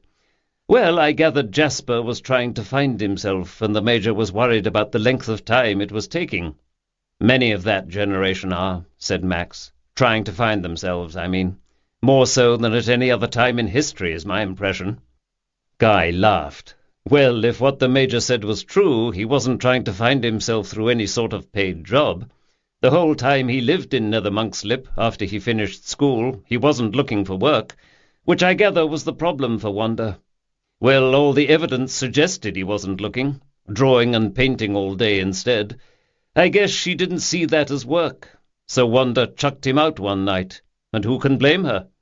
I didn't realize you knew the family so well. I don't, said Guy, smiling. This bit about the chucking out, the Major didn't tell me that. It was picked up in a mere half-hour when I stopped at the Cavalier for tea on a different afternoon. Information has to be pieced together in Nether Monkslip to make the whole sometimes. The village grapevine. God, yes, isn't it something? Everybody knows everybody and everything. I'm glad I'm living over here. I miss a lot, and that's fine by me. But there were other occasions. For example, the Major also let some things slip in talking one evening at the Hidden Fox. So I don't imagine he confided in me especially. I think half the village may have heard him whinging on. He and Wanda were not exactly love's young dream, you know. And disagreements about Jasper, were part of that. So, thought Max, the chance to put the Major in the frame as the most likely suspect was known to many, if what Guy said was true. Max imagined it was. He had, as they say, issues with his son's vocation as well? He asked. Guy spread out his hands in a who-can-say gesture. Every unhappy family is unhappy in its own way. Isn't that the saying? Tolstoy would certainly have known something about that in his own life. Anyway, when was this, when you spoke with the Major at the Fox? Guy sighed. Now you're asking, it must have been a night when the WI was meeting. I don't think the old boy would have been off his lead otherwise. Maybe 2 weeks ago? 3? I had gone into the village and stopped in for a quick half-pint. The regular delivery man had failed to show, so I was reprising my jack-of-all-trades role. I could look the date up if it's important. Max shook his head. I doubt it. He blew out his cheeks. Apart from the risotto, it hadn't been time well spent. An hour later, well after dark, he returned to Nether Monkslip. He was just parking the Land Rover as DCI Cotton was coming out of the police pod. The detective waved him over. "Just the man I wanted to see," said Cotton. "Any news?" "Nothing that gets us any forwarder, I'm afraid. I've just come from Guy Nichols's restaurant. Apparently there was some friction between Wanda and the Major. So says half the village. Sorry, I did realize that probably wasn't news to you. However, I also learned that Wanda and Noah, our local antiquarian, had come to a disagreement." He briefly explained what Noah had told him earlier that day. Cotton said, "Noah's not the only one who had issues with her, usually over something of that nature. Something trivial but maddening if you were on the receiving end. She seems to have been a bit money-mad. If that's another way of saying cheap, I'd have to agree. I'm afraid it's really not much in the way of motive, though, is it? Not something a jury might buy. We've talked with everyone about the fair, their whereabouts and so on. Their stories are so identical as to be interchangeable. For example, Lily Iverson was selling her knitted goods all day, she says. Dozens of people saw her doing it, that sort of thing. Anyway, I'd like you to look over the village hall with me, now forensics have done with it, and it's been restored to order. We've had a bit of a break in one direction. We just don't know what it means." There was a constable guarding the entrance to the village hall, a young man not too many years away from doing his homework and playing video games. He stepped aside as DCI Cotton turned the lock on the outer door, and he and Max went into the building. Cotton turned to him and said, "We've interviewed Morris. He's some sort of village all-around handyman, I gather." "That's right, and he often deals with repairs and so on around the village hall and the vicarage." Max pictured Morris, a gentle, somewhat backward man who nearly had to be dissuaded from tugging on his forelock, and whose thick, expressive eyebrows gave him an unfortunate resemblance to the crazed author in The Shining. He was always to be seen with a toothpick tucked behind his ear. Whether it was the same toothpick or not, Max was never sure. "Was he a help to you?" Max asked. Cotton indicated the old-fashioned door lock. "You need a key to get in from the outside, but inside you could simply slide a bolt home. See?" Max nodded. "Yes, I seem to remember that." "Well, Morris came along about midday during the fair, and, get this, he found that the door had been bolted from the inside. There was no way for him to get in without breaking a window." "He's sure of that?" "Quite definite. He was annoyed, he says, and shouted for someone to open up, because, you see, someone had to be inside, locked inside." Cotton nodded. "Do you notice anything missing from in here?" Max looked around. The little stage, the windows with curtains undrawn and giving on to the night. He could clearly see the churchyard with its brooding plague tree. "You're thinking in terms of a break-in? Something stolen?" "It's one possibility. She may have interrupted someone committing a crime of some sort." "I'm perhaps not the best person to ask," said Max. "One of the women from the WI might see more than I do. They're all over the place most days, arranging flowers, rehearsing for a play, and what-not. Susanna Winship may be a good choice. I'd say she's observant. We're on it now, asking various people.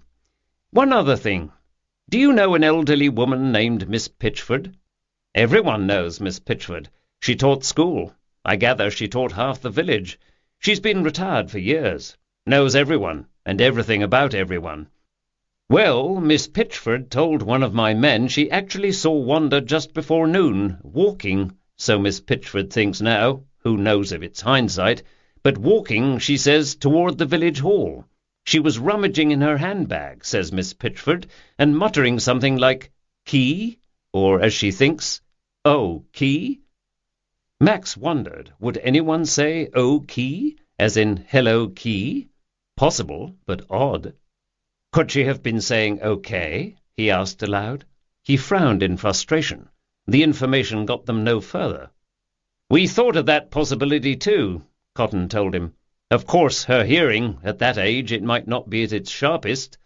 But it's more likely Wanda had found the door locked herself and was looking for the key in her handbag," said Max. "Isn't it? And muttering aloud as she looked? Or did she expect to find the door locked and was looking to make sure she had the key?" Cotton might have been reading his mind. "I feel we're making bricks without straw here," he said. "It's quite a puzzle either way." "I'm to have tea with Miss Pitchford tomorrow," Max told him. "I'll see if I can get anything from her that makes more sense than that." Chapter 20. Miss Pitchford Disposes. The next day, as he had told Cotton, Max was scheduled for tea with Miss Agnes Pitchford, an engagement that had been arranged far in advance, part of Miss Pitchford's rather diabolical appointment-arranging technique. Max reflected that while one could claim pressing engagements in the coming week or two, it was harder, unless one were planning to be out of the country or on another planet entirely, to find excuses in June for an October meeting. October, one felt, might after all never arrive. He made slow progress on his way, for he was as usual frequently stopped by people wanting to chat, although Awena, carrying a basket from which obtruded wild flowers, a loaf of French bread and a newspaper, simply waved and said hello as she glided by. Members of the press who tried to waylay him got the cold shoulder. Among those who stopped him was the Major. The man seemed to have shrunk, his still large girth hanging on a somehow smaller frame. "I just got a letter from my son from Argentina," the Major told him. "Of course, the postal service being what it is, it was written several days ago. He's been on the telly, it seems." The Major, clearly proud of his son's achievement, or perhaps just his neat handwriting, handed Max the letter. It was a simple, short note, again thanking the Major for wiring money and helping subsidize his career. It mentioned that he was waiting in a green room to be interviewed in the next half hour on live television.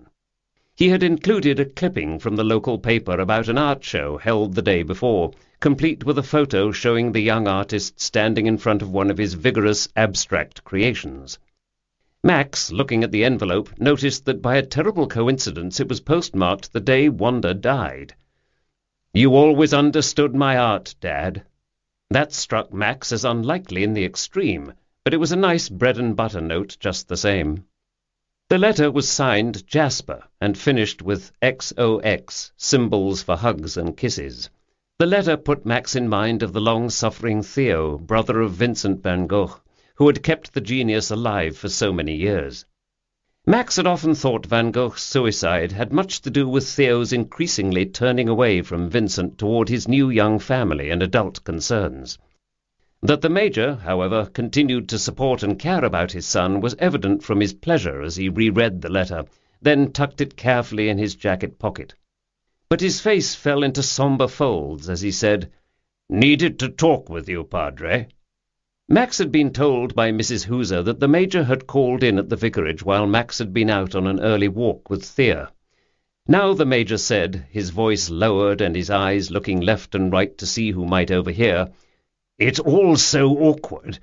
They, the police, still won't release her. Until, you know. Difficult to know what to do." Closure, thought Max. What one of his American colleagues at Oxford, a big blonde rower from California, would call closure was precisely what the Major needed and could not have. All the bureaucratic niceties had first to be observed, all the forms filled out. Max nodded understandingly. As always, Max found the Major both affable and difficult to grasp, intellectually speaking. There seemed little to hold on to, and even though the Major and Max shared backgrounds with some similarities, Max always felt himself floundering, trying to find commonality.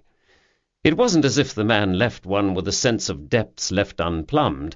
It was more as if the placid surface of the man was all that there was to him. A near impossibility in Max's experience, wasn't it? But now, of course, the situation was complicated by the fact that Max had seen the man at his most vulnerable. Now there would be that extra English layer of reserve to chip through.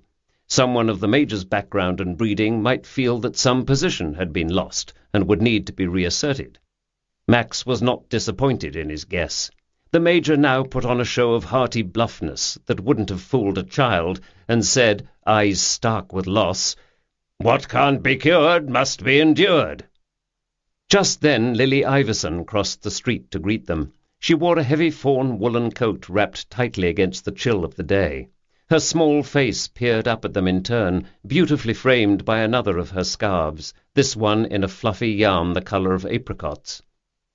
Max had noticed several other people avoiding them in the way people will avoid the recently bereaved, and he wondered at her temerity.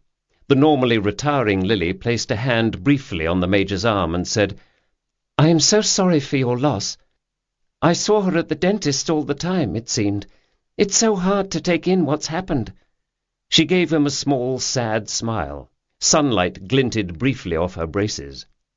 Max knew she was self-conscious about the bands on her teeth, purchased when she started to come into money from her business. He thought they lent a charm to her vulnerability that had been somewhat lacking before. With a parting glance at them both from under her lashes, she quietly went about her business. The Major seemed nearly undone by this kindness, devoid of mawkish curiosity as it was. The Major then spent several more minutes swapping comments of zero substance with Max, as Max struggled to get down to the question uppermost in his mind. Finally, he was given a chance to ask, "Were there any changes in your wife's habits in recent days, or concerns over her health, perhaps? Were the allergies worsening?" "Funny you should ask," replied the Major. "She'd started seeing a new GP in Monkslip-super-Mare. She'd decided she didn't trust the local man." "Winship?" Max was surprised.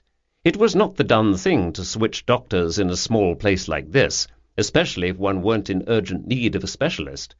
It would be bound to cause comment and speculation. He supposed Wanda might not have thought of that or cared, but Winship himself had painted a somewhat different picture. Why? Professional pride or something more? "Why didn't she have her auto-injector? That's what I don't understand." This burst out of the Major like gunfire, a sign of the tenuousness of his grip on himself. "Why, indeed?" Max said flatly. "It was always with her. It comes in a spring-loaded syringe, easy to use. They prescribed them for people like Wanda who are at risk for severe allergic reactions. She was never without it. It would have been in her handbag. So why?" Max thought perhaps if it had been in her handbag, she didn't have time. The reaction was too strong. Or perhaps the auto-injector wasn't in her handbag when she went to look for it. Or she was prevented from getting to it. But he said nothing, just shrugged and shook his head in helpless sympathy. Don't know. Parting with the Major after a few anodyne words of comfort, Max carried on toward Miss Pitchford's, his steps slowing as he thought over what he'd learned. Miss Agnes Pitchford was of an age where making and returning calls was a way of life, and text messaging was no substitute for face-to-face socializing over bridge and heavily stewed tea. Max had to agree about the texting.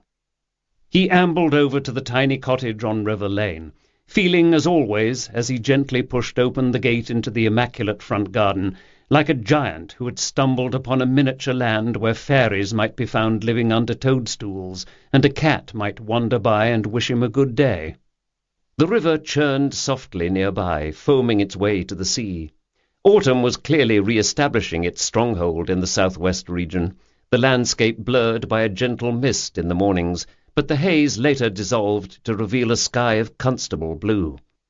The lilac-coloured Michaelmas daisies had arrived on cue, along with the autumn crocuses. Miss Pitchford was a pink and white elderly lady of deceptively fluffy aspect and all-seeing china-blue eyes, her cheeks as soft and unwrinkled as a child's. Her former pupils maintained that she had an extra pair of those china-blue eyes in the back of her head.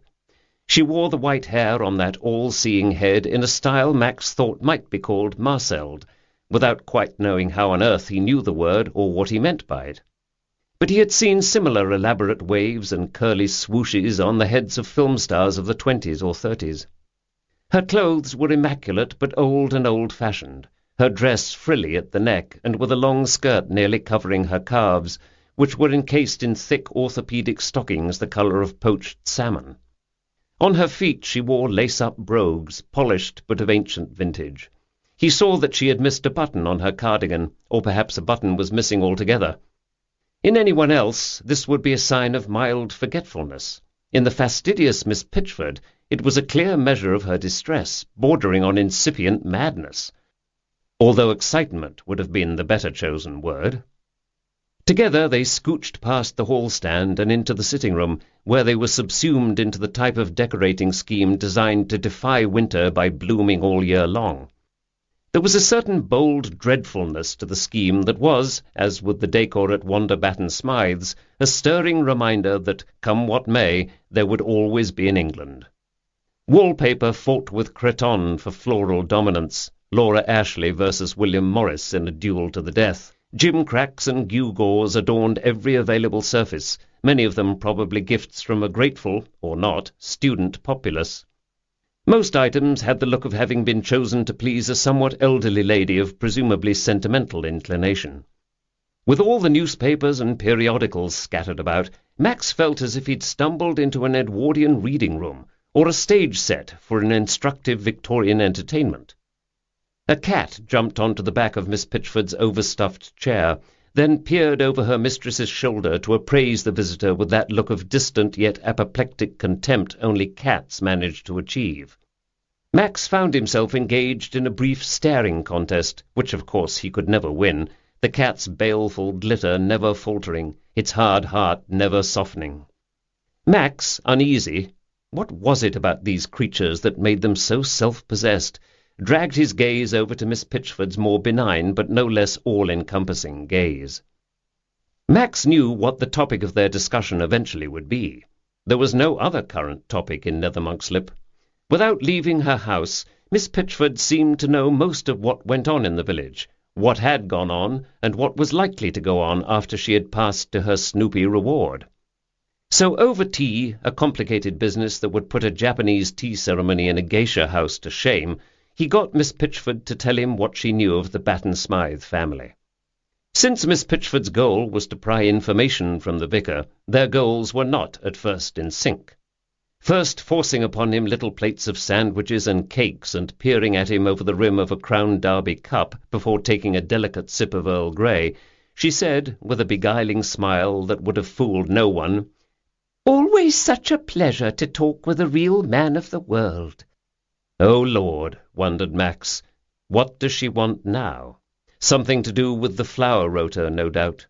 He smiled at her expectantly, but instead she said, "Detective Chief Inspector Cotton reminds me so much of you. He was here on Monday.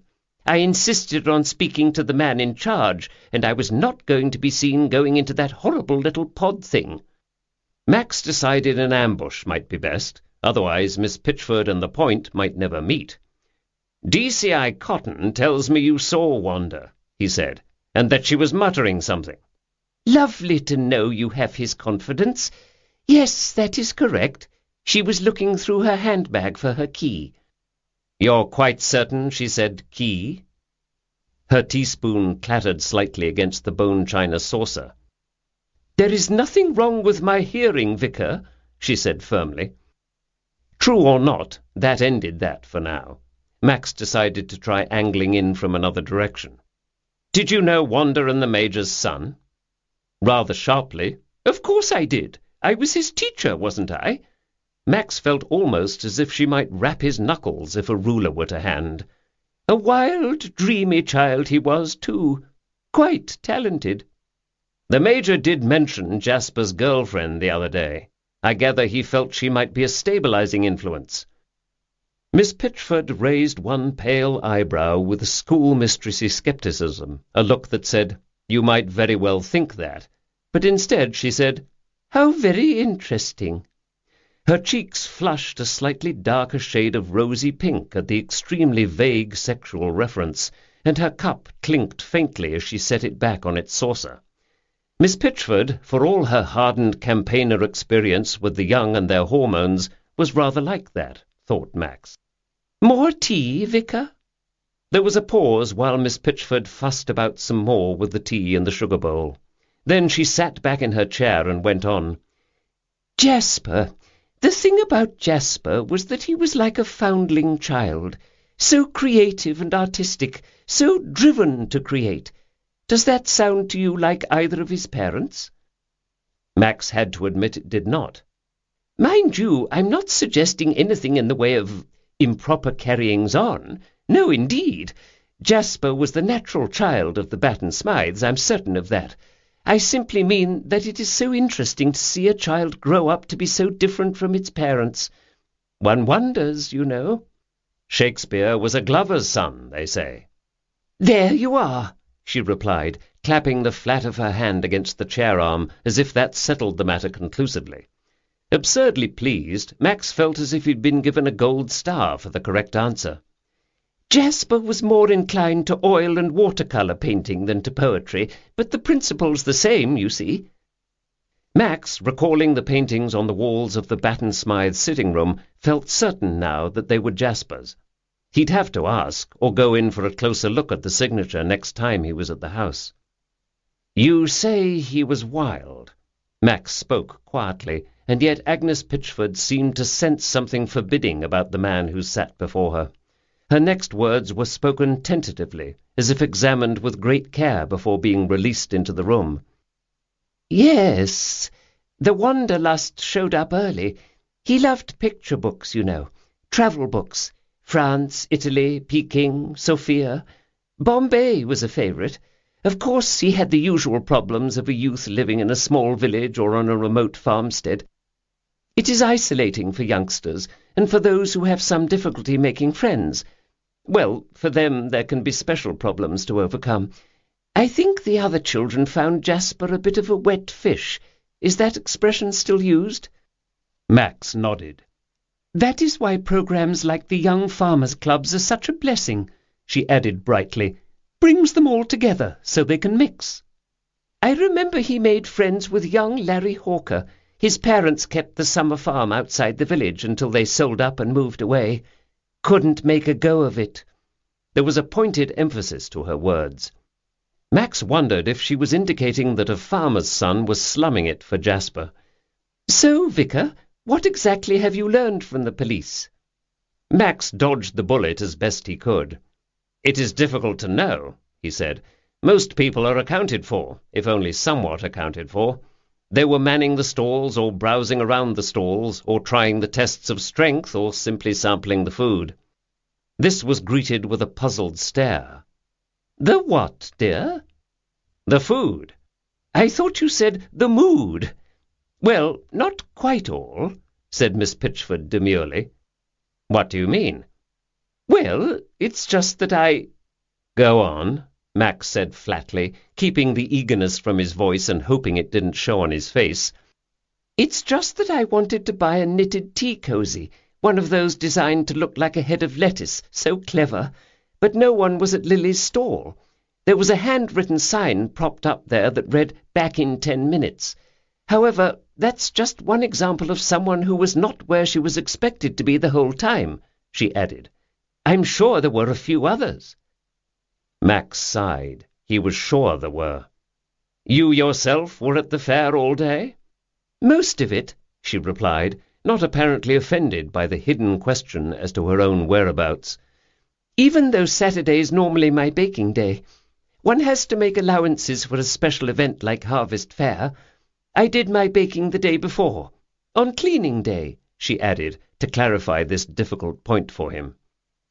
Indeed, DCI Cotton had told Max he had been most persistent, slogging through the details of Miss Pitchford's activities, all, according to her, of a nature not only innocent but irreproachably civic-minded. Looking about him at her clearly seldom-used front room, there had been much internal debate, he was certain, as to whether the discussion of Wanda's passing merited such formality. Max's eye fell on her collection of seaside souvenirs as internally he marvelled at their sheer volume and dreadfulness. "I don't suppose," he began, how to ask this, "I don't suppose any of your baking involved peanuts?" She surprised him with a girlish, trilling giggle. For a moment he could see the young woman she had once been. "You are a devil, Vicar. Yes, as a matter of fact, I did make some biscuits with peanuts. Is it being said I tricked Wanda into eating one? Perhaps got her to look the other way and then stuck one in her mouth?" He grinned somewhat sheepishly. "I suppose it is absurd of me to ask." Although this he didn't suppose for a moment. The deadly biscuit had come from somewhere, from someone's kitchen. "Of course I did see her, and few other people did, or will admit that they did." That was precisely true. How many might be out there unwilling to come forward, for whatever reasons? He looked about him, at the cherished accumulations of a lifetime, at the bookshelves stuffed with her favourite reading, so indicative of personality. Austen, Dickens, and the Bronte sisters, of course, along with what looked to be the complete works of several French authors, Flaubert, Maupassant, Proust. Not everyone was like Miss Pitchford, who would see it as a moral obligation to report all she knew to the police. "Can you tell me how it was you came to see her?" he asked now. "I had to answer," and here she blushed prettily again, "a call of nature. I wasn't going to use one of those horrible portable things they'd set up for the fair. No, indeed. The spread of germs— well, it doesn't bear thinking about. So I was headed toward home, and who should I see but Wanda?" "Really? What time was this?" "Just before noon. She was headed toward the village hall. Must have been. I was just starting to walk down St. Edward's Road from the fields." "Did she speak to you?" "That nice detective asked me the same. So dashing. No, she didn't. She was completely preoccupied, rummaging in her handbag for her key." "So she said nothing to you?"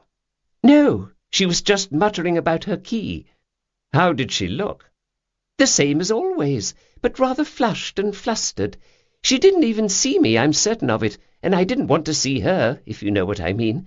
She'd tried to corral me into doing something or other, so I picked up my pace and made my escape." Max sat very still, suddenly alert. The onset of a vague unease caught him by surprise, but it was tinged with a familiar harking back to his old training. Something she had said, a disconnect somewhere. The cat, sensing a kindred spirit, opened her eyes wide and cocked her head for a better view of a fellow natural-born hunter. "What?" said Max. "Wanda always reminded me of women in wartime," Miss Pitchford was saying. "One just had to get on with it. People's feelings didn't matter. There was no time for that." "Surely, though, Harvest Fair, it's hard to see that in a national context." "Oh, certainly you're right. Wanda always was one to overdo. No harm in her, really, although—" "Although?" "Well, she generally ended up doing a lot of harm. There are people like that, you know." "Thousands, actually." "Quite." "More of them in politics or government?" She nodded. "Won't you have another slice of cake, Vicar?" The conversation moved on to matters ecclesiastical. Miss Pitchford was against most of the encroaching inroads of secularism, as she called them, and it was half an hour before Max could say his final goodbyes on the doorstep. He had eaten far more than he'd intended. Miss Pitchford had a mean way with a Dundee cake, one that included a large splash of brandy in the ingredients. Apparently she felt no need to warn anyone of this beforehand, and Max suspected it was part of her arsenal for extracting information from her visitors. She also had in her repertoire a dandelion wine that tasted like water used to boil cabbage, but that had brought grown men to their knees. It had been, he recalled, in great demand at Harvest Fair. He said his farewells in an effusion of tipsy goodwill, forgetting his umbrella in the process, which item she would hold hostage until he agreed to another visit, but only later realizing the reason for his cheery bonhomie.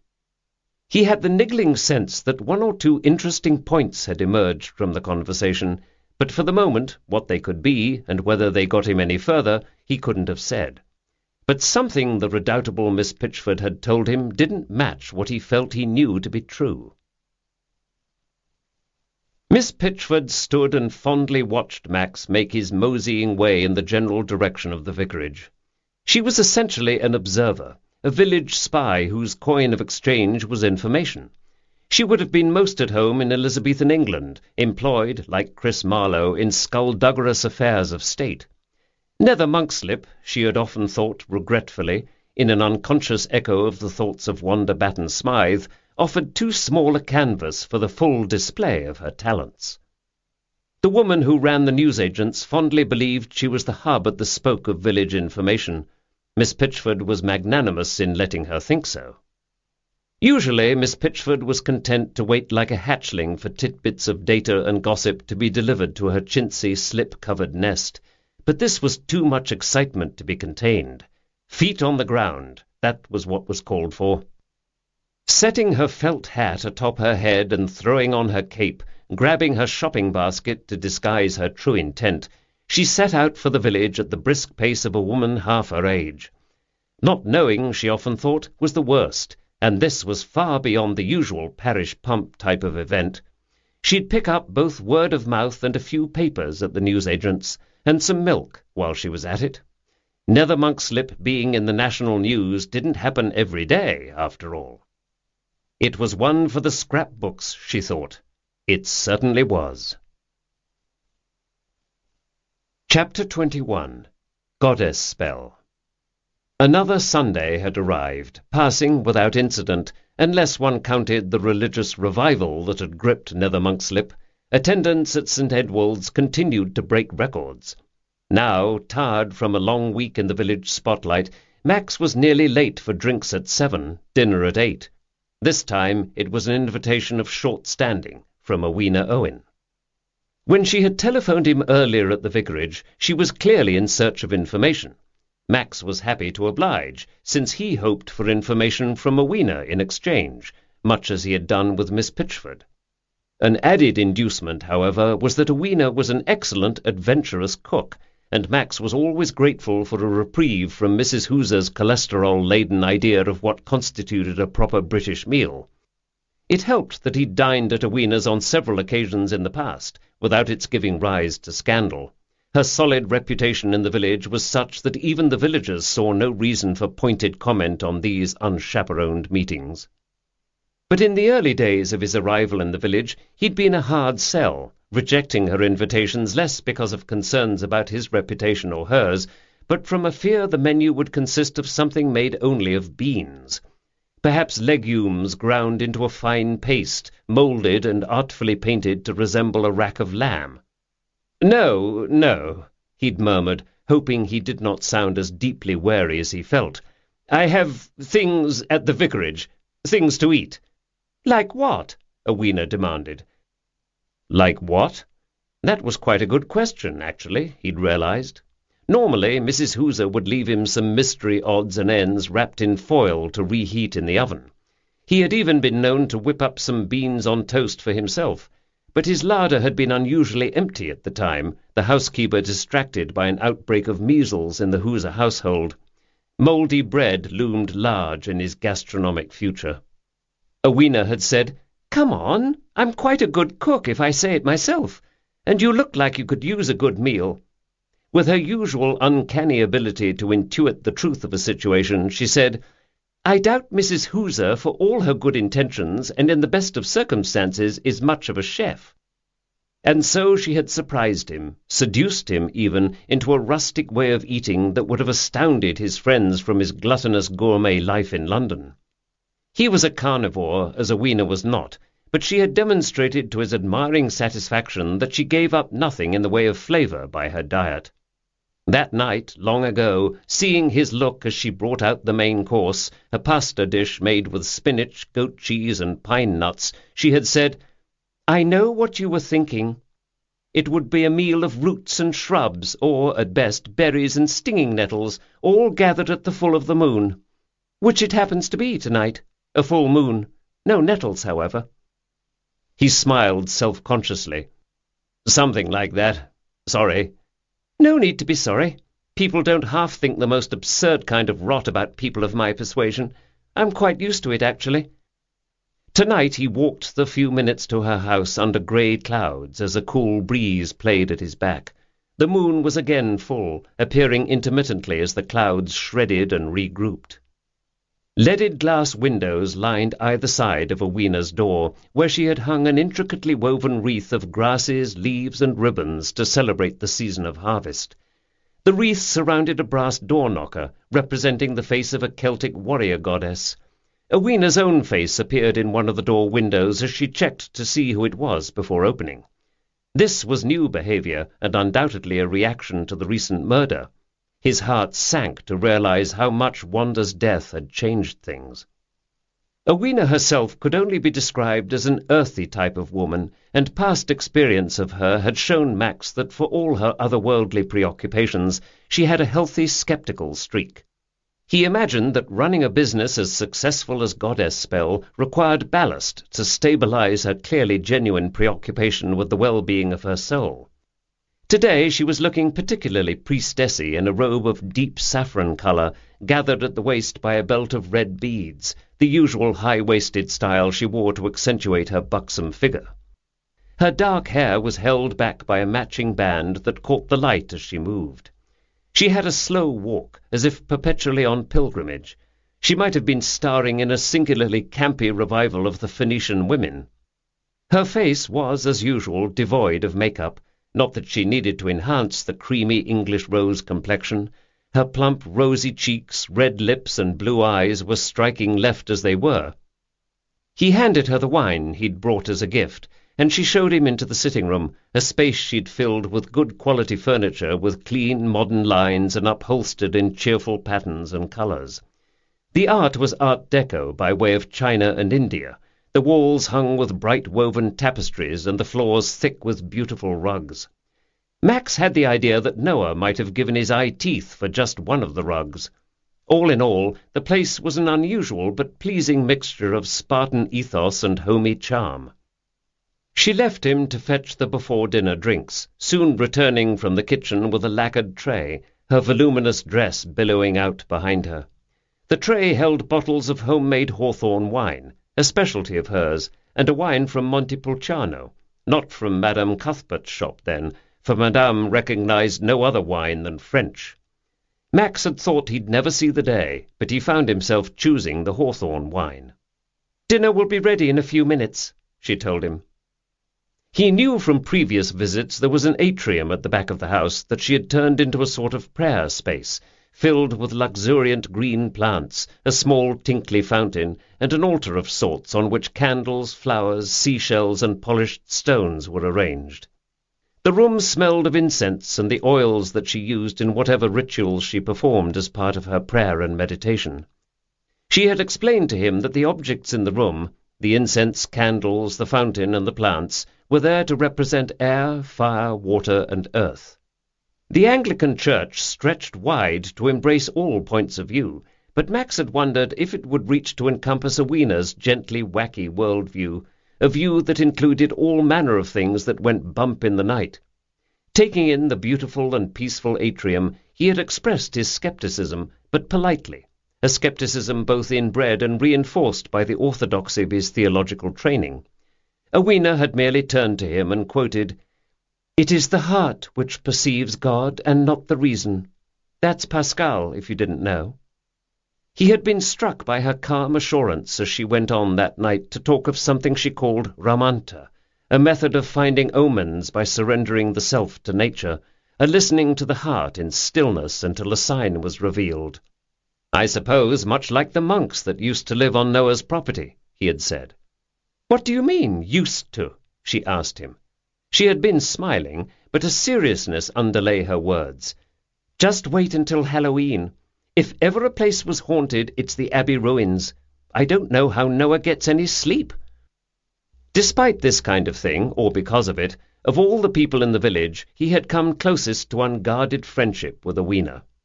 He recognized the attractiveness of her person and her personality, while acknowledging their differences in outlooks, in approaches to this world and the next.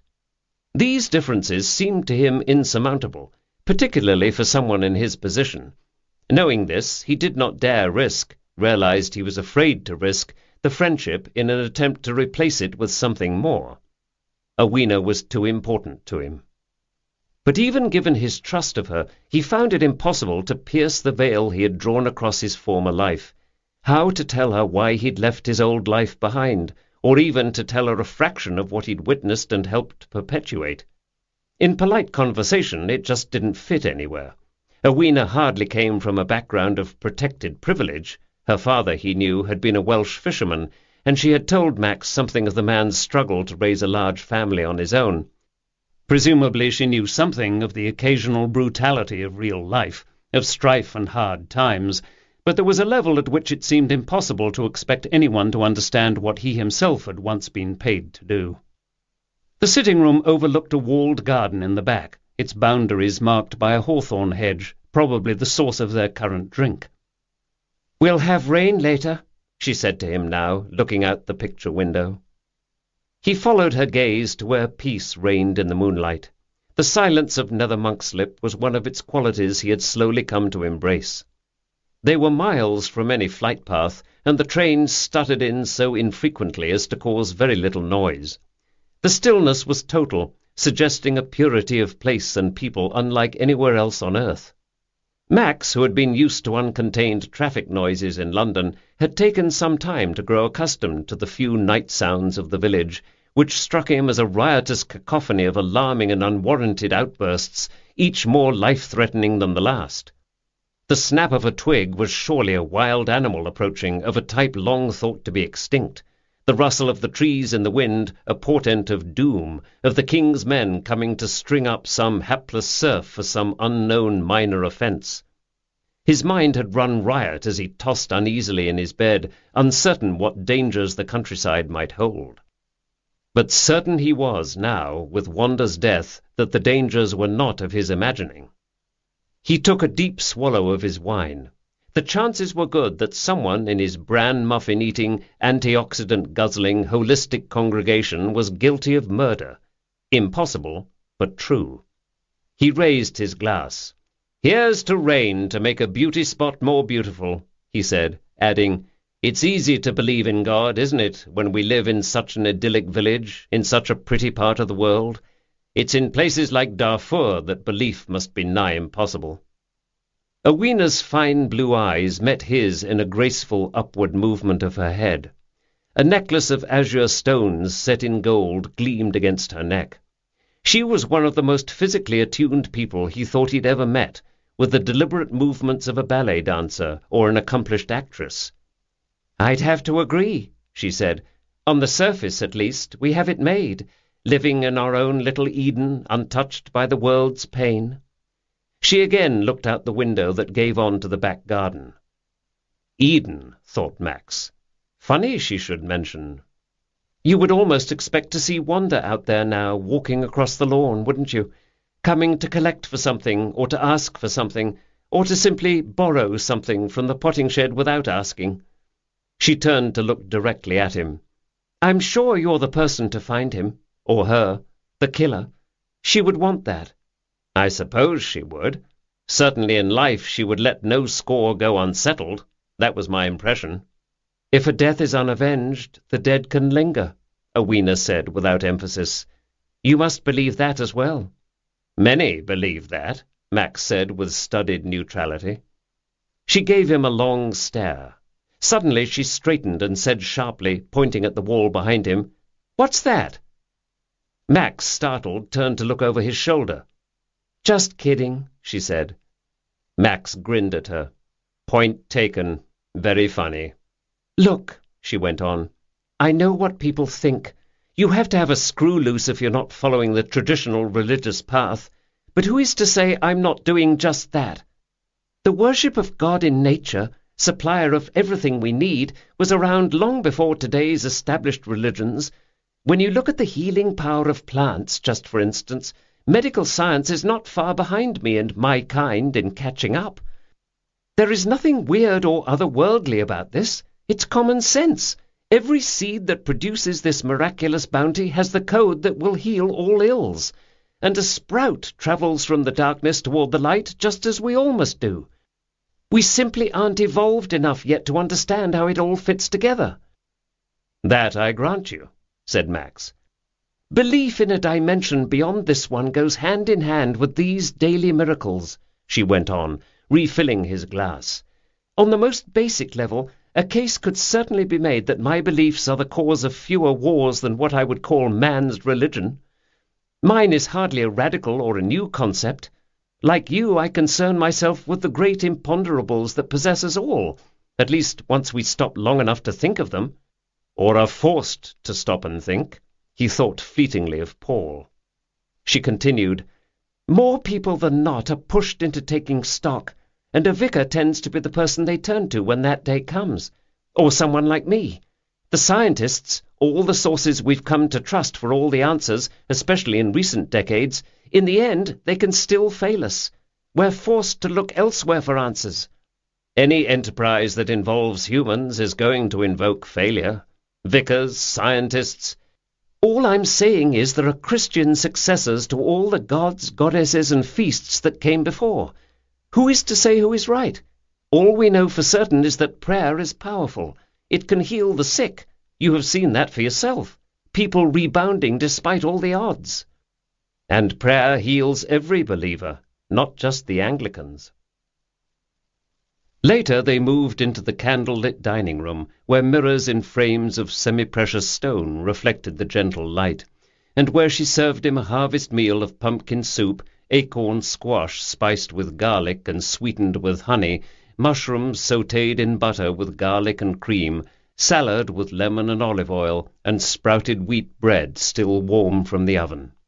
He suspected tofu was involved in the salad, a food item he always thought rather pointless, like marshmallow, but if so, its presence was innocuous. These courses were followed by an ambrosial apple pie with brandy and a 3-cheese plate sprinkled with nuts, the whole rounded out by more hawthorn in the form of tea. Meals were often accompanied by a talk on what Awena self-deprecatingly called the Owen food laws. "The nightshade vegetables have to be eaten in moderation," she said.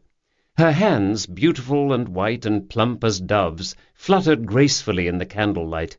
She had been approached repeatedly by the WI Cookery School at Denman College to teach a course in cooking with herbs and the medicinal uses for herbs. A Pomona sprout roll, if you like, she had told him, but it would mean leaving Nether Monkslip for weeks on end, which she wasn't sure she would ever be free to do. Tomatoes were thought to be poison for a long time, she said now. There's a reason for that. Potatoes and eggplant, too. Especially if you have arthritis, you should avoid them. Speaking of your scientists, they often confirm what the folklorists have known for centuries. They are hardly my scientists. I agree with you, in fact. There is a basis for many so-called folk cures, as there is in most religious dietary restrictions and prescriptions. This led him to think of the natural poisons like monkshood, found in abundance in Nether Monkslip, and of allergies, and from there inexorably to think of Wanda. "Wanda," Awena said aloud, in the eerie way she had of tracking his thoughts.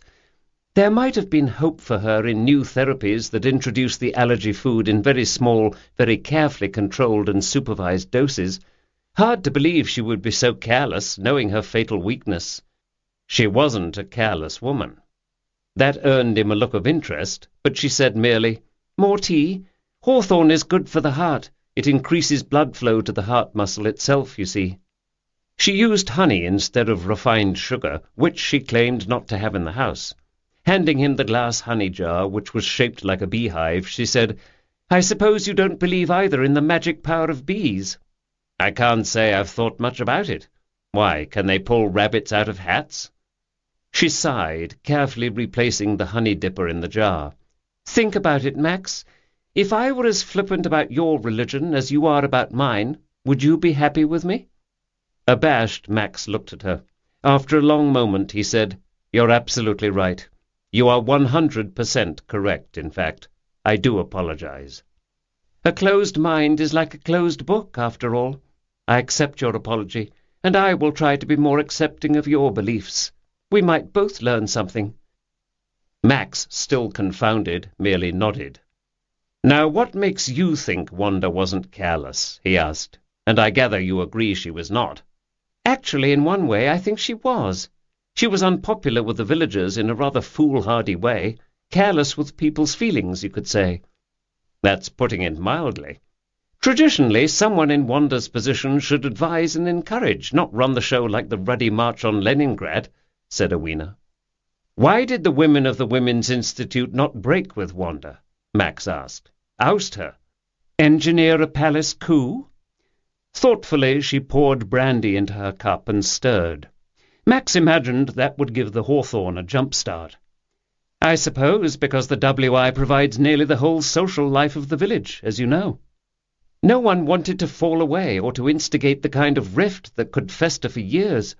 Private conversations on the subject, and there were many, often included proposing someone to replace Wanda. But the fact was, no one wanted to go head-to-head with her.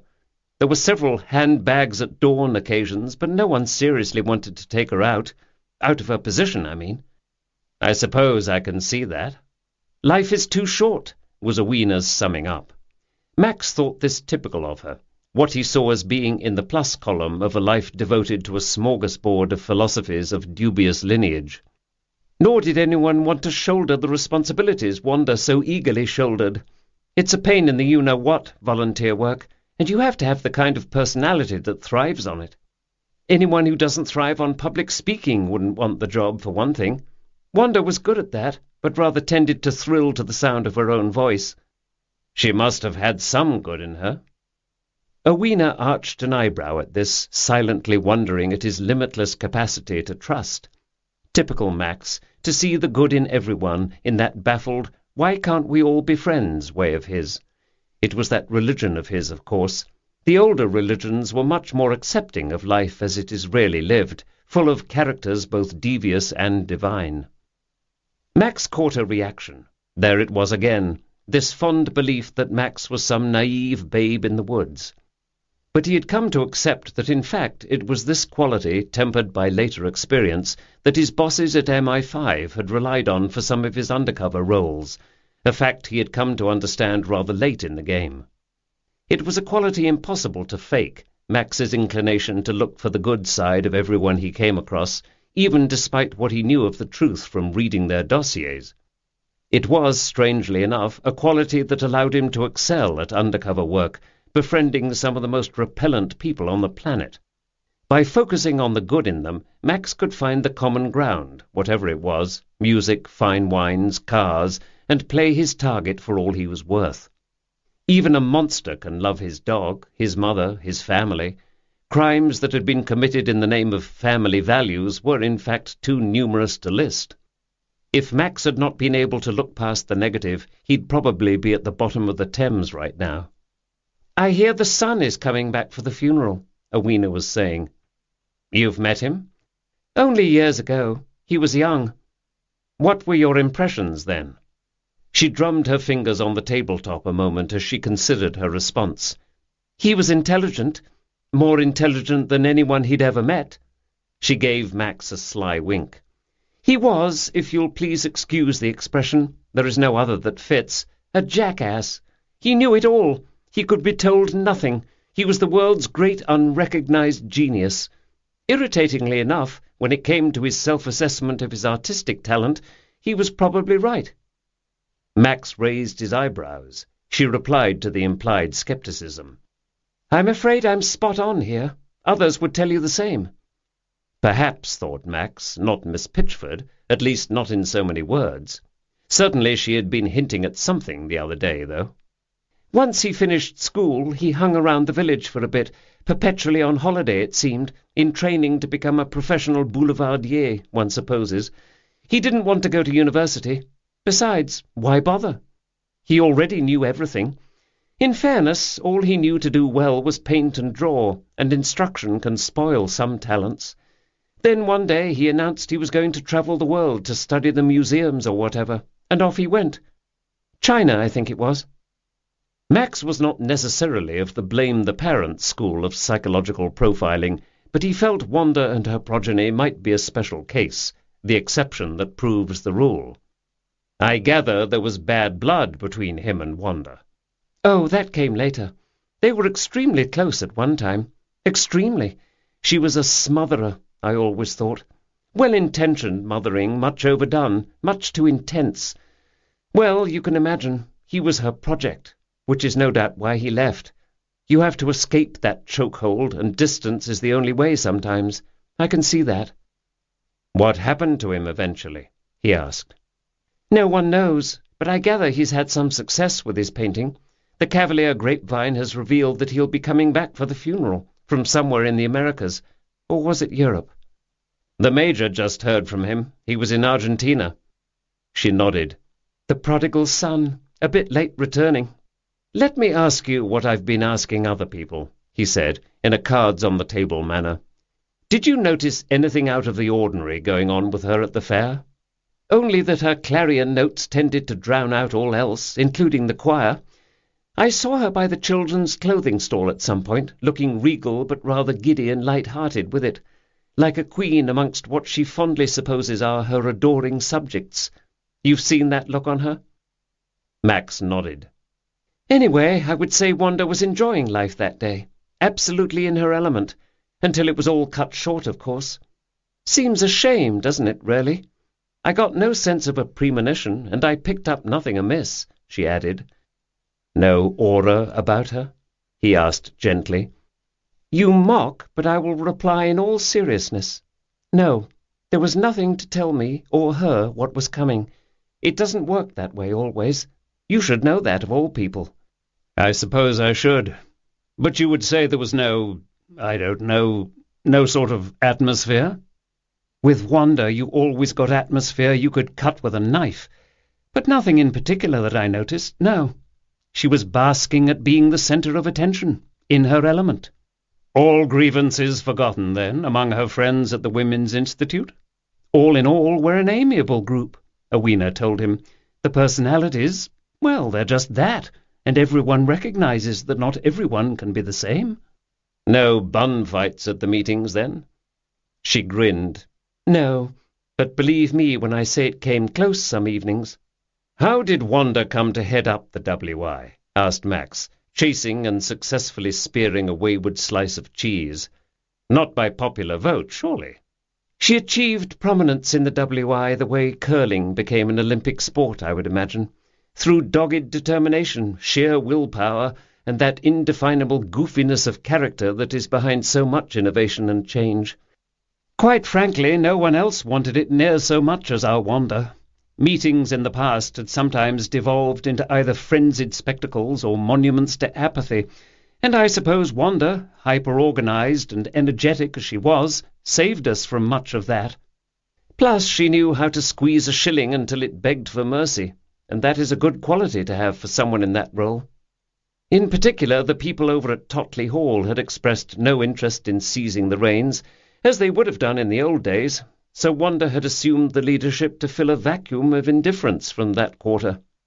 But she still had far too little to do with her time, which was probably the start of the trouble. It usually is, bound to lead to mischief. Mischief? Echoed Max, caught on the word. Do you have anything in particular in mind? I wish I could say exactly, but Wanda was operating on far too small a stage for her gifts, or so she felt, and so she often expressed.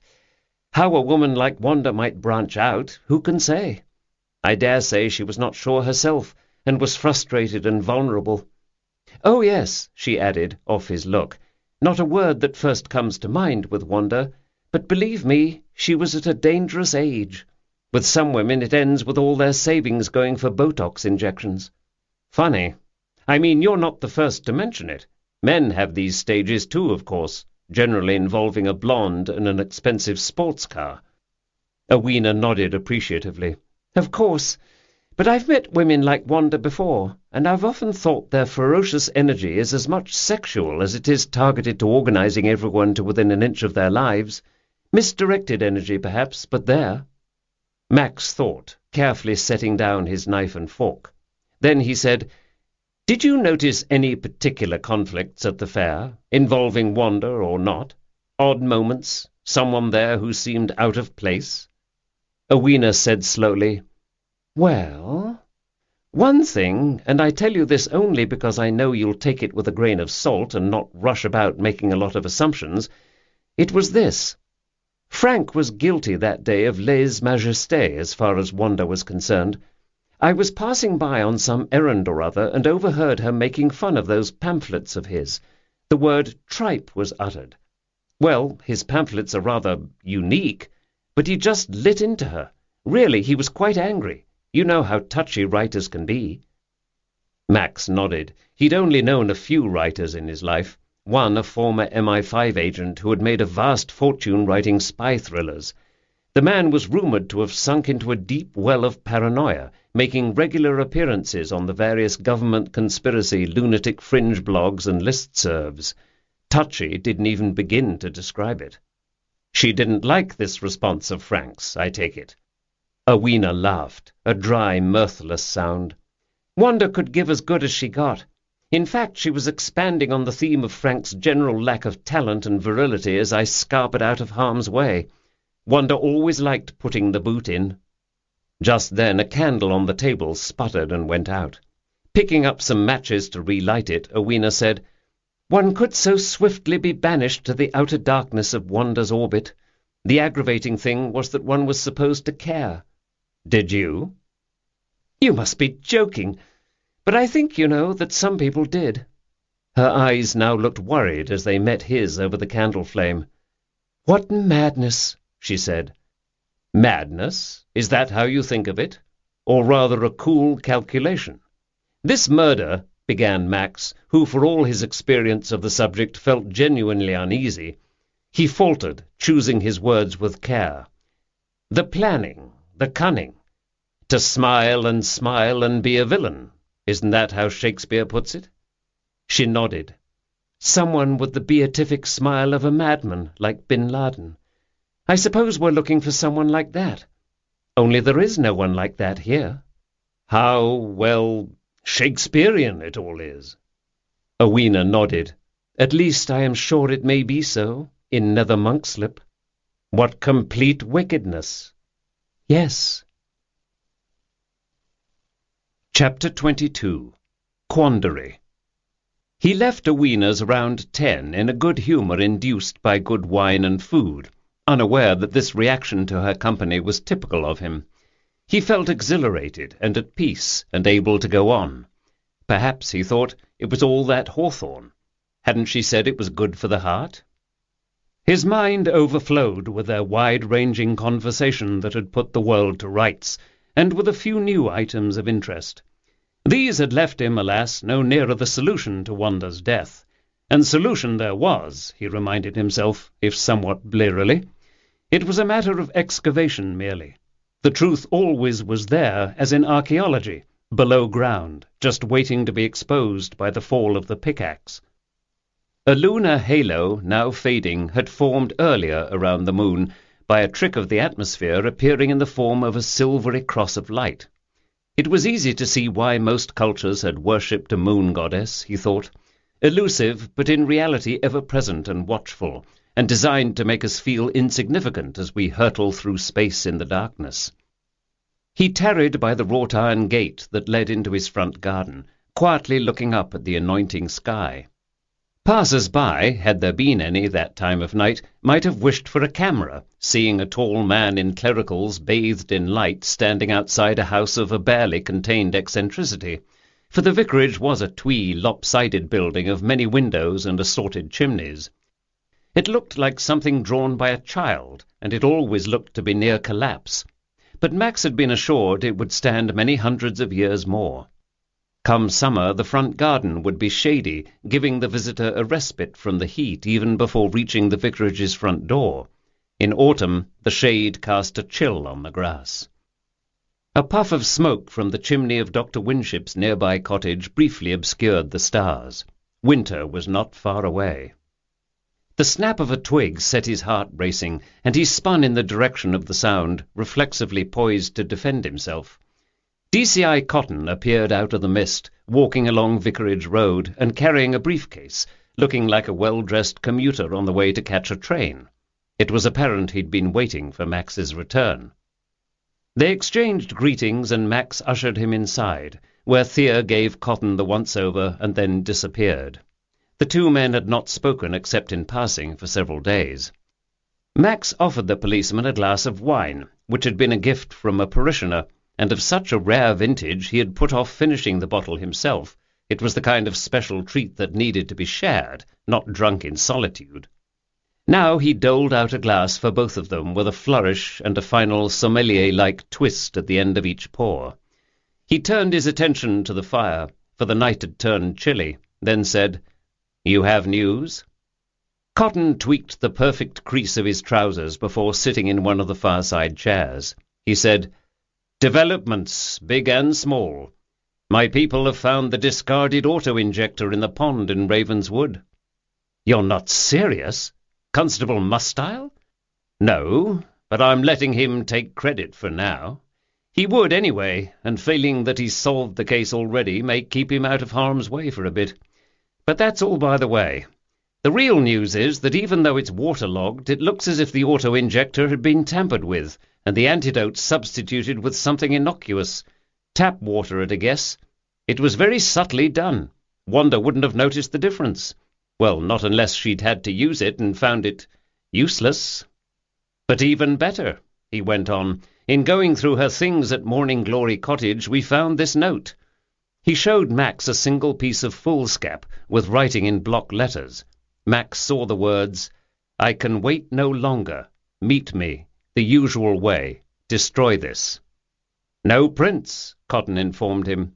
"Nothing about the page to provide a lead. Even with a handwriting sample for comparison, it will be hard to trace who wrote this. So what's it about? Blackmail? An anxious lover? We're talking about Wanda, are we not? A lover is hard to imagine. Still harder blackmail. Although, as a pillar of society in her own mind, I suppose she would be vulnerable to that threat." "There's more," said Cotton. "Wanda kept a diary. Not a Dear Diary type of thing, alas, but more a calendar of appointments. A bound book wrapped around with an elastic band, with receipts and fabric swatches and so on stuffed into a pocket at the back. The pages are bound and numbered, so we know the volume is intact, no missing pages ripped out. In it she notes the usual kind of thing. dates for the dentist, the hairdresser, menu items to purchase. Some appointments had a star by them, but there was no pattern to that. The doctor might get a star one time and not the next. That is interesting. Not much help, but interesting. It is helpful, actually, but in a negative sort of way. We've spoken with the various receptionists involved at the various establishments, and the dates don't match up. Sometimes they do, but not always. So, what's the thinking? She was keeping a fake calendar because... That we don't know. We've looked at the hard drive of her computer, hoping she had a password-protected calendar, but no. Cotton jumped up. As usual, his default mode was one of combat readiness. The line of his jaw and the cords of his neck looked as taut as wire. I also have news of a negative, no-help sort, Max told him. It seems there was no shortage of food contributions that day. Guy Nichols was roped into donating, and Miss Pitchford, and Awena Owen. We know. Elka Garth, the woman who owns the bakery and runs the tea room in the village, made similar donations, was perhaps the key contributor. People are being very upfront about that, but why wouldn't they be? They know how easily we can check up on who donated what, given time. There may not be time to spare. Believe me, I know. We've talked with Elka at length, of course, Cotton continued. The baked goods that did for Wanda could have come from her shop. Her being a baker by trade rather puts Elka in the spotlight. She is adamant that Wanda could not have taken one of her peanut biscuits by accident. Yes, she told me that too. But Wanda had peanut, what shall we call it, peanut residue in her mouth, and it came from somewhere. Peanuts are used in a lot of ways, as filler, sometimes finely ground, aren't they? Asked Max. I think we also have to consider the supposition that Wanda got hold of the peanuts unawares, perhaps not through one of Elka's confections. Or at least not a confection so clearly containing peanuts, replied Cotton. You don't think... Max began. I don't think what? Elka might have been careless, gotten some peanut residue mixed up in something else she provided to the fair. A moment's chaos in the kitchen, it would be easy enough to do. She swears not, said Cotton. She says she was extra careful about that sort of thing because of Wanda. Wanda had made her aware of the danger. Yes, so she says. They, the forensic guys, think that maybe, with a lot of sifting and sorting of ingredients and a chemical analysis, they can determine whose batch of what was responsible for the death. But is it worth it, knowing that? Anyone could have made sure Wanda ate a fatal item, not necessarily a peanut biscuit, and not necessarily a food item that the killer had donated to the fair. That is part of what is so clever about this, don't you think? We could search forever and not find the murder weapon, so to speak. Cotton, now staring at the crown moulding, surprised him by asking, How does this crime strike you? Masculine or feminine? Because no matter what anyone says, there are some crimes, poisonings for example, that still tend to skew feminine. Max said ruminatively, Perhaps. Just as the reaction to crime can follow certain patterns, have you noticed? After 9/11, women tended to want to plant gardens of remembrance. Men wanted to build new towers, more towers, bigger, taller, better towers. Try knocking this down, that kind of thing. But to answer you, I get no sense of there being a masculine or feminine sensibility behind this crime. It could have been committed by anyone who wanted a method that was hard to trace back to any one individual. It's rather a sneaky crime, rather than a forthright one, don't you agree? DCI Cotton nodded. But this whole masculine-feminine question may speak to my ideas about Wanda's character, Max went on. She doesn't seem the type to have aroused sexual jealousy, for example. Would you say? You knew the woman better than I, but no. I'm not getting that kind of picture at all. If I were looking for that kind of reaction, I'd look to someone like Susanna Winship. Trouble of that nature must follow Miss Winship wherever she goes. Max sipped his drink. Undoubtedly, he said. There's somewhat of a sticky wicket for Noah, your antiques man, I'm afraid. He was seen hanging about the village hall that day by Frank Cuthbert. He's some kind of writer, I gather. Yes, Frank is some kind of writer. He has a vivid imagination, to say the least. Does Frank say that Noah went into the building? No, but what makes Frank's statement notable is this. No one never told us about being in the area. When I called him on it earlier today, he simply said he had forgotten. He'd been for a walk. He said he got someone to manage his booth in his absence, and his steps had taken him in no particular direction. Max looked at the flames, seeming not to hear what Cotton had said. "Did Wanda or the Major have financial problems?" Max asked at last. "Quite the opposite. She came into a tidy sum, property, jewellery, cash, when her mother died. So the Major is sitting pretty. He inherits the lot. There's a sizable life insurance policy also, for which he is the beneficiary." "I see," said Max slowly. "And his whereabouts at the crucial time?" "The Major's whereabouts are not well accounted for. You told us you chatted with him at the fair, but after that his position, as I'm sure he would call it, was abandoned. He said he got tired of sitting and reading and went to stretch his legs and use the gents." "Daring to leave the booth unattended? That is interesting. As if he knew Wanda wouldn't be there to check up on him." "I thought of that too. He says she stopped by, and perhaps he felt that having been recently checked up on, it was safe for him to leave for a few minutes at least. Frankly, since the husband is always the first to be suspected, I'm surprised he doesn't offer a better accounting for his time. As you probably are aware, the husband is always top of the charts in these matters." "A real alibi," said Max, "is so often unverifiable, don't you find?" Cotton nodded distractedly, his fair hair standing on end. Surely a sign this polished and sophisticated man was at the end of his tether, and his face a scowl of frustration. He returned to his seat, but Max knew the illusion of repose would be only temporary. "I don't suppose," Max said slowly, "that there's anything suspicious about the mother's passing? Wanda's mother?" The look Cotton gave him was admiring. He all but whistled. "You are a suspicious one, aren't you? A regular Miss Marple in holy orders." "We'll look into it, but the fact is she was quite old, and unless questions were raised at the time, well, I'm not sure what could be done about it now. Without strong evidence to the contrary, we'd have to assume a natural death." He heaved rather a large sigh. "We certainly have a job of work to do in terms of checking alibis and general paperwork in all directions. We looked at Wanda's bank records as a matter of course and noticed the uptick in the finances at the house of Batten Smythe. She also had a private account, and that's where she stashed the serious money." "Presumably she had a will?" "Yes, she had a will leaving everything to her husband. As I say, he inherits the lot. A few charities mentioned, but mostly he inherits." "A recent will?" "Yes, in fact, dated this past summer. What makes you ask?" Max answered indirectly. "Can you get hold of the previous will?" Cotton nodded. "Her solicitor in Monkslip-super-Mare. She didn't use the local man." "That's not uncommon. People assume, rightly or wrongly, that they'll enjoy more anonymity if they use someone not in the village." "I'll get someone on it. Why do you think it's of interest, though?" "Not to leave anything to her son is strange. Very strange indeed." "Is it? Presumably she would feel her husband would simply leave everything to the son when the time came. No need for a special separate provision." "Why change the existing will, though?" Max asked. "Let's see if there isn't a separate provision for the son in the old will, a provision that she had removed. I suspect there is." "In a way," said Cotton, "we have gathered a lot of evidence. How it all fits together we just don't yet know. But we will, I hope."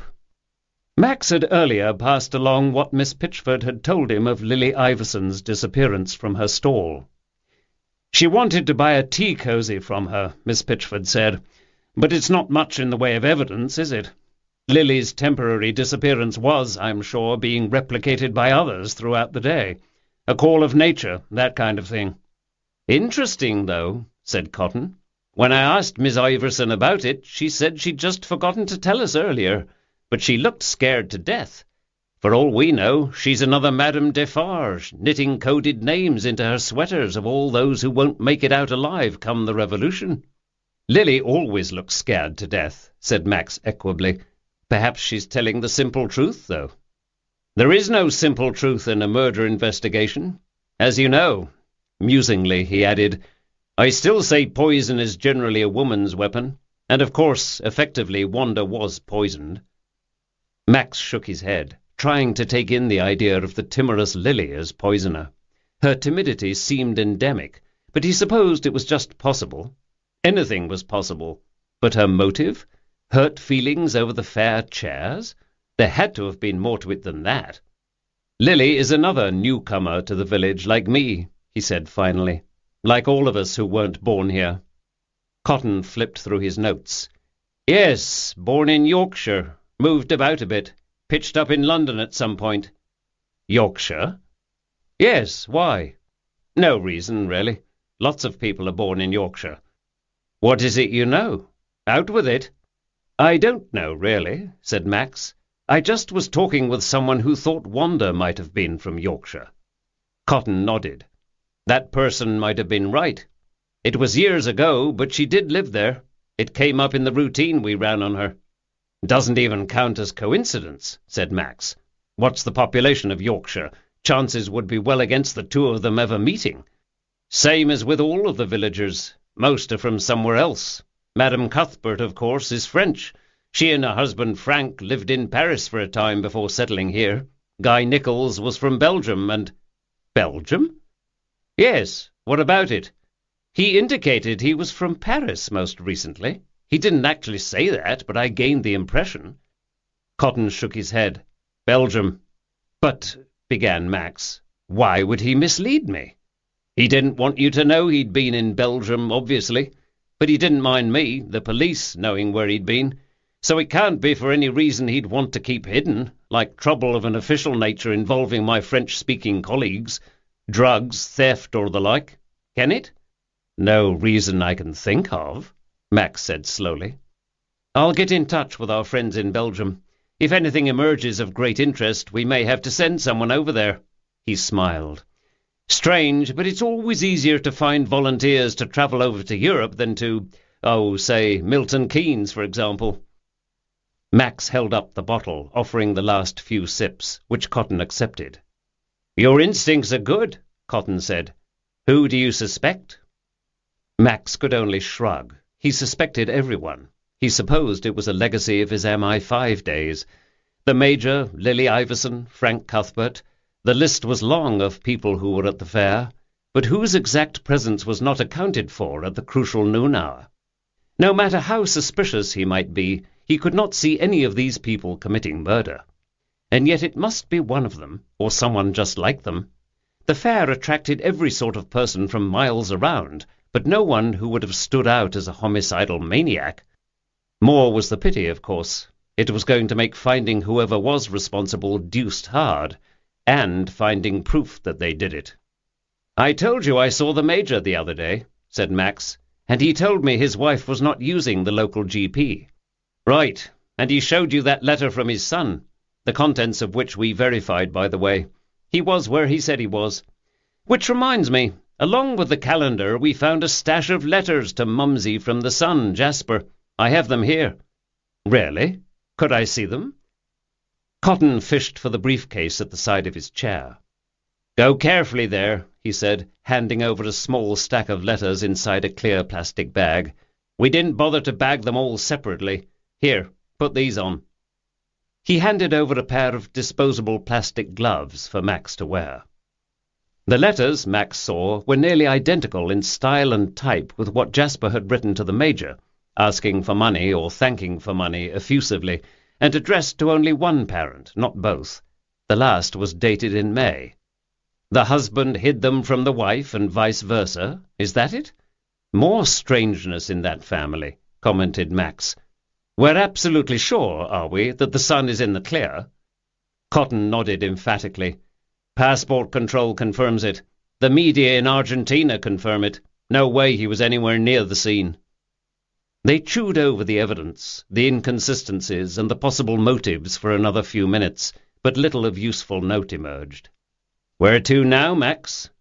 I need to think a bit, Max replied, and I do that best at St. Edward's. Right now there's a pile of images and puzzle pieces in my head. Nothing quite fits together. But it will, if I sleep on it a bit and pray on it a lot. For the first time, I'm starting to believe it will all come together. Chapter 23. St. Edward's. The next day saw a return of a brisk wind, this time from the south, pushing before it heavy white clouds. It gave the illusion, as Max approached, that St. Edward's was moving, somehow being borne aloft against the clear blue of the sky. Words from the Book of Common Prayer similarly floated across Max's mind. We have followed too much the devices and desires of our own hearts. Was some similar selfish impulse, so often a precursor to murder, behind Wanda's death? The words mirrored those in the sermon he had been working on, so long ago it seemed now. James's, "You want something and do not have it, so you commit murder." His late conversation with Cotton had raised more questions than answers, although with so many facts to tie together, Max felt he must be gaining on the killer.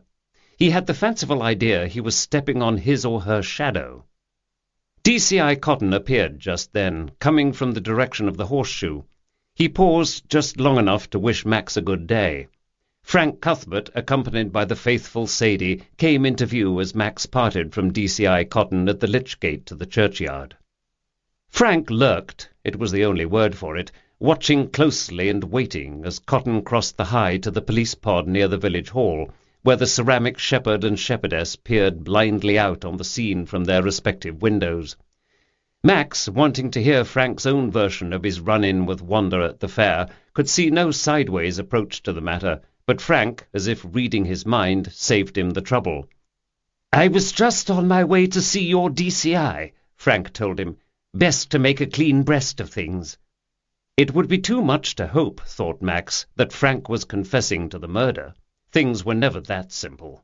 As it transpired, Frank only wanted to be sure the police heard of the incident with Wanda before a version reached them, a version that tainted his silence with suspicion. It seemed Wanda had tried to get Frank moved to a less prominent spot, saying the public had seen enough of his stupid books. Stupid! Fairly spitting, a flush of remembered anger washed over Frank's already hectic complexion.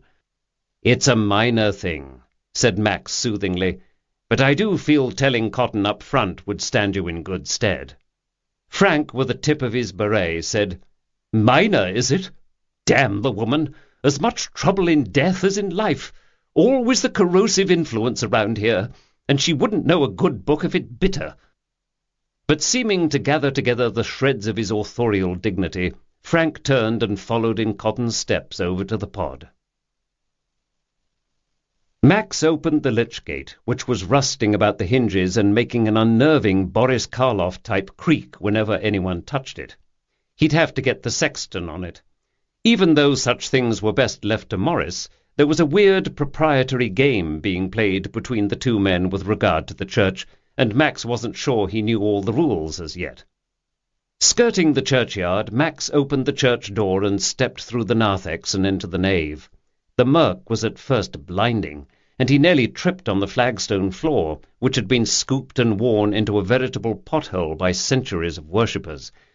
It was as good a reminder as any of life everlasting, as the old plaque inscriptions in the church would have it. Visitors who took the trouble to find Nether Monkslip never failed to be amazed when they stumbled upon the jewel of a church that was St. Edward's. To all appearances, from the outside, it was just another squatty little Norman church of not particularly inspired execution.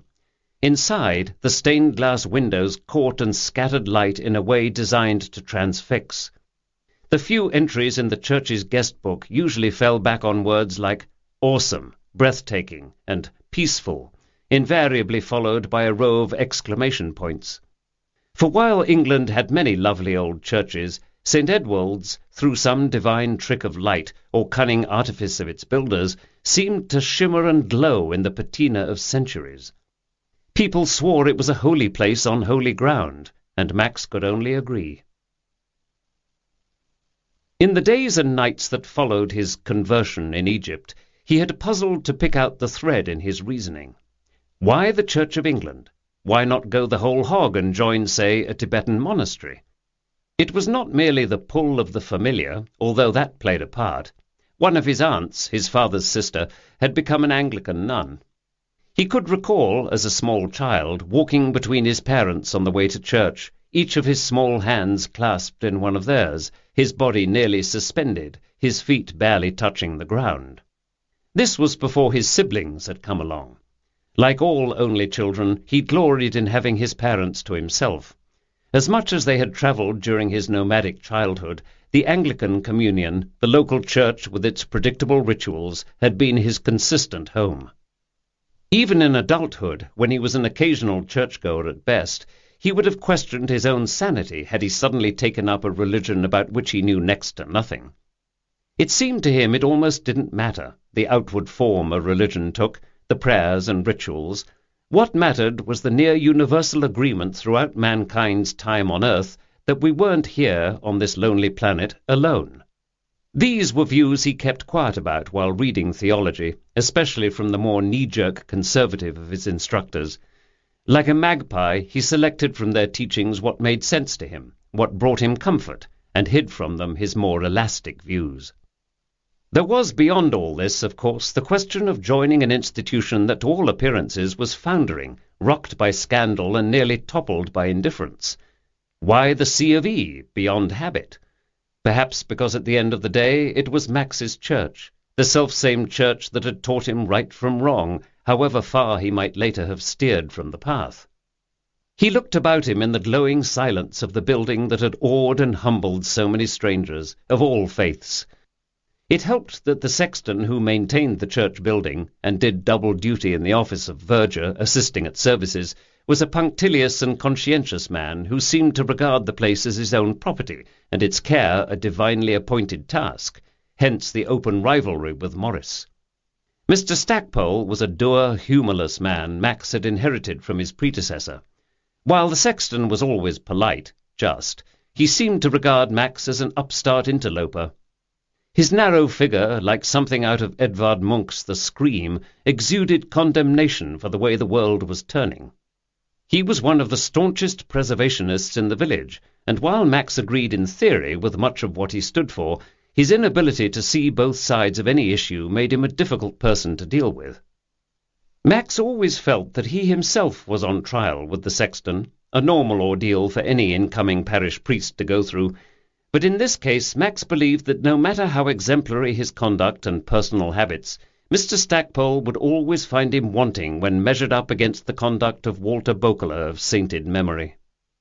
The truth, Max suspected, was that Mr. Stackpole, he insisted everyone address him as Mr., had trouble categorizing Max theologically, and the lack of easy labels made a man like Stackpole uneasy. Especially in an age where it was felt the church was circling the drains, some people clung to whatever looked certain and solid, making them less able to handle ambiguity and apparent contradiction. Stackpole wanted firm answers. Max did not have firm answers to give, only hope and abundant goodwill. This, Mr. Stackpole seemed to feel, was simply not good enough. The former vicar of St. Edwold's had been high church in his views. Max was determined to follow a more inclusive middle road. Some, like Wanda and the Major, had been outraged at the change, going so far as to travel to Monksleep-super-Mare for services. This lasted until poor weather and a growing sense of their isolation from the rest of the village had driven them back, rather had driven Wanda, the Major remaining ever pliable. Wanda's sense of her place in the village was her prized psychological possession. Although Max had that rock-star status from the start, the trust of the parishioners had to be earned daily. He wouldn't really have wanted it any other way, as frustrating as their suspicions, inborn in the case of the long-term native villagers, had been, even though it was like being watched over by the head of a particularly snotty public school. Several heads. Max walked in silence now through the jewel-lit darkness of the nave's main aisle, the heels of his shoes ringing against the floor, a sound magnified as it ricocheted against the high ceiling. The church building was always left unlocked, vandalism being almost unheard of in Nether Monkslip, and cold-blooded murder even more so.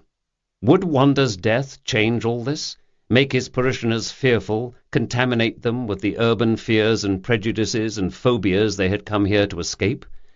Max sighed at the thought of the worm in the apple.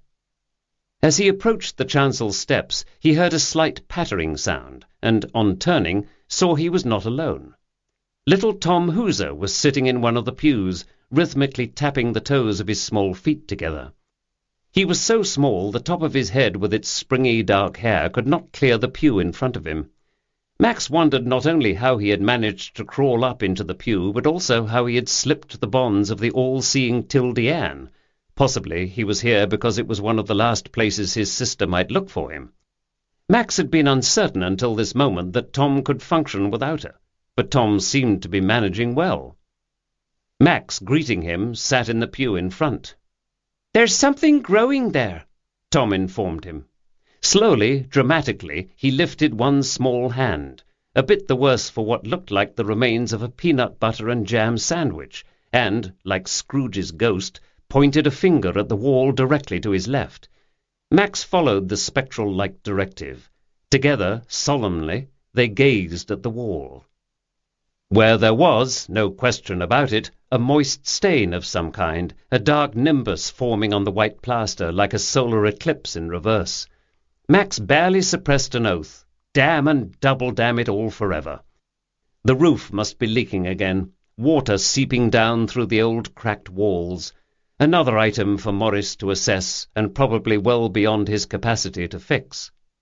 Max had the sudden, mean realization that Wanda's murder had probably truncated the profits that had been earmarked to flow from the fair toward the Church Restoration Fund. He looked at Tom, who seemed to sense the gravity of the situation, and sympathetically shook his head. Duty done, he said his goodbyes and left, the vicar wondering what on earth it was going to cost to repair his incandescent little church this time. Why the child was not in some sort of school or day nursery he also stopped to ask himself. He would have to ask Tom's mother, or Tildy Ann, who was more likely to know. He breathed deeply and deliberately, trying to calm and clear his mind, but before long the problem of the roof was replaced by the questions that had assailed him in the night. They crept back, all part of the same theme. Who could have killed Wanda? Max was not enamoured of the passing stranger theory, if only because one felt one had to know Wanda rather well before being inspired to see her removal as a blessing for all mankind. That might be a rough sentiment for a vicar, but it was a realistic appraisal. The same applied in the case of the tradesmen and various farmers involved somehow with the fair. Dislike on such a massive scale, Max felt, had to have taken some time to accumulate, with repeated infusions of ill will to set the killer's mind on slaughter. He suddenly had the odd sensation of seeing himself from the outside, as a passing visitor would see him, a tall, dark-haired man sitting surrounded by the beauty of the solemn old church. He decided to do what he long had done for direction, and he smiled, knowing Owena did the same, although her name for it was guided meditation. She would choose a picture or a phrase at random and go with the flow of whatever ideas emerged. Max would open a Bible or the Book of Common Prayer at random for guidance, although the meaning sometimes took a lot of sifting. His eye more often than not fell on phrases that seemed nonsensical, unrelated to the topic that perplexed him. As happened now, he could not see the guidance as the book fell open to Psalm 51, in which David asks to be purged of his sins and made whiter than snow. David's were sins of murder and adultery. Max's thoughts turned to betrayal, how murder was the ultimate in that line. Betrayal by an enemy or a trusted friend. Judas's betrayal. He turned to find the psalm he was reminded of, the one he thought of as the betrayal psalm, and finding it, he read, "For it is not an open enemy that hath done me this dishonour, for then I could have borne it. Neither was it mine adversary that did magnify himself against me, for then, peradventure, I would have hid myself from him. But it was even thou, my companion, my guide, and mine own familiar friend." He pulled out the small notebook and pen he carried everywhere with him, used for jotting down dates and reminders, also random thoughts, ideas and inspirations, most of which ended up in his sermons. He began trying to marshal his thoughts. He wrote nothing for a long while, but it was like doing the crossword puzzle. Without pen in hand, he never felt the answers would come to him. After a while he wrote Elka, followed by betrayed, would lie to protect son? To avenge? It was one of those moments when his subconscious seemed to have taken over, because rereading this he had no idea from where the thought had emerged. After another minute he added, grief-stricken, the Major, and Lily, as frail as she seems? Now he was forcing the issue, he realized, so he crossed all of this out and sat, quiet and still, waiting. And what came to mind, of all things, was the vicarage study, those awful curtains, Queen Victoria's knickers, and a phrase he had heard or seen recently, or that reminded him of something someone had said. Something to do with an envelope, pushing the envelope, perhaps, a phrase that had long lost its original meaning, given it by test pilots of pushing the limits of a plane's capabilities. The Major had shown him an envelope, and told him there had been a delay in receiving his son's letter.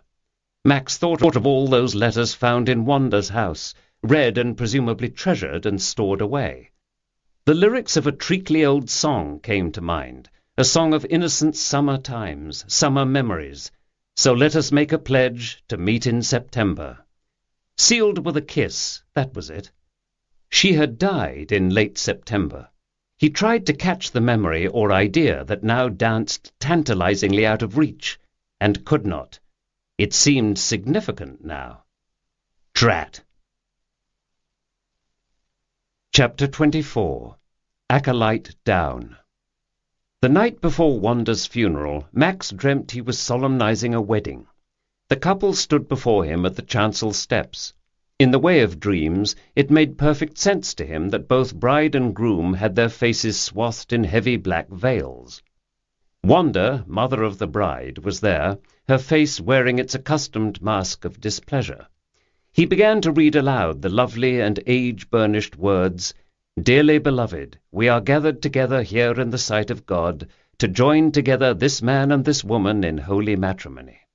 But when Dream Max turned to ask the man if he would have the woman as his wife, he saw his mistake. This wasn't a wedding. This was a funeral, and the man and woman now stood before him wrapped together in a white shroud. How could he have got it so wrong? The banns hadn't even been published, he suddenly realized. Wanda would be furious.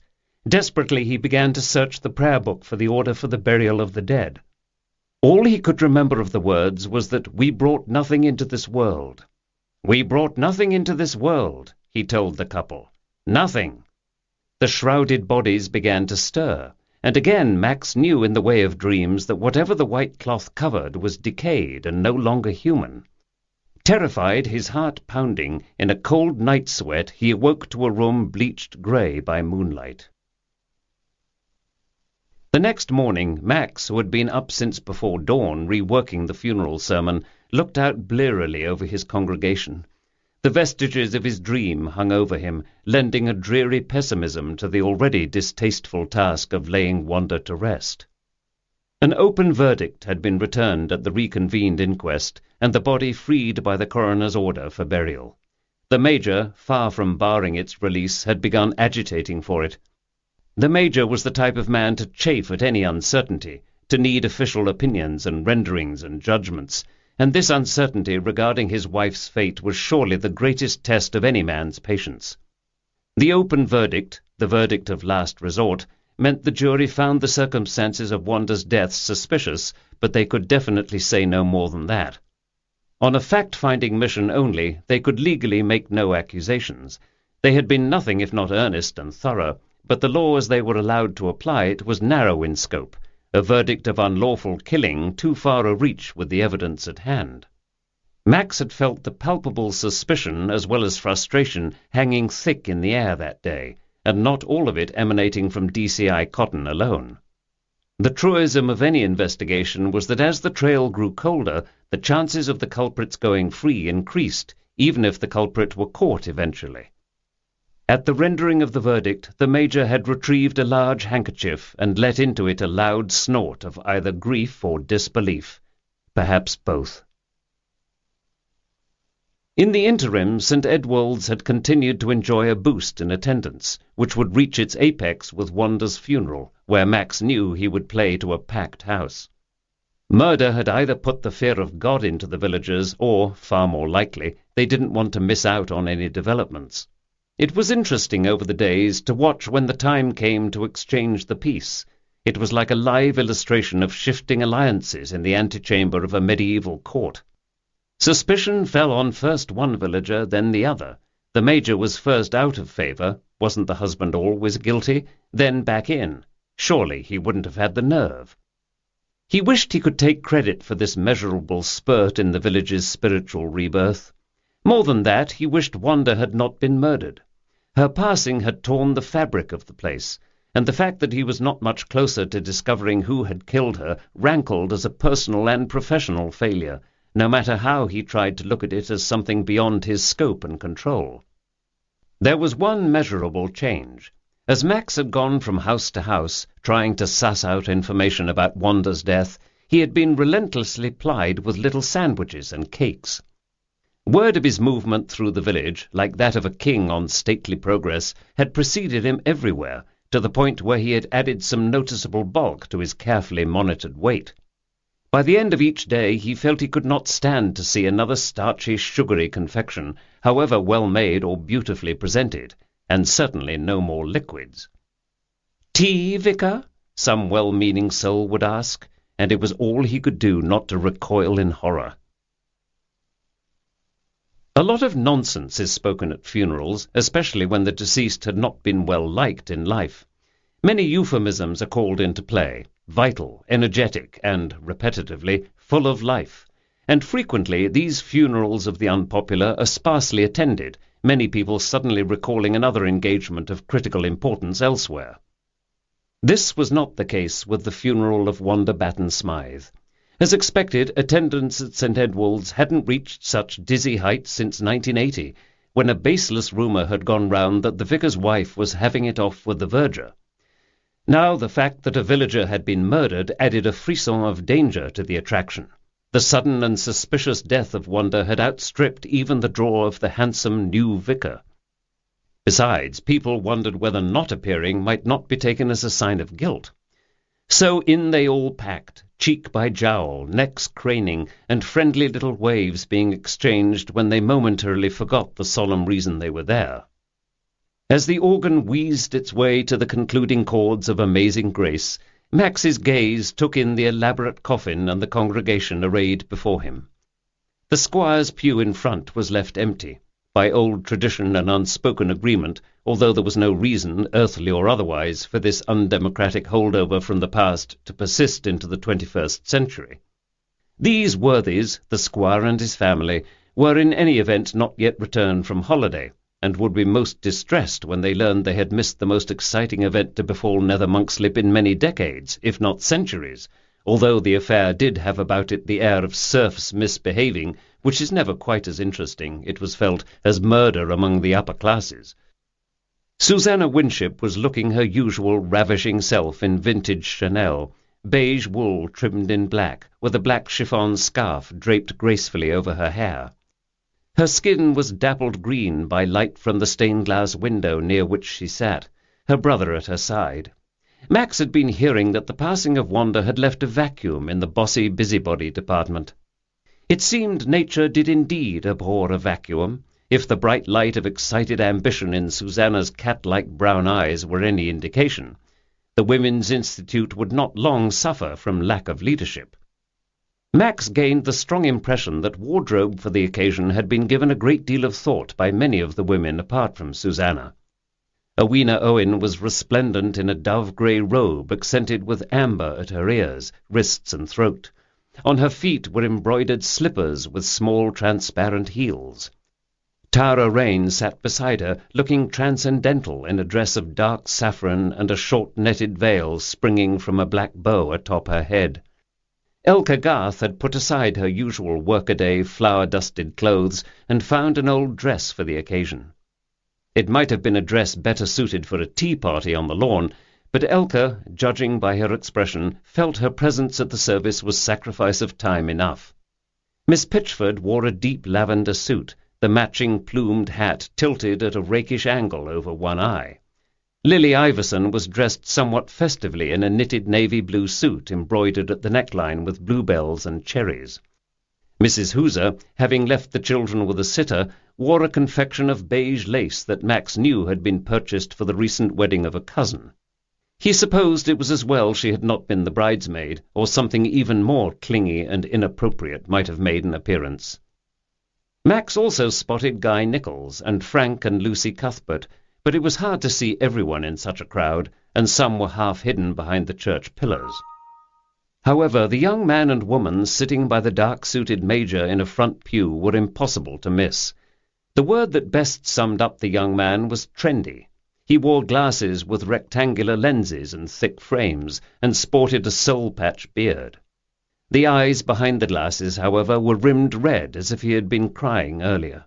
His dark hair, slicked back, accentuated the square angle of his jaw, although the child he once had been still shone clear on his face. This had to be Jasper, the son of Wanda and the Major. Many, unabashed, turned fully round in their seats for a better view when he walked in, late, to join his father. There was a sardonic cast to the young man's features, despite the red eyes. Max repressed the instant doubt that rose within him, knowing that prejudging never created anything but obstacles. Perhaps the fact that this was his first sighting of the young man was an irritant in itself. Surely he could have arrived days earlier. He feared Jasper might be a supercilious little snit, given normal circumstances. A Sebastian Flight of Brideshead, spoiled but lacking the charm that had saved that fictional character, at least for a while. Now he simply looked awkward and out of place, probably at his age unused to funerals, and looking very much as if he wished to be elsewhere, a not uncommon and understandable reaction. Next to him, and holding his hand, sat a wisp of a girl with stringy blonde hair that looked as if it had been randomly glue-gunned to her scalp. This must be the girlfriend with the unusual name, Clementia, the one on whom the Major had pinned his hopes of being able to settle his footloose son down at last. Clementia looked to be as different from Wanda as could be imagined, and perhaps that was the attraction. But the pair seemed somehow ill-suited, and Max wondered if it would last. As he intoned the age-old words from the Book of Common Prayer, he had the illusion of his congregation caught in a freeze-frame. There was Mrs. Hooser pulling surreptitiously at a bra-strap, and Clementia trying to look grief-stricken, or at least interested in the proceedings, but succeeding only in looking bewildered. Clementia was, he decided, possibly not the sharpest knife in the drawer. Frank Cuthbert scribbling a note onto his hand, and probably hoping there would be a few stiff rounds in the Hidden Fox afterwards. In the midst of life. Susanna was thinking, "The flowers are all wrong, too jammed together in the vase. I've never liked mums, anyway. They remind me of funerals, that mothbally smell. Of course, this is a funeral, but still." Awena thought, "White chrysanthemums, they stand for truth and honesty. I wonder whose idea that was. Well, Wanda was nothing if not truthful, even if it was like being hit over the head with a claw hammer." Elka thought, "I shouldn't have come. I feel like a fraud, a hypocrite." Lily thought, "Is it warm in here? I'm going to faint. I know I'm going to faint. I hated her so, but now—" Max thought, "How quickly and easily I fell back into my old role of investigator. Just when I thought my life had changed, that I had changed. Now, instead of trying to empathize and comfort, I'm looking at all of them for flaws, second-guessing them, viewing everyone as a suspect." Susanna leaned over to her brother and whispered, loud enough for Max to hear, "Did you see his face?" Dr. Winship nodded. "I'm thinking Banquo's ghost." They rose to sing, "Let all mortal flesh keep silence." Again, without Wanda's strong voice to carry the congregation, the song meandered. For the first time some were moved to realize the gap her passing had left. Then Awena got up to say a few words. She had offered to speak because no one else was willing or able to find a few empathetic words for the deceased, and Wanda's husband and son had declined to do so. She spoke with moving generosity and forgiveness of Wanda, transforming her faults in death into virtues. It was a virtuoso performance. Max was in the middle of his sermon, on the words life beyond death, when he heard, following a faint gasp, the most amazing thunk, as of something fallen onto the floor from overhead. He turned and saw Lydia, the young acolyte, fallen into a heap of cotton robe just behind him and to his left. She had dropped sideways, fainted dead away. He gestured to Mr. Stackpole to go to her aid, and, distracted, tried to continue. The parishioners all twisted their heads toward the disturbance like a flock of turkeys. The acoustics of the church were excellent, and Max could hear someone whisper, "Happens every summer." But it wasn't summer. Several people ran to scoop up the fallen Lydia, and Max returned to what he could remember of his prepared remarks. At the end of the service, he thought, "Go with God, Wanda." Then he surprised himself by adding, in a sudden rush of anger, "I'll find whoever did this to you." For he had a sense just then of a shadowy figure out there, in the congregation, gloating, remorseless, and the thought made him livid. No one should be allowed to get away with such a sneaky crime. The jury could return all the open verdicts it wished. This was murder. He wasn't sure he subscribed to Dr. Winship's view that a killer, having once killed, would find it easier to kill again, like someone on a slimming regime being increasingly unable to resist the fried potatoes. What was it he had said? That a murder prompted by hatred was likely to be repeated? Surely, in most cases, murder would only become harder to commit, the killer burdened with a sense of pressing his or her own luck in getting away with it even once. But here he realized he was thinking of the more intelligent breed of killer, not the professional thug who had too often been his quarry during his days in MI5. So Max was at the moment less interested in preventing another crime than possessed by the creeping, disagreeable sensation of a killer out there exulting in his or her cleverness. That he couldn't abide. But what if, after all, Winship were right? He came to himself with a start. His parishioners all gazed up at him from their pews like obedient children, expectant, trusting, mildly concerned that their normally dynamic pastor stood before them blank and unmoving. Favouring them with a weak, apologetic smile, he pulled himself together and said the words of dismissal.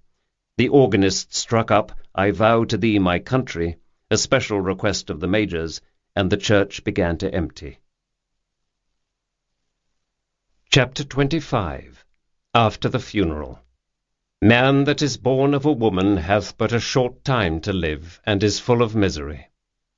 Max stood at graveside in the St. Edwald's churchyard, intoning the words intended to bring Wanda to peace at last, and to bring some comfort to the Major, who truly looked to be close to a nervous breakdown. All trace of the hearty, inane bluster that was his signature trait was gone, subsumed by a stark, whey-faced despair. Jasper Batten Smythe did not look as if he would be much of a prop to his father in the coming days. Distracted, he was all but checking his watch as the lengthy service wound on. It might be just as well, thought Max, if Jasper returned to his peripatetic life as soon as decently possible, if not before. Earth to earth, ashes to ashes, dust to dust. He spoke the familiar words, tossing earth upon the casket, his mind in two places. This thy servant, whom thou hast delivered from the miseries of this wretched world. Why did the acolyte faint? In the place where there is no weeping, sorrow, nor heaviness. Why did Lydia faint? Max's mind kept returning to the question. Although it was close inside the church, it wasn't summer, when the trapped and stifling heat could make the young and old drop like flies. Nor, although the weather had taken a sudden plunge in temperature, was the church overheated against the chill. Given the age of the heating apparatus, there was fat chance of that ever happening. He concluded the burial service and left the body in the care of the gravedigger. The crowd of mourners began to disperse. Elka Garth had organized an informal wake at the Cavalier. Max went over and spoke a few words to the Major, who nodded, clearly not hearing. Max turned to Jasper and said, "Your father needs tea, hot sweetened tea, and lots of it. Probably something to eat as well, if you can talk him into it." But Max had little hope that Jasper had taken in the seriousness of his father's condition, or cared overmuch. He still seemed mentally to be checking his watch, more so now that the service had concluded and freedom beckoned. It was an impression confirmed by his next words. "Actually, I'll be leaving soon," he said, adjusting his glasses. The jewellery that adorned his hands and wrists gave off an expensive platinum glitter. "Obligations elsewhere, you know. Plane to catch, so—" Just then a young man approached him, and Jasper, barely bothering to hide the rudeness of the act, turned away, brushing past to speak with another mourner. The choice of this mourner seemed to Max entirely arbitrary, the person randomly glommed onto. Incidentally, this sudden move left Jasper's friend Clementia rather at a loose end as well. Max was wondering what to do. He hadn't planned on going to the Cavalier, but someone needed to stay with the Major. Clementia didn't look responsible enough for anyone to leave a cat in her care. Fortunately, Lily Iverson had overheard the exchange. "I'll take care of it, Max," Lily said at his elbow. She took the Major by the arm and murmured something inaudible but soothing as she led him away. Max, meeting her eye, nodded his thanks and set off to change in the vestry, planning to go and make sure Lydia was all right. He had taken only a few steps when a tap on his shoulder waylaid him. He turned and saw a sturdy, well-built man, perhaps in his 30s, tanned and good-looking, if beginning to run to a slight paunch. He had an open, honest countenance that could be the sign of an easy conscience, or of a born con-artist. It was the young man who had just now tried to capture Jasper's attention and been brushed aside. "Father," he said, holding out a hand, "my name is Lawrence Hawker, Larry. I wonder if I could have a word?" "Really, Max started to make an excuse, but he was caught up by the name. Where had he recently heard it before? He allowed himself to be sidetracked. Lydia was undoubtedly safe at home now with her mother. A few minutes more wouldn't matter. "Miss Pitchford," Max said, with the air of a man having solved a difficult puzzle. "You were one of her pupils. She mentioned you the other day." "As a friend of Jasper Batten Smythe's, I would imagine. Yes." "Come along into the vestry for a moment, then. We can talk there in private. I gather this is a private matter." Max couldn't in all honesty have said why he felt that, but there was something diffident about Larry's manner. Furtive would have been too strong a word, but he was not in any event surprised when Larry nodded in the affirmative. The vestry was within the church, and was one of the oldest portions of the original building to have survived completely intact. The church as a whole had escaped the mania for Gothic ornament that had gripped the Victorian age, for which mercy Max had daily to be thankful. Now he led Larry Hawker into the room, which was lined with cabinets, drawers, and shelves for the various vestments and other items used in worship, and indicated a chair for him to sit on. Max himself perched on top of one of the low cabinets. Larry looked as if, having initiated the conversation, he needed prompting. "It's about Jasper," said Max. "Yes." "I noticed just now he seemed in no hurry to speak with you." "Yes." "Have you seen or heard from him since you both were in school?" "No. We both went our own ways soon after. Of course, my family moved away. Jasper went on to bigger and better things than Nether Monkslip." Max looked at him. "I gather your parting wasn't amicable?" Larry gave him a smile of rueful remembrance. "No, it was not. But that's not what I wanted to talk with you about. Or rather, that is why I hesitated to talk with you. It's just that I want someone in the village, to know my thinking here. And you look like a sound chap." "Thank you, but if you have anything in mind that has to do with he hesitated to say murder, the demise of Mrs. Batten Smythe, the police are the people you should talk with." Larry shook his head decisively. "Going to them would be gossip, pure and simple, and worse, seen as spiteful gossip, designed purely to cause trouble for him. Here is the thing. I feel I knew Jasper at the time, and his relationship with his mother, better than anyone. I always sort of knew what he was thinking. I read how she was murdered in the paper. Some papers were cagey about it, but they as good as said it was murder. And? You see, it's just this. He hated her so. From the moment I heard, I felt Jasper had something to do with this." Max, knowing Jasper had been put in the clear by various disinterested eyewitnesses, just looked at the young man. His face and his manner were vehement, full of conviction. "But that is not evidence," Max said mildly. "Exactly," Larry replied. "My certain knowledge is not evidence. I wasn't here. I haven't lived here for years. How could I go to the police? I'd look like I was just fanning the flames of some old rivalry, some old jealousy." "I see. A friendship gone wrong." "Yes, the appearances could—" "No, it's not that. It's more than that, Father. We were lovers." The day had grown overcast, the sky purple with heavy dark clouds. They squatted soberly on the horizon like a hung jury as Max set out to check on the well-being of Lydia Lace.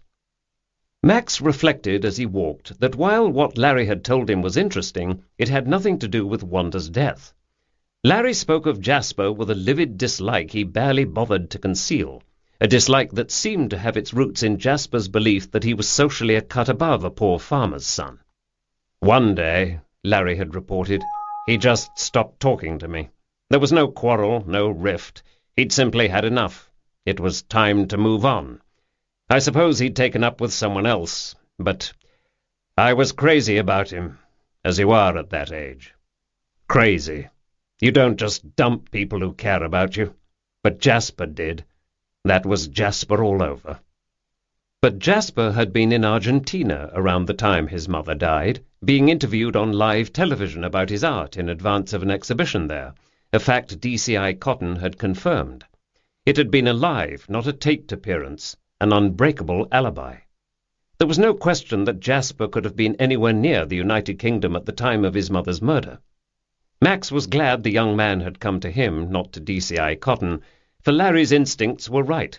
His opinion regarding Jasper and what Jasper was capable of was no more than that, opinion, and opinion tainted by a failed love affair that Larry admitted had ended in poisonous rancor on both sides. Max wondered if Miss Pitchford had been alluding, in her blushing, genteel, old-world way, to the true nature of the relationship between her two former pupils. Looking back, he realized that what she had expressed was skepticism regarding the existence of a girlfriend in Jasper's life. Max was not of the school that felt love between adults could or should be regulated, and he got by in his profession by actively avoiding debates on the subject. There was so little in the way of real and abiding love in the world that it seemed to him a miracle if two people of whatever persuasion found each other and formed an attachment. But Larry, disgruntled and disillusioned though he may have been by the end of his affair with Jasper, had been unwavering in his opinion. "I know him, you see.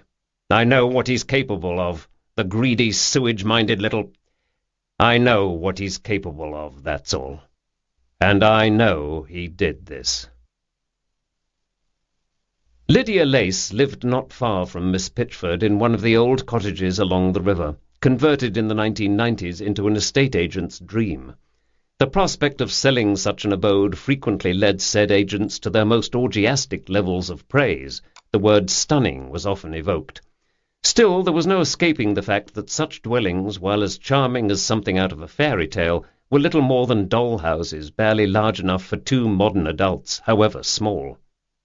Max tapped at the door-knocker of Trout Cottage, and Mrs. Lace appeared in the open doorway. She smiled as she invited him in. He remembered just in time to duck his head. He had on more than one occasion in visiting the cottages nearly knocked himself silly on a low lintel.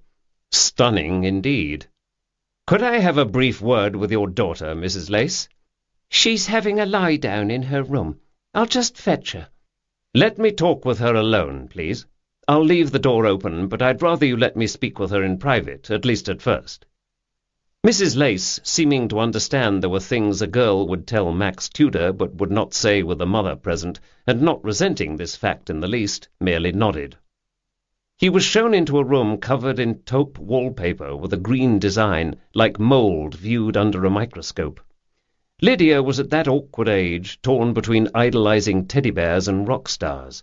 Her room reflected her interest in both, with Kid Rock edging out Paddington Bear at 2-1. She was currently covered up to her eyes in a duvet. Those eyes were closed, although Max could tell she was not sleeping. Her brown hair, held back in a band that circled the crown of her head, was fanned out on the pillow.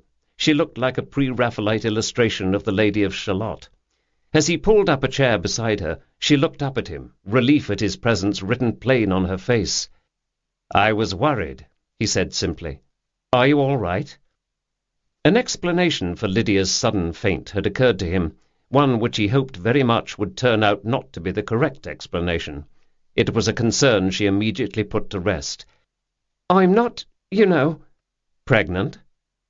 Embarrassed, she seemed to look everywhere in the room but at him. "That's right," she mumbled. "I'm fine. It's not that." The words hung in the air so long he wondered if she had said all she was going to say. But suddenly she burst out, "I remembered him, you see, and I'm so frightened, Father." "Him? Him who?" But the direct approach seemed to have been a mistake. Eyes wider than before, she stared at him, clearly wrestling with the question of whether to share what she knew. Would it make her safer or more vulnerable? She liked Father Max. Everyone seemed to, but— "Maybe I should tell the police?" she asked tentatively. "But could they really protect me?" A cold fear clutched at his heart. She could only be referring to something in connection with Wanda's death. What did the child know? "Lydia, absolutely, positively. If you know anything, you have to tell." Thinking of his talk with Larry just now, he said, "If you don't feel comfortable telling the police, if you think they won't believe you, perhaps tell me first. Then we'll decide together what's best to do." She mumbled something into the duvet. "Speak up, please, Lydia." "They'll believe me? Why wouldn't they?" she asked, with the hubris of the very young. "It's not just me, you see, though, who'll be dragged into it. And my mother will kill me." Max doubted that, but there was a killer loose in the village who might very well kill the child. "Tell me," he urged. "We'll get it sorted out with your mother, but tell me." And here the story came tumbling out. It seemed that Lydia had a boyfriend who lived in nearby Chipping Monkslip. He had come to the village of Nether Monkslip to be with Lydia during the fair, her disapproving mother being otherwise occupied, Max gathered, reading now between the lines. "Greg was to meet me by the plague tree in the graveyard, which he did. There was no harm in it, Father. We were just talking." Max, going by her demeanour and the deepness of the blush that flooded her face, wondered about that. "Never mind," he said. "Go on." "That was it. We met in the graveyard and we talked. Greg had to get back home. He'd just snuck out for a bit. His father was punishing him, see, for staying out late the past weekend. Greg's father is really such a prat, "Greg left you in the graveyard and was heading home to Chipping Monkslip," Max prompted. "And?" "He had to pass near the village hall as he left the village." "What time?" "Noon. Just around noon." Max was struck by a sudden image from the day of the fair. Recalling the moment of Wanda's distraction as she stood with him by the trestle table and the trajectory of her distracted gaze, he took a guess. "Did Wanda by any chance spot the two of you together earlier?" "Yes," said Lydia, her mouth set in a thin line at the memory. "And she wasn't half shirty about it, like it was any of her business. She threatened to tell my mother. It takes a village to raise a child, she said. Pompous silly cow." He left a suitably long pause, allowing for the flush of outrage to pass. "Sorry," she said at last. "I just didn't like her. But I'm sorry she's dead." "What were you going to do?" "I hadn't decided yet. Then—" "Then she was killed." "Father Max, I'm scared." "Why exactly?" "Because as I was starting to walk back toward the fair, I looked back. I was, hoping for a last look at Greg, hoping he'd turn and wave. He's ever so handsome, and I really think he—" "And you looked back and saw what?" "Yes, I looked back, and that's when I saw a man coming from the village hall. I don't know who it was, and I didn't actually see him leave the hall, just come from that direction. It wasn't anyone I'd ever seen before. I thought nothing of it then. I thought it was just someone from another village coming to see the fair. You know how many strangers were in the village that day. But then this same person was in church today at the service, and he recognized me. You could tell he recognized me. and you should have seen the look in his eyes. Stared right at me, he did, for a flash second, looking like a devil, I swear it. And then I recognized him. I might not have noticed him otherwise, you see. And I knew. This was the man who killed Mrs. Batten Smythe. She began to wail. The person who killed Mrs. Batten Smythe saw the look in my eyes and knows. He knows I know. What am I going to do? How can you be so sure of that he killed her? Because Greg heard a shout. Greg heard a shout, he repeated. An argument? Might have been, she replied. He said he wasn't sure, just that he heard a shout. He told me this after, you see. It didn't mean anything at the time. We didn't put it together, you see. He heard a shout. So what? People were shouting all over the fair that day, half of them drunk. I didn't hear anything. I couldn't, not from where I was. But I saw a man coming from the area of the village hall. Even then, so what? When I saw the man today, it was the way he looked at me, that shocked look on his face. Only for a second, but he recognized me all right. No harm will come to you, said Max. I promise you. Calm yourself now. But don't you see? The only reason I'm alive is I didn't tell anyone. I didn't know there was anything to tell. Now I do know something. How can I ever leave the house now, even to go to school? School was the least of her worries, but Max didn't tell her that. Still, there was something odd about her story. The murder had been the talk of the village, and she and Greg were only now reliving it. Why did it take so long for you two to compare notes? Any particular reason? She sniffed. A down feather escaping from the duvet seemed to capture her rapt attention. Lydia, you're telling me the whole story, aren't you? She sniffed again and looked up at him from under her lashes. Sorry. He started seeing another woman, didn't he? She said, with one of her odd forays into the adult world. Oh, for the love of... You mean you had a lover's quarrel, so you didn't see him to talk to? That's right. I have my pride, you know. Now he says he's sorry. We're trying to work it out. But he told the police at the time what he'd heard, he says. So that's all right. Really? Okay, then. That's all right. Greg could only, he reflected, be the kid who heard a commotion coming from the village hall, the one DCI Cotton had told him about earlier, at the beginning of the investigation. Max stood up, restless, seized by a desire to pace the room. I've been around Cotton too much, he thought. He then asked Lydia a pointed question, to which she replied firmly in the negative. No, I do know who Noah is. Everyone knows Noah. This man had white hair. The beat of his heart quickened. Oh, my good Lord! Tell me, everything you remember. She complied as best she could, but with frequent lurid reference to the devil and devilish aspect of the man she had seen. Max patiently sifted through the embellishment, then proceeded to issue a string of warnings, all of which Lydia swore she would heed. After he left, Mrs. Lace went into her daughter's room with a cup of tea.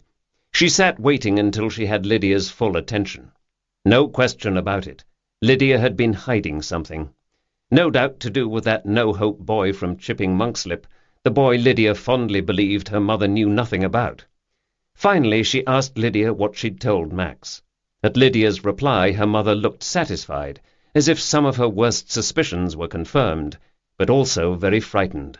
How much did this put her child in danger? Outside the cottage, Max was doing what he could to keep his promise to Lydia that she would come to no harm.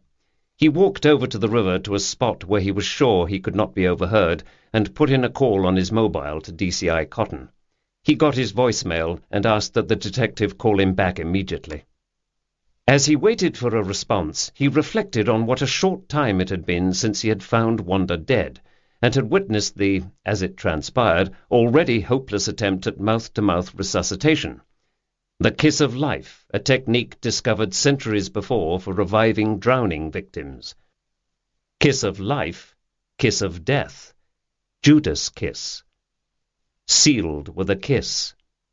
He felt his skin prickle. At Oxford he'd met many theologians who were at odds with the new ways of the Church. The place tended to be the strangest combination of innovation and clinging to tradition he'd ever come across.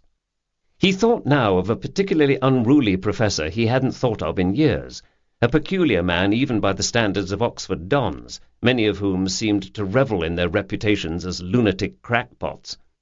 This man would blow his nose before offering his hand for the exchange of peace, as a way of showing his contempt for all the newfangled tampering with the service. In a different century he might have been burned at the stake, but as it was, his fellows merely gave him a wide berth, as if he were the walking embodiment of contagion. Contagion. Now why? Just then his mobile rang, Cotton returning his call. They had a tense, wide-ranging conversation that lasted several minutes. But the first priority, both agreed, was getting a guard posted at the front of the Laces' house. Chapter 26. Revelations.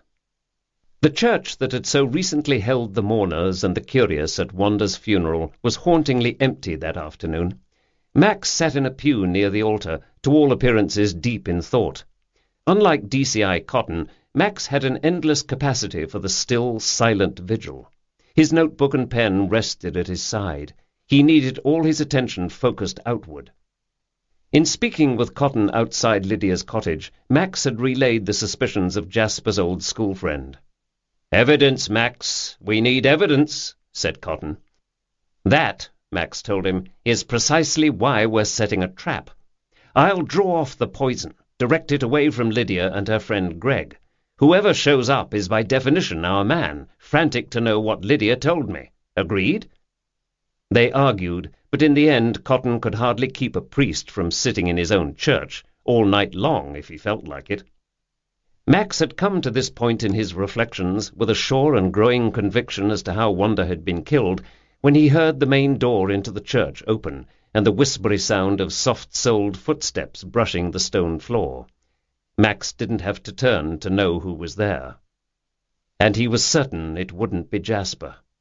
"Guy," he said, "rhymes with high, or would you prefer to stick with the French pronunciation?" That threw him. The slow, confident steps halted for a moment. Then Guy resumed his walk up the center aisle. "Exactly what stories has that girl been telling you?" he asked. Lydia saw nothing, Max told him, his gaze still on the altar. "I thought perhaps she had, but she was preoccupied that day, the day Wanda was murdered. What a shame she couldn't help us.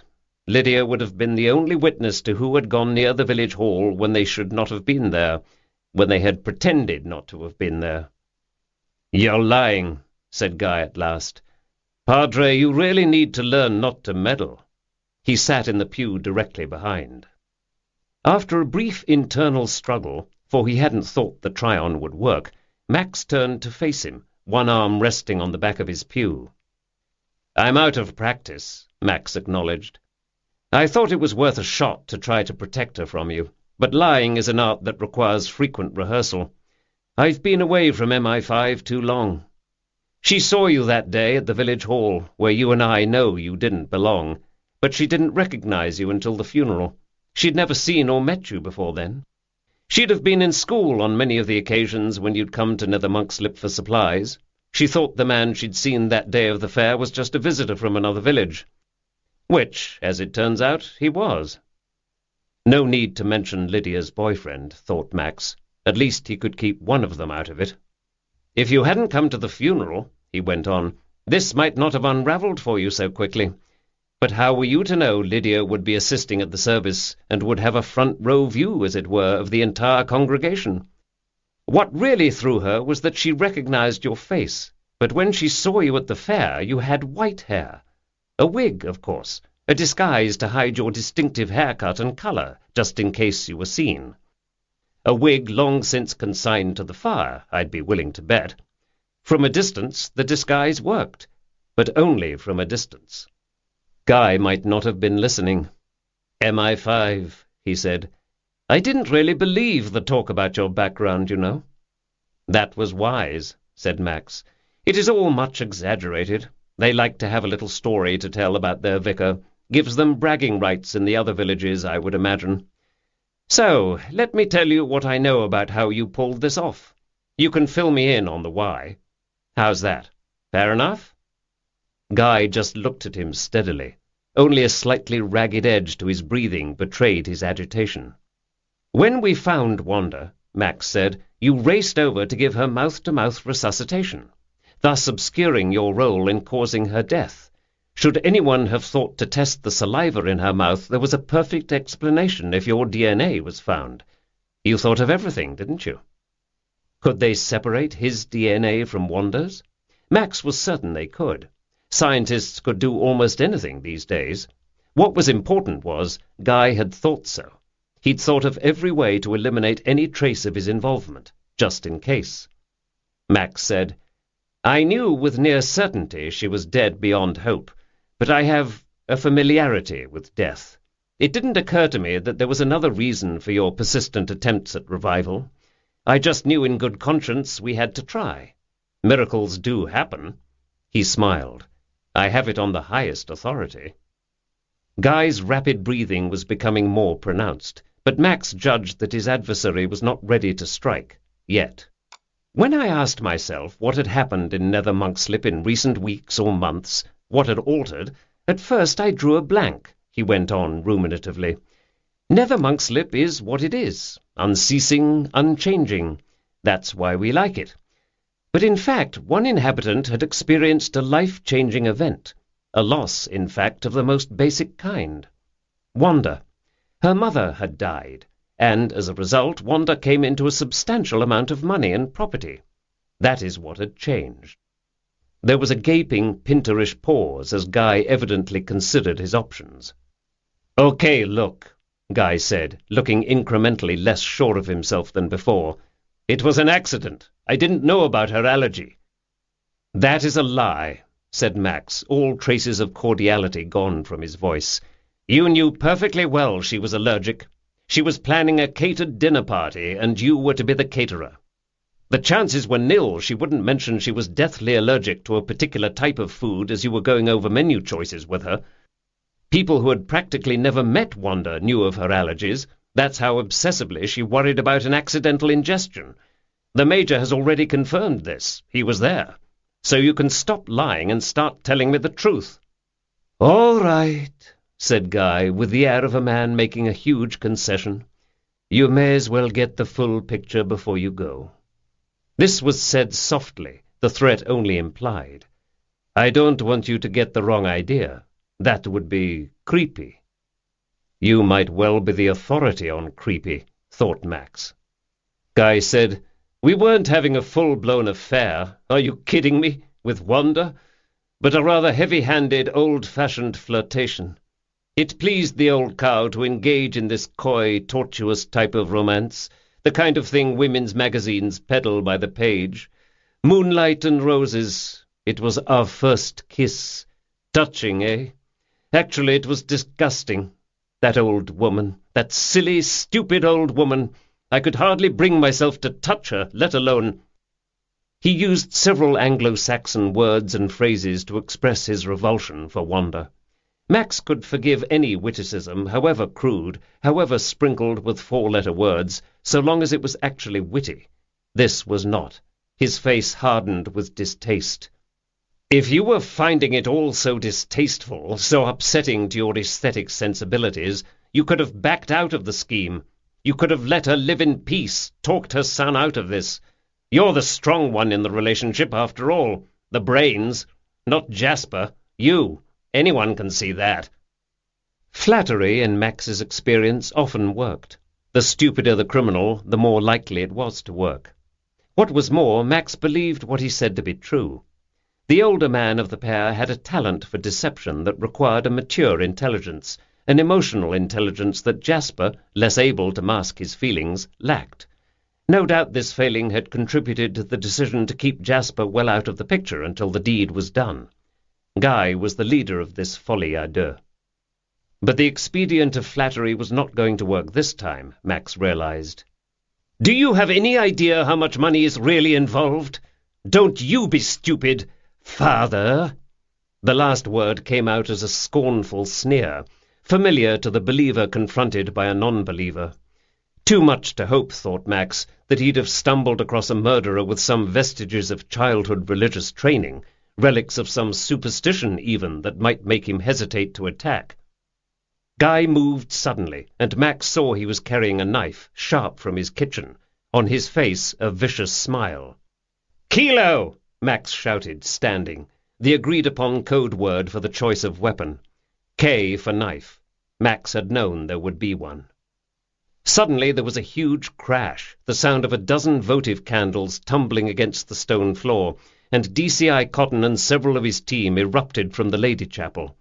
Guy turned momentarily in the direction of the distraction. A moment was all Max needed. The pew stood between him and Guy, otherwise Max would have grabbed his wrist and twisted his own body around, using the momentum to force the knife from Guy's hand. As it was, he could use the pew for leverage. Max grabbed the arm holding the knife and used it to pull Guy toward him until he was hinged over the back of the pew. A knee to Guy's nose took him out, but still he clung to the knife. A chop to the wrist made the knife clatter to the floor. It was over. Chapter 27. At the Horseshoe. "Imagine the cavernous rage required to plot this murder," said Max.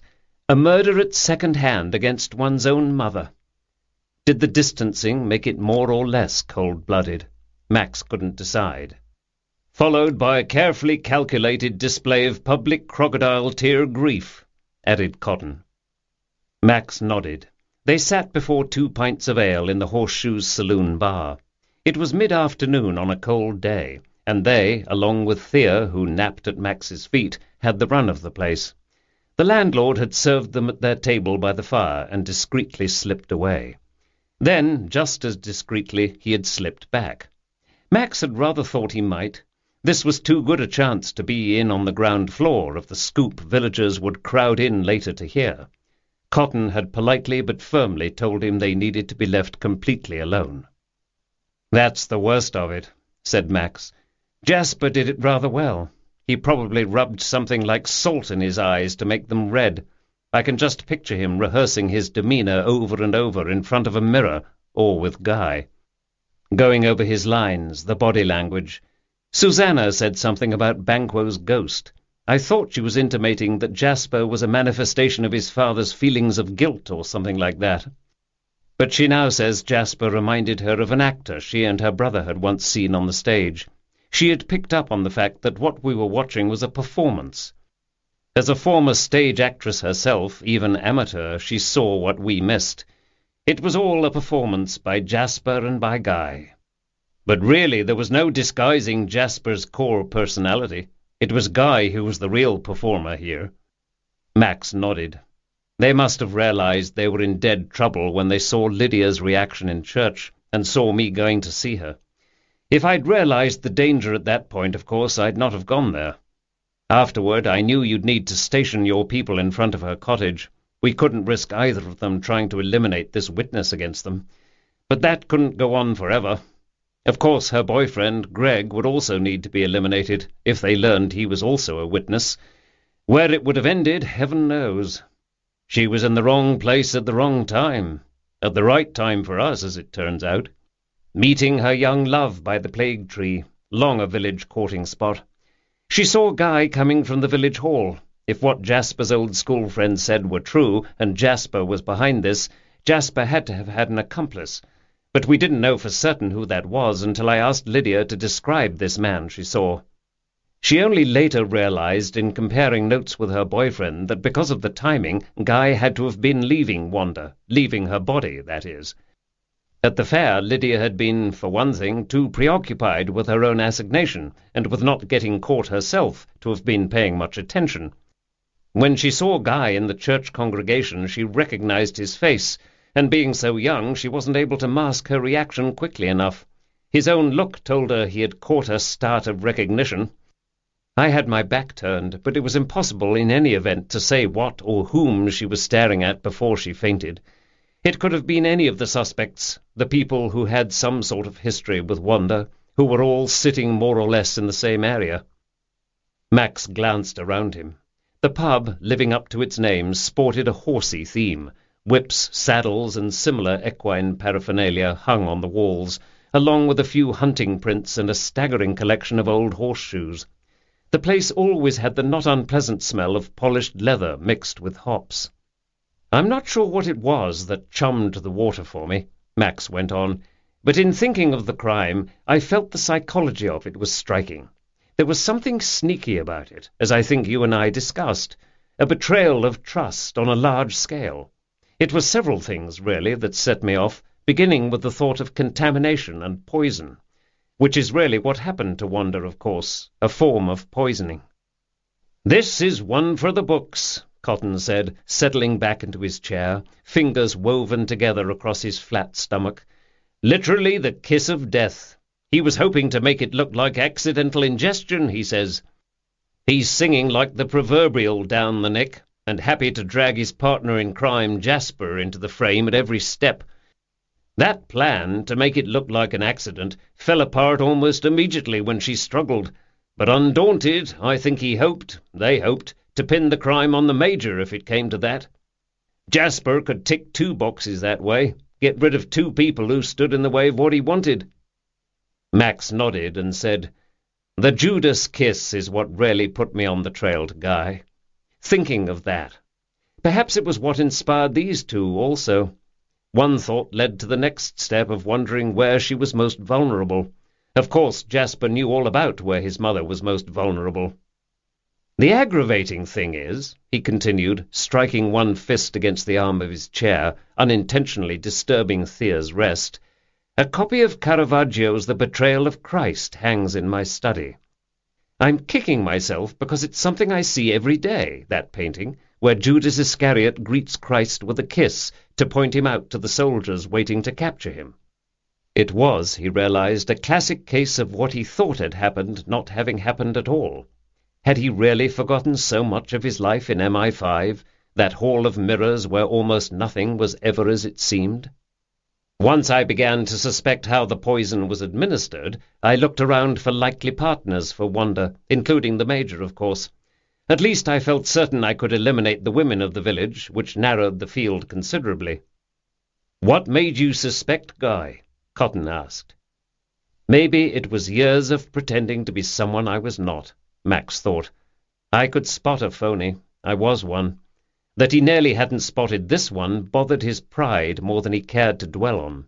He may have hoped that in coming to Nether Monkslip he could simply throw off his past, like shedding an old garment. But Guy's deceit, nearly successful, chilled him. He had vowed he would never again be the reason anyone walked into danger. It was so routine a matter, so beneath their skill levels, that he and Paul relaxed. Nothing to worry about. We're covered.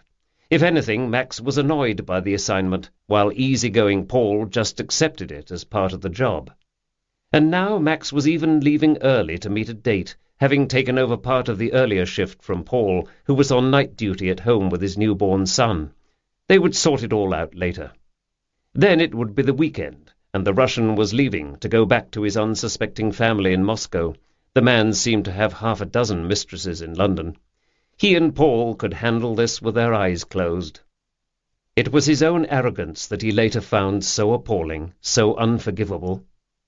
Paul earlier had flipped open his wallet and turned the photo in its clear plastic frame toward Max, a red-faced gnome in a blue hospital hat, eyes not quite yet fully open, fists clenched in outrage at the many liberties taken. "Paul the Second," Paul the First said proudly. Max made the required noises of wonder, although Paul II, like all newborns, had the look of something that had been soaked too long in beet juice. "That's great, man. Really great. How proud you must be. Look, I'll see you back at the office. Get Randolph to spell you if need be. That lazy sod owes us." Paul, gazing transfixed at the tiny photo, might not have heard him. "What?" Paul said at last. "Sure thing." He turned to get into the official anonymous silver car Max had left parked in an alley. "You need a lift? Drop you somewhere?" Max shook his head and, thumping his stomach, said only, "Exercise." He turned, and the last thing he heard before the blast threw him on his face was the sound of Paul starting the car. After the explosion, he could remember very little through the haze of his concussion to help the investigation in any real way. There had been, 5 minutes earlier, a man standing around wearing sunglasses. They had white frames and blue lenses, making him look like an alien visitor from Hollywood or Mars, and Max remembered thinking he had appalling juvenile bad boy taste. But none of this was much help to the investigators. They suspected who was to blame, and one group of jackals had taken credit for it. They'd probably let them get away with it for now. That happened to fit with the policy of the moment. He had tried to carry on as usual. Then he noticed, days after his release from hospital, a tiny stain as he pulled the linen shirt he'd been wearing that day from the laundry hamper. A pinprick of colour against the white collar. It might have been anything, come from anywhere. He'd probably cut himself shaving. Or it might have been the catsup he tended to spray all over himself when opening one of those individual tear packets for a sandwich. It probably was that, he told himself. Of course, no more than that. One of life's daily little irritants. But he knew with a terrible certainty that it was Paul's blood. He couldn't wash the garment or even throw it away, knowing that. He didn't see what use the lab would have for it, even in their grim task of recreating what had happened, so he couldn't somehow turn the horror into a useful tool to ram it home to the murdering bastards. In the end, he folded it into a plastic bag and stuffed it into the furthest recesses of his closet. But first he wept into the fabric, as lost and heartbroken as a grieving child. The loathing for the terrorists who had killed Paul consumed him except in his sleep, which was dreamless, a total, rapid and welcome descent into unconsciousness at the end of each day. Clearly the only sane response, he told himself, was to sleep as long as possible, to escape the memories that awaited him, like something alive and coiled to strike from the moment he woke. Asleep, he couldn't hear that explosion and the looping play of his last everyday conversation with Paul leading up to it. Sleep he did, as much as he could, for days stretching into weeks, for in the end he had taken an extended leave of absence, after first using up all the time off coming to him. Whether he ever intended to return, he was not even now certain. Tough guy Max, as he'd thought of himself, inured to everything brutal the job could throw at him, simply wanted to pull the covers up over himself, curl up into a ball, and forget. He nearly said something of all this to Cotton, but found he could not. His throat tightened at the thought. Maybe one day he could break out of the emotional straitjacket that held him fast. In becoming a priest, he had made a conscious choice to head down a path where he could connect with others, where he could do good on a human level rather than on a political one. The rational part of his mind resisted the information that sharing the most fraught and terrifying of his memories was possibly the first step toward making that human connection. He merely answered, "I didn't suspect. Because of Lydia, we knew something Guy had told us was wrong. An innocent man would, probably, have told me and the police that he'd been in the vicinity of the village hall at a crucial time. He did not. Why not? I wondered. An innocent forgetfulness like Noah, or something else? Even so, that alone is not evidence. People lie to me all the time, and for the stupidest reasons," said Cotton. "Some lie to the police just on general principles." "I know. But then Guy came to the church to find out what I knew, and he dug himself in deeper when he tried to pretend he didn't know about her allergies. He had told me himself he'd discussed catering a meal for Wanda. The chances she wouldn't mention this allergy, as I told him, was 0. "A fact the Major confirms," said Cotton. "He says that of course Guy had been told, had been warned repeatedly, were his words. Anyway, as I say, Jasper of course knew all about his mother's vulnerability. That includes her emotional vulnerability, as well as her physical susceptibility. But Jasper was not on the scene. He could not be on the scene, as suspicion would fall on him immediately, especially if she died soon after he'd returned from his long absence. So Guy moved here, set himself up, and began ingratiating himself with Wanda," Cotton finished for him. "Moving in for the kill." "Not long ago," said Max, spinning his glass between the palms of his hands, "I read of a case where a child nearly died from anaphylactic shock simply by being exposed to molecules of peanut in the air of a cafe. People who are susceptible can be very susceptible. And not just to allergies. I wonder, said Cotton, how Wanda ever fell for this set-up in the first place. That's the easiest part for me to understand, now. Imagine her loneliness. She had no friends in the village, and few elsewhere, to all appearances. Her marriage had become a formality at best. Her son vanished, for all intents and purposes. I should have sensed her aloneness, but frankly it was well hidden under all the bombast and busyness. Still, it's my job to notice these things. I feel that I failed her. I did fail her. Cotton merely looked at him, then shook his head. I don't think being perfect and all-knowing is in the job description. Leave that to your boss upstairs, why don't you? Max smiled wanly, looking into the dregs of his beer. As it happened, that was good advice, if very difficult to follow. Let's see, Max said. What else? Oh, yes, that diary of hers. Why put a star in your calendar by some dates, for the dentist, for example, and not for others? Some of the dates were a blind, some were real. As we now know, a star in her diary or calendar meant she was visiting Guy at his place over the restaurant, so seeing the doctor or dentist or hairdresser in Monksleep-super-Mare wouldn't necessarily and didn't always match up. Sometimes she would see both the doctor and Guy on the same day. Some days she would have no appointment on the day she said she did. Some days she would. Only the star told the truth about her Guy meetings. Beneath that formidable exterior beat the heart of a romantic, said Cotton. She did seem to enjoy the intrigue. Perhaps she saw it as harmless fun. After all, it was a flirtation, a younger man paying her the attention she craved. Not really an affair. Guy is adamant about that, and I believe him. I think the whole idea of Wanda as a paramour offends his ego. Poor Wanda. I think you're exactly right. She was a romantic with a highly developed sense of drama. It was a weakness to be exploited, and exploit it these two did. There was another romantic touch, said Cotton. The figurine on the window-sill at the village hall. He confirmed that, did he? Yes, I noticed it was facing in a different direction from the usual. I can see it from the churchyard, you know. MI5 uses that sort of signal all the time at safe houses. A safe house being, as you know, an ordinary place used by officers to meet agents. Each safe house has a system of signals to indicate whether it is clear to enter, something like an ornament in a window pointing left or right. Sometimes the direction of the ornament indicates the time of day for a proposed meeting, like a clock.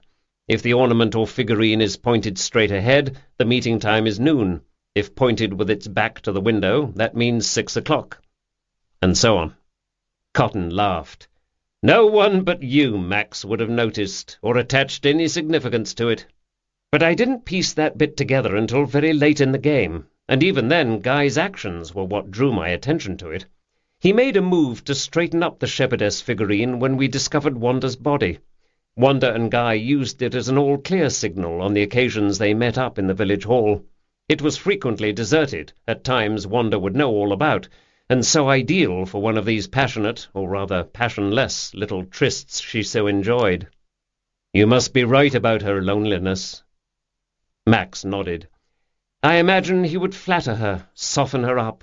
Playing up to her vanity, he made her fall in love with him by painting a picture of the life she thought she was cheated of via marriage to her boring husband.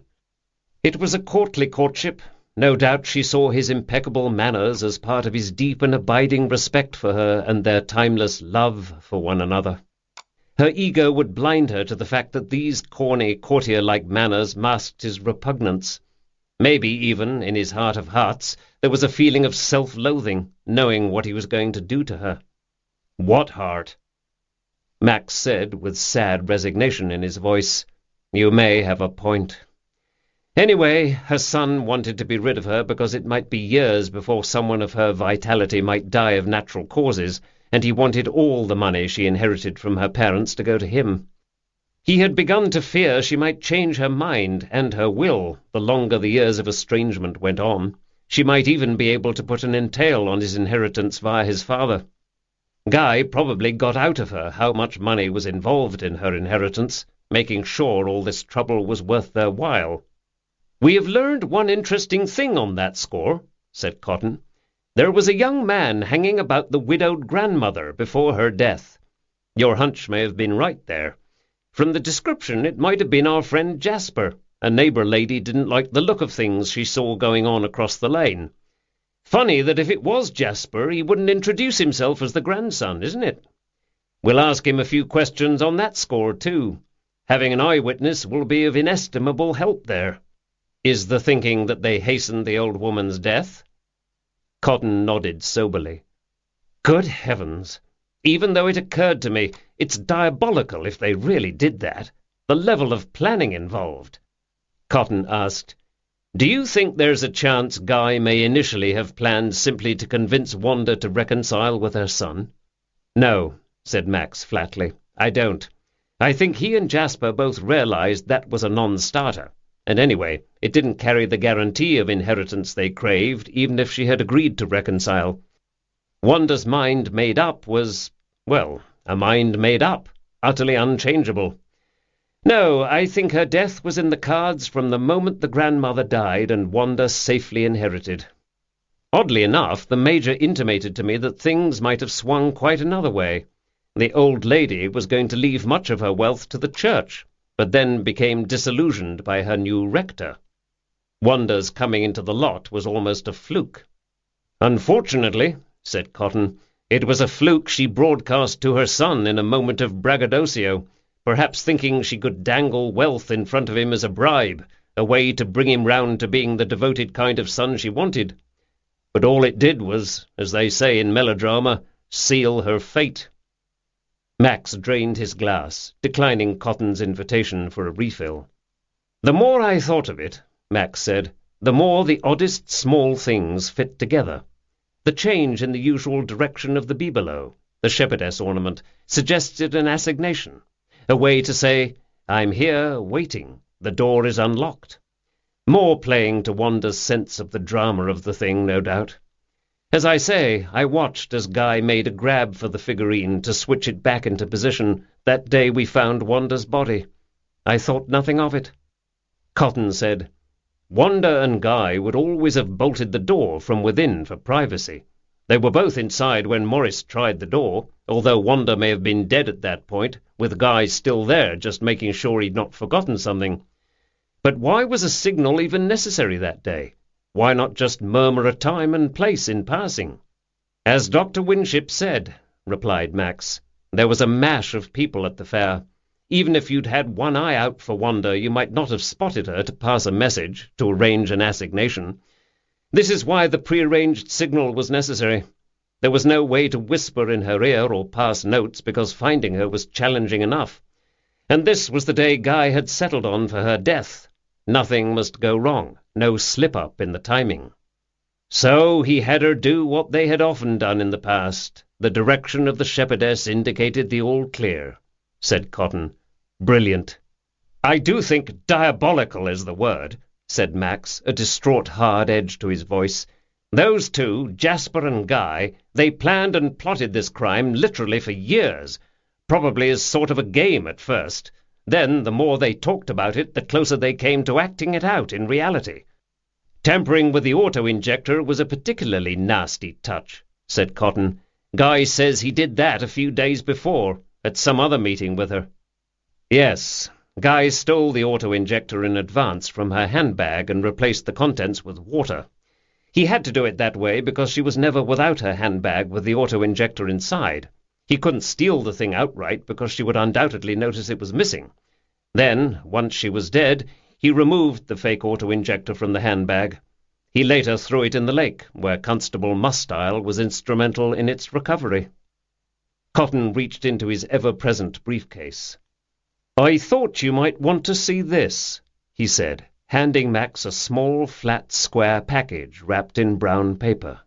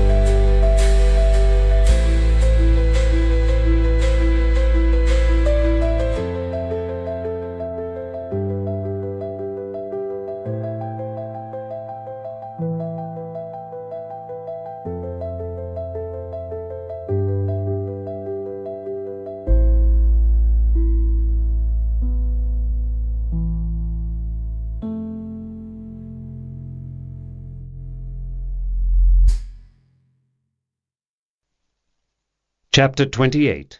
Jolie Lead. Max unwrapped the parcel. Inside was a painting of a woman with tightly curled hair.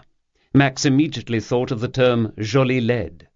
It was a face both pretty and ugly. Although abstract in execution, it was unquestionably Wanda's face. Even without the curly hair, it would have been recognizably her.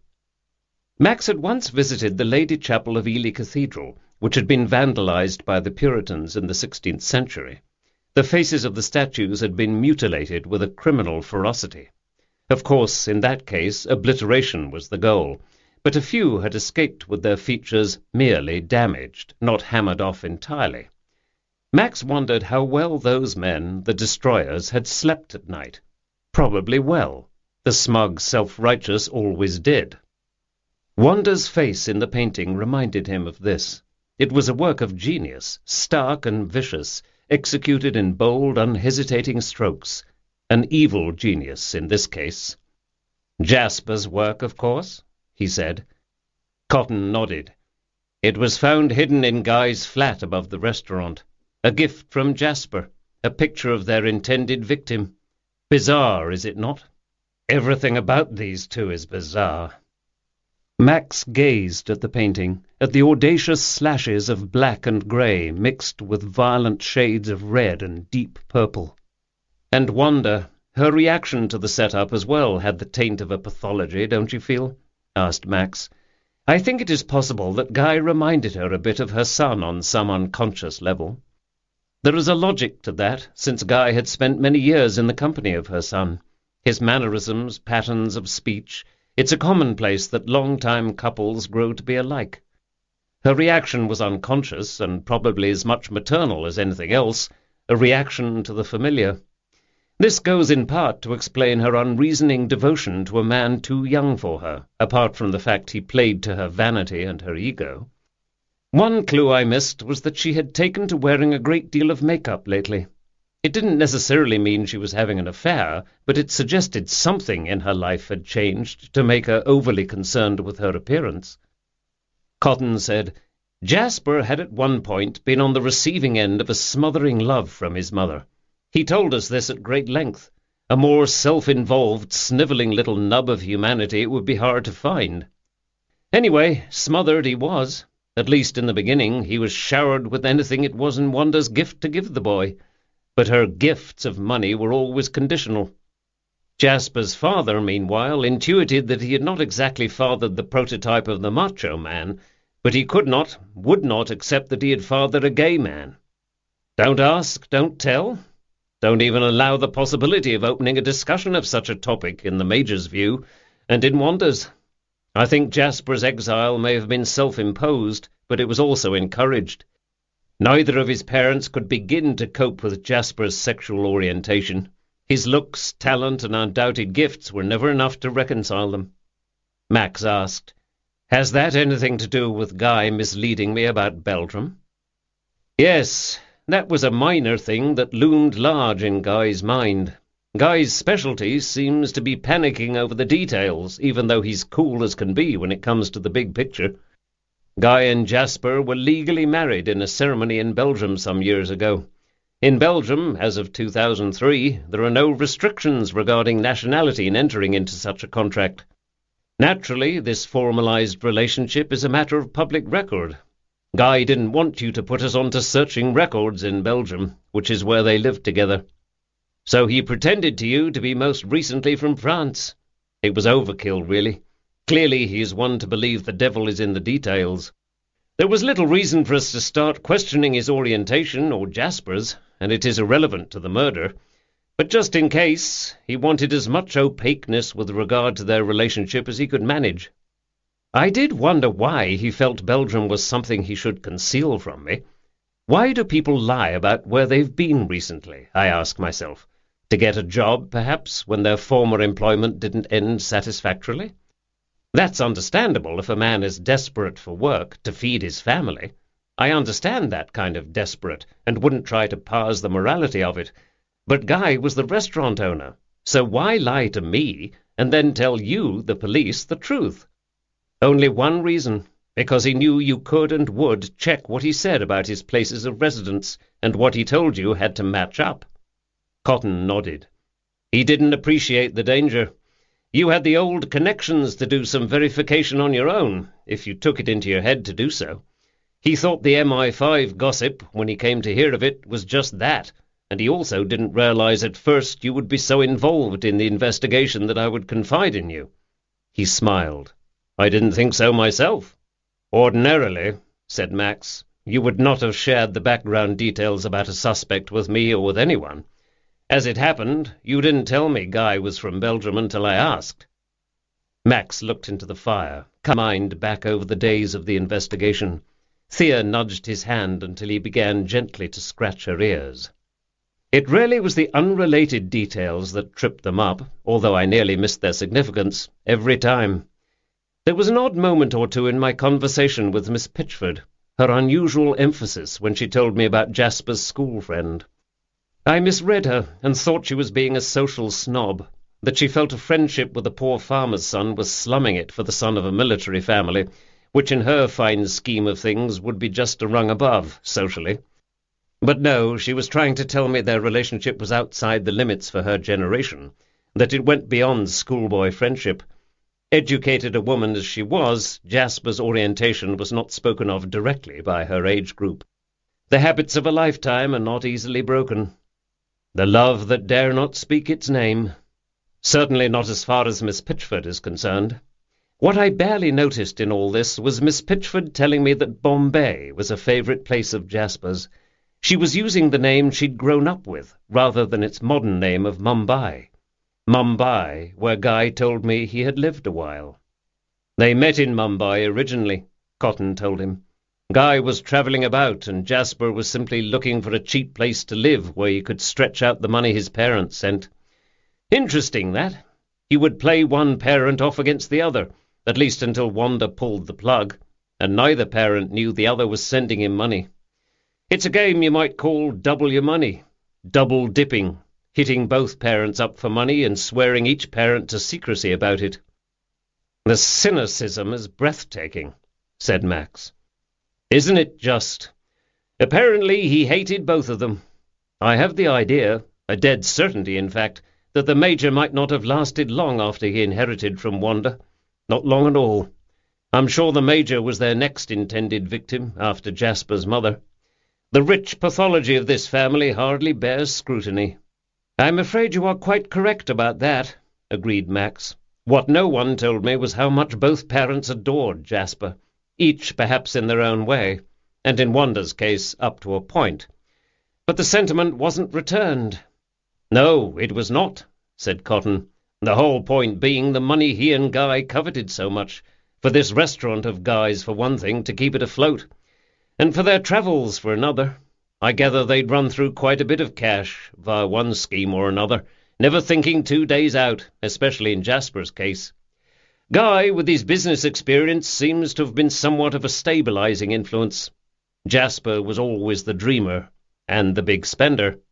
So, said Max, Mumbai is where Guy met up with Jasper in his travels, possibly where their evil plot was conceived. Certainly where like soul called out in recognition to like soul. Guy described it to me as being hit by a thunderbolt, said Cotton. He went out of his way to present himself to me as heterosexual to almost a parodic degree, ogling the waitress, drooling over Susanna. Tara says he went out with her a couple of times, but there was nothing doing, and she rather wondered why he'd bothered. And Jasper's coming here, dragging that poor Clementia with him, was more of the same kind of blind. Cotton nodded. We never thought in terms that were not stereotypical. Jasper, we were told, had a love interest. That love interest must therefore be female. How hard it is to think outside of these stereotypes. A drawback in both my profession and yours, I would say. You were right about the key business, by the way, Cotton said. Guy says Wanda always preferred to use the more romantic French pronunciation in addressing him. Guy rhymes with key. So what Miss Pitchford heard, or rather misheard, as O'Key, was Wanda saying his name, O'Gee. Presumably in some breathy, adoring, distracted way. She was probably looking for her compact, her lipstick. It could have been any number of things. But Miss Pitchford heard key, or thought she did, and linked the word quite naturally to the sight of a woman scrabbling around in her handbag. I sat there in Miss Pitchford's sitting-room, where the works of Guy de Maupassant are arranged on her bookshelves. Something about the name caught at my mind at the time. Guy, pronounced in the French manner, of course rhymes with key. It wasn't until much later that I made the connection. "Is it possible," Cotton asked tentatively, "that Miss Pitchford is a bit hard of hearing as well?" "I suppose it is. She's somewhere in her 80s, and when I spoke with her the other day, she did ask me to repeat something I'd said. She'd misheard food as mood. I never really thought to ask her about her hearing. She's so completely sharp and canny in every respect. Something tells me she might not have fessed up to it if you had asked. She's rather proud, our Miss Pitchford, and I don't suppose she likes getting older any better than the rest of us do. Still, it sure beats the alternative." "You think?" Max asked. "Not in my book." Epilogue. Max sat at his desk sipping hawthorn tea as he ruminated over his next sermon. Mrs. Hooser came in with the vicarage mail, which had arrived several hours before. Although it was not raining, and had not rained for days, she had managed to get the circulars, bills, and assorted rubbish soaked through with water. Water, he thought, sighing, was becoming a recurring theme in his life. The water stain, painted over twice now, had reappeared on the wall of the church, despite all Max's attempts to fix the leak in the roof, or to at least divert the tide that would descend at the next rainfall. During a recent Sunday service, little Tom Hooser had said loudly, "Looks like Jesus," only to be shushed immediately by his sister. All heads swivelled to look, and an excited buzz rose from the congregation. Max, walking over after the service, joining the others for a closer look, saw what the boy had seen. The stain, growing darker, its outlines and contrast more pronounced, was beginning faintly to resemble the face on the Shroud of Turin, something the boy had no doubt seen on a recent telly-documentary. A negative image of a gaunt, bearded man with longish hair, eyes closed as if in sleep. The resemblance was slight, but definitely it was there. Max, far from being enthusiastic, felt immediate twinges of panic. This was not something he would welcome at St. Edward's. The rubberneckers, the curious, the devout, and the crazy would all crowd in if word got out. He had seen this kind of thing before, crying statues that turned out to be crying because of some weird, one-off juxtaposition of the atmospherics, the climate, a malfunctioning boiler, and the humidity in a church. He'd have to get it repainted. He reached for his phone to call Morris again. He thanked Mrs. Hooser now, and she turned to leave. The broom she carried just missed sending all the magazines and papers on a table near the fireplace to a fiery death. "Oh," she said, turning again, and doubling her chances of leaving chaos in her wake, "I nearly forgot. She's here, the witchy woman." She could only mean Awena. "Please show her in, Mrs. Hooser, and whatever you do, don't call her that." Awena bustled slowly in, swathed in folds of brilliant fabric, as always looking like a queen on a stately progress. Thea, knowing better than to jump, instead threw herself in a rapturous heap at Awena's feet. She seemed to consider Awena something of a soulmate. "I'm on my way to tonight's Women's Institute meeting," Awena said, briefly bending down to caress the top of Thea's head, "and thought I'd drop in and say hello. We haven't really spoken since you rounded up those two cretinous thugs." "Good heavens, is it that time again? I did hear Susanna had taken up the reins of power." Awena nodded. There was a glint of mischief in her eyes that should have forewarned him. "Big changes are afoot," she said. "Really?" Refusing to be drawn, he started to turn back to his sermon. "Don't you want to know?" she demanded. "Don't you want to tell me?" "Very well, if you insist. Be among the first, not on the distaff side, to hear. The Nether Monkslip Women's Institute is going to make a calendar."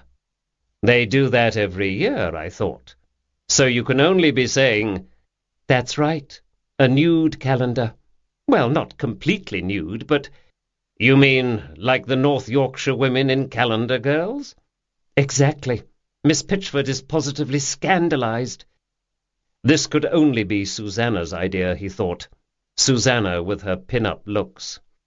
Who else is involved? Oh, you know, Elka, Lily. Lily? That is supremely hard to imagine, he said aloud. How did she ever get talked into it? Talked into it? Repeated Rowena. She's one of the most avid supporters. She's a changed woman since she started seeing the Major. She'll be posing with her spinning wheel. Good heaven! I'm going to have to start getting out about the village more, Max said. He's been squiring her about, as only the Major could do, Rowena told him. It's a real old-fashioned courtship. He calls her little lady. He actually called her that? Good Lord! It's like a line from a bad John Wayne film. Which one? All his lines were bad. Anyway, she seems to like it. She has come into her own, our Lil. She worships him and his accomplishments, as she sees it. Love is strange. Ah, said Max. There seemed no other possible response. But she's playing the field in the most genteel way imaginable, Rowena assured him, keeping her options open. Smart girl. So, who else is going to appear in the calendar? Max asked. Oh, you know, me, for one. She practically shuffled her feet, examining one beaded shoe, then another. I've agreed to pose wearing a witch's hat, stirring toil and trouble in a black cauldron. Really? That's nice, he said. It's for charity, she told him. Her eyes were gleaming. Clearly she couldn't wait for the opportunity. Max reflected that the last time he'd heard the phrase, "it's for charity," things had not turned out well. This time, he felt in his heart, would be different.